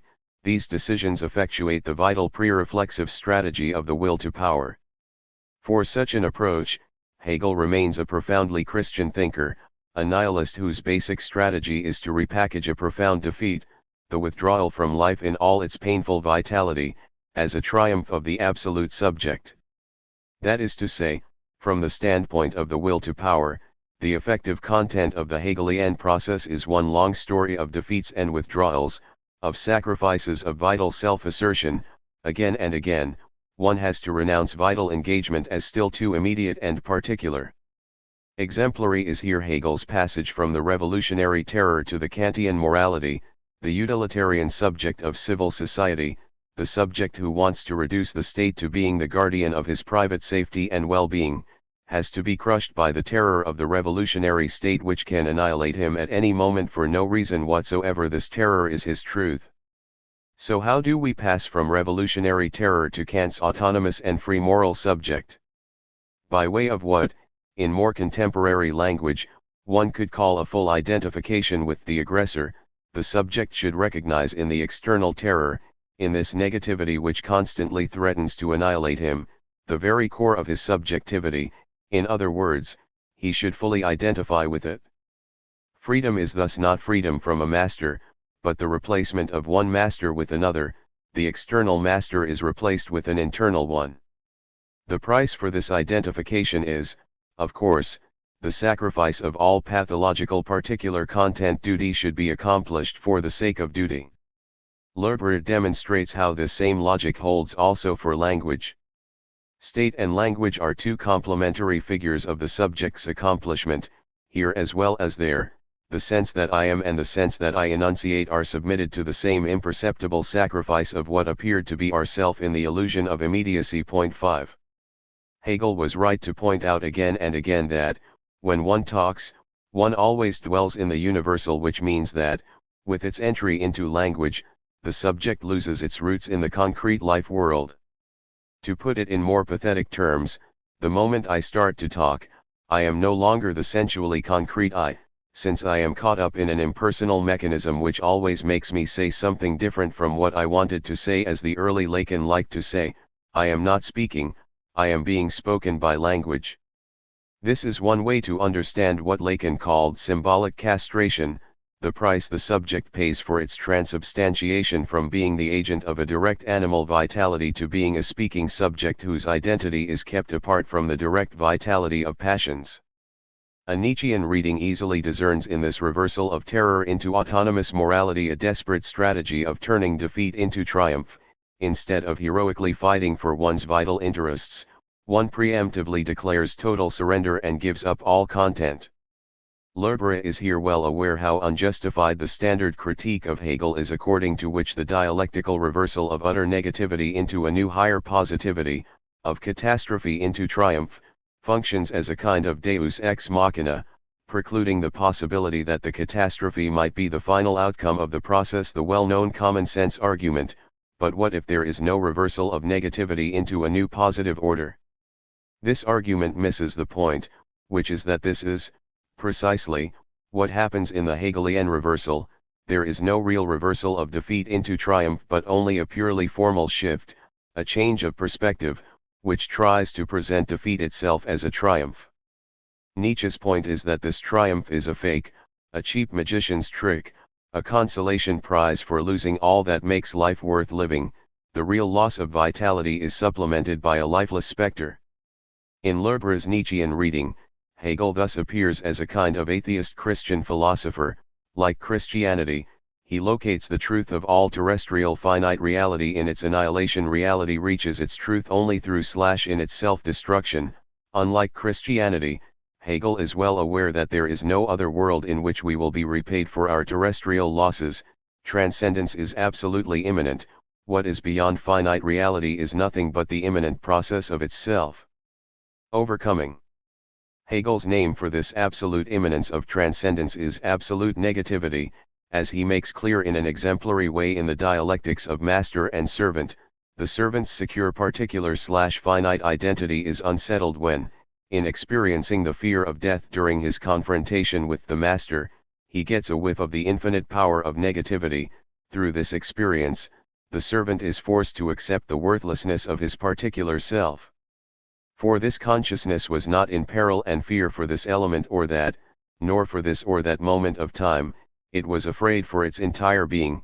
It felt the fear of death, the sovereign master. It has been in that experience melted to its inmost soul, has trembled throughout its every fiber, and all that was fixed and steadfast has quaked within it. This complete perturbation of its entire substance, this absolute dissolution of all its stability into fluent continuity, is, however, the simple, ultimate nature of self-consciousness, absolute negativity, pure self-relating existence, which consequently is involved in this type of consciousness. Point 6. What, then, does the servant get in exchange for renouncing all the wealth of his particular self? Nothing. In overcoming his particular terrestrial self, the servant does not reach a higher level of a spiritual self. All he has to do is to shift his position and recognize in the overwhelming power of destruction which threatens to obliterate his particular identity the absolute negativity which forms the very core of his own self. In short, the subject has to fully identify with the force that threatens to wipe him out. What he feared in fearing death was the negative power of his own self. There is thus no reversal of negativity into positive greatness. The only greatness here is this negativity itself. Or, with regard to suffering, Hegel's point is not that the suffering brought about by the alienating labor of renunciation is an intermediary moment that must be patiently endured while we wait for our reward at the end of the tunnel. There is no prize or profit to be gained at the end for our patient submission. Suffering and renunciation are their own reward. All that has to be done is to change our subjective position, to renounce our desperate clinging to our finite selves with their pathological desires, to purify ourselves towards their universality. This is also how Hegel explains the overcoming of tyranny in the history of states. One says that tyranny is overturned by the people because it is undignified, shameful, etc. In reality, it disappears simply because it is superfluous. 7. It becomes superfluous when people no longer need the external force of the tyrant to make them renounce their particular interests, but when they become universal citizens by directly identifying the core of their being with this universality. In short, people no longer need the external master when they are educated into doing the job of discipline and subordination themselves. The obverse of Hegel's nihilism is its apparent opposite. In continuity with the Platonic metaphysical tradition, he is not ready to give negativity full rein. That is, his dialectics is ultimately an effort to normalize the excess of negativity. For late Plato already, the problem was how to relativize or contextualize non-being as a subordinate moment of being. In the same vein, Hegelian negativity serves to proscribe absolute difference or non-being. 8. Negativity is limited to the obliteration of all finite/immediate determinations. The process of negativity is thus not just a negative process of the self-destruction of the finite. It reaches its telos when finite/immediate determinations are mediated/maintained/elevated, posited in their truth as ideal notional determinations. What remains after negativity has done its work is the eternal parousia of the ideal notional structure. What is missing here, from the Nietzschean standpoint, is the affirmative no, the no of the joyous and heroic confrontation with the adversary, the no of struggle which aims at self-assertion, not self-sublation. Struggle and reconciliation. This brings us back to the incompatibility between Hegel's thought and any kind of evolutionary or historicist mobilism. Hegel's dialectics in no way involves the recognition of the irresistible force of becoming, the epopee of a flux which takes everything with it. The Hegelian dialectics was often but superficially assimilated to immobilism. And it is undoubtedly true that the critique of the fixity of determinations can give rise to the conviction of an infinite dialectical process. The limited being has to disappear again and always, and its destruction extends to the very limit of our sight. However, at this level, we are still dealing with a simple going on to which one cannot confer the inner unity of a history. 9. To recognize this, to thoroughly reject the mobilist topic of the eternal flux of becoming which dissolves all fixed forms, is the first step towards dialectical reason in its radical incompatibility with the allegedly deep insight that everything comes out of the primordial chaos and is again swallowed by it, a form of wisdom which persists from ancient cosmologies up to and including Stalinist dialectical materialism. The most popular form of mobilism is the traditional view of Hegel as the philosopher of eternal struggle, popularized by Marxists from Engels to Stalin and Mao, the well-known dialectical notion of life as an eternal conflict between reaction and progress, old and new, past and future. This belligerent view, which advocates our engagement on the progressive side, is totally foreign to Hegel, for whom taking sides as such is illusory. Let us take social struggle at its most violent, war.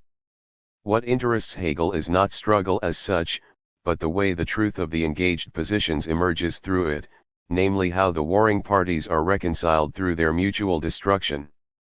The true meaning of war is not honor, victory, defense, etc., but the emergence of absolute negativity as the absolute master which reminds us of the false stability of our organized, finite lives. War serves to elevate individuals to their truth by making them renounce their particular self-interests and identify with the state's universality. The true enemy is not the enemy we are fighting but our own finitude. Recall Hegel's acerbic remark on how easy it is to proclaim the vanity of our finite terrestrial existence, but how much more difficult it is to accept when enforced by a wild enemy soldier who breaks into our home and starts to slice up members of our family with a saber. In philosophical terms, Hegel's point here concerns the primacy of self-contradiction over the external obstacle.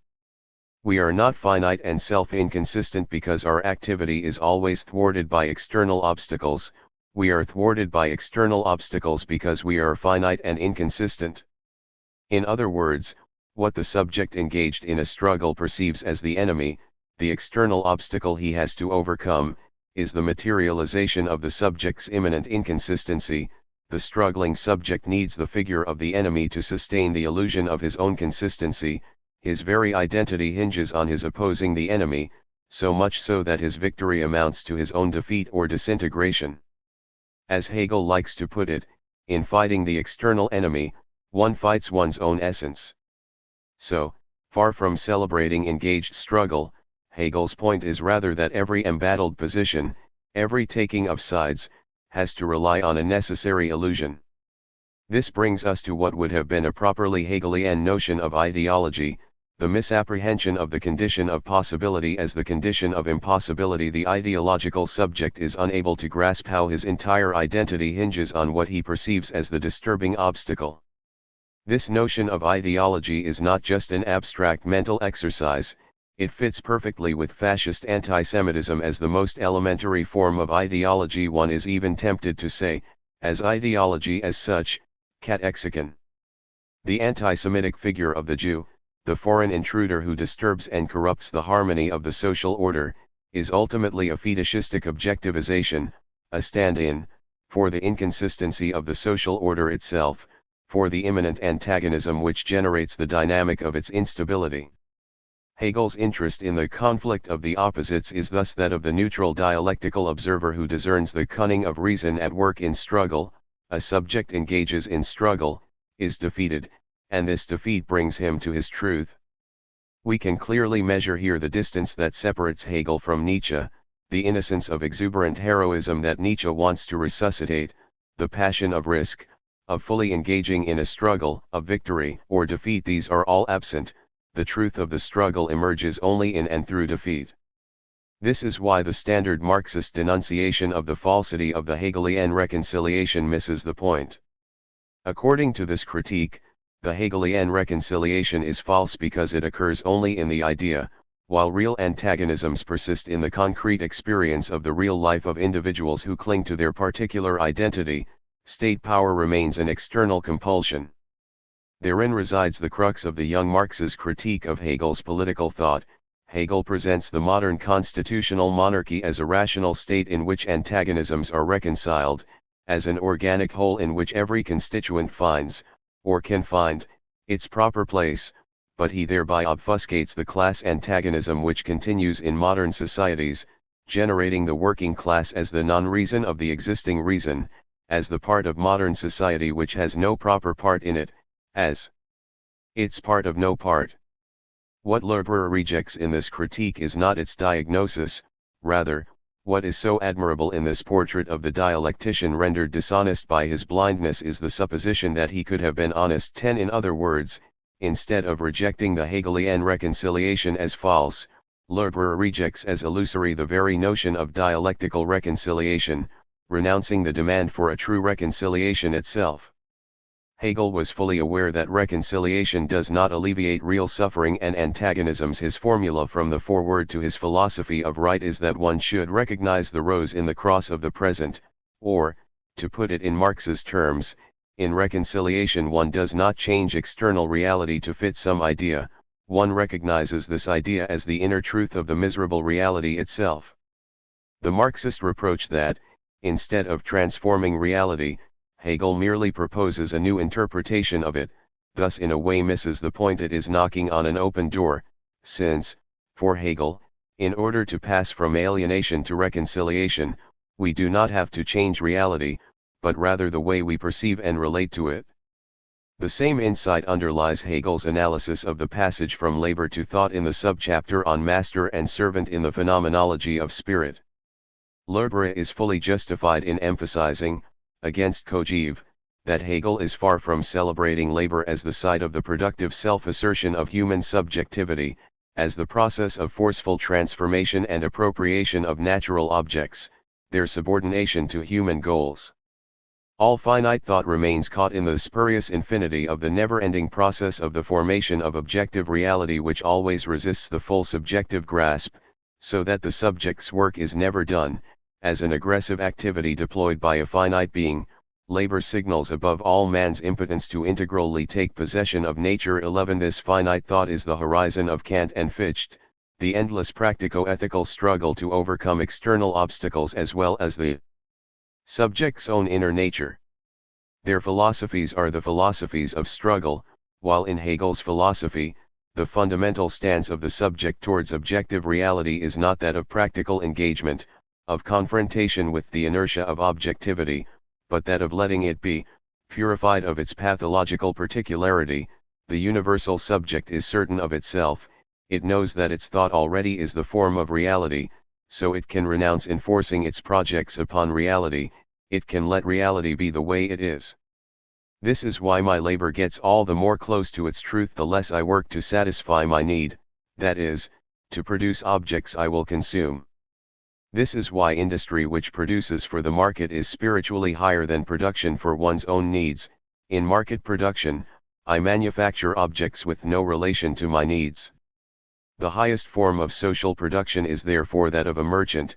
The merchant is the only one who relates to the good as a perfect universal subject, since the object in no way interests him on behalf of its aesthetic presence or its use value, but only insofar as it contains a desire of another. 12 And this is also why, in order to arrive at the truth of labor, one should gradually abstract from the goal it strives to realize.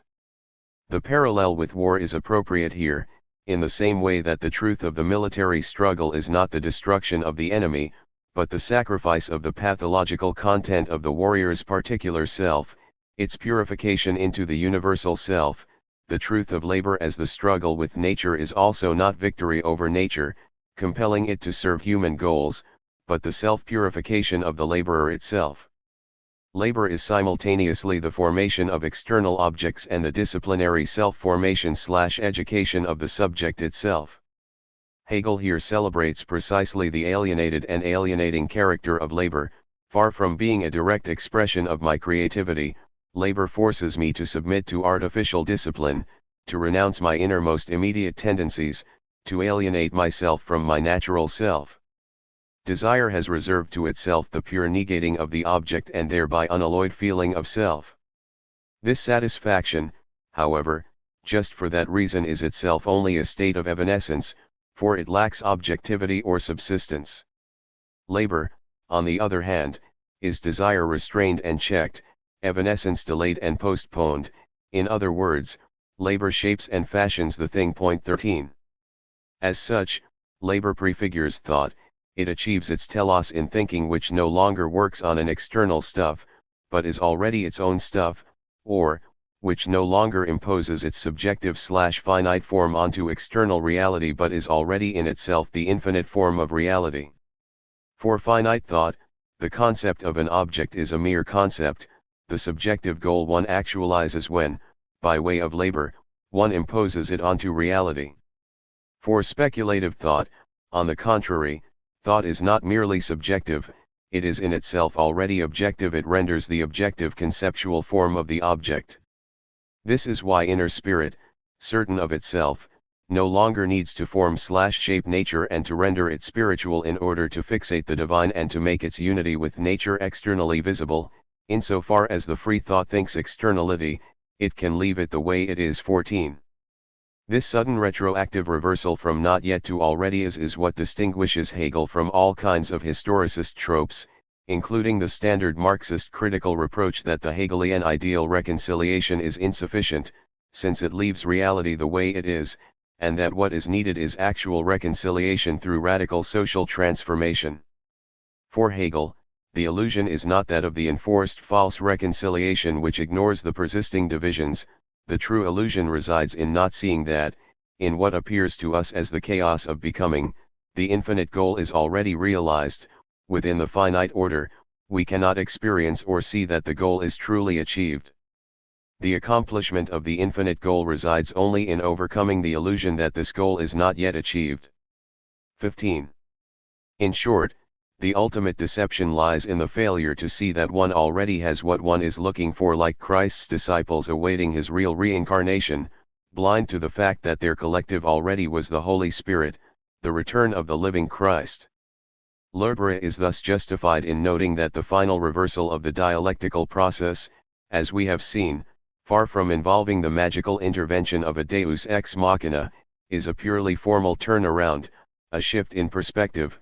The only thing that changes in the final reconciliation is the subject's standpoint. The subject endorses the loss, reinscribes it as its triumph.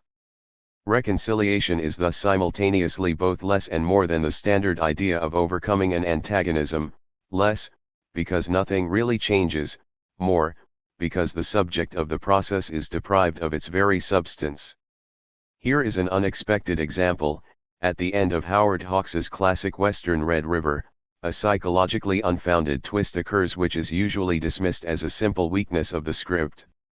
The entire film moves towards the climactic confrontation between Dunson and Matt, a duel of almost mythic proportions, predestined by fate, as an inexorable conflict between two incompatible subjective stances.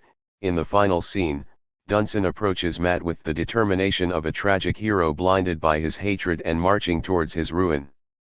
The brutal fist fight which then ensues is unexpectedly ended when Tess, who is in love with Matt, fires a gun into the air and shouts at the two men, "Anybody with half a mind would know you two love each other." A quick reconciliation follows, with Dunson and Matt chatting like old buddies. This transition of Dunson from anger incarnate, all Achilles all the time, to sweetness and light, happily yielding to Matt, is breathtaking in its rapidity. 16. Robert Pippin is fully justified in detecting beneath this technical weakness of the script a deeper message. The struggle for power and supremacy that we have been watching, has been a kind of shadow play, a fantasy largely staged by Dunson to justify himself. There never was any great struggle, never any real threat of a fight to the death. The mythic struggle we have been watching is itself the result of a kind of self-mythologization, a fantasy narrative frame that is also demythologizing itself in front of us. 17. This is how Hegelian reconciliation works, not as a positive gesture of resolving or overcoming the conflict, but as a retroactive insight into how there never really was a serious conflict, how the two opponents were always on the same side. This retroactivity accounts also for the specific temporality of reconciliation. Recall the paradox of the process of apologizing. If I hurt someone by making an unkind remark, the proper thing for me to do is to offer a sincere apology, and the proper thing for her to do is to say something like, "Thanks, I appreciate it, but I wasn't offended, I knew you didn't mean it, so you really owe me no apology." The point, of course, is that despite this final result, one still has to go through the entire process of offering the apology. "You owe me no apology" can only be said after I have offered an apology, so that although, formally, nothing happens, and the offer of apology is proclaimed unnecessary, something is gained at the end of the process. 18. Perhaps this paradox provides a clue to understanding the twists and turns of the Hegelian dialectical process. Let us take Hegel's critique of the Jacobin revolutionary terror, understood as an exercise in the abstract negativity of absolute freedom which, unable to stabilize itself in a concrete social order, has to end in a fury of self-destruction. One should bear in mind here that, insofar as we are dealing with a historical choice, this choice involves exactly the same elementary dialectical paradox as that, also from the phenomenology of spirit. Between the two readings of the spirit is a bone which Hegel illustrates by the phallic metaphor. Hegel's point is not that, in contrast to the vulgar empiricist mind which sees only urination, the proper speculative attitude has to choose insemination. The paradox is that to choose insemination directly is the infallible way to miss it. It is not possible to choose directly the true meaning. In other words, one has to begin by making the wrong choice. The true speculative meaning emerges only through the repeated reading, as the after effect of the first, wrong, reading. 19.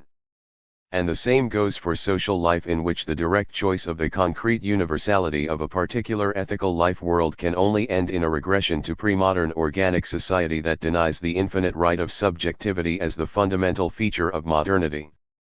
Since the subject citizen of a modern state can no longer accept his immersion in some particular social role that confers on him a determinate place within the organic social whole, the only route to the rational totality of the modern state leads through revolutionary terror. One should ruthlessly tear up the constraints of pre-modern organic concrete universality and fully assert the infinite right of subjectivity in its abstract negativity. In other words, the point of Hegel's analysis of the revolutionary terror is not the rather obvious insight into how the revolutionary project involved the unilateral assertion of abstract universal reason and was as such doomed to perish in self-destructive fury, being unable to transpose its revolutionary energy into a stable social order. Hegel's point is rather to highlight the enigma of why, in spite of the fact that revolutionary terror was a historical deadlock, we have to pass through it in order to arrive at the modern rational state. Here also, then, one has to do something in order to see how it is superfluous. This paradox is sustained by the distinction between the constative and the performative dimensions of speech, between the subject of the enunciated and the subject of the enunciation. At the level of the enunciated content, the whole operation is meaningless. However, what this common-sense insight forgets is that only the wrong superfluous gesture creates the subjective conditions which make it possible for the subject to really see why the gesture is superfluous. It only becomes possible to say that my apology is unnecessary after I have offered it, to see how the terror is superfluous and destructive after one has gone through it. The dialectical process is thus more refined than it may appear. The standard notion is that one can only arrive at the final truth along the path of error, so that the errors along the way are not simply discarded, but sublated in the final truth, preserved in it as its moments. The evolutionary notion of dialectical process tells us that the result is not just a dead body, that it does not stand alone, in abstraction from the process that engendered it. In this process, different moments first appeared in their unilateral immediate form, while the final synthesis gathers them as sublated, maintaining their rational core. What this standard notion misses is how the previous moments are preserved precisely as superfluous. In other words, while the preceding stages are indeed superfluous, we need time to arrive at the point from which we can see that they are so. A story to tell. How are we to counter this diagnosis of the disease called Hegel, which centers on the dialectical reversal as an empty formal gesture of presenting defeat as victory? The first observation that imposes itself is that reading infrarational semantic choices as strategies for coping with obstacles to the assertion of life is in itself already an infrarational semantic choice. But more important is to note how such a reading subtly perpetuates a narrow view of Hegel which obliterates many key dimensions of his thought. Is it not possible to read Hegel's systematic sublation of each and every shape of consciousness or social life form as, precisely, a description of all possible life forms, with their vital semantic choices, and their inherent antagonisms? 20 If there is a semantic choice that underlies Hegel's thought, it is not the desperate wager that, retroactively, one will be able to tell a consistent, all-encompassing, and meaningful story in which every detail will be allotted its proper place, but, on the contrary, the weird certainty that, with every figure of consciousness or form of life, things will always somehow go wrong, that each position will generate an excess which will augur its self-destruction. Does this mean that Hegel does not advocate any determinate semantic choice, since, for him, the only truth is the endless process of the generation and corruption of determinate semantic choices? Yes, but on condition that we do not conceive this process in the usual mobilist sense. How, then, does the truly historical thought break with such universalized mobilism? In what precise sense is it historical and not simply the rejection of mobilism on behalf of some eternal principle exempted from the flow of generation and corruption? The key resides in the concept of retroactivity, which concerns the very core of the relationship between Hegel and Marx. It is the main reason why, today, one should return from Marx to Hegel and enact a materialist reversal of Marx himself. To approach this complex issue, let me begin with Gilles Deleuze's notion of a pure past, not the past into which things present pass, but an absolute past where all events, including those that have sunk without trace, are stored and remembered as they're passing away. 21 A virtual past which already contains things which are still present. It is with respect to the pure element of the past, understood as the past in general, as an a priori past, that a given former present is reproducible and the present present is able to reflect itself. 22 Does this mean that the pure past involves a thoroughly deterministic notion of the universe in which everything that is still to happen, all actual spatio-temporal deployment, is already part of an immemorial/atemporal virtual network?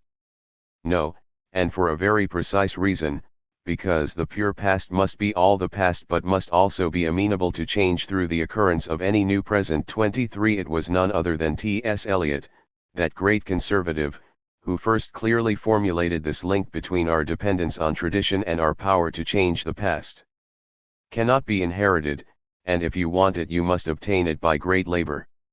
It involves, in the first place, the historical sense, which we may call nearly indispensable to anyone who would continue to be a poet beyond his 25th year, and the historical sense involves a perception, not only of the pastness of the past, but of its presence. The historical sense compels a man to write not merely with his own generation in his bones, but with a feeling that the whole of the literature of Europe from Homer and within it the whole of the literature of his own country has a simultaneous existence and composes a simultaneous order. This historical sense, which is a sense of the timeless as well as of the temporal and of the timeless and of the temporal together, is what makes a writer traditional. And it is at the same time what makes a writer most acutely conscious of his place in time, of his contemporaneity. No poet, no artist of any art, has his complete meaning alone. His significance, his appreciation is the appreciation of his relation to the dead poets and artists. You cannot value him alone, you must set him, for contrast and comparison, among the dead. I mean this as a principle of aesthetic, not merely historical, criticism. The necessity that he shall conform, that he shall cohere, is not one-sided. What happens when a new work of art is created is something that happens simultaneously to all the works of art which preceded it. The existing monuments form an ideal order among themselves, which is modified by the introduction of the new work of art among them. The existing order is complete before the new work arrives. For order to persist after the supervention of novelty, the whole existing order must be, if ever so slightly, altered, and so the relations, proportions, values of each work of art toward the whole are readjusted, and this is conformity between the old and the new. Whoever has approved this idea of order, of the form of European, of English literature, will not find it preposterous that the past should be altered by the present as much as the present is directed by the past. And the poet who is aware of this will be aware of great difficulties and responsibilities. What happens is a continual surrender of himself as he is at the moment to something which is more valuable. The progress of an artist is a continual self-sacrifice, a continual extinction of personality. There remains to define this process of depersonalization and its relation to the sense of tradition. It is in this depersonalization that art may be said to approach the condition of science. 24. When Eliot says that in judging a living poet you must set him among the dead, he formulates a precise example of Deleuze's pure past. And when he writes that the existing order is complete before the new work arrives, for order to persist after the supervention of novelty, the whole existing order must be, if ever so slightly, altered, and so the relations, proportions, values of each work of art toward the whole are readjusted. He no less clearly formulates the paradoxical link between the completeness of the past and our capacity to change it retroactively. Precisely because the pure past is complete, each new work sets its entire balance. This is how one should read Kafka's critique of the notion of the Day of Judgment as something which will arrive at the end of time. Only our concept of time makes it possible for us to speak of the Day of Judgment by that name. In reality it is a summary court in perpetual session. Every historical moment contains its own judgment in the sense of its pure past which allocated a place to each of its elements, and this judgment is being constantly rewritten. Recall Borges's precise formulation of the relationship between Kafka and his multitude of precursors, from ancient Chinese authors to Robert Browning. Kafka's idiosyncrasy, in greater or lesser degree, is present in each of these writings, but if Kafka had not written we would not perceive it, that is to say, it would not exist. Each writer creates his precursors. His work modifies our conception of the past, as it will modify the future. 25. In the same way, a radical revolution does the impossible and thereby creates its own precursors. This, perhaps, is the most succinct definition of what an authentic act is. Such an act proper should be located in the trilogy, acting out, passage al act, Tat-Handlung. Acting out is a hysterical outburst within the same big other, passage al act destructively suspends the big other, Tat-Handlung retroactively rearranges it. As Jacques-Alain Miller put it, the status of the act is retroactive. 26. A gesture will have been an act, it becomes an act if, in its consequences, it succeeds in disturbing and rearranging the big other. The properly dialectical solution of the dilemma, is it really there, in the source, or did we just read it into the source, is thus, it is there, but we can only perceive and state this retroactively, from the perspective of the present. 27. One of the standard procedures of defetishizing/derifying critique is to denounce a direct property of the perceived object as the subject's reflexive determination. The subject ignores how her gaze is already included in the perceived content. An example from recent theory: post-structuralist deconstructionism does not exist, since it was invented in the U.S., for and by the American academic gaze with all its constitutive limitations. 28. In short, an entity like post-structuralist deconstructionism comes into existence only for a gaze that is unaware of the details of the philosophical scene in France. This gaze brings together authors who are simply not perceived as part of the same episteme in France, just as the concept of film Noir posits a unity which did not exist in itself. And in the same way, the French gaze, ignorant of the ideological tradition of American individualist anti-combo populism and looking through existentialist lenses, mistook the heroic cynical, pessimist fatalist stance of the noir hero for a socially critical attitude. Likewise, the American perception inscribed the French authors into the field of radical cultural criticism, thereby conferring on them a feminist, etc., critical social stance for the most part absent in France itself. So just as film noir is not a category of American cinema, but primarily a category of the French cinema criticism and of the historiography of cinema, so too post-structuralist deconstructionism is not a category of French philosophy, but primarily a category of the American reception of the French theorists designated as such. This, however, is only the first step, at the level of reflection. In the next and crucial step, these subjective determinations are developed precisely as not merely subjective but as simultaneously affecting the thing itself.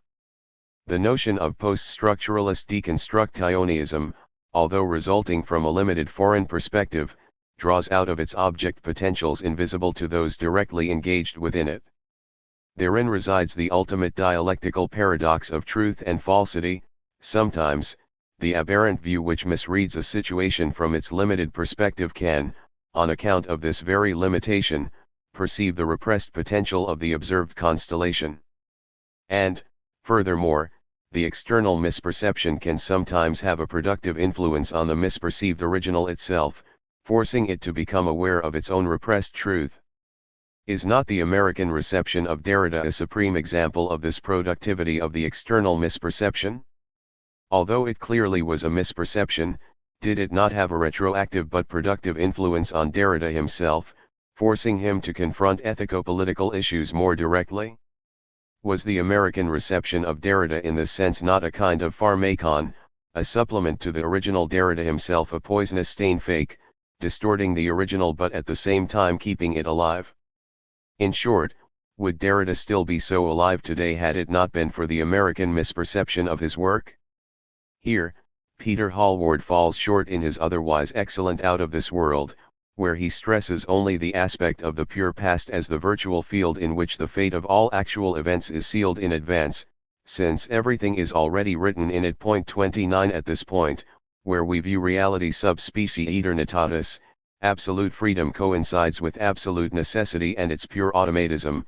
To be free means to let oneself freely flow in / with the substantial necessity. This topic reverberates even in today's cognitivist debates on the problem of free will. Compatibilists such as Daniel Dennett have an elegant solution to the incompatibilists' complaints about determinism. 30 When incompatibilists complain that our freedom cannot be combined with the fact that all our acts are part of the great chain of natural determinism, they secretly make an unwarranted ontological assumption. First, they assume that we somehow stand outside reality, then they go on to complain about how they feel oppressed by the notion that reality in its determinism controls them totally. This is what is wrong with the notion of us being imprisoned by the chains of natural determinism. We thereby obfuscate the fact that we are part of reality, that the conflict between our free striving and the external reality that resists it is a conflict inherent in reality itself. That is to say, there is nothing oppressive or constraining about the fact that our innermost strivings are determined.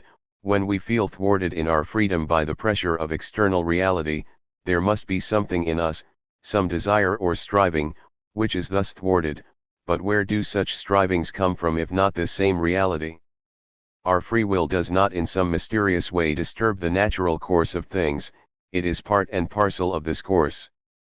For us to be truly and radically free would entail that there be no positive content involved in our free act. If we want nothing external and particular or given to determine our behavior, then this would involve being free of every part of ourselves. 31 When a determinist claims that our free choice is determined, this does not mean that our free will is somehow constrained, that we are forced to act against our will. What is determined is the very thing that we want to do freely. That is, without being thwarted by external obstacles. To return to Hallward, while he is right to emphasize that, for Deleuze, freedom isn't a matter of human liberty but of liberation from the human, 32 Of fully submerging oneself in the creative flux of absolute life. The political conclusion he draws from this seems too facile.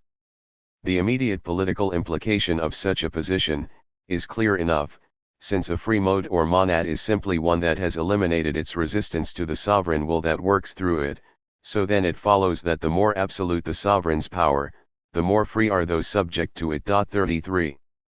But does Hallward not overlook here the retroactive movement on which Deleuze also insists, namely how this eternal pure past which fully determines us is itself subjected to retroactive change? We are thus simultaneously less free and more free than we think. We are thoroughly passive, determined by and dependent on the past, but we have the freedom to define the scope of this determination, to determine the past which will determine us. Deleuze is here unexpectedly close to Kant, for whom I am determined by causes, but I retroactively determine which causes will determine me.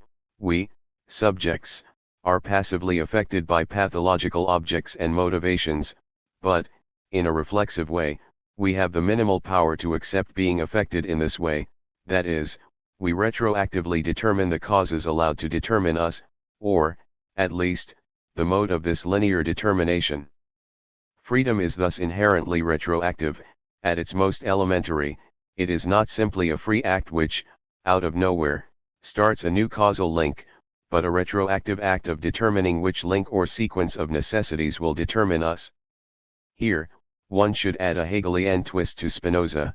Freedom is not simply recognized/known necessity, but recognized/assumed necessity, the necessity constituted/actualized through this recognition. So when Deleuze refers to Proust's description of Vinteuil's music that haunts Swann as if the performers not so much played the little phrase as executed the rites necessary for it to appear, he is evoking the necessary illusion, generating the sense event is experienced as ritualistic evocation of a pre-existing event, as if the event was already there, waiting for our call in its virtual presence. The key philosophical implication of Hegelian retroactivity is that it undermines the reign of the principle of sufficient reason. This principle only holds in the condition of linear causality where the sum of past causes determines a future event. Retroactivity means that the set of reasons is never complete and sufficient, since the past reasons are retroactively activated by what is, within the linear order, their effect. Changing the destiny. What directly resonates in this topic is, of course, the Protestant motif of predestination. Far from being a reactionary theological motif, predestination is a key element of the materialist theory of sense, on condition that we read it along the lines of the Deleuzian opposition between the virtual and the actual. That is to say, predestination does not mean that our fate is sealed in an actual text existing from eternity in the divine mind. The texture which predestines us belongs to the purely virtual eternal past which, as such, can be retroactively rewritten by our acts. In predestination, fate is substantialized into a decision that precedes the process, so that the burden of individuals' activities is not to performatively constitute their fate, but to discover their pre-existing fate. What is thereby obfuscated is the dialectical reversal of contingency into necessity, that is, the way the outcome of a contingent process takes on the appearance of necessity.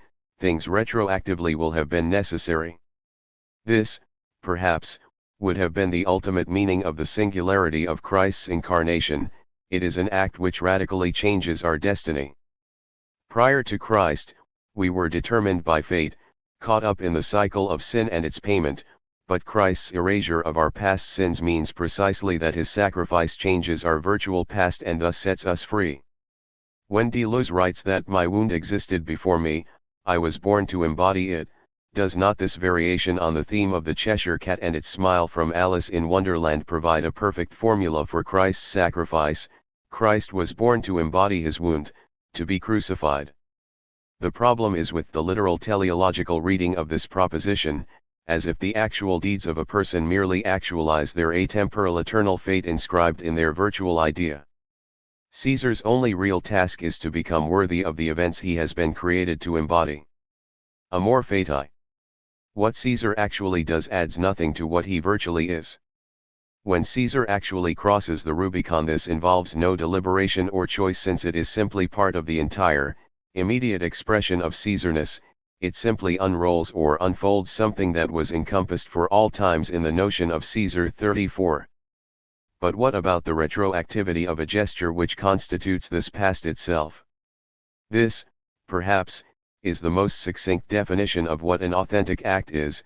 In our ordinary activity, we effectively just follow the coordinates of our identity, while an act proper involves the paradox of an actual move which changes the very virtual transcendental coordinates of its agent's being, or, in Freudian terms, which not only changes the actuality of our world but also moves its underground.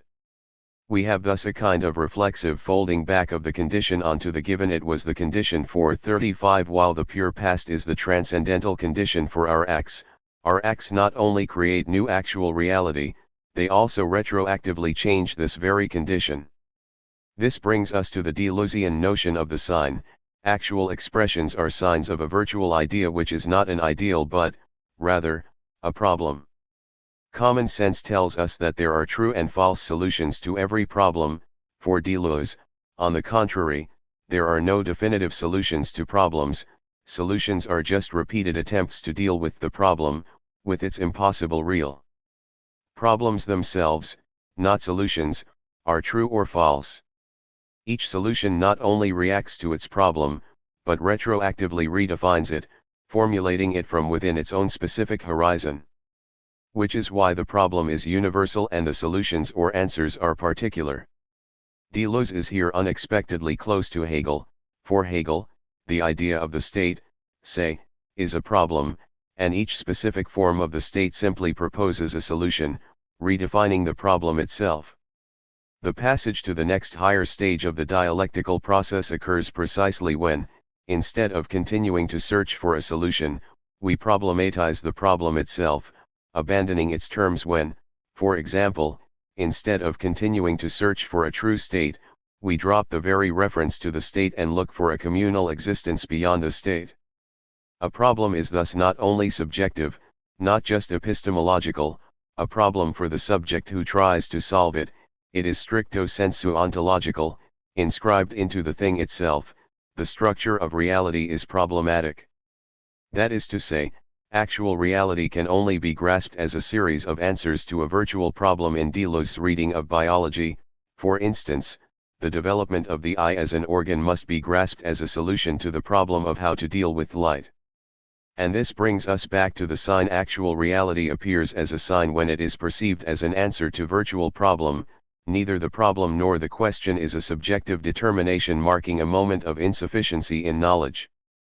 Problematic structure is part of objects themselves, allowing them to be grasped as signs. 36. This explains the strange way in which Deleuze opposes signs and representations. For common sense, a mental representation directly reproduces the way a thing is, while a sign just points towards it, designating it with the arbitrary signifier. For Deleuze, on the contrary, representations are mediate, while signs are direct, and the task of a creative thought is that of making movement itself a work, without interpositions, of substituting direct signs for mediate representations. 37. Representations are figures of objects as objective entities deprived of their virtual support or background, and we pass from representation to sign when we are able to discern in an object that which points towards its virtual ground, towards the problem with regard to which it is an answer. To put it succinctly, every answer is a sign of its problem. This brings us to Deleuze's notion of the blind seer, blind to actual reality, sensible only to the virtual dimension of things. Deleuze resorts to a wonderful metaphor of a spider deprived of eyes and ears but infinitely sensitive to whatever resonates through its virtual web. As Hallward paraphrases it, actual or constituted forms slip through the web and make no impression, for the web is designed to vibrate only on contact with virtual or intensive forms. The more fleeting or molecular the movement, the more intense its resonance through the web. The web responds to the movements of a pure multiplicity before it has taken on any definite shape. 38. This brings us to the central problem of Deleuze's ontology: how are the virtual and the actual related? Actual things express ideas but are not caused by them. 39. The notion of causality is limited to the interaction of actual things and processes. On the other hand, This interaction also causes virtual entities. Delos is not an idealist, sense is for him always an ineffective, sterile shadow accompanying actual things. What this means is that, for Delos, genesis and causality are totally opposed, they move at different levels. Actual things have an identity, but virtual ones do not, they are pure variations. An actual thing must change, become something different in order to express something. Whereas, the expressed virtual thing does not change, only its relation to other virtual things, other intensities and ideas changes. Point 40. How does this relation change? Only through the changes in actual things which express ideas. Since the entire generative power lies in actual things, ideas belong to the domain of sense, which is only a vapor which plays at the limit of things and words. As such, sense is the ineffectual, a sterile incorporeal deprived of its generative power. 41. Think of a group of dedicated individuals fighting for the idea of communism. In order to grasp their activity, we have to take into account the virtual idea. But this idea is in itself sterile, it has no proper causality, all causality lies in the individuals who express it. The lesson to be drawn from the basic paradox of Protestantism is that freedom is neither grasped necessity nor overlooked necessity, but a necessity which is presupposed and as unknown/unknowable. We know that everything is predetermined, but we do not know what our predetermined destiny is, and it is this uncertainty which drives our incessant activity. Freud's infamous statement "anatomy is destiny" should also be read along these lines, as a Hegelian speculative judgment in which the predicate passes over into the subject. That is to say, its true meaning is not the obvious one, the standard target of feminist critique, but rather the opposite. The truth of anatomy is destiny, in other words a symbolic formation. In the case of sexual identity, an anatomic difference is sublated, turned into the medium of appearance/expression, more precisely, into the material support of a certain symbolic formation. This is how one should differentiate historicity proper from organic evolution. In the latter, a universal principle is slowly and gradually differentiating itself. As such, it remains the calm, underlying, all-encompassing ground that unifies the bustling activity of struggling individuals, the endless process of generation and corruption that is the cycle of life. In history proper, on the contrary, the universal principle is caught in an infinite struggle with itself, that is, the struggle is each time a struggle for the fate of the universality itself. In organic life, particular moments are in struggle with one another, and through this struggle the universal reproduces itself. In spirit, the universal is in struggle with itself. This is why the eminently historical moments are those marked by great collisions in which a whole form of life is threatened, when the established social and cultural norms no longer guarantee a minimum of stability and cohesion. In such open situations, a new form of life has to be invented, and it is at this point that Hegel locates the role of great heroes. They operate in a pre-legal, stateless zone, their violence is not bound by the usual moral rules, they enforce a new order with the subterranean vitality which shatters all established forms. According to the usual Dasein on Hegel, heroes follow their instinctual passions, their true motifs and goals are not clear to themselves, they are the unconscious instruments of a deeper historical necessity giving birth to a new spiritual life form. However, as Lerbero points out, here one should not impute to Hegel the standard teleological notion of a hidden hand of reason pulling the strings of the historical process, following a plan established in advance and using the passions of individuals as instruments for its implementation. First, since the meaning of their acts is a priori inaccessible to the individuals who accomplish them, heroes included, there is no science of politics able to predict the course of events. Nobody ever has the right to declare himself a depositary of the spirit's self-knowledge. 42 And this impossibility spares Hegel the fanaticism of objective responsibility. 43 In other words, there is no place in Hegel for the Marxist-Stalinist figure of the communist revolutionary who understands the historical necessity and posits himself as the instrument of its implementation. However, it is crucial to add a further twist here. If we merely assert this impossibility, we are still conceiving the absolute as substance, not as subject. We are still surmising that there is some pre-existing spirit imposing its substantial necessity on history, while accepting that knowledge of this necessity is denied us. To be consistently Hegelian, however, we must take a crucial step further and insist that historical necessity does not pre-exist the contingent process of its actualization, that is, that the historical process is also in itself open, undecided. This confused mixture generates sense insofar as it unravels itself. It is people, and they only, who make history, while spirit explicates itself through this making. The point is not, as in a naive theodicy, to find a justification for every event. In actual time, no heavenly harmony resonates in the sound and fury. It is only once this tumult recollects itself in the past, once what took place is conceived, that we can say, to put it briefly, that the course of history is a little bit better outlined. History runs forward only for those who look at it backwards, it is linear progression only in retrospect. Hegelian providential necessity has so little authority that it seems as if it learns from the run of things in the world which were its goals. 44. This is how one should read Hegel's thesis that, in the course of the dialectical development, things become what they are. It is not that a temporal deployment merely actualizes some pre-existing atemporal conceptual structure. This atemporal conceptual structure is itself the result of contingent temporal decisions. Let us take an exemplary case of a contingent decision whose outcome defined the agent's entire life: Caesar's crossing of the Rubicon. It is not enough to say that crossing the Rubicon is part of the complete notion of Caesar. One should rather say that Caesar is defined by the fact that he crossed the Rubicon. His life didn't follow a scenario written in the book of some goddess. There is no book which would already have contained the relations of Caesar's life, for the simple reason that his life itself is this book, and that, at every moment, an event is in itself its own narrative. 45.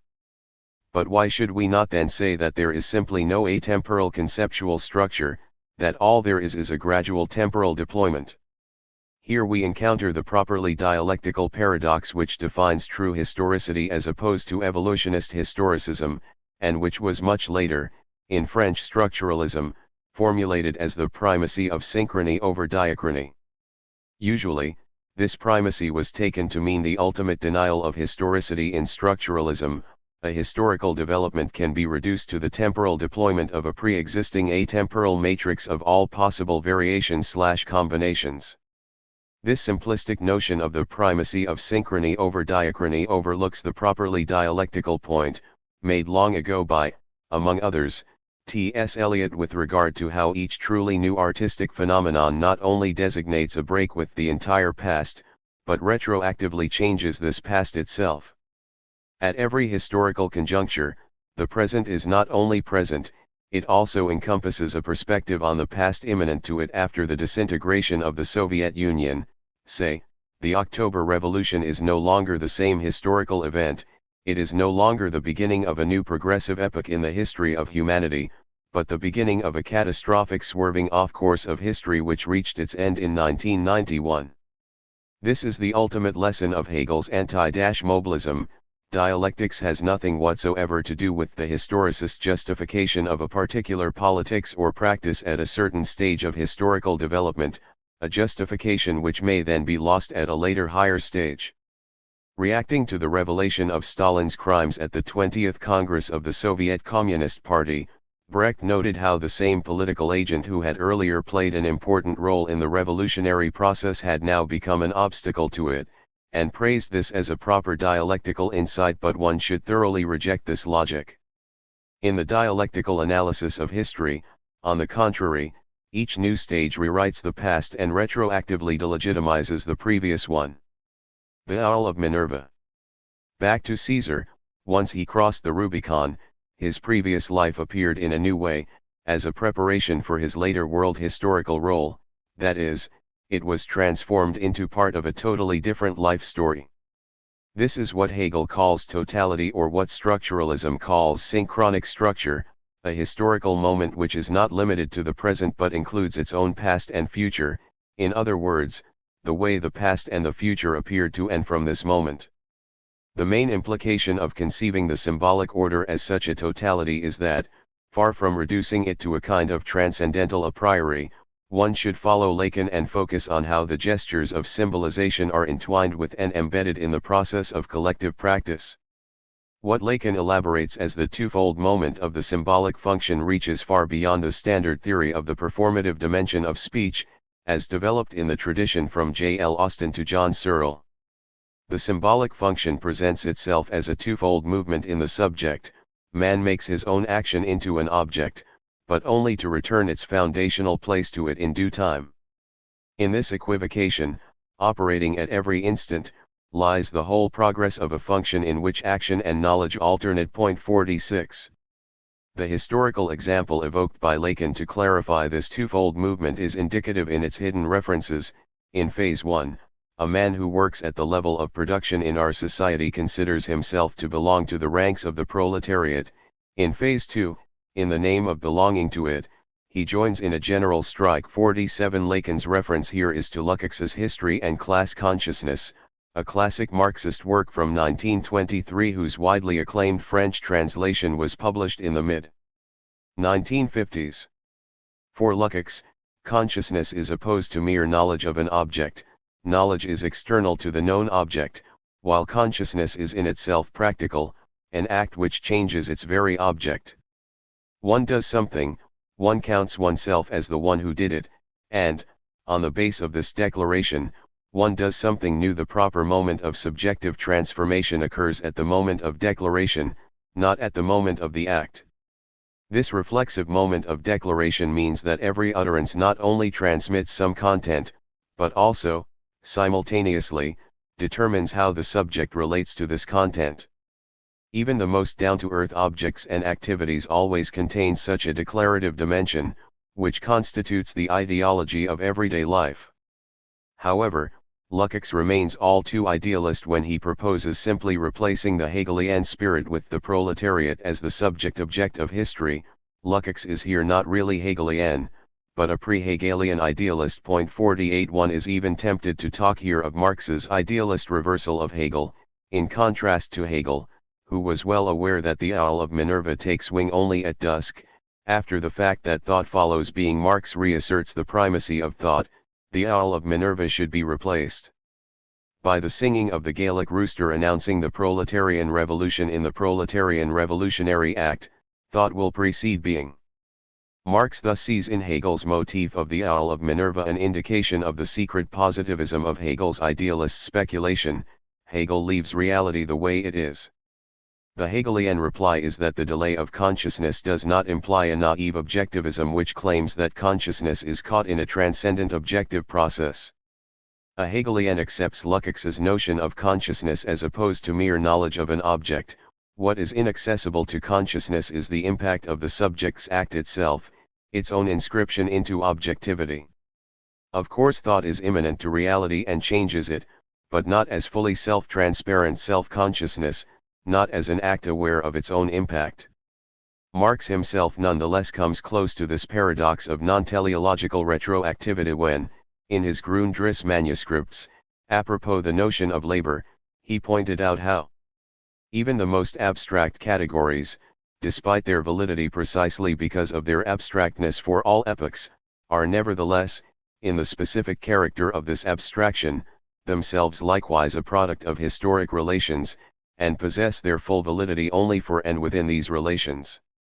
Bourgeois society is the most developed and the most complex historic organization of production.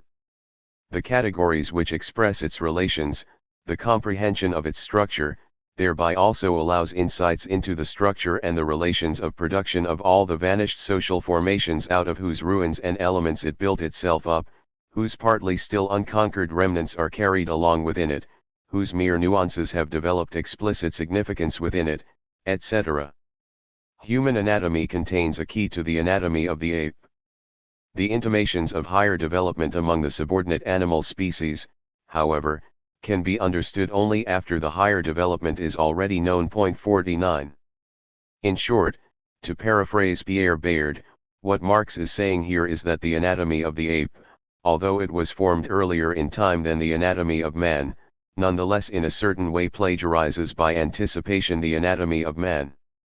The question, however, remains, does Hegel's thought harbor such an openness towards the future, or does the closure of his system a priori preclude it?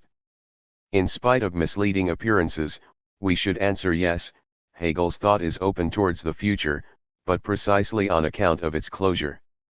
That is to say, Hegel's opening towards the future is a negative. It is articulated in his negative/limiting statements like the famous "one cannot jump ahead of one's time" from his philosophy of right. The impossibility of directly borrowing from the future is grounded in the very fact of retroactivity, which makes the future a priori unpredictable. We cannot climb onto our own shoulders and see ourselves objectively, in terms of the way we fit into the texture of history, because this texture is again and again retroactively rearranged. In theology, Karl Barth extended this unpredictability to the Last Judgment itself, emphasizing how the final revelation of God will be totally incommensurable with our expectations. God is not hidden to us, he is revealed. But what and how we shall be in Christ, and what and how the world will be in Christ at the end of God's road, at the breaking in of redemption and completion, that is not revealed to us, that is hidden. Let us be honest. We do not know what we are saying when we speak of Jesus Christ's coming again in judgment, and of the resurrection of the dead, of eternal life and eternal death. That with all these there will be bound up a piercing revelation, a seeing, compared to which all our present vision will have been blindness, is too often testified in Scripture for us to feel we ought to prepare ourselves for it. For we do not know what will be revealed when the last covering is removed from our eyes, from all eyes, how we shall behold one another and what we shall be to one another, men of today and men of past centuries and millennia, ancestors and descendants, husbands and wives, wise and foolish, oppressors and oppressed, traitors and betrayed, murderers and murdered, west and east, Germans and others, Christians, Jews, and heathen, Orthodox and heretics, Catholics and Protestants, Lutherans and Reformed. Upon what divisions and unions, what confrontations and cross-connections the seals of all books will be opened, how much will seem small and unimportant to us then, how much will only then appear great and important, for what surprises of all kinds we must prepare ourselves. We also do not know what nature, as the cosmos in which we have lived and still live here and now, will be for us then, what the constellations, the sea, the broad valleys and heights, which we see and know now, will say and mean then. 50. With this insight, it becomes clear how false, how all too human, is the fear that the guilty will not be properly punished here. Especially, we must abandon our expectations. Strange Christianity, whose most pressing anxiety seems to be that God's grace might prove to be all too free on this side, that hell, instead of being populated with so many people, might some day prove to be empty. 51. And the same uncertainty holds for the Church itself. It possesses no superior knowledge. It is like a postman who delivers the mail with no idea what it says. The Church can only deliver it the way a postman delivers his mail. The Church is not asked what it thinks it is thereby starting, or what it makes of the message. The less it makes of it and the less it leaves on it its own fingerprints, the more it simply hands it on as it has received it, and so much the better. 52. There is only one unconditional certainty in all this, the certainty of Jesus Christ as our Savior, which is a rigid designator remaining the same in all possible worlds. We know just one thing, that Jesus Christ is the same also in eternity, and that His grace is whole and complete, enduring through time into eternity, into the new world of God which will exist and be recognized in a totally different way, that it is unconditional and hence is certainly tied to no purgatories, tutoring sessions, or reformatories in the hereafter. 53. No wonder Hegel formulated this same limitation apropos politics. Especially as communists, we should abstain from any positive imagination of the future communist society. We are, of course, borrowing from the future, but how we are doing so will only become readable once the future is here. So we should not put too much hope in the desperate search for the germs of communism in today's society. Is the ultimate consequence of our awareness of the retroversive effect thus a negative one?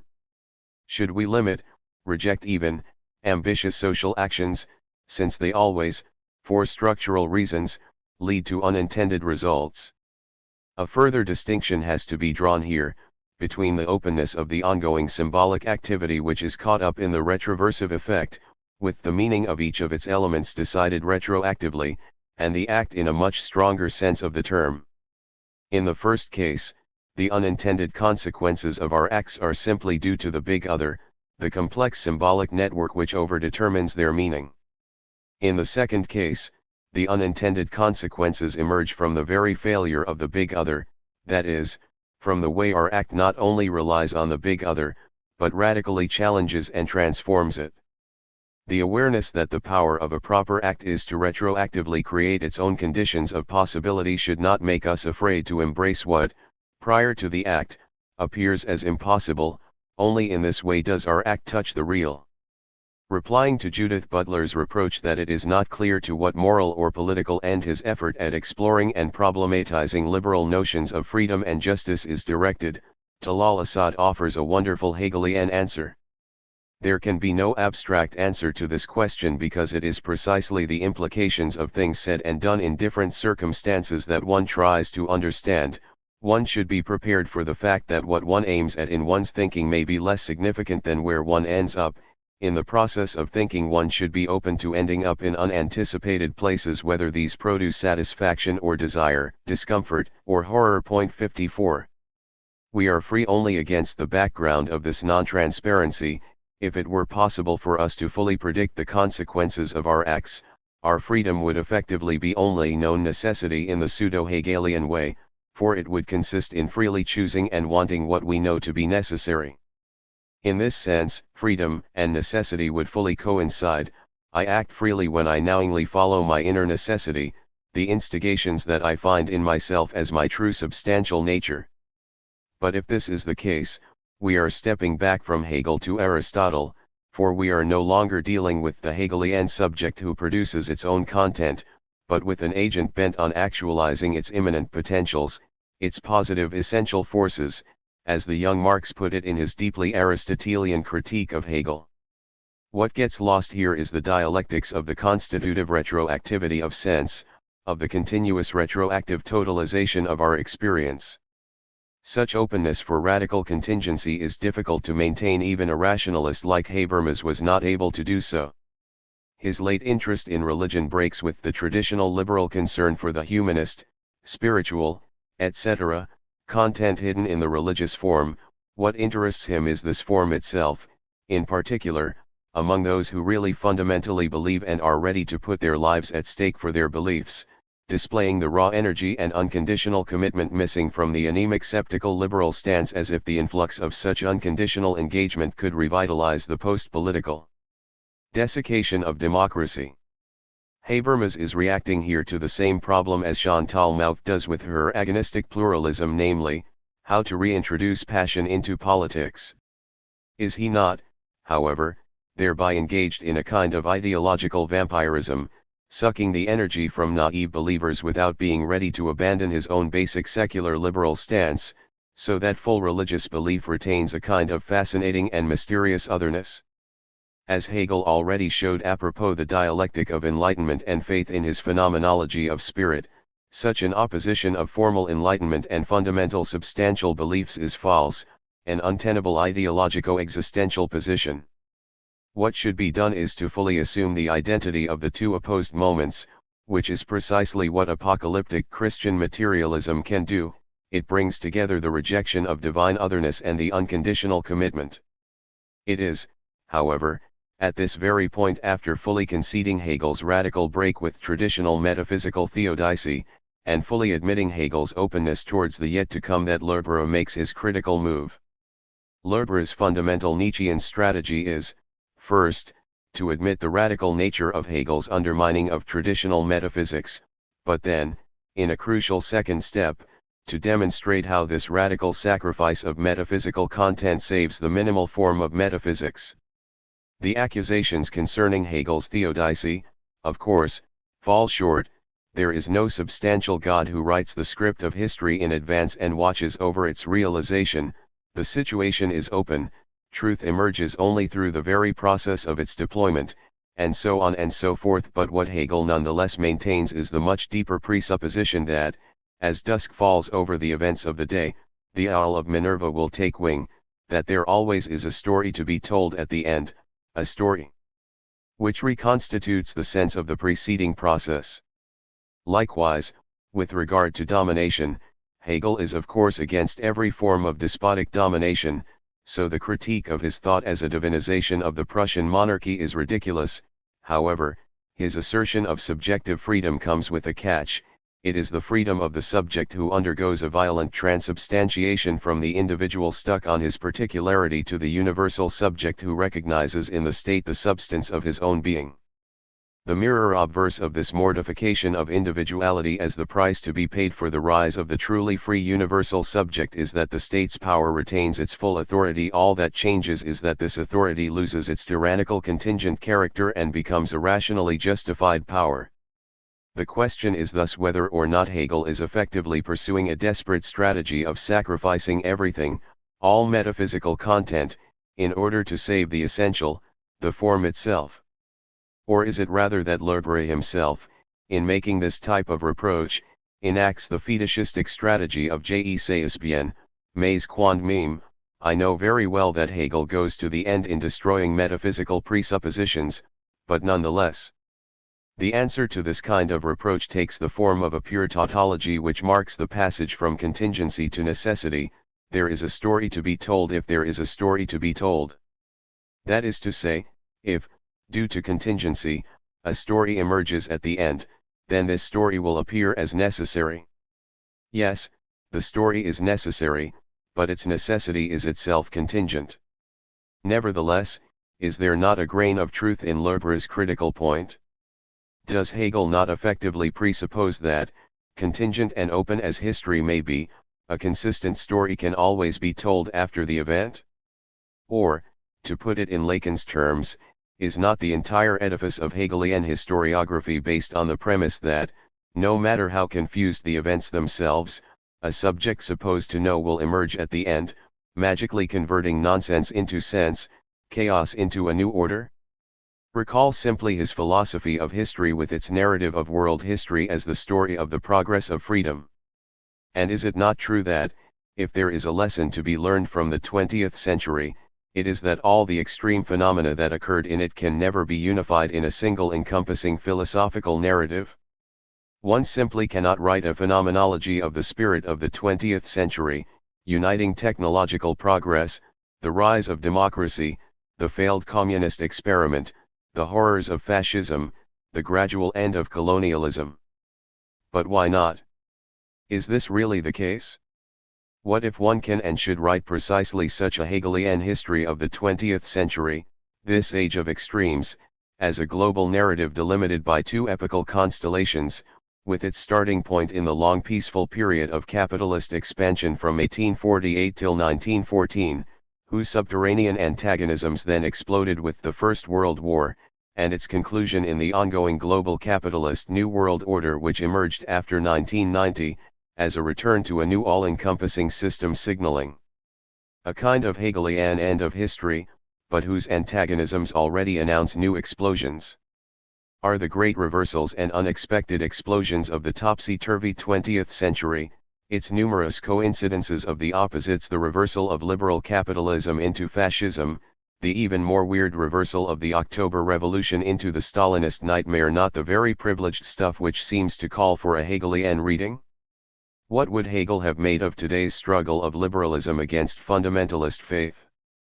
One thing is sure, he would not have simply taken the side of liberalism, but would have insisted on the mediation of the opposites. Point 55. Potentiality versus virtuality. Convincing as it may appear, Lerbere's critical diagnosis of the Hegelian wager that there is always a story to tell nonetheless once again falls short. Lerbere misses an additional twist which complicates the image of Hegel. Yes, Hegel sublates time in eternity, but this sublation itself has to appear as a contingent temporal event. Yes, Hegel sublates contingency in a universal rational order, but this order itself hinges on a contingent excess. Yes, struggle is sublated in the peace of the reconciliation of the opposites, but this reconciliation itself has to appear as its opposite, as an act of extreme violence. So Lerbre is right in emphasizing that Hegel's topic of the dialectical struggle of the opposites is as far as possible from an engaged attitude of taking sides. For Hegel, the truth of the struggle is always, with an inexorable necessity, the mutual destruction of the opposites. The truth of a phenomenon always resides in its self-annihilation, in the destruction of its immediate being. But Lerbre here nonetheless misses the paradox proper. Not only did Hegel have no problem taking sides in the political debates of his time, his entire mode of thinking is deeply polemical, always intervening, attacking, taking sides, and, as such, a long way from the detached position of wisdom, observing the ongoing struggle from a neutral distance, aware of its nullity sub specie aeternitatis. For Hegel, the true universality is accessible only from an engaged partial standpoint. The Hegelian relationship between necessity and freedom is usually read in terms of their ultimate coincidence. True freedom has nothing to do with capricious choice, it means the priority of self relating to other. In other words, an entity is free when it can deploy its immanent potential without being impeded by any external obstacle. From here, it is easy to develop the standard argument against Hegel. His system is a fully saturated set of categories, with no place for contingency and indeterminacy, for in Hegel's logic, each category follows with an inexorable immanent logical necessity from the preceding one, with the entire series of categories forming a self-enclosed whole. We can see now what this argument misses. The Hegelian dialectical process is not this saturated, self-contained, necessary whole, but the open and contingent process through which such a whole forms itself. In other words, the reproach confuses being with becoming. It perceives as a fixed order of being what is for Hegel the process of becoming, which, retroactively, engenders its necessity. The same point can also be made in terms of the distinction between potentiality and virtuality.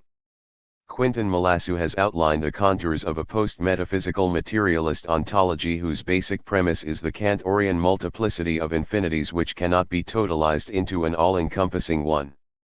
He relies here on Badiou, who also pointed out how Cantor's great materialist breakthrough concerns the status of infinite numbers.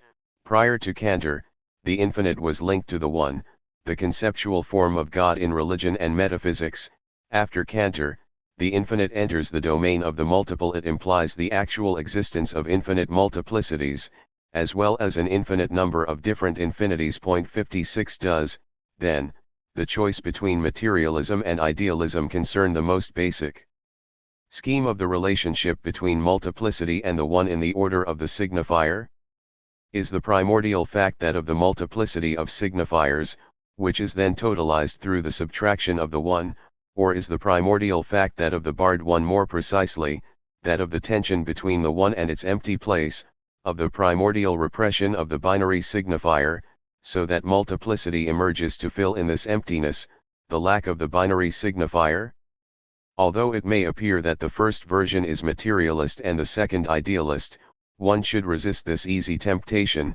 From a truly materialist position, multiplicity is only possible against the background of the void. It is only this which makes the multiplicity non-all. The genesis of the one out of primordial multiplicity, this prototype of materialist explanation of how the totalizing one arises, should therefore be rejected. No wonder that Deleuze is simultaneously the philosopher of the one. With regard to its most elementary formal configuration, the couple of idealism and materialism can also be rendered as the opposition between primordial lack and the self-inverted curvature of being, while, for idealism, lack is the unsurpassable fact, for materialism, lack is ultimately the result of a curvature of being, a perspectival illusion, a form of appearance of the torsion of being. Instead of reducing one to the other, one should insist on the irreducible parallax gap between the two. In psychoanalytical terms, this is the gap between desire and drive, and here also, one should resist the temptation to give priority to one term and reduce the other to its structural effect. That is to say, one can conceive the rotary motion of the drive as a way to avoid the deadlock of desire, the primordial lack/impossibility, the fact that the object of desire is always missed, is converted into a profit when the aim of libido is no longer to reach its object, but to repeatedly turn around its satisfaction is generated by the very repeated failure of direct satisfaction. And one can also conceive desire as a mode of avoiding the circularity of the drive. The self-enclosed rotary movement is recast as a repeated failure to reach a transcendent object which always eludes its grasp. In philosophical terms, this couple echoes the couple of Spinoza and Kant, the Spinozan drive versus Kantian desire. But does Hegel really begin with contingent multiplicity? Does he not rather offer a third way, through the point of non-decision between desire and drive? Does he not actually begin with being, and then deduce the multiplicity of existence, which emerges as the result of the first triad being nothing becoming existent? Here, one should bear in mind the key fact that, when he writes about the passage from being to nothingness, Hegel resorts to the past tense. Being does not pass into nothingness, it has always already passed into nothingness, and so on. The first triad of the logic is not a dialectical triad, but a retroactive evocation of a kind of shadowy virtual past, of something which never passes since it has always already passed. The actual beginning, the first entity which is really here, is the contingent multiplicity of beings there. To put it another way, there is no tension between being and nothingness which would generate the incessant passage of one into the other. In themselves, prior to dialectics proper, being and nothingness are directly and immediately the same, they are indiscernible. Their tension appears only retroactively, if one looks at them from the standpoint of dialectics proper. Such an ontology of the non-all asserts a radical contingency. Not only are there no laws which hold of necessity, every law is in itself contingent, it can be overturned at any moment. This amounts to a suspension of the principle of sufficient reason, a suspension not only epistemological, but also ontological. That is to say, it is not only that we can never get to know the entire network of causal determinations, but this chain is in itself inconclusive, opening up the space for the imminent contingency of becoming. Such a chaos of becoming, subjected to no pre-existing order, is what defines radical materialism. Along these lines, Malassu proposes a precise distinction between contingency and chance, linking it to the distinction between virtuality and potentiality. Potentialities are the non-actualized cases of an indexed set of possibilities under the condition of a given law. Chance is every actualization of a potentiality for which there is no univocal instance of determination on the basis of the initial given conditions. Therefore I will call contingency the property of an indexed set of cases of not itself being a case of sets of cases, and virtuality the property of every set of cases of emerging within a becoming which is not dominated by any preconstituted totality of possibles. 57. A clear case of potentiality is the throw of a die through which what was already a possible case becomes a real case. It was determined by the pre-existing order of possibilities that there is a 1 in 6 chance of number 6 turning up, so when number 6 does actually turn up, a pre-existing possible is realized. Virtuality, on the contrary, designates a situation in which one cannot totalize the set of possibles, so that something new emerges. A case is realized for which there was no place in the pre-existing set of possibles. Time creates the possible at the very moment it makes it come to pass, it brings forth the possible as it does the real, it inserts itself in the very throw of the die, to bring forth a seventh case, in principle unforeseeable, which breaks the fixity of potentialities. 58.1.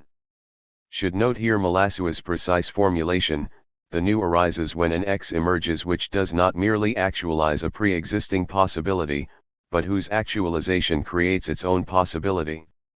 If we maintain that becoming is not only capable of bringing forth cases on the basis of a pre-given universe of cases, we must then understand that it follows that such cases erupt, properly speaking, from nothing, since no structure contains them as eternal potentialities before their emergence. We thus make eruption ex nihilo the very concept of a temporality delivered to its pure immanence. 59.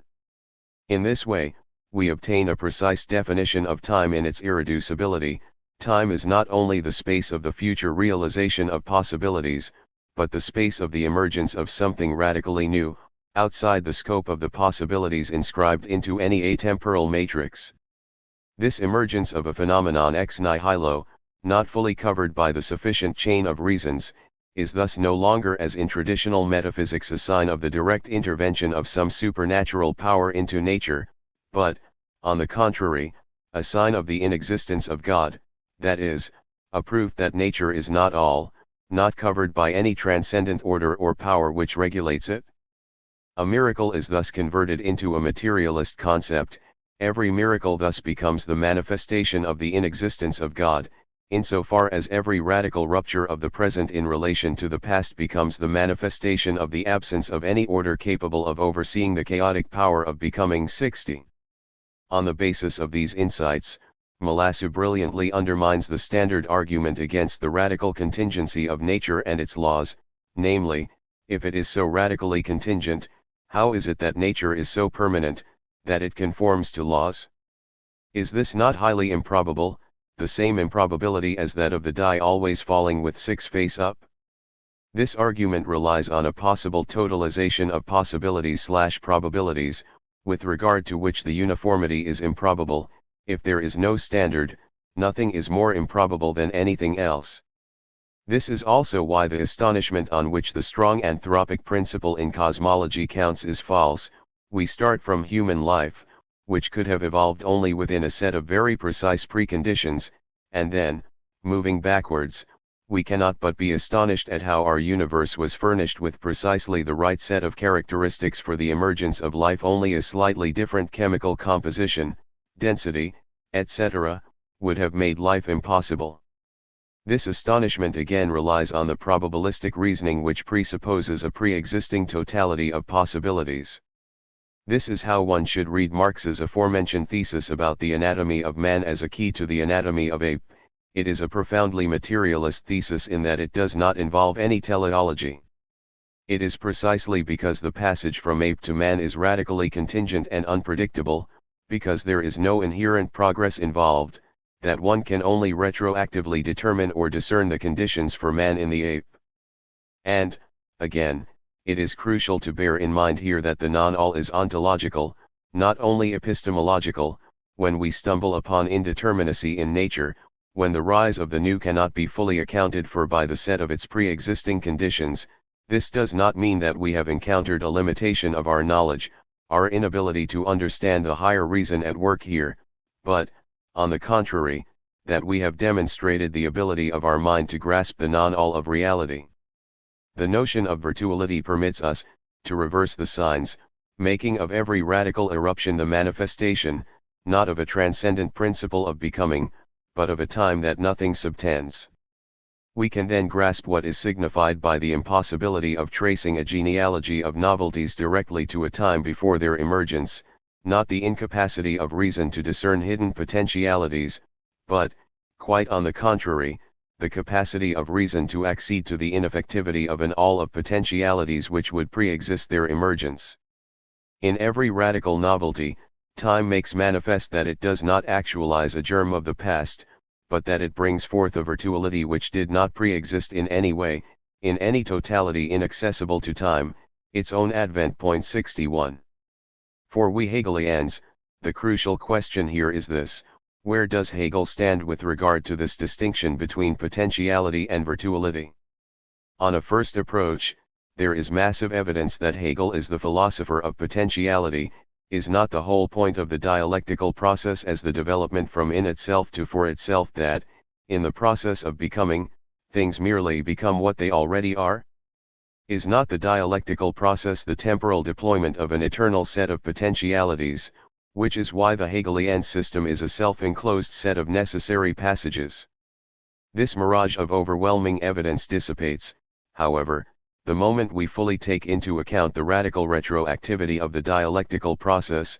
The process of becoming is not in itself necessary, but is the becoming of necessity itself. This is also what to conceive substance as subject means. The subject as the void, the nothingness of self-relating negativity, is the very nihil out of which every new figure emerges. In other words, Every dialectical passage or reversal is a passage in which the new figure emerges ex nihilo and retroactively posits or creates its necessity. The Hegelian circle of circles. The stakes in this debate, is Hegel a thinker of potentiality or a thinker of virtuality, are extremely high. They concern the existence of the big other itself. That is to say, the atemporal matrix which contains the scope of all possibilities is one name of the big other, and another is the totalizing story we can tell after the fact, or the certainty that such a story will always emerge. Nietzsche reproaches modern atheism precisely for the fact that, in it, the big other survives true, no longer as the substantial God, but as the totalizing symbolic frame of reference. This is why Lerbera contends that Hegel is not an atheist conveniently presenting himself as a Christian, but effectively the ultimate Christian philosopher. Hegel always insisted on the deep truth of the Protestant saying God is dead. In his own thought, the substantial transcendent God dies, but is resurrected as the symbolic totality which guarantees the meaningful consistency of the universe in a strict homology with the passage from God qua substance to the Holy Spirit as the community of believers in Christianity. When Nietzsche talks about the death of God, he does not have in mind the pagan living God, but precisely this God qua Holy Spirit, the community of believers. Although this community no longer relies on a transcendent guarantee of a substantial big other, the big other is still here as the symbolic frame of reference. But is this shift from the living gods of the real to the dead God of the law really what happens in Christianity? Is it not that this shift already takes place in Judaism, so that the death of Christ cannot stand for this shift, but for something much more radical, precisely for the death of the symbolic dead big other itself? The key question is thus, is the Holy Spirit still a figure of the big other, or is it possible to conceive it outside of this frame? If the dead God were to morph directly into the Holy Ghost, then we would still have the symbolic big other. But the monstrosity of Christ, this contingent singularity interceding between God and man, is proof that the Holy Ghost is not the big other surviving as the spirit of the community after the death of the substantial God, but a collective link of love without any support in the big other. Therein resides the properly Hegelian paradox of the death of God. If God dies directly, as God, he survives as the virtualized big other. Only if he dies in the guise of Christ, his earthly embodiment, does he also disintegrate as the big other. As Christ died on the cross, the earth shook and darkness descended, signs that the heavenly order itself, the big other, was disturbed. Not only did something horrible happen in the world, but the very coordinates of the world itself were shaken. It was as if the Syndhome, the knot tying the world together, had been unraveled, and the audacity of the Christians was to take this as a good omen, or, as Mao would put it much later, there is great disorder under heaven, the situation is excellent. Therein resides what Hegel calls the monstrosity of Christ. The insertion of Christ between God and man is strictly equivalent to the fact that there is no big other. Christ is inserted as the singular contingency on which the universal necessity of the big other itself hinges. In claiming that Hegel is the ultimate Christian philosopher, Lerbera is thus to paraphrase T.S. Eliot right for the wrong reason. Only if we bear in mind this dimension can we really see why the Darwinian critics of Hegel miss the point when they ridicule his claim that there is no history in nature, that there is history only in human societies. Hegel does not imply that nature is always the same, that forms of vegetal and animal life are forever fixed, so that there is no evolution in nature. What he claims is that there is no history proper in nature, the living conserves itself, it is the beginning and the end, the product in itself is also the principle, it is always as such active. 62 Life eternally repeats its cycle and returns to itself. Substance is again and again reasserted, children become parents, and so on. The circle here is perfect, at peace with itself. It is often perturbed from without. In nature we do of course have gradual transformations of one species into another, and we do get clashes and catastrophes which obliterate entire species, but what we do not perceive in nature is the universal appearing as such, in contrast to its own particular content, a universal in conflict with itself. In other words, what is missing in nature is what Hegel called the monstrosity of Christ, the direct embodiment of the arc of the entire universe in a singular individual who walks around as one among the mortals. It is in this precise sense that, in order to distinguish natural from spiritual movement, Hegel uses the strange term insertion. In an organic process, nothing can insert itself between the notion and its realization, between the nature of the genus determined in itself and the existence which is conformed to this nature. In the domain of the spirit, things are wholly different. 63 Christ is such a figure which inserts itself between God and its creation. Natural development is dominated and regulated by a principle, arc, which remains the same throughout the movement of its actualization, be it the development of an organism from its conception to its maturity or the continuity of a species through the generation and decay of its individual members. There is no tension here between the universal principle and its exemplification. The universal principle is the calm universal force which totalizes and encompasses the wealth of its particular content. However, life doesn't have history because it is totalizing only externally. 64 It is a universal genus which encompasses the multitude of individuals who struggle, but this unity is not posited in an individual. In spiritual history, on the contrary, this totalization occurs for itself. It is posited as such in the singular figures which embody universality against its own particular content. Or, to put it another way, in organic life, substance is the encompassing unity of the interplay of its subordinate moments, that which remains the same through the eternal process of generation and corruption, that which returns to itself through this movement. With subjectivity, however, predicate passes into subject. Substance does not return to itself, it is retotalized by what was originally its predicate, its subordinated moment. The key moment in a dialectical process thus involves the transubstantiation of its focal point. What was at first just a predicate, a subordinate moment of the process, becomes its central moment, retroactively degrading its presuppositions, the elements out of which it emerged, into its subordinate moments, elements of its self-propelling circulation. Robert Pippin exemplifies in what sense the Hegelian spirit is its own result with reference to the finale of Proust's À la Recherche. How does Marcel finally become what he is? By way of breaking with the Platonic illusion that his self can be secured by anything, any value or reality that transcends the wholly temporal human world. It was, by failing to become what a writer is, to realize his inner writerly essence as if that role must be some transcendentally important or even a definite, substantial role, that Marcel realizes that such a becoming is important by not being secured by the transcendent, by being wholly temporal and finite, always and everywhere in suspense, and yet nonetheless capable of some illumination. If Marcel has become who he is, and this somehow continuous with and a product of the experience of his own past, it is unlikely that we will be able to understand that by appeal to a substantial or underlying self, now discovered, or even by appeal to successor substantial selves, each one linked to the future and past by some sort of self-regard. 65. It is thus only by way of fully accepting this abyssal circularity, in which the search itself creates what it is looking for, that the spirit finds itself. This is why the verb failing, as used by Pippin, is to be given full weight.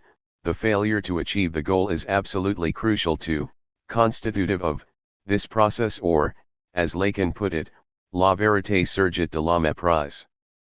If, then, it is only as a result of itself that it is spirit. 66 This means that the standard talk about the Hegelian spirit which alienates itself to itself, then recognizes itself in its otherness and thus reappropriates its content, is deeply misleading. The self to which spirit returns is produced in the very movement of this return, or, that to which the process of return is returning is produced by the very process of returning. In a subjective process, there is no absolute subject, no permanent central agent playing with itself the game of alienation and disalienation, losing or dispersing itself and then reappropriating its alienated content. After a substantial totality is dispersed, it is another agent, previously its subordinated moment, which retotalizes it. It is this shifting of the center of the process from one moment to another which distinguishes a dialectical process from the circular movement of alienation and its overcoming. It is because of this shift that the return to itself coincides with accomplished alienation. In this precise sense, substance returns to itself as subject, and this transubstantiation is what substantial life cannot accomplish.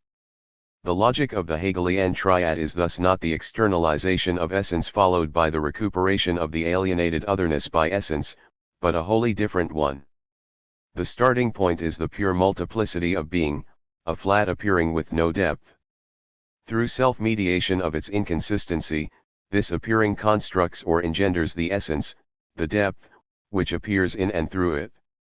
Finally, in the passage from essence to concept, the two dimensions are reconciled so that essence is reduced to the self-mediation, cut, within appearing itself, essence appears as essence within appearing, this is its entire consistency, its truth. Consequently, when Hegel talks about how the idea externalizes itself in contingent appearances, and then reappropriates its externality, he applies one of his many misnomers. What he is actually describing is the very opposite process, that of internalization, the process whereby the contingent surface of being is posited as such, as contingent external, as mere appearance, by way of generating, in a self-reflective movement, its own essential depth. In other words, the process in which essence externalizes itself is simultaneously the process which generates this very essence. Externalization is strictly the same as the formation of the essence which externalizes itself. The essence retroactively constitutes itself through its process of externalization, through its loss. This is how one should understand the much-quoted statement of Hegel that the essence is only as deep as it is wide. This is why the pseudo-Hegelian topic of the subject which first externalizes itself and then reappropriates its alienated substantial otherness is to be rejected. First, there is no pre-existing subject which alienates itself by way of positing its otherness. The subject stricto sensu emerges through this process of alienation in the other. This is why the second move Lacan calls it separation, in which the subject's alienation in the other is posited as correlative to the separation of the other itself from its extimate core. This overlapping of two lacks has nothing to do with the subject integrating or internalizing its otherness. Perhaps what is missing in Lerbera is the proper image of a circle that would render the unique circularity of the dialectical process. For pages, he fights with different images to differentiate the Hegelian circle of circles from the circularity of traditional wisdom, from the ancient topic of the cycle of life, its generation and corruption.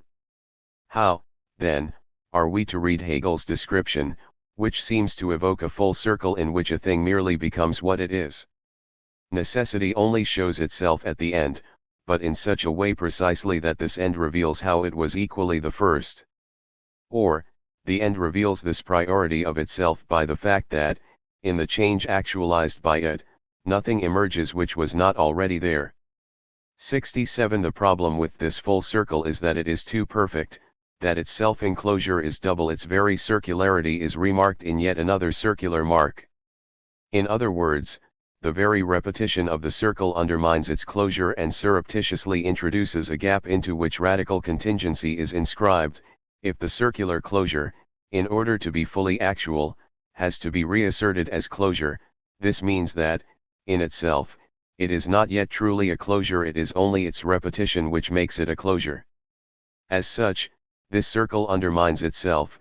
It only works if we supplement it with an additional internal circle, so that we get the figure of the inside inverted eighth. This is the true figure of the Hegelian dialectical process, a figure missing in Lerbera's book. This brings us finally to Hegel's absolutely unique position in the history of philosophy. The ultimate anti-Hegelian argument invokes the very fact of the post-Hegelian break. What even the most fanatical partisan of Hegel cannot deny is that something changed after Hegel, that a new era of thought began which can no longer be accounted for in Hegelian terms of absolute conceptual mediation. This rupture occurs in different guises, from Schelling's assertion of the abyss of pre-logical will and Kierkegaard's insistence on the uniqueness of faith and subjectivity, through Marx's assertion of the actual socio-economic life process, and the full autonomization of the mathematicized natural sciences, up to Freud's motif of the death drive as a repetition that insists beyond all dialectical mediation. Something happened here, for there is a clear break between before and after, and while one can argue that Hegel already announces this break, that he is the last idealist metaphysician and the first post-metaphysical historicist, one cannot really be a Hegelian after this break, for Hegelianism has lost its innocence forever. To act like a full Hegelian today is equivalent to writing tonal music after the Schurenbergian Revolution. Hegel is the ultimate bad guy in this grand narrative, his work the final achievement of metaphysics. In his thought, system, and history thoroughly overlap. The consequence of the equation of the rational and the actual is that the conceptual system is nothing but the notional structure of history, and history is nothing but the external deployment of the system. The predominant Hegelian strategy that is emerging as a reaction to the scarecrow image of Hegel the absolute idealist offers a deflated image of Hegel freed of ontological metaphysical commitments, reduced to a general theory of discourse, of possibilities of argumentation. This approach is best exemplified by so-called Pittsburgh Hegelians, and is ultimately advocated also by Robert Pippin, for whom the point of Hegel's thesis on spirit as the truth of nature is simply that at a certain level of complexity and organization, natural organisms come to be occupied with themselves and eventually to understand themselves in ways no longer appropriately explicable within the boundaries of nature or in any way the result of empirical observation. 68 Consequently, the sublation of nature in spirit ultimately means that natural beings which by virtue of their natural capacities can achieve it are spiritual, having achieved it and maintaining it is being spiritual, those which cannot are not. 69 So, far from describing an ontological or cosmic process through which an entity called notion externalizes itself in nature and then returns to itself from it, all Hegel tried to do was to provide some manageable account of the nature of the categorical necessity for spirit concepts in making sense of what these organisms are doing, saying, and building. 70 This kind of avoidance of full ontological commitment, of course, brings us close to Kantian transcendentalism, which Pippin willingly concedes, conceiving Hegel's system as a systematic exposition of all possible forms of intelligibility. The idea is that the structure-logic philosophy of nature philosophy of spirit is an attempt at comprehending the possibility of all determinate intelligibility.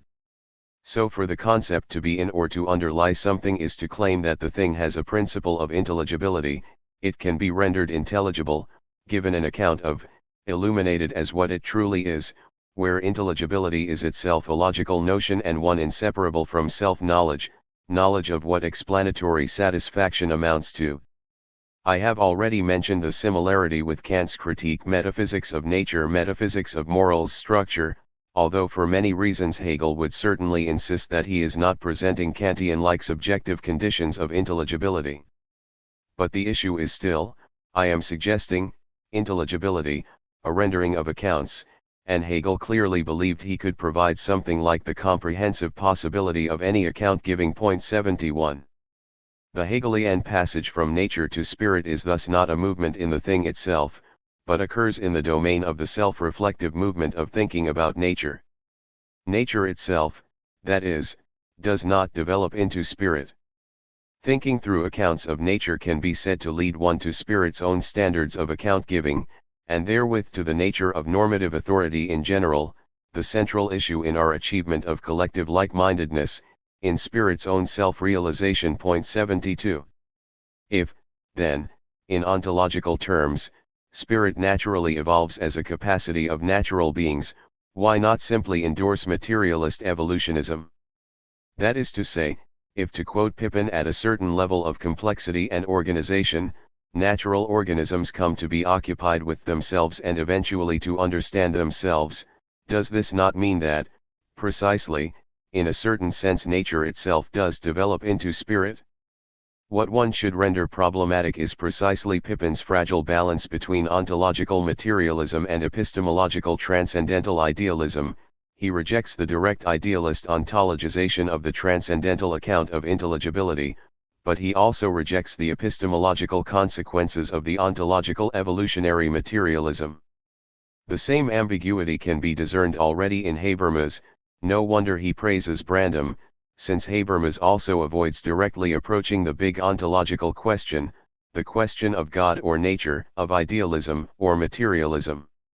it would be easy to prove that Habermas's neo-Kantian avoidance of ontological commitment is in itself necessarily ambiguous, while Habermasians treat naturalism as an obscene secret not to be publicly admitted. This obscure secret is a lie, it covers up the idealist form of their thought.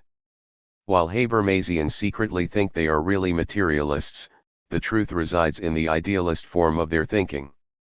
To avoid a fatal misunderstanding, the point is not that one should take sides and opt for one consistent stance, either evolutionary materialism or speculative idealism.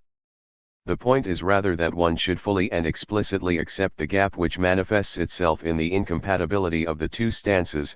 The transcendental standpoint is in a sense irreducible, for one cannot look objectively at oneself and locate oneself in reality, and the task is to think this impossibility itself as an ontological fact, not only as an epistemological limitation. In other words, the task is to think this impossibility not as a limit, but as a positive fact, and this, perhaps, is what at his most radical Hegel does. Such a deflated image of Hegel is not enough, the post-Hegelian break must be approached in more direct terms. True, there is a break, but in it Hegel is the vanishing mediator between its before and its after, between traditional metaphysics and post-metaphysical 19th and 20th century thought. That is to say, something happens in Hegel, a breakthrough into a unique dimension of thought, which is obliterated, rendered invisible in its true dimension, by post-metaphysical thought. 73 This obliteration leaves an empty space which has to be filled in so that the continuity of the development of philosophy can be re-established. But, we may ask, filled in with what? The index of this obliteration is the absurd image of Hegel as the absolute idealist who pretended to know everything, to possess absolute knowledge, to read the mind of God, to deduce the whole of reality out of the self-movement of mind, an image which is an exemplary case of what Freud called Deckerinnerung, a fantasy formation destined to cover up a traumatic truth. In this sense, the post-Hegelian turn to concrete reality, irreducible to notional mediation, should rather be read as a desperate posthumous revenge of metaphysics, as an attempt to reinstall metaphysics, although in the inverted form of the primacy of concrete reality. 74. Perhaps, however, we encounter here also the limit of Hegel, although not in the Nietzschean sense deployed by Lebre. If life is a substantial universality, is not then what inserts itself in the gap between its notion and the notion's actualization, and what thereby breaks the substantial circularity of life, death? To put it bluntly, if substance is life, is the subject not death? Insofar as, for Hegel, the basic feature of presubjective life is the spurious infinity of the eternal reproduction of the life substance through the incessant movement of the generation and corruption of its elements, that is, the spurious infinity of a repetition without progress. The ultimate irony we encounter here is that Freud, who called this excess of death over life the death drive, conceived it precisely as repetition, as a compulsion to repeat. Can Hegel think this weird repetition which is not progress, but also not the natural repetition through which substantial life reproduces itself? A repetition which, by its excessive insistence, breaks precisely with the cycle of natural repetition? Interlude 1. Marx as a reader of Hegel, Hegel as a reader of Marx. The big political shift in Hegel's development occurred when he abandoned his early fascination with the romantic vision of the non-alienated society of ancient Greece as a beautiful organic community of love. With this shift, Hegel began to appreciate the very thing that had previously repelled him, the prosaic, non-heroic character of modern societies with their complex division of professional and administrative labor, in which no one simply could be heroically responsible for much of anything. One Hegel's full endorsement of the prose of modern life, his ruthless dismissal of all longing for the heroic old times, is the historical root of his thesis about the end of art. Art is no longer an adequate medium for expressing such a prosaic disenchanted reality, reality deprived of all mystery and transcendence. 2. The young Hegel, especially in his System der Sittlichkeit, was still fascinated by the Greek polis as the organic unity of individual and society. Here, social substance does not yet stand opposed to individuals as a cold, abstract, objective legality imposed from outside, but appears as the living unity of customs, of a collective ethical life in which individuals are at home, recognizing it as their own substance. From this perspective, cold universal legality is a regression from the organic unity of customs, the regression from Greece to the Roman Empire.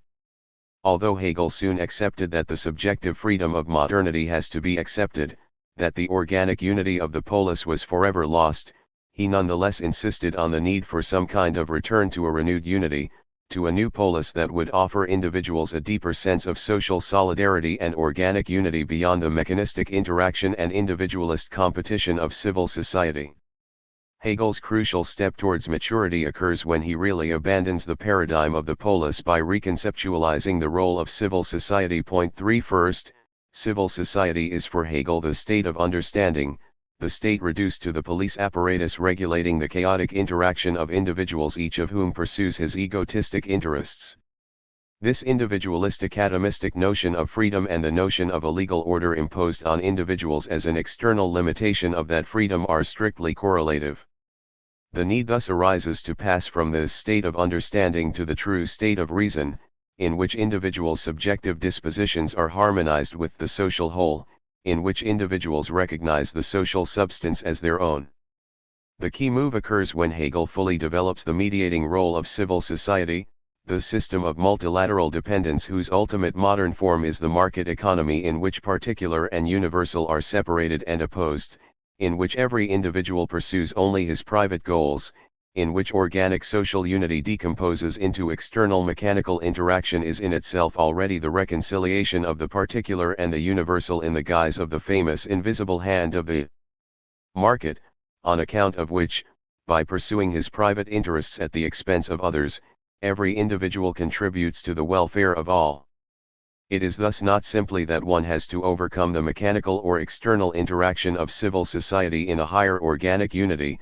Civil society and its disintegration plays a crucial mediating role, so that the true reconciliation has to recognize how this disintegration is in itself already its opposite, a force of integration. Reconciliation is thus radically imminent. It implies a shift of perspective with regard to what first appeared as disintegration. In other words, insofar as civil society is the sphere of alienation, of the separation between subjectivity persisting in its abstract individuality and an objective social order opposing it as an external necessity limiting its freedom, the resources for reconciliation should be found in this very sphere, not in the passage to another higher sphere. The structure here is that of the Rubinovich joke. Rubinovich wants to emigrate from the Soviet Union for two reasons. First, I fear that, if the socialist order disintegrates, all the blame for the communist crimes will be put on us, the Jews. To the state bureaucrats' objection, but nothing will ever change in the Soviet Union. Socialism is here to stay forever. Rubinovich calmly answers, this is my second reason. The true reason can be enunciated only insofar as it is produced as a reaction to the bureaucrats' rejection of the first reason. The civil society version is, there are two reasons modern society is reconciled with itself.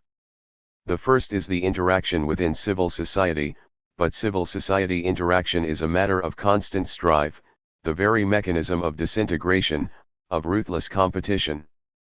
Well, this is the second reason, since this very strife and competition makes individuals thoroughly interdependent and thus creates the ultimate social link. The whole perspective thus changes. It is no longer that the organic Sittlichkeit of the polis disintegrates under the corrosive influence of modern abstract individuality in its multiple modes, and that this unity should somehow be restored at a higher level.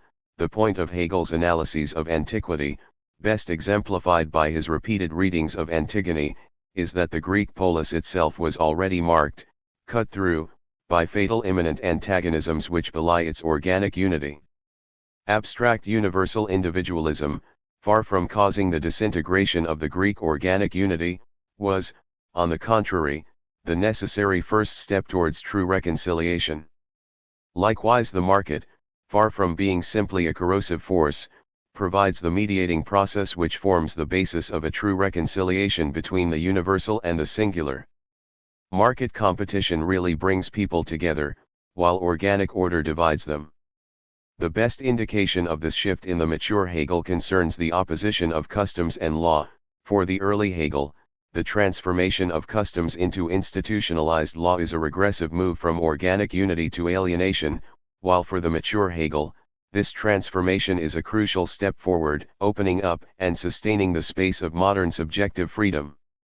The problem here, of course, is whether the market dynamic really provides what it promises.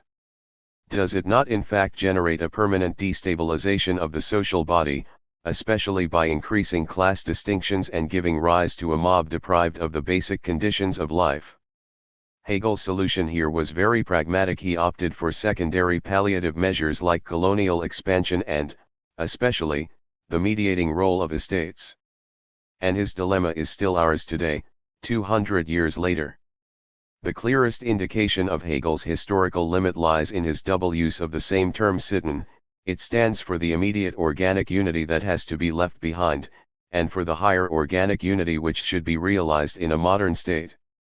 It is easy to play the historicist card here and claim that Hegel was unable to grasp the capitalist dynamic proper because of the limitation of his historical experience.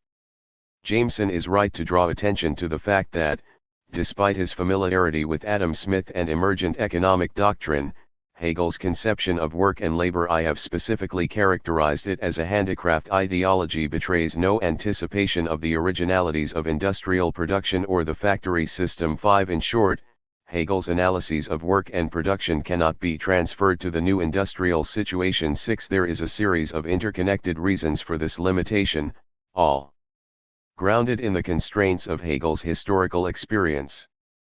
First, his notion of the Industrial Revolution involved only Adam Smith-type manufacturing, where the work process was still that of a group of individuals using tools, not yet that of the factory in which the machinery sets the rhythm and individual workers are de facto reduced to organs serving the machinery, to its appendices.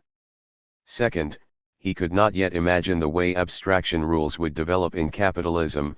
When Marx describes capital's mad self-enhancing circulation, which reaches its apogee in today's meta-reflexive speculations on futures, it is far too simplistic to claim that the specter of this self-engendering monster pursuing its interests with no regard for human or environmental concerns is an ideological abstraction, and that, behind this abstraction, there are real people and natural objects on whose productive capacities and resources capital's circulation is based and on which it feeds like a gigantic parasite.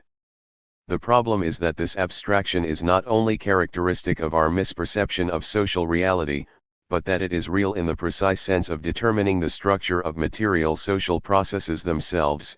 The fate of whole swathes of the population and sometimes of whole countries can be decided by the solipsistic speculative dance of capital, which pursues its goal of profitability with blessed indifference to how its movements will affect social reality.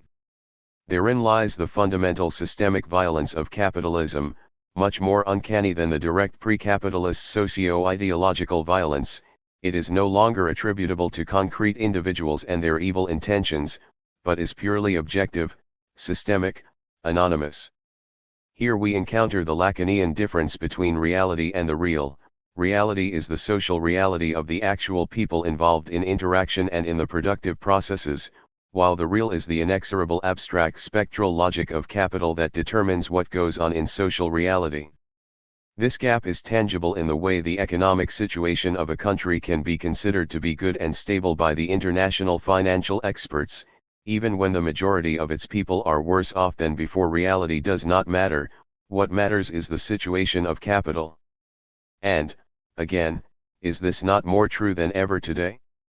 Do not phenomena usually classed as features of virtual capitalism point towards the reign of real abstraction at its purest, much more radical than in Marx's time? In short, the highest form of ideology does not involve getting caught in ideological spectrality, forgetting about real people and their relations, but precisely in overlooking this real of spectrality and in pretending to address directly real people with their real problems. Visitors to the London Stock Exchange are given a free leaflet explaining how the stock market is not about mysterious fluctuations, but about real people and their products. This is ideology at its purest. Here, in the analysis of the universe of capital, we should not only push Hegel towards Marx, Marx himself should be radicalized. It is only today, in relation to global capitalism in its post-industrial form, that, to put it in Hegelian terms, really existing capitalism is reaching the level of its notion. Perhaps, we should once again follow Marx's old anti-evolutionist motto that the anatomy of man provides the key to the anatomy of a monkey, i.e., that, in order to describe the inherent notional structure of a social formation, we must start with its most developed form. Marx located the elementary capitalist antagonism in the opposition between use value and exchange value. In capitalism, the potential of this opposition is fully realized. The domain of exchange value acquires autonomy, is transformed into the specter of self-propelling speculative capital which uses the productive capacities and needs of actual people only as its temporary disposable embodiment. Marx derived his notion of economic crisis from this very gap. A crisis occurs when reality catches up with the illusory self-generating mirage of money begetting more money. This speculative madness cannot go on indefinitely, it has to explode in ever more serious crises. The ultimate root of the crisis is for Marx the gap between use and exchange value. The logic of exchange value follows its own path, its own mad dance, irrespective of the real needs of real people. It may appear that this analysis is highly relevant today, when the tension between the virtual universe and the real is reaching almost unbearable proportions. On the one hand, we have crazy solipsistic speculations about futures, mergers, etc., following their own inherent logic. On the other hand, reality is catching up in the guise of ecological catastrophes, poverty, the collapse of social life in the Third World, and the spread of new diseases. This is why cybercapitalists appear as the paradigmatic capitalists today, why Bill Gates can dream of cyberspace as providing the frame for what he calls frictionless capitalism. What we have here is an ideological short circuit between two versions of the gap between reality and virtuality, the gap between real production and the virtual or spectral domain of capital, and the gap between experiential reality and the virtual reality of cyberspace. The real horror of the motto frictionless capitalism is that, even though actual frictions continue to insist, they become invisible, forced into a netherworld outside our postmodern and post-industrial universe. This is why the frictionless universe of digitalized communication, technological gadgets, etc., is constantly haunted by the notion of a global catastrophe lurking just around the corner, threatening to explode at any moment. It seems as if the gap between my fascinating cyberspace persona and the miserable flesh which is me off-screen translates into the immediate experience of the gap between the real of the speculative circulation of capital and the drab reality of the impoverished masses.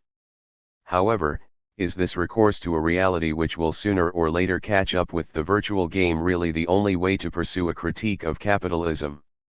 What if the problem of capitalism is not this solipsistic dance, but precisely the opposite, that it continues to disavow its gap with reality, that it presents itself as serving the real needs of real people?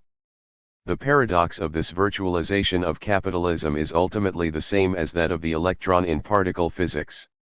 The mass of each elementary particle is composed of its mass at rest plus the surplus provided by the acceleration of its movement. However, an electron's mass at rest is zero, its mass consists only of the surplus generated by the acceleration, as if we are dealing with a nothing which acquires some deceptive substance only by magically spinning itself into an excess of itself. Does not today's virtual capitalist function in a homologous way? His net value is zero, he just operates with the surplus, borrowing from the future?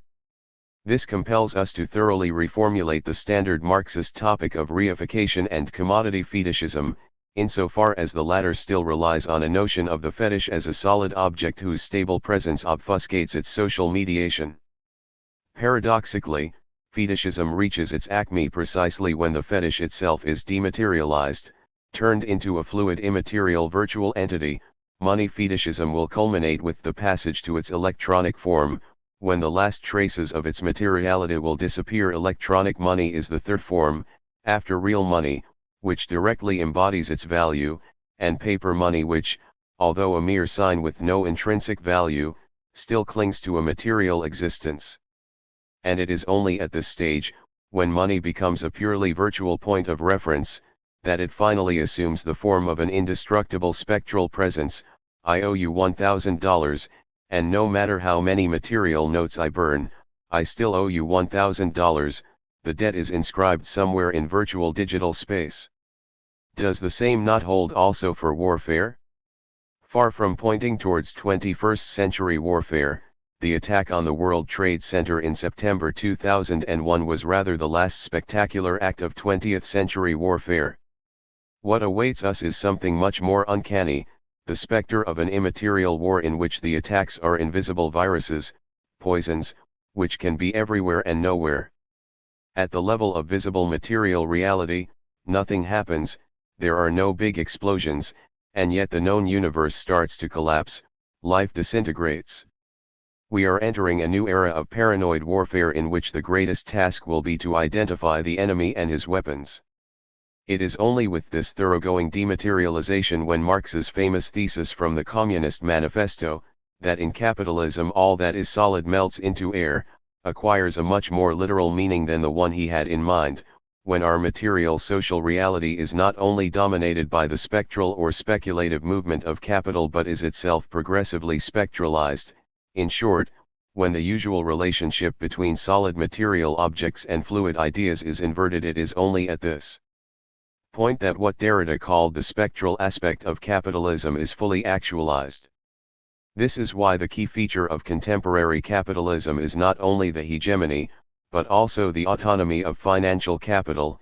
It may seem like the banks are just engaging in speculation, shuffling numbers here and there, and nobody is exploited, since exploitation happens in real production. But why did we have to give billions of dollars to the banks in 2008 and 2009? Because, without a functioning banking system, the entire economy collapses.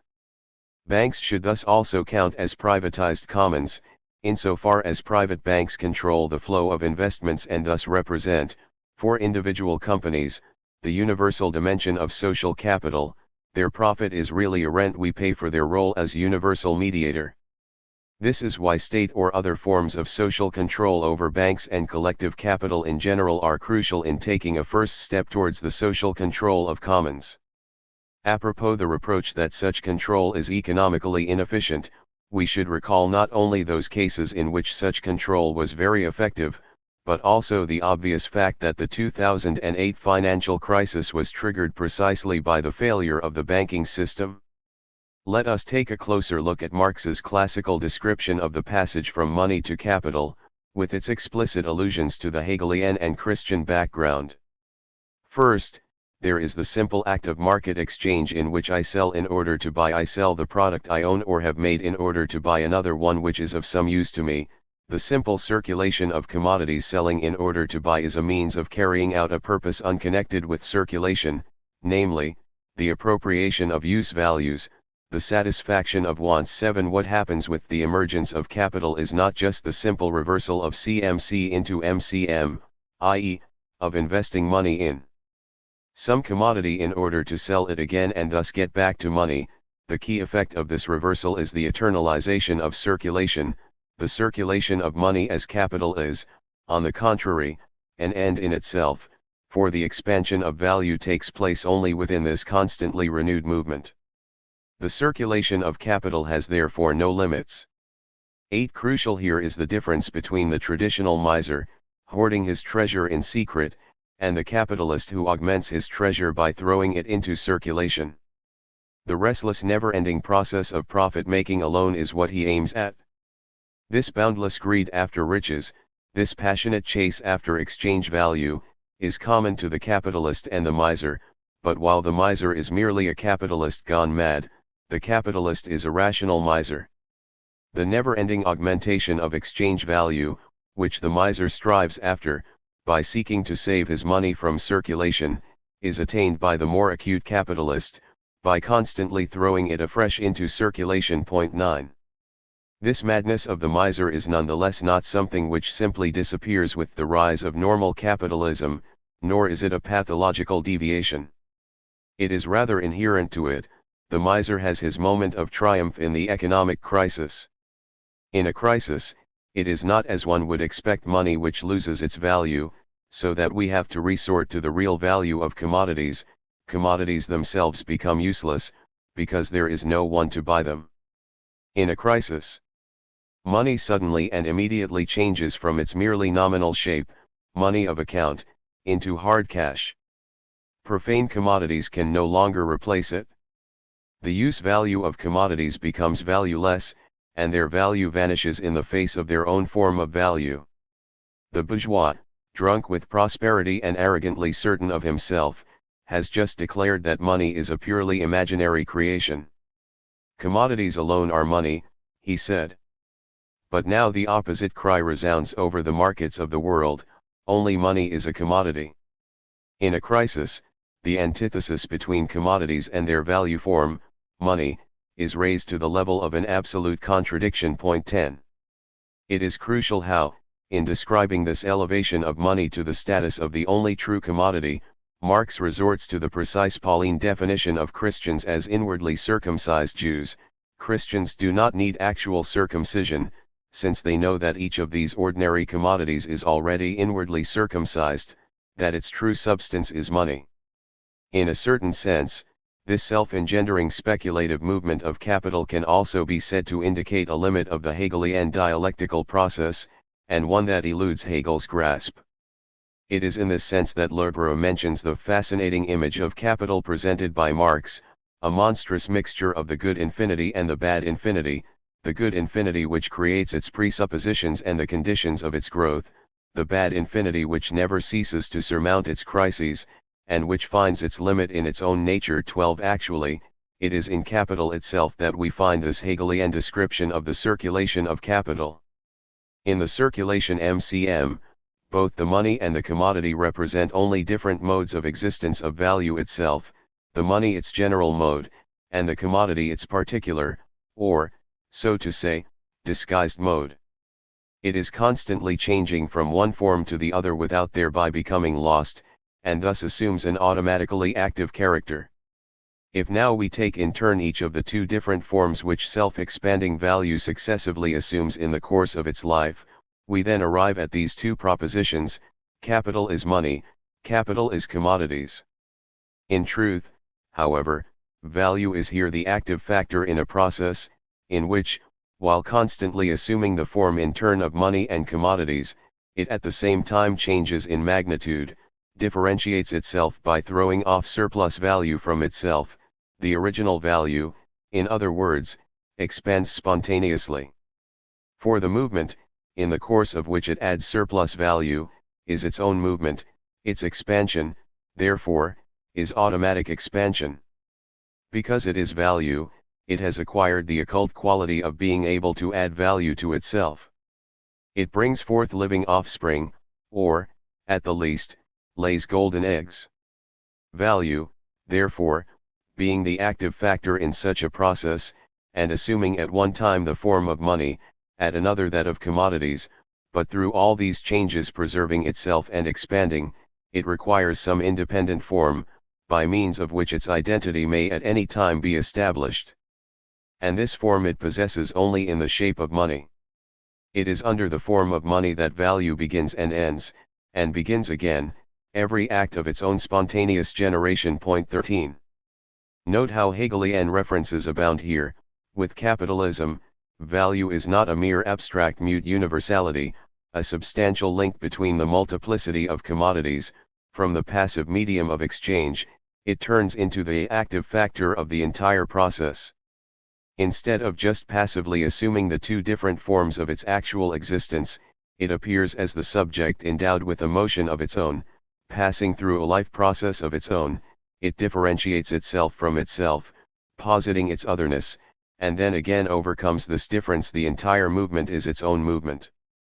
In this precise sense, instead of simply representing the relations of commodities, it enters into private relations with itself. The truth of its relating to its otherness is itself relating. In its self-movement, capital retroactively sublates its own material conditions, changing them into subordinate moments of its own spontaneous expansion. In pure Hegelese, it posits its own presuppositions. Crucial in the quoted passage is the expression "an automatically active character," an inadequate translation of the German words used by Marx to characterize capital as automatischem subject, an automatic subject, an oxymoron uniting living subjectivity and dead automatism. This is what capital is, a subject, but an automatic one, not a living one, and, again, can Hegel think this monstrous mixture, a process of subjective self-mediation and retroactive positing of presuppositions which, as it were, gets caught up in a substantial spurious infinity, a subject which itself becomes an alienated substance? This is perhaps also the reason why Marx's reference to Hegel's dialectics in his Critique of Political Economy is ambiguous, oscillating between taking it as a mystified expression of the logic of capital and taking it as a model for the revolutionary process of emancipation. First, there is the dialectic as the logic of capital. The development of the commodity form and the passage from money to capital are clearly formulated in Hegelian terms. Then, there is the Hegelian notion of the proletariat as substance-less subjectivity, the grandiose Hegelian scheme of the historical process moving from pre-class society to capitalism in a gradual separation of the subject from its objective conditions, so that the overcoming of capitalism means that the subject reappropriates its alienated substance. Perhaps this oscillation between the two is conditioned by a third term, the precise status of the social antagonism. The problem here is whether Hegel can think the class struggle, or whether Kant gets closer to it with his antinomies, which just have to be ontologized, conceived as a paradoxical feature of reality itself. But does not such an ontologization contradict Marx's notion of class struggle as historically limited, as an antagonism to be overcome with the disappearance of capitalism? In response, one can argue that neither Marx nor Freud are really able to think antagonism.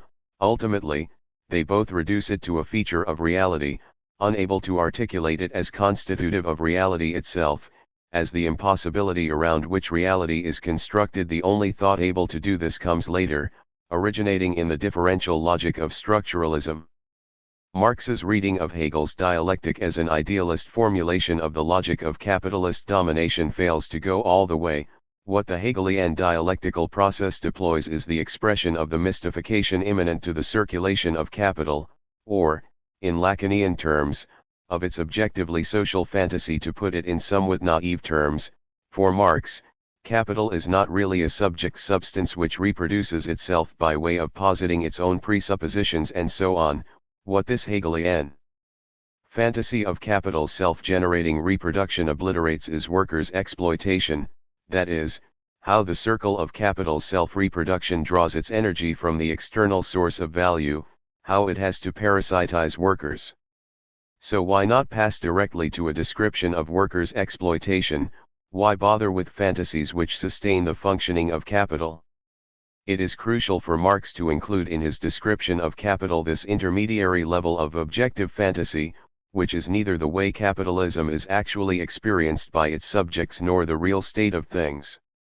But the problem is how to think together the Hegelian circulation of capital and its decentered cause, the labor force, that is, how to think the causality of a productive subject external to the circulation of capital without resorting to the Aristotelian positivity of workers' productive potential.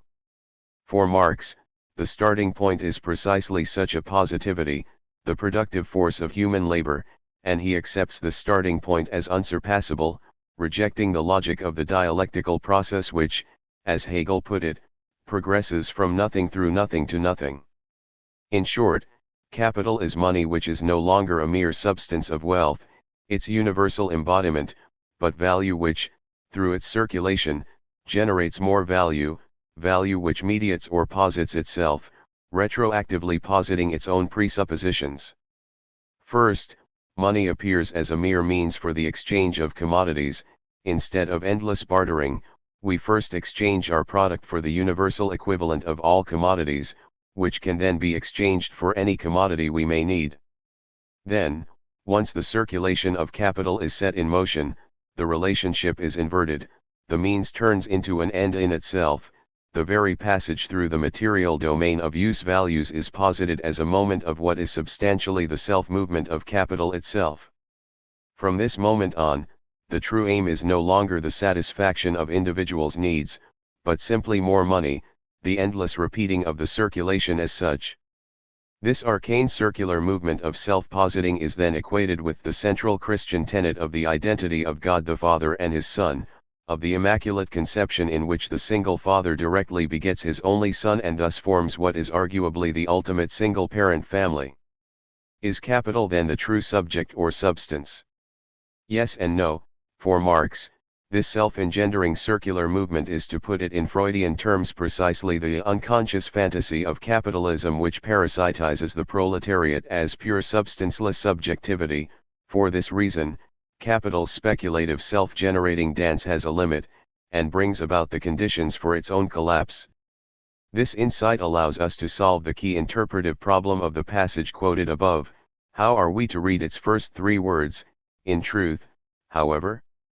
First, of course, they imply that this truth has to be asserted against some false appearance or experience, the everyday assumption that the ultimate goal of capital's circulation is still the satisfaction of human needs, that capital is just a means to bring about this satisfaction in a more efficient way. However, this truth is not the reality of capitalism. In reality, capital does not engender itself, but extracts the worker's surplus value.